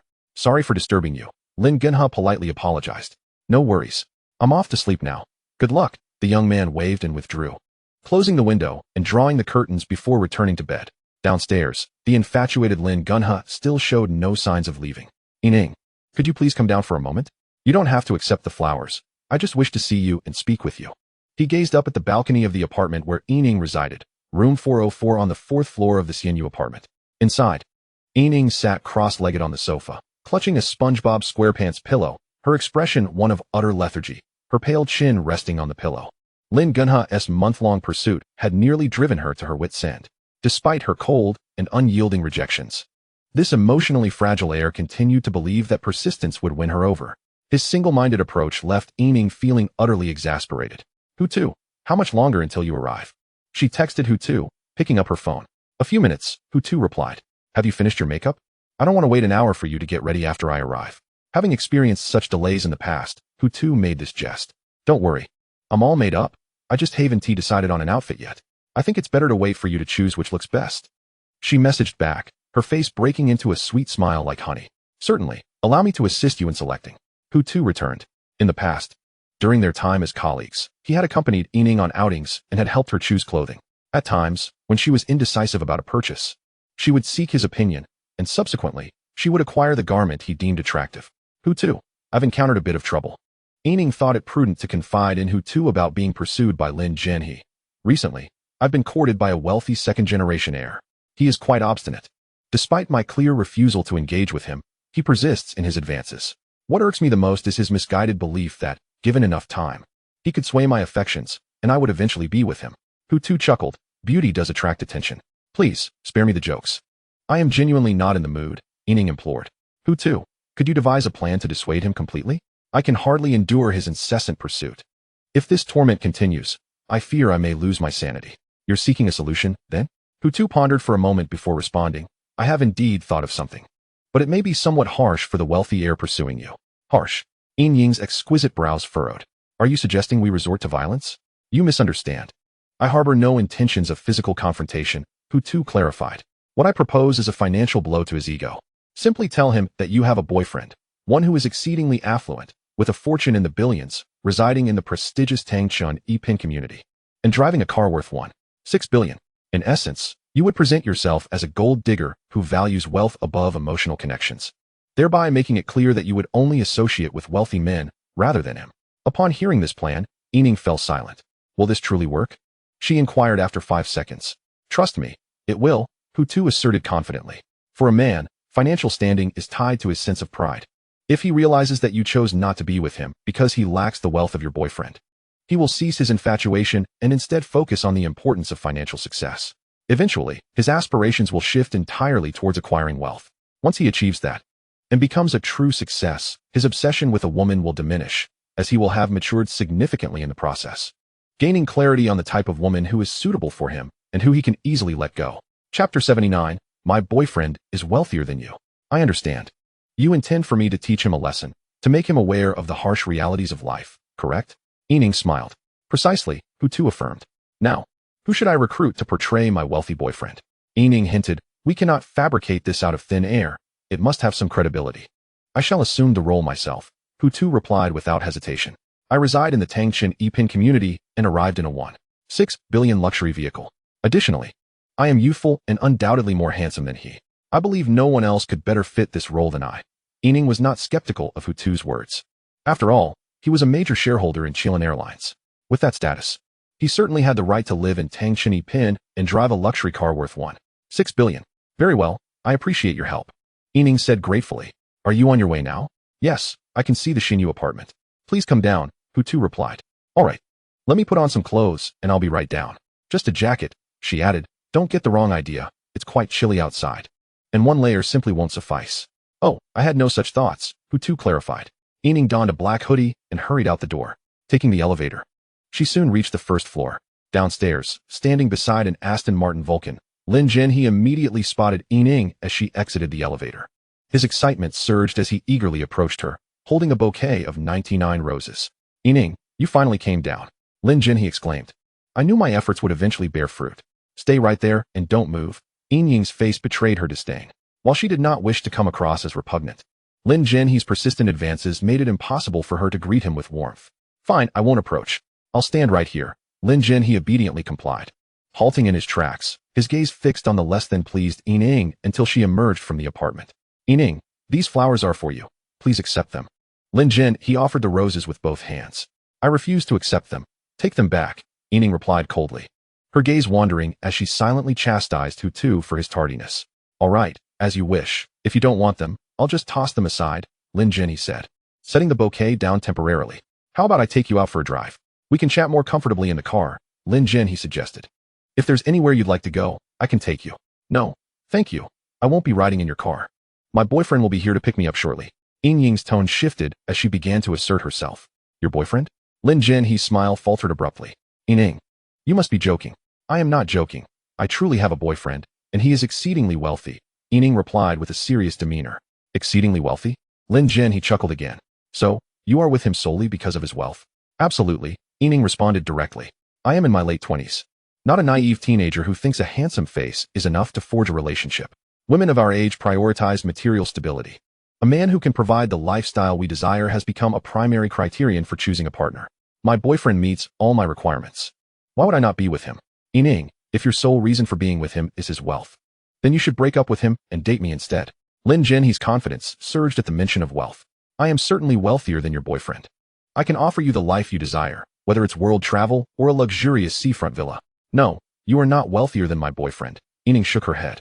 You are merely a wealthy heir. My boyfriend built his fortune from the ground up. His wealth is something you could only aspire to. Is that so? Is he truly that wealthy? Lin Jin, he inquired skeptically. Then explain to me how he acquired his fortune. My Aston Martin alone costs 20 million. Can he afford that? Shifting her gaze to Lin Genghe's face, Yin Ying observed how he had become rather pretentious simply due to the acquisition of a luxury car worth 20 million. The more she understood him, the clearer it became why she could never be attracted to such a person. To be frank, she retorted, my boyfriend wouldn't even deign to drive a 20 million Aston Martin. Have you ever heard of the Bugatti La Voiture Noire? The 1.6 billion version? That's what my boyfriend drives. Sure, I've heard of it. But Yin Ying, you might be exaggerating a tad too much, Lin Genghe replied skeptically. The Bugatti La Voiture Noire, the 1.6 billion version, exists in only one copy worldwide, and that particular vehicle is currently in Dubai. Your boyfriend probably wouldn't even be able to touch it, let alone drive it. Please provide a more convincing argument. Such unrealistic claims are best left unspoken. I simply cannot believe you. As Lin Genghe uttered his final remark, a thunderous roar echoed from a hypercar over 100 meters away. Before he could even turn around, a sleek, entirely black supercar sped into view, executing a sharp turn before coming to a halt beside the Xianyu apartment building. The vehicle was none other than the Bugatti La Voiture, more driven by Hu Tuesday. Don't believe me? Then take a look at that car. It's the Bugatti La Voiture Noire, Yin Ying said, her breath releasing in relief as she pointed at the supercar. That vehicle belongs to my boyfriend. He has come to pick me up. Turning stiffly, Lin Genghe glanced nervously in the direction she indicated. In less than 2 seconds, the confidence that had graced his face moments ago evaporated entirely. Despite his attempts to delay his movement, he found himself turning around almost immediately, unable to restrain himself. Then, a strikingly cool and luxurious black supercar entered his line of sight. How is this possible? As an ardent enthusiast of high-end automobiles, Lin Genghe was well acquainted with the Bugatti La Voiture Noire, having even seen it in person a few months prior in Dubai. Was it the same vehicle? Lin Genghe could not ascertain, but he felt reasonably certain that this was indeed the Bugatti La Voiture Noire. As the door swung open, a remarkably handsome and tall young man emerged. It was none other than our protagonist, Hu Tuesday approaching Yin Ying. Hu Tu waved and greeted her. Darling, I've come to pick you up. Yin Ying mimicked his gesture, raising her hand to wave back. Who is this young man? Hu Tu feigned ignorance as he sized up the affluent Lin Genghe. He's the person I mentioned to you, the one who has been pursuing me relentlessly, Yin Ying explained. Oh, so it's him, Hu Tu remarked casually before turning to Lin Genghe. Young man, my girlfriend already has a boyfriend. Why are you still clinging to her? That seems rather unethical, doesn't it? Gathering his courage and lifting his gaze to meet Hu Tu's, Lin Genghe asked, are you really wealthy? Feigning surprise, Hu Tu paused for a moment before responding. If you're asking whether I'm handsome, I might modestly say I'm just average. But if you're inquiring about my wealth, I cannot be humble. I am indeed quite affluent. And how much wealth do you possess in total? Lin Genghe pressed further. Hu Tu nonchalantly replied, If you tally all the assets under my name, it amounts to approximately 400 billion. 400 billion? Lin Genghe gasped, his eyes widening in disbelief. In his mind, the notion of Yan Ying's boyfriend possessing merely 100 billion was already impressive. Yet here was someone claiming to have 400 billion. With such vast wealth, you must own several companies, Lin Genghe remarked, still skeptical. What companies do you have? Care to share? Of course, no problem, Hu Tu shrugged. Have you heard of Jinlong Group? It operates in real estate and is valued at over 300 billion. It's mine. And then there's Chilean Airlines, one of the top 3 airlines in the country, valued at over 70 billion, also mine. To verify Hu Tu's claims, Lin Genghe swiftly pulled out his phone and began searching online. Jinlong Group and Chilean Airlines boasted substantial operational modes, and such large corporations would undoubtedly have information available online, shareholders, CEOs, CFOs, and all. A minute later, his hands came to a halt. The lively glimmer in his eyes faded as he read the information he had uncovered. It was indeed confirmed that Yan Ying's boyfriend was the largest shareholder of both companies, complete with unedited photographs that showcased his sunny disposition and striking good looks. Not only was he wealthier, but he was also more handsome than Lin Genghe. No wonder Yan Ying had decisively rejected him. Her heart simply could not accommodate another man. Do you know? The reason Yan Ying is with you is merely because of your wealth, Lin Genghe thought to himself, as he finally began to shed his previous gentlemanly demeanor that had always prioritized Yan Ying's feelings. In reality, she doesn't care for you. She is only with you because you can fulfill her material desires. Such a woman, who sought only wealth, do you think you could accept being with her? Of course. I could, Hu Tu replied, drawing from his own experiences. Let me enlighten you, my young friend. In this day and age, pursuing love is something for high school students. Once you enter society, no woman would be so superficial as to be with a man solely for his looks. It's perfectly normal for women to be materialistic and seek money. After all, I'm not lacking in funds. If we were to pursue emotions, that could be burdensome. Emotions are so complex, there's no clear right or wrong. Compared to a woman who doesn't argue or complain once money is involved, that's far more appealing. Listening to this, Lin Genghe felt his worldview shatter, unsure of how to respond, his mouth agape in disbelief. Throughout his upbringing, his parents, friends, and university professors had always taught him that to be in a relationship, one should find someone they genuinely love and persist in that affection, allowing no room for another. They had cautioned against becoming involved with someone for reasons of loneliness or material gain. Yet now, the perspective of Yan Ying's boyfriend had completely overturned the beliefs he once held so valid and reasonable regarding love. It seemed to him that, in the eyes of Hu Tu, adults entering society were not meant to experience love. Focus on earning money, young man, Hu Tu said, his tone calm as he placed a reassuring hand on Lin Genghe's shoulder. Though he felt a pang of guilt, he continued, as long as you succeed and achieve wealth and excellence akin to mine, you'll find that women will never be in short supply around you. The girl you fancy will not cease to hold you in disdain. I understand. Lin Genghe's visage was shrouded in shadows as he lowered his head and remarked, as a man, it is indeed imperative to prioritize earning money. Such an endeavor enhances one's allure, much like yourself. Thank you. It's good that you comprehend. Hu Tu accepted the compliment without modesty. Yining, I apologize for my foolish actions during this period. I sincerely hope you will not take offense. Bowing at a 90-degree angle, Lin Genghe spoke with earnestness. I assure you that such matters will not recur in the future. I accept your apology, Yining replied.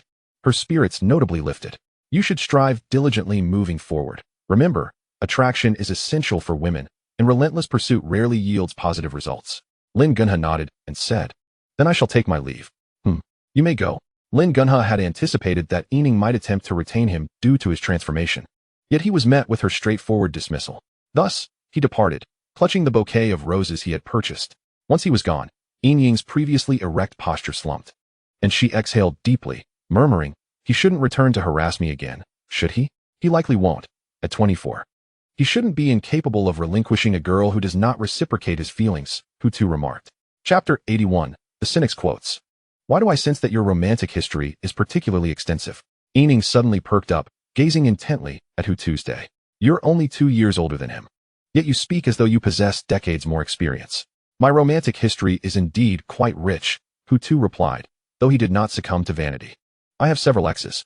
Raising an eyebrow, Yining inquired, how many is several? Just several. Does that mean 10? I am merely 26. That would be rather exaggerated.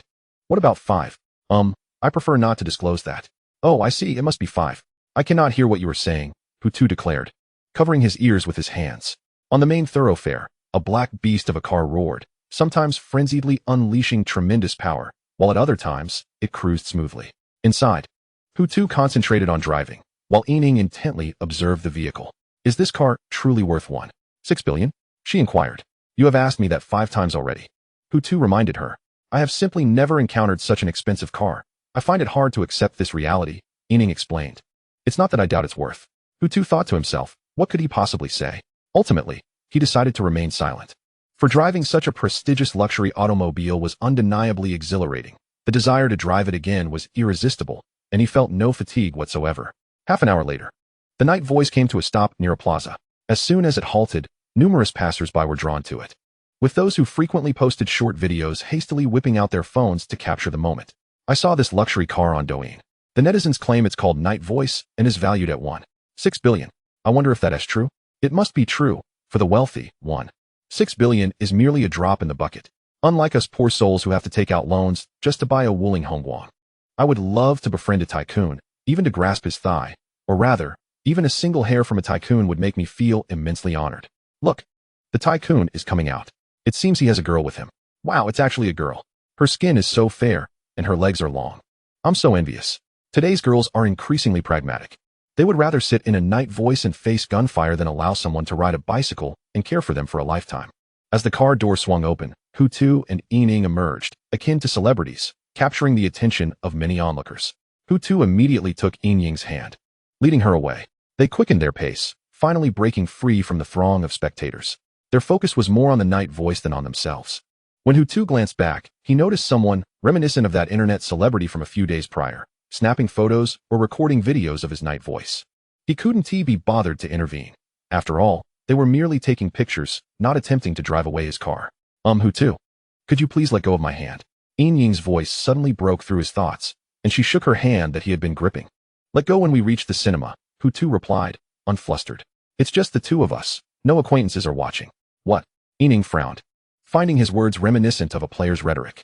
Even without acquaintances, one should not hold hands. After a brief struggle, she rationally freed herself from Hu Tu's grasp and added, I only hold hands with my future boyfriend, and you are not him.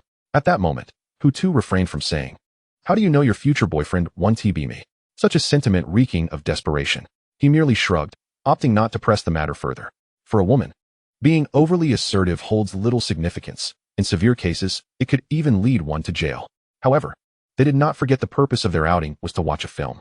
Among the recently released movies were Romantic Melodies, National Action, Spending 1 billion. My Mom Pressures Me to Marry, and Little Matters in the Emergency Room. Which one do you think we should watch? Yining asked, glancing at her phone for popular films, uncertain of her choice and seeking Hu Tu's opinion. I think Spending 1 billion is quite good, Hu Tu said as they walked. For someone like me, who is relatively affluent, I believe the immersion will be quite profound. All right then, we shall watch Spending 1 billion. Since I'm treating, I shall defer to your preference. Soon, they arrived at a cinema known as Tianhao, the only one in the plaza. What? It's been booked out. At the ticket counter, Yining spoke to a staff member, but Matewan shows there are still tickets available for Spending 1 billion. You can check. As she spoke, Yining retrieved her phone, opened Matewan, navigated to the movie section, and found Spending 1 billion. However, upon clicking it, the message indicated that there were no tickets available. Miss, when you checked earlier, there were tickets to sell. It may not have refreshed. Now that it has, they are all gone, the polite staff member explained. How about this? You could purchase tickets for the next showing, which is not booked, and after that, you and your boyfriend could go out for a while. Then return at 1 o'clock to continue watching the film. 1 o'clock? Yining expressed her displeasure. Does that mean we have to wait 2 more hours? Yes, indeed, Mississippi. If you must see it immediately, your only option is to check other theaters, the beautiful staff member stated. Turning her head, Yining's gaze fell upon Hu Tu. Seeking assistance, what do you think we should do? Should we go out for a while and wait for the afternoon showing? Or should we head to another cinema? We don't necessarily have to watch Spending 100 billion. Other films will suffice. Such as My Mom Forces Me to Marry or Little Matters in the Emergency Room. Those who have seen them seem to hold them in high regard. I believe either of those would be a fine choice. Hu Tu was not the type to fixate on a single course of action, he suggested.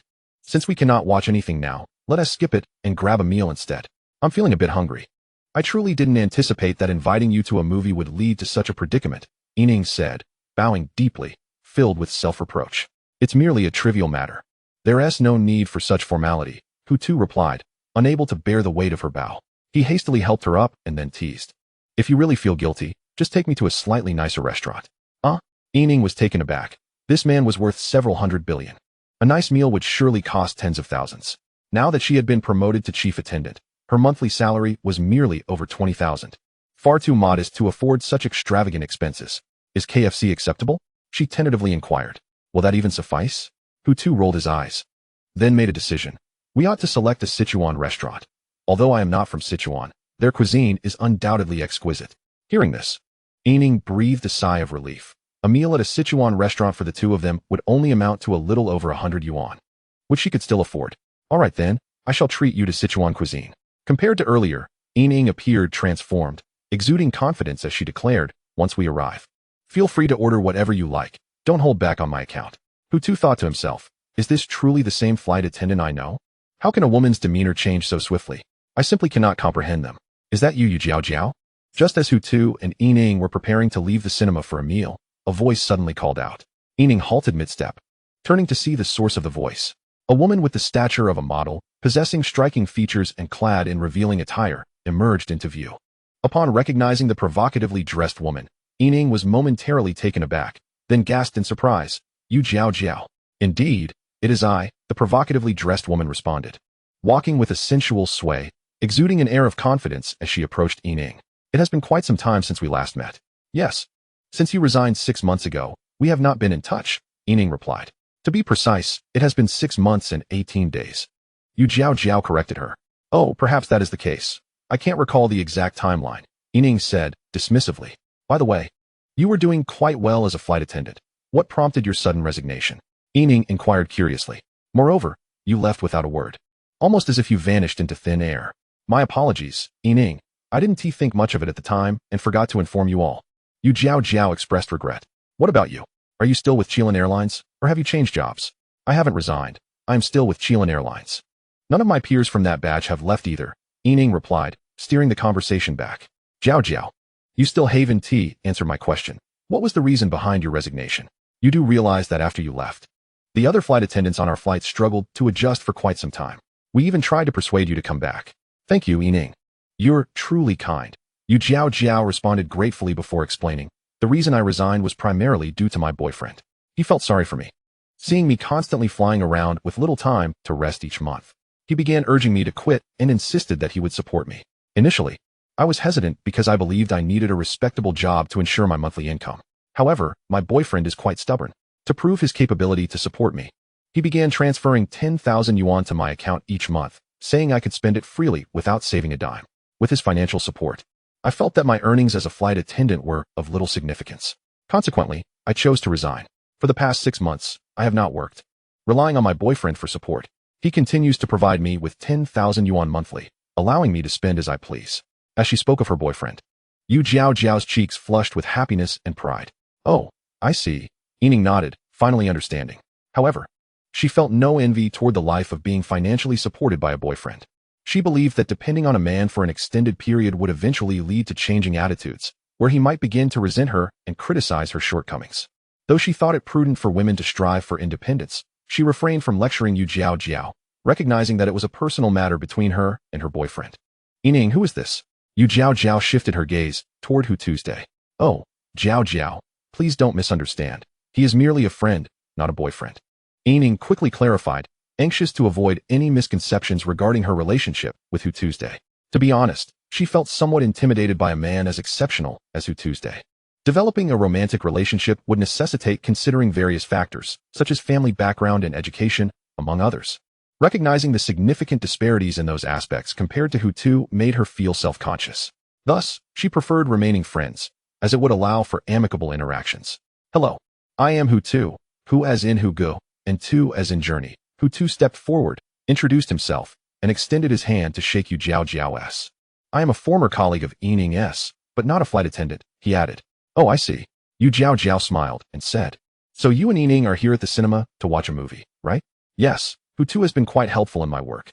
And I wanted to express my gratitude by treating him to a film and a meal, Yining hastily explained, fearing that Hu Tu's response might lead to misunderstandings. Chapter 83, Plastic-like Friendship. Watching a movie? Yu Jiao Jiao blinked, feigning casualness. That might not be possible now, as my boyfriend has already booked the 11 o'clock show. My classmates have come to Yaodu today, and I intended to treat them to a film, but I didn't know how many would be joining us. So I just bought tickets for all the screenings. With 15 theaters, it cost my boyfriend about 100,000, which isn't too much. The last statement, however, had a tone that was rather uncomfortable, clearly indicating a sense of deliberate boasting. So it was your boyfriend who booked the cinema, Yining interjected, unfazed by the wealth of the other's partner. She smiled and said, you know, Jiao Jiao, I just had a confrontation with the person managing the cinema because I couldn't buy tickets. But rest assured, I harbor no ill will towards your boyfriend. I understand. And I wouldn't be so petty as to hold a grudge over such a trivial matter, Yu Jiao Jiao replied with a smile. By the way, Jiao Jiao, could you invite me and Hu Tu to watch a movie? Yining suddenly changed the topic. I feel it's a bit early to go out for dinner. My stomach is still full, and I wouldn't be able to eat anyway. I think it would be better to watch a movie first, and then have dinner. You wouldn't mind, would you? Yining, to be honest, I do mind, was a response that took Yining by surprise, as her small request was outright rejected. After the refusal, Yu Jiao Jiao further elucidated, you see, Yining, this time I only want to treat my classmates and enjoy time with them. If you and Hu Tu join us, I fear I won't be able to attend to both parties adequately and might inadvertently neglect you. Rather than that, let us arrange another time to go out together, and I'll treat you to a movie then. How does that sound? Jiao Jiao. Hu Tu and I are merely planning to watch a movie, and will leave immediately after. We won't impose on you, Yining argued, hoping to gauge the nature of her friendship with Yu Jiao Jiao. I'm truly sorry, Yining, but I really cannot agree. Yu Jiao Jiao's resolve remained firm, her demeanor growing somewhat distant. I distinctly separate my classmates from my colleagues. When I'm with my classmates, I won't bring along friends or colleagues. Similarly, when out with friends and colleagues, I wouldn't invite classmates. Very well, I respect your decision, Yining said calmly, feeling it wise to withdraw. I won't keep you then. Hu Tu and I will take our leave. Goodbye. Yes, goodbye. Under Yu Jiao Jiao's gaze, Hu Tu and Yining exited the cinema one after the other. These people are becoming increasingly eager to save a few pennies. Yu Jiao Jiao thought disdainfully as she observed their retreating figures. Trying to save on 2 movie tickets, I wonder what they are thinking? Is this the mentality of rural folks from a tier 18 city? Clearly not on good terms, yet they pretend to be so familiar. As if my boyfriend's hard-earned money were not a struggle. Yu Jiao Jiao did not despise the impoverished, but the sight of the penny-pinching poor made her feel repulsed. Even if they were once her colleagues or friends. Who were those two just now? A man in his 30s with a buzz cut stepped out of the restroom. Wiping his hands with a paper towel, he inquired, are they your friends or classmates? Neither, just former colleagues from my time as a flight attendant. We weren't particularly close. Yu Jiao Jiao explained. The man, Wei Jing, was Yu Jiao Jiao's boyfriend, the high-earning partner willing to spend 100,000 a month on her. Wei Jing was not a wealthy heir nor a successful entrepreneur. He graduated from the mathematics department of Yaoda and worked at Huawei, earning about 2 million a year after 2 years. Upon hearing that their relationship was not very close, Wei Jing did not pry further. Instead, he approached the trash bin at the entrance and disposed of the paper towel. My dear, I've nearly spent the 100,000 you gave me this month, Yu Jiao Jiao said, following her boyfriend to the entrance, leaning affectionately against him and playfully imploring, could you lend me another 10,000? I want to buy some new clothes. The ones I have are too old and make me look frumpy. All right, if Jiao Jiao wants to buy clothes, then let us buy them. We're not short on money. Wei Jing turned to embrace Yu Jiao Jiao, his face softening with affection. My love, could you transfer the money to me first? Just to avoid any forgetfulness later, she said, pulling out her phone with the WeChat payment QR code displayed. Seeing the payment QR code, Wei Jing's lips twitched slightly. What is wrong, dear? Yu Jiao Jiao looked up at her boyfriend, her voice sweet. I just want 10,000 for a few clothes. Is that too much to ask? I didn't say it was too much. I'll send it right away. Wei Jing replied, his smile fading momentarily but quickly returning when she glanced at him. He then promptly unlocked his phone, opened WeChat, scanned the code, and transferred the 10,000 Yu Jiao Jiao desired for her clothing. Upon receiving the payment notification, Yu Jiao Jiao eagerly clicked to acknowledge it. She then tightly embraced Wei Jing, her face radiant with happiness, declaring, I knew you would treat me the best, dear. My judgment about you, Yu Jiao Jiao, was indeed correct. You are the one I can trust for a lifetime. Initially, hearing such words made Wei Jing quite happy, but over time, the thrill faded, leaving him emotionally unchanged. He pondered how long he could endure this, knowing that if Yu Jiao Jiao continued to spend extravagantly like a nouveau riche, he would never consider marrying her. Suddenly, Wei Jing's eyes widened as he spotted a young man walking alongside Yining several dozen meters away. Isn't that the wealthy patron from earlier at the Black Knight Voice? When Hu Tu parked the Black Knight Voice near the square, Wei Jing had not been with Yu Jiao Jiao. He had been wandering outside. Thus, he witnessed the moment Hu Tu and Yining disembarked from the vehicle. Jiao Jiao, please let go of me. Coming back to his senses, Wei Jing struggled, attempting to push Yu Jiao Jiao away. Yu Jiao Jiao released her hold, puzzled. What's wrong? Dear, what happened? Chapter 84. Let's keep it to 3 minutes. I need to find someone. I'll be back shortly. Please wait here for me, he said hastily before rushing out without waiting for Yu Jiao Jiao's response. However, Yu Jiao Jiao didn't hear him and hurriedly followed. Excuse me. Handsome and beautiful one's up ahead. Could you please wait a moment? As he dashed out of the cinema, Wei Jing called out loudly. In front. Hu Tu and Yining certainly heard Wei Jing's shout, yet the two did not turn back. With so many attractive individuals in the square, what were the odds that he was calling out to them specifically? I remember there's a Sichuan restaurant across from the Bubu Gao supermarket. We could go there to eat. Yining suggested. Is the flavor authentic? Hu Tu inquired. I believe it should be quite genuine. We just passed by, and I paid attention. It was quite busy inside. Yining responded. A restaurant that can retain customers must have good taste. All right, then we shall go there. Meanwhile, Wei Jing was still running, attempting to maneuver in front of Hu Tu and Yining to intercept them. Darling, what are you doing? Yu Jiao Jiao's expression was one of confusion. What is so special about chasing them? Didn't I tell you that my relationship with them is not good? We don't need to entertain them. What do you mean by entertaining? What are you talking about? Wei Jing replied, a hint of impatience in his tone. He then quickened his pace, leaving her behind. Handsome, beautiful, please wait a moment. After shouting this, Wei Jing finally caught up with Hu Tu and Yining, then dashed in front of them to block their way. The strangers were unfamiliar to Hu Tu and Yining, who exchanged a tacit glance, instantly understanding through their eyes that this man blocking them had no connection to them. Are you looking for us? Hu Tu asked. Why yes, Wei Jing panted, raising a hand to point at Hu Tu. I have a matter to discuss with you. What matter? Hu Tu raised an eyebrow. You, handsome, are the owner of that Bugatti Chiron, right? Yes, I am indeed, Hu Tu admitted without hesitation. The thing is, handsome, I am also a supercar enthusiast. However, I am not as wealthy as you to afford a Bugatti worth 1.6 billion. As Wei Jing spoke these words, his girlfriend Yu Jiao Jiao had arrived behind Hu Tu and Yining. Thus she overheard her boyfriend's remark about Hu Tu purchasing a 1.6 billion luxury car.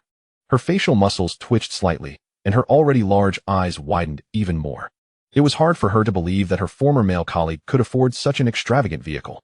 Handsome, I'll be straightforward with you. I really admire your Bugatti Chiron. So, I was wondering if I could possibly rent it for a day, or even half a day? I just want to experience the feeling of driving such a top-tier luxury car, as I have never had the opportunity before. I hope you can accommodate my wish.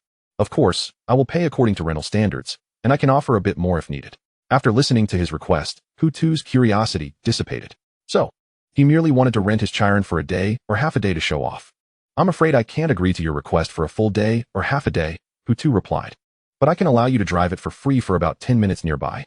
Hu Tu was not lacking in funds, nor would he demean his prized possession by renting it out. All right, 10 minutes is fine. As long as I can drive for a bit, I'm good with that.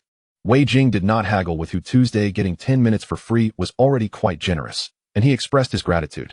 Thank you, handsome, for helping me fulfill a wish. Hu Tu merely smiled politely, not overly enthusiastic. By the way, handsome, do you and your girlfriend know my girlfriend, Yu Jiao Jiao? This was a perfect opportunity to bridge the gap, and Wei Jing seized it. It was Yining who first spoke up, staring at Wei Jing in surprise. You are her boyfriend? Yes, I am Jiao Jiao's boyfriend. My name is Wei Jing. With a broad smile, Wei Jing introduced himself. What is your name, beautiful? And you? Handsome. Could you also introduce yourselves? I am Yining, with Yin meaning diligent, Ning meaning cherry blossom. I am Hu, with the name Tuesday. You can call me Hu Tuesday. Their introductions were rather lukewarm, even somewhat cold. After all, Wei Jing's girlfriend, Yu Jiao Jiao, had just moments ago refused to invite them to watch a movie and concocted a rather absurd excuse to block them. It was as if classmates and colleagues were two entirely different species. Yining, Hu Tu, what a coincidence.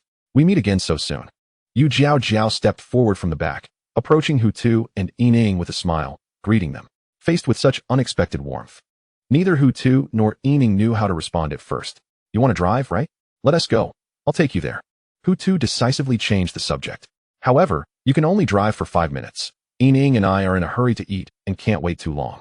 That is fine. As long as I can drive. Even 3 minutes is acceptable, Wei Jing replied with a beaming smile, unaware of the awkward atmosphere between his girlfriend and Yining. Then let us make it 3 minutes, Hu Tu said without hesitation, giving Wei Jing a friendly pat on the shoulder. You said it yourself, so don't blame me. Wei Jing.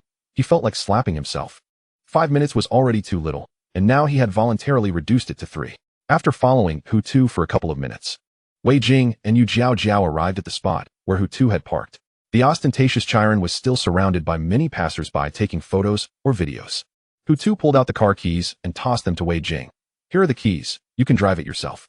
You should know how to operate a supercar, right? Yes, I've driven my friends before, Wei Jing confidently replied as he caught the keys. Brother Hu, rest assured, I am a competent driver. I won't scratch your car. I wasn't worried at first, Hu Tu replied, but now that you say that, I am starting to feel uneasy. Wei Jing, just kidding, drive safely, 5 minutes is fine. Hu Tu walked over and patted his shoulder. Wei Jing's anxious heart settled a bit. As he prepared to approach the Bugatti Chiron, Yu Jiao interjected, Darling, I want to sit in the passenger seat, take me along. As she spoke, Yu Jiao had already taken the initiative to step outside. I've never been in such an expensive luxury vehicle, and I simply want to experience what it feels like inside. This is Brother Hu's car. Why are you telling me? Wei Jing replied with a dark expression. You should ask Brother Hu. Reluctantly, Yu Jiao turned around and directed her delicate, feigned gaze towards Hu Tu. With your striking looks and wealth, you wouldn't mind letting me sit in for a while, would you? She said, employing a tone of playful coaxing. Actually, I do mind, Hu Tu responded coldly. I believe the passenger seat should be reserved for those with whom I share a closer relationship, like Yining. If someone else sits there, the lingering scent they leave behind would be quite uncomfortable for me. Yu Jiao, how can he be like this, using such a bizarre excuse to refuse me? All right, just don't get in, Wei Jing declared without defending his girlfriend, raising his voice. Once you sit in, I want to be able to perform. I'll just stand here and watch. With that, Wei Jing quickened his pace, heading straight for the night voice. After a minute, he finally maneuvered through the crowd of onlookers gathered to gawk at the night voice and arrived beside the luxurious vehicle. Standing there, he admired the car up close and couldn't help but marvel. No wonder it was a 1.6 billion luxury car. The visual impact it had was far beyond that of cars worth merely tens of millions. He then picked up the car key, pressed the unlock button, opened the door, and, amidst the envious gazes of numerous passers-by, swiftly lowered himself into the seat. As the night voice prepared to depart, the surrounding onlookers promptly dispersed, clearing a path. Wei Jing started the night voice, exited the garage, made a turn, and then pressed down on the accelerator, unleashing a roar akin to that of a ferocious beast, before shooting off like a bullet. Inside the vehicle, Wei Jing, seated in the driver's seat, reveled in the exhilarating sensation the night voice provided. This feeling sent a rush through him, elevating his adrenaline.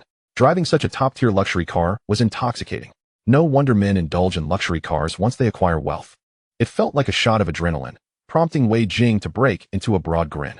What was supposed to be a 5-minute drive turned into nearly 10 minutes before he finally returned the night voice to its original spot and parked it. Brother Hu, here's the key, returning it to you. Wei Jing approached Hu Tu with a smile, handing back the car key. Well, I want to linger.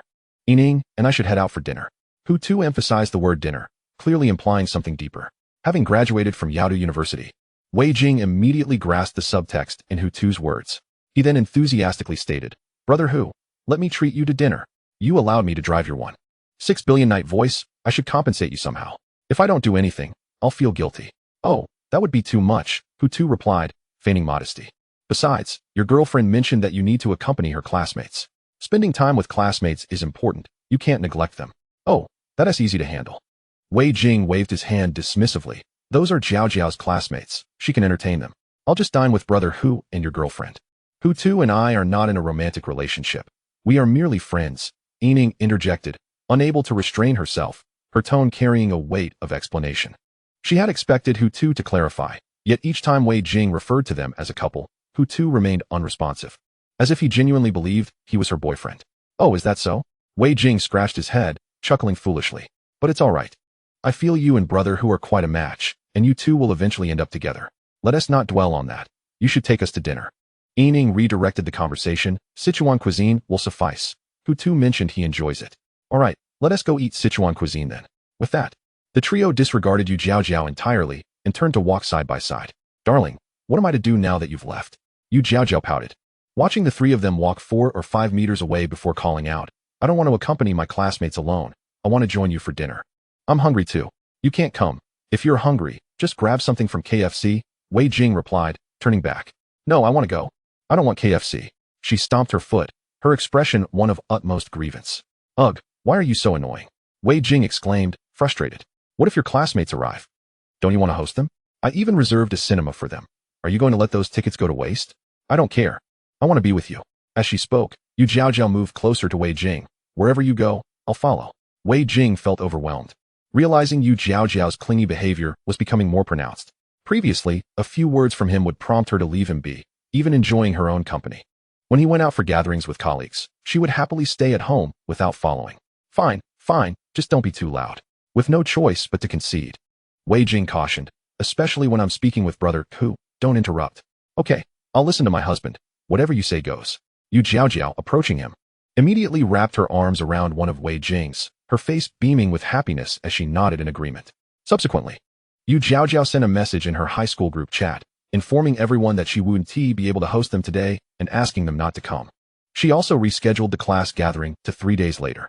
Before long, Hu Tu and the others arrived at the Sichuan restaurant mentioned by Yining. The establishment was bustling with business. As Hu Tu and his companions entered, nearly 20 tables were already occupied. Excuse me, if you wish to dine here. You may have to wait a bit longer. A woman in her 30s, dressed modestly, approached them apologetically. Would you like to step outside for a while and come back later? No problem. We'll just look elsewhere, Wei Jing responded. All right, take care. With no available seats, the four of them had no choice but to turn and leave. Darling, let us just eat at the hotel. They have private rooms. And there shouldn't be many people there, Yu Jiao suggested as they exited the Sichuan restaurant. What does brother Hu think? Wei Jing asked, primarily considering Hu Tu's preferences. Is it okay to eat at the hotel? Sure, that works. Hu Tu was not too picky. After all, it was just a meal. And he was indifferent about the location. That won't do. Brother Hu, you are the man who drives a 1.6 billion luxury car. We must choose a better place to dine. Even a fool could see Yu Jiao's attitude had become markedly warmer towards Hu Tuesday. Darling, let us go to the hotel. Brother Hu even let you drive his car, so it's only right to treat him well. Jiao is right. We should go to the hotel. Wei Jing concurred. After all, a meal won't cost much. It's only about 4,000 or 5,000. Very well, if we must go to the hotel, then let us proceed. Hu Tu, not wishing to engage in a dispute over such trivial matters, acquiesced. 10 minutes later, the quartet entered a hotel named Shenghua Grand Hotel, which bore a resemblance to Hu Tu's own Jinlong Hotel, being a 5-star establishment as well. Upon entering the private dining room, Yu Jiao took the initiative to order for Hu Tu, selecting 20 dishes in succession before returning the menu to the waiter. The total cost for these 20 dishes was no less than 10,000 yuan. Wei Jing, unconcerned about the expense, felt it was only fitting to treat his brother Hu. Soon, the selected dishes were served one by one by the hotel staff. Hu Gu, Yining, let us begin. The food will lose its appeal if it cools down. Yu Jiao warmly urged, rising to her feet and using her chopsticks to place a succulent, juicy abalone onto Hu Tu's plate. This abalone is exquisite. You must try it, Hu Gu. I am certain you will adore it. I can manage on my own. Please refrain from serving me, Hu Tu replied somewhat coolly. All right. Sensing the slight awkwardness, Yu Jiao then served Yining with a piece, saying, Here, Yining, you must sample this abalone. Its flavor is truly exceptional. Thank you. Despite her lack of fondness for Yu Jiao, Yining politely responded. Indeed, the flavor of the abalone was remarkable, tender and fresh, with its juices permeating the meat, creating a delightful burst of flavor without any trace of fishiness. After finishing one, Hu Tu took it upon himself to serve another, consuming a total of 5, with only 7 on the plate to begin with. The culinary offerings from a 5-star hotel were undeniably superb. Even a humble purple squash, when crafted by such skilled chefs, transformed into an exquisite dish. An hour later, the four had polished off most of the 20 dishes, with Hu Tu and Wei Jing doing the bulk of the eating, while the 2 women, keen on maintaining their figures, barely touched their meals. You all continue. I shall visit the restroom, Hu Tu announced, rising and stepping out of the dining room. I shall go to the restroom as well. As soon as Hu Tu exited, Yu Jiao also got up and hurried out. Drinking too much beer leads to frequent restroom visits. Wei Jing, slightly tipsy, remarked. We ordered so many dishes. What is the point of not having a few drinks? Isn't that right, Yining? Indeed, Wei Gu is correct, Yining calmly replied. Having not touched a drop of alcohol. In the men's restroom, Hu Tu entered a stall. Just as he was about to close the door, a tall woman suddenly burst in. Before he could react, this voluptuous figure swiftly shut the stall door and locked it. What are you doing? Despite having consumed a fair amount of alcohol, Hu Tu remained quite lucid and responded coldly. Hu Gu, with a figure like mine, don't you wish to indulge in a little thrill? Turning around, Yu Jiao smirked enticingly. A thrill? Hu Tu raised an eyebrow. What sort of thrill are you referring to? You are quite amusing. Yu Jiao chuckled at his reaction, her curves swaying with her laughter. She stepped closer, leaving only a few centimeters between them, and said, We are all adults here. You must understand my intentions. No, I do not understand, shaking his head. Hu Tu was surprisingly virtuous at this moment, harboring no illicit thoughts. He pushed her back slightly, maintaining a respectable distance. You should leave. I am not the person you think I am. Come on, Hu Gu, Yu Jiao Jiao insisted, undeterred. I simply desire you. There are no ulterior motives. I suspect you are more interested in monetary gain. Hu Tu bluntly exposed her intentions. If I had not arrived in that 6 billion luxury car today, would you have approached me so readily? Let us not discuss that. Yu Jiao Jiao's expression grew somewhat awkward, but she quickly regained her flirtatious demeanor. Hurry, or we will run out of time. With that, she boldly extended her hand. Have some respect for yourself. Hu Tu firmly grasped her wrist. Do you regard Wei Jing as invisible? Oh, he is inconsequential, she scoffed, a look of disdain on her face. I have clandestinely been with others while he remained oblivious. Even with one of his superiors. He acts like a fool, never the wiser. Please, Hu Gu, he will never find out. You can trust me. This time, Yu Jiao Jiao crossed a line, bending her legs suggestively. Fortunately, Hu Tu remained vigilant and promptly pushed her away, swiftly exiting the restroom. What is wrong with this man? With a figure like mine, how could he refuse? In the restroom, Yu Jiao Jiao's seductive facade vanished, replaced by anger. She had believed that her beauty, coupled with a proactive approach, would cause him to surrender in an instant. After tidying her clothes and hair, Yu Jiao Jiao hurriedly made her exit. Hu Tu returned to the dining room not 10 seconds later when Yu Jiao Jiao reappeared, her expression calm as though nothing had transpired. Darling, please refrain from drinking, she exclaimed, snatching the wine glass from Wei Jing's hand as he prepared to drink again. If your tolerance is low, you shouldn't consume so much. Overindulgence harms your body, and it makes others worry about you. Give it back. Why are you meddling? Wei Jing reached for the glass, his body swaying due to intoxication. Yu Jiao Jiao merely took a step back, evading him. Half an hour later, the four finally finished their meal. When it was time to settle the bill, Yu Jiao Jiao footed the expense. As Wei Jing was nearly inebriated, once they exited the hotel, Hu Tu and Yining bid Yu Jiao Jiao farewell without further conversation. Unable to drive after drinking, Hu Tu and Yining had no choice but to hail a taxi on the roadside. You two didn't do anything, did you? In the back seat of the taxi, Yining, after a moment of internal conflict, asked with furrowed brows. Who are you referring to? Hu Tu inquired, looking at her. Who else could it be but Yu Jiao Jiao? Yining stated directly. I could clearly sense her strong affection for you during dinner. When you went to the restroom, she followed right after. I suspected you two must have exchanged words in there. Indeed, we did converse, Hu Tu admitted candidly. She attempted to seduce me, but I turned her down. She tried to seduce you? Yining's eyes widened in shock, astonished. How could she do that when she already has a boyfriend? She did not doubt Hu Tu's honesty, as she had anticipated such an incident might occur. Poor Wei Jing, Hu Tu sighed, reaching for his phone. Fortunately, I was on guard and managed to capture her attempts to seduce me on video. I hope that Brother Wei, after viewing this video, will make a judicious choice. As Hu Tu took out his phone, he intended to send the video he had captured in the restroom to Wei Jing. You recorded a video of this? Yining exclaimed in surprise. Please send me a copy. I would like to see it as well. Are you certain you wish to view it? Considering some of the content is rather unsavory? Hu Tu inquired, gazing at her intently. Is it wrong for me to be curious? Yining replied. Her cheeks flushed with embarrassment. I had no intention of prying. Very well, I shall send you a copy. Without hesitation, Hu Tu agreed. After all, the visuals were quite innocuous. No one had disrobed. It was merely the dialogue that bordered on the risque. He first sent the video to Yining and then forwarded it to Wei Jing, accompanied by a message. Brother Wei, this is your beloved wife. Just moments ago enticing me in the hotel restroom. Wei Jing, reclining in the hotel suite, promptly responded to the message. He was not particularly inebriated. His mind remained clear. Upon receiving Hu Tu's message, his alcohol-induced haze dissipated by 80%. Watch the video, and you shall understand, Hu Tu replied. All right, I will view it immediately. With a grave expression and a heart full of trepidation, Wei Jing clicked on the video. In the backseat of a taxi, Yining had already consumed the entirety of the video. Yu Jiao Jiao is utterly despicable. It is appalling that Wei Jing spends 100,000 each month to support her. Setting her phone down, Yining could no longer contain her emotions and exclaimed in outrage. I cannot fathom what has transpired in the past 6 months. She seemed perfectly fine while working as a flight attendant. Now she has become so revolting. Such is the nature of women who are enamored with wealth, Hu Tu interjected. That may be true, but I would never stoop to selling my body for money, Yining retorted. Ah, you value your integrity above material wealth, Hu Tu elucidated. Whereas Brother Wei's girlfriend appears to have only monetary desires. Your point does hold some merit, Yining conceded, nodding in agreement, finally aligning herself with Hu Tu's perspective. On the 20th floor of the Shenghua Hotel, Suite 2008, Wei Jing, who had been lying on the bed, had now assumed a seated position. He had just finished watching the video Hu Tu sent him. Externally, he appeared more composed than he had anticipated. Internally, however, his emotions were not in turmoil. Yet, his gaze had lost its luster, becoming eerily vacant, as if his soul had been stripped away. "My dear, I am finished washing up. You should take your turn," called Yu Jiao Jiao, emerging from the bathroom wrapped in a towel. Even without makeup, she still exuded a captivating allure. Even a simple glance from her could radiate infinite charm.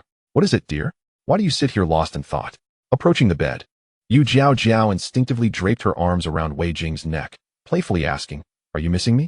Jiao Jiao, do you love me?" Wei Jing, momentarily snapping out of his daze, fixed his gaze on her enchanting eyes. "Of course I do," she replied, planting a kiss on him. "If I do not love my boyfriend, who else could I possibly love? Would you be willing to marry me?" Wei Jing pressed further. "Indeed, I would." Adopting a demeanor of bliss, Yu Jiao Jiao replied earnestly, "Dear, you treat me so well. If I do not marry you, I shall never wed another man. If you love me and are willing to marry me, then why do you betray me?" Wei Jing's expression shifted suddenly, filled with hatred and fury that erupted in response to Yu Jiao Jiao. "My dear, what are you talking about?" Panic was evident on her face. "Do you harbor some misunderstanding?" "A misunderstanding? How dare you utter such a phrase?" Wei Jing scoffed, a cold smile gracing his lips. "Earlier at dinner, you and brother who went to the restroom together.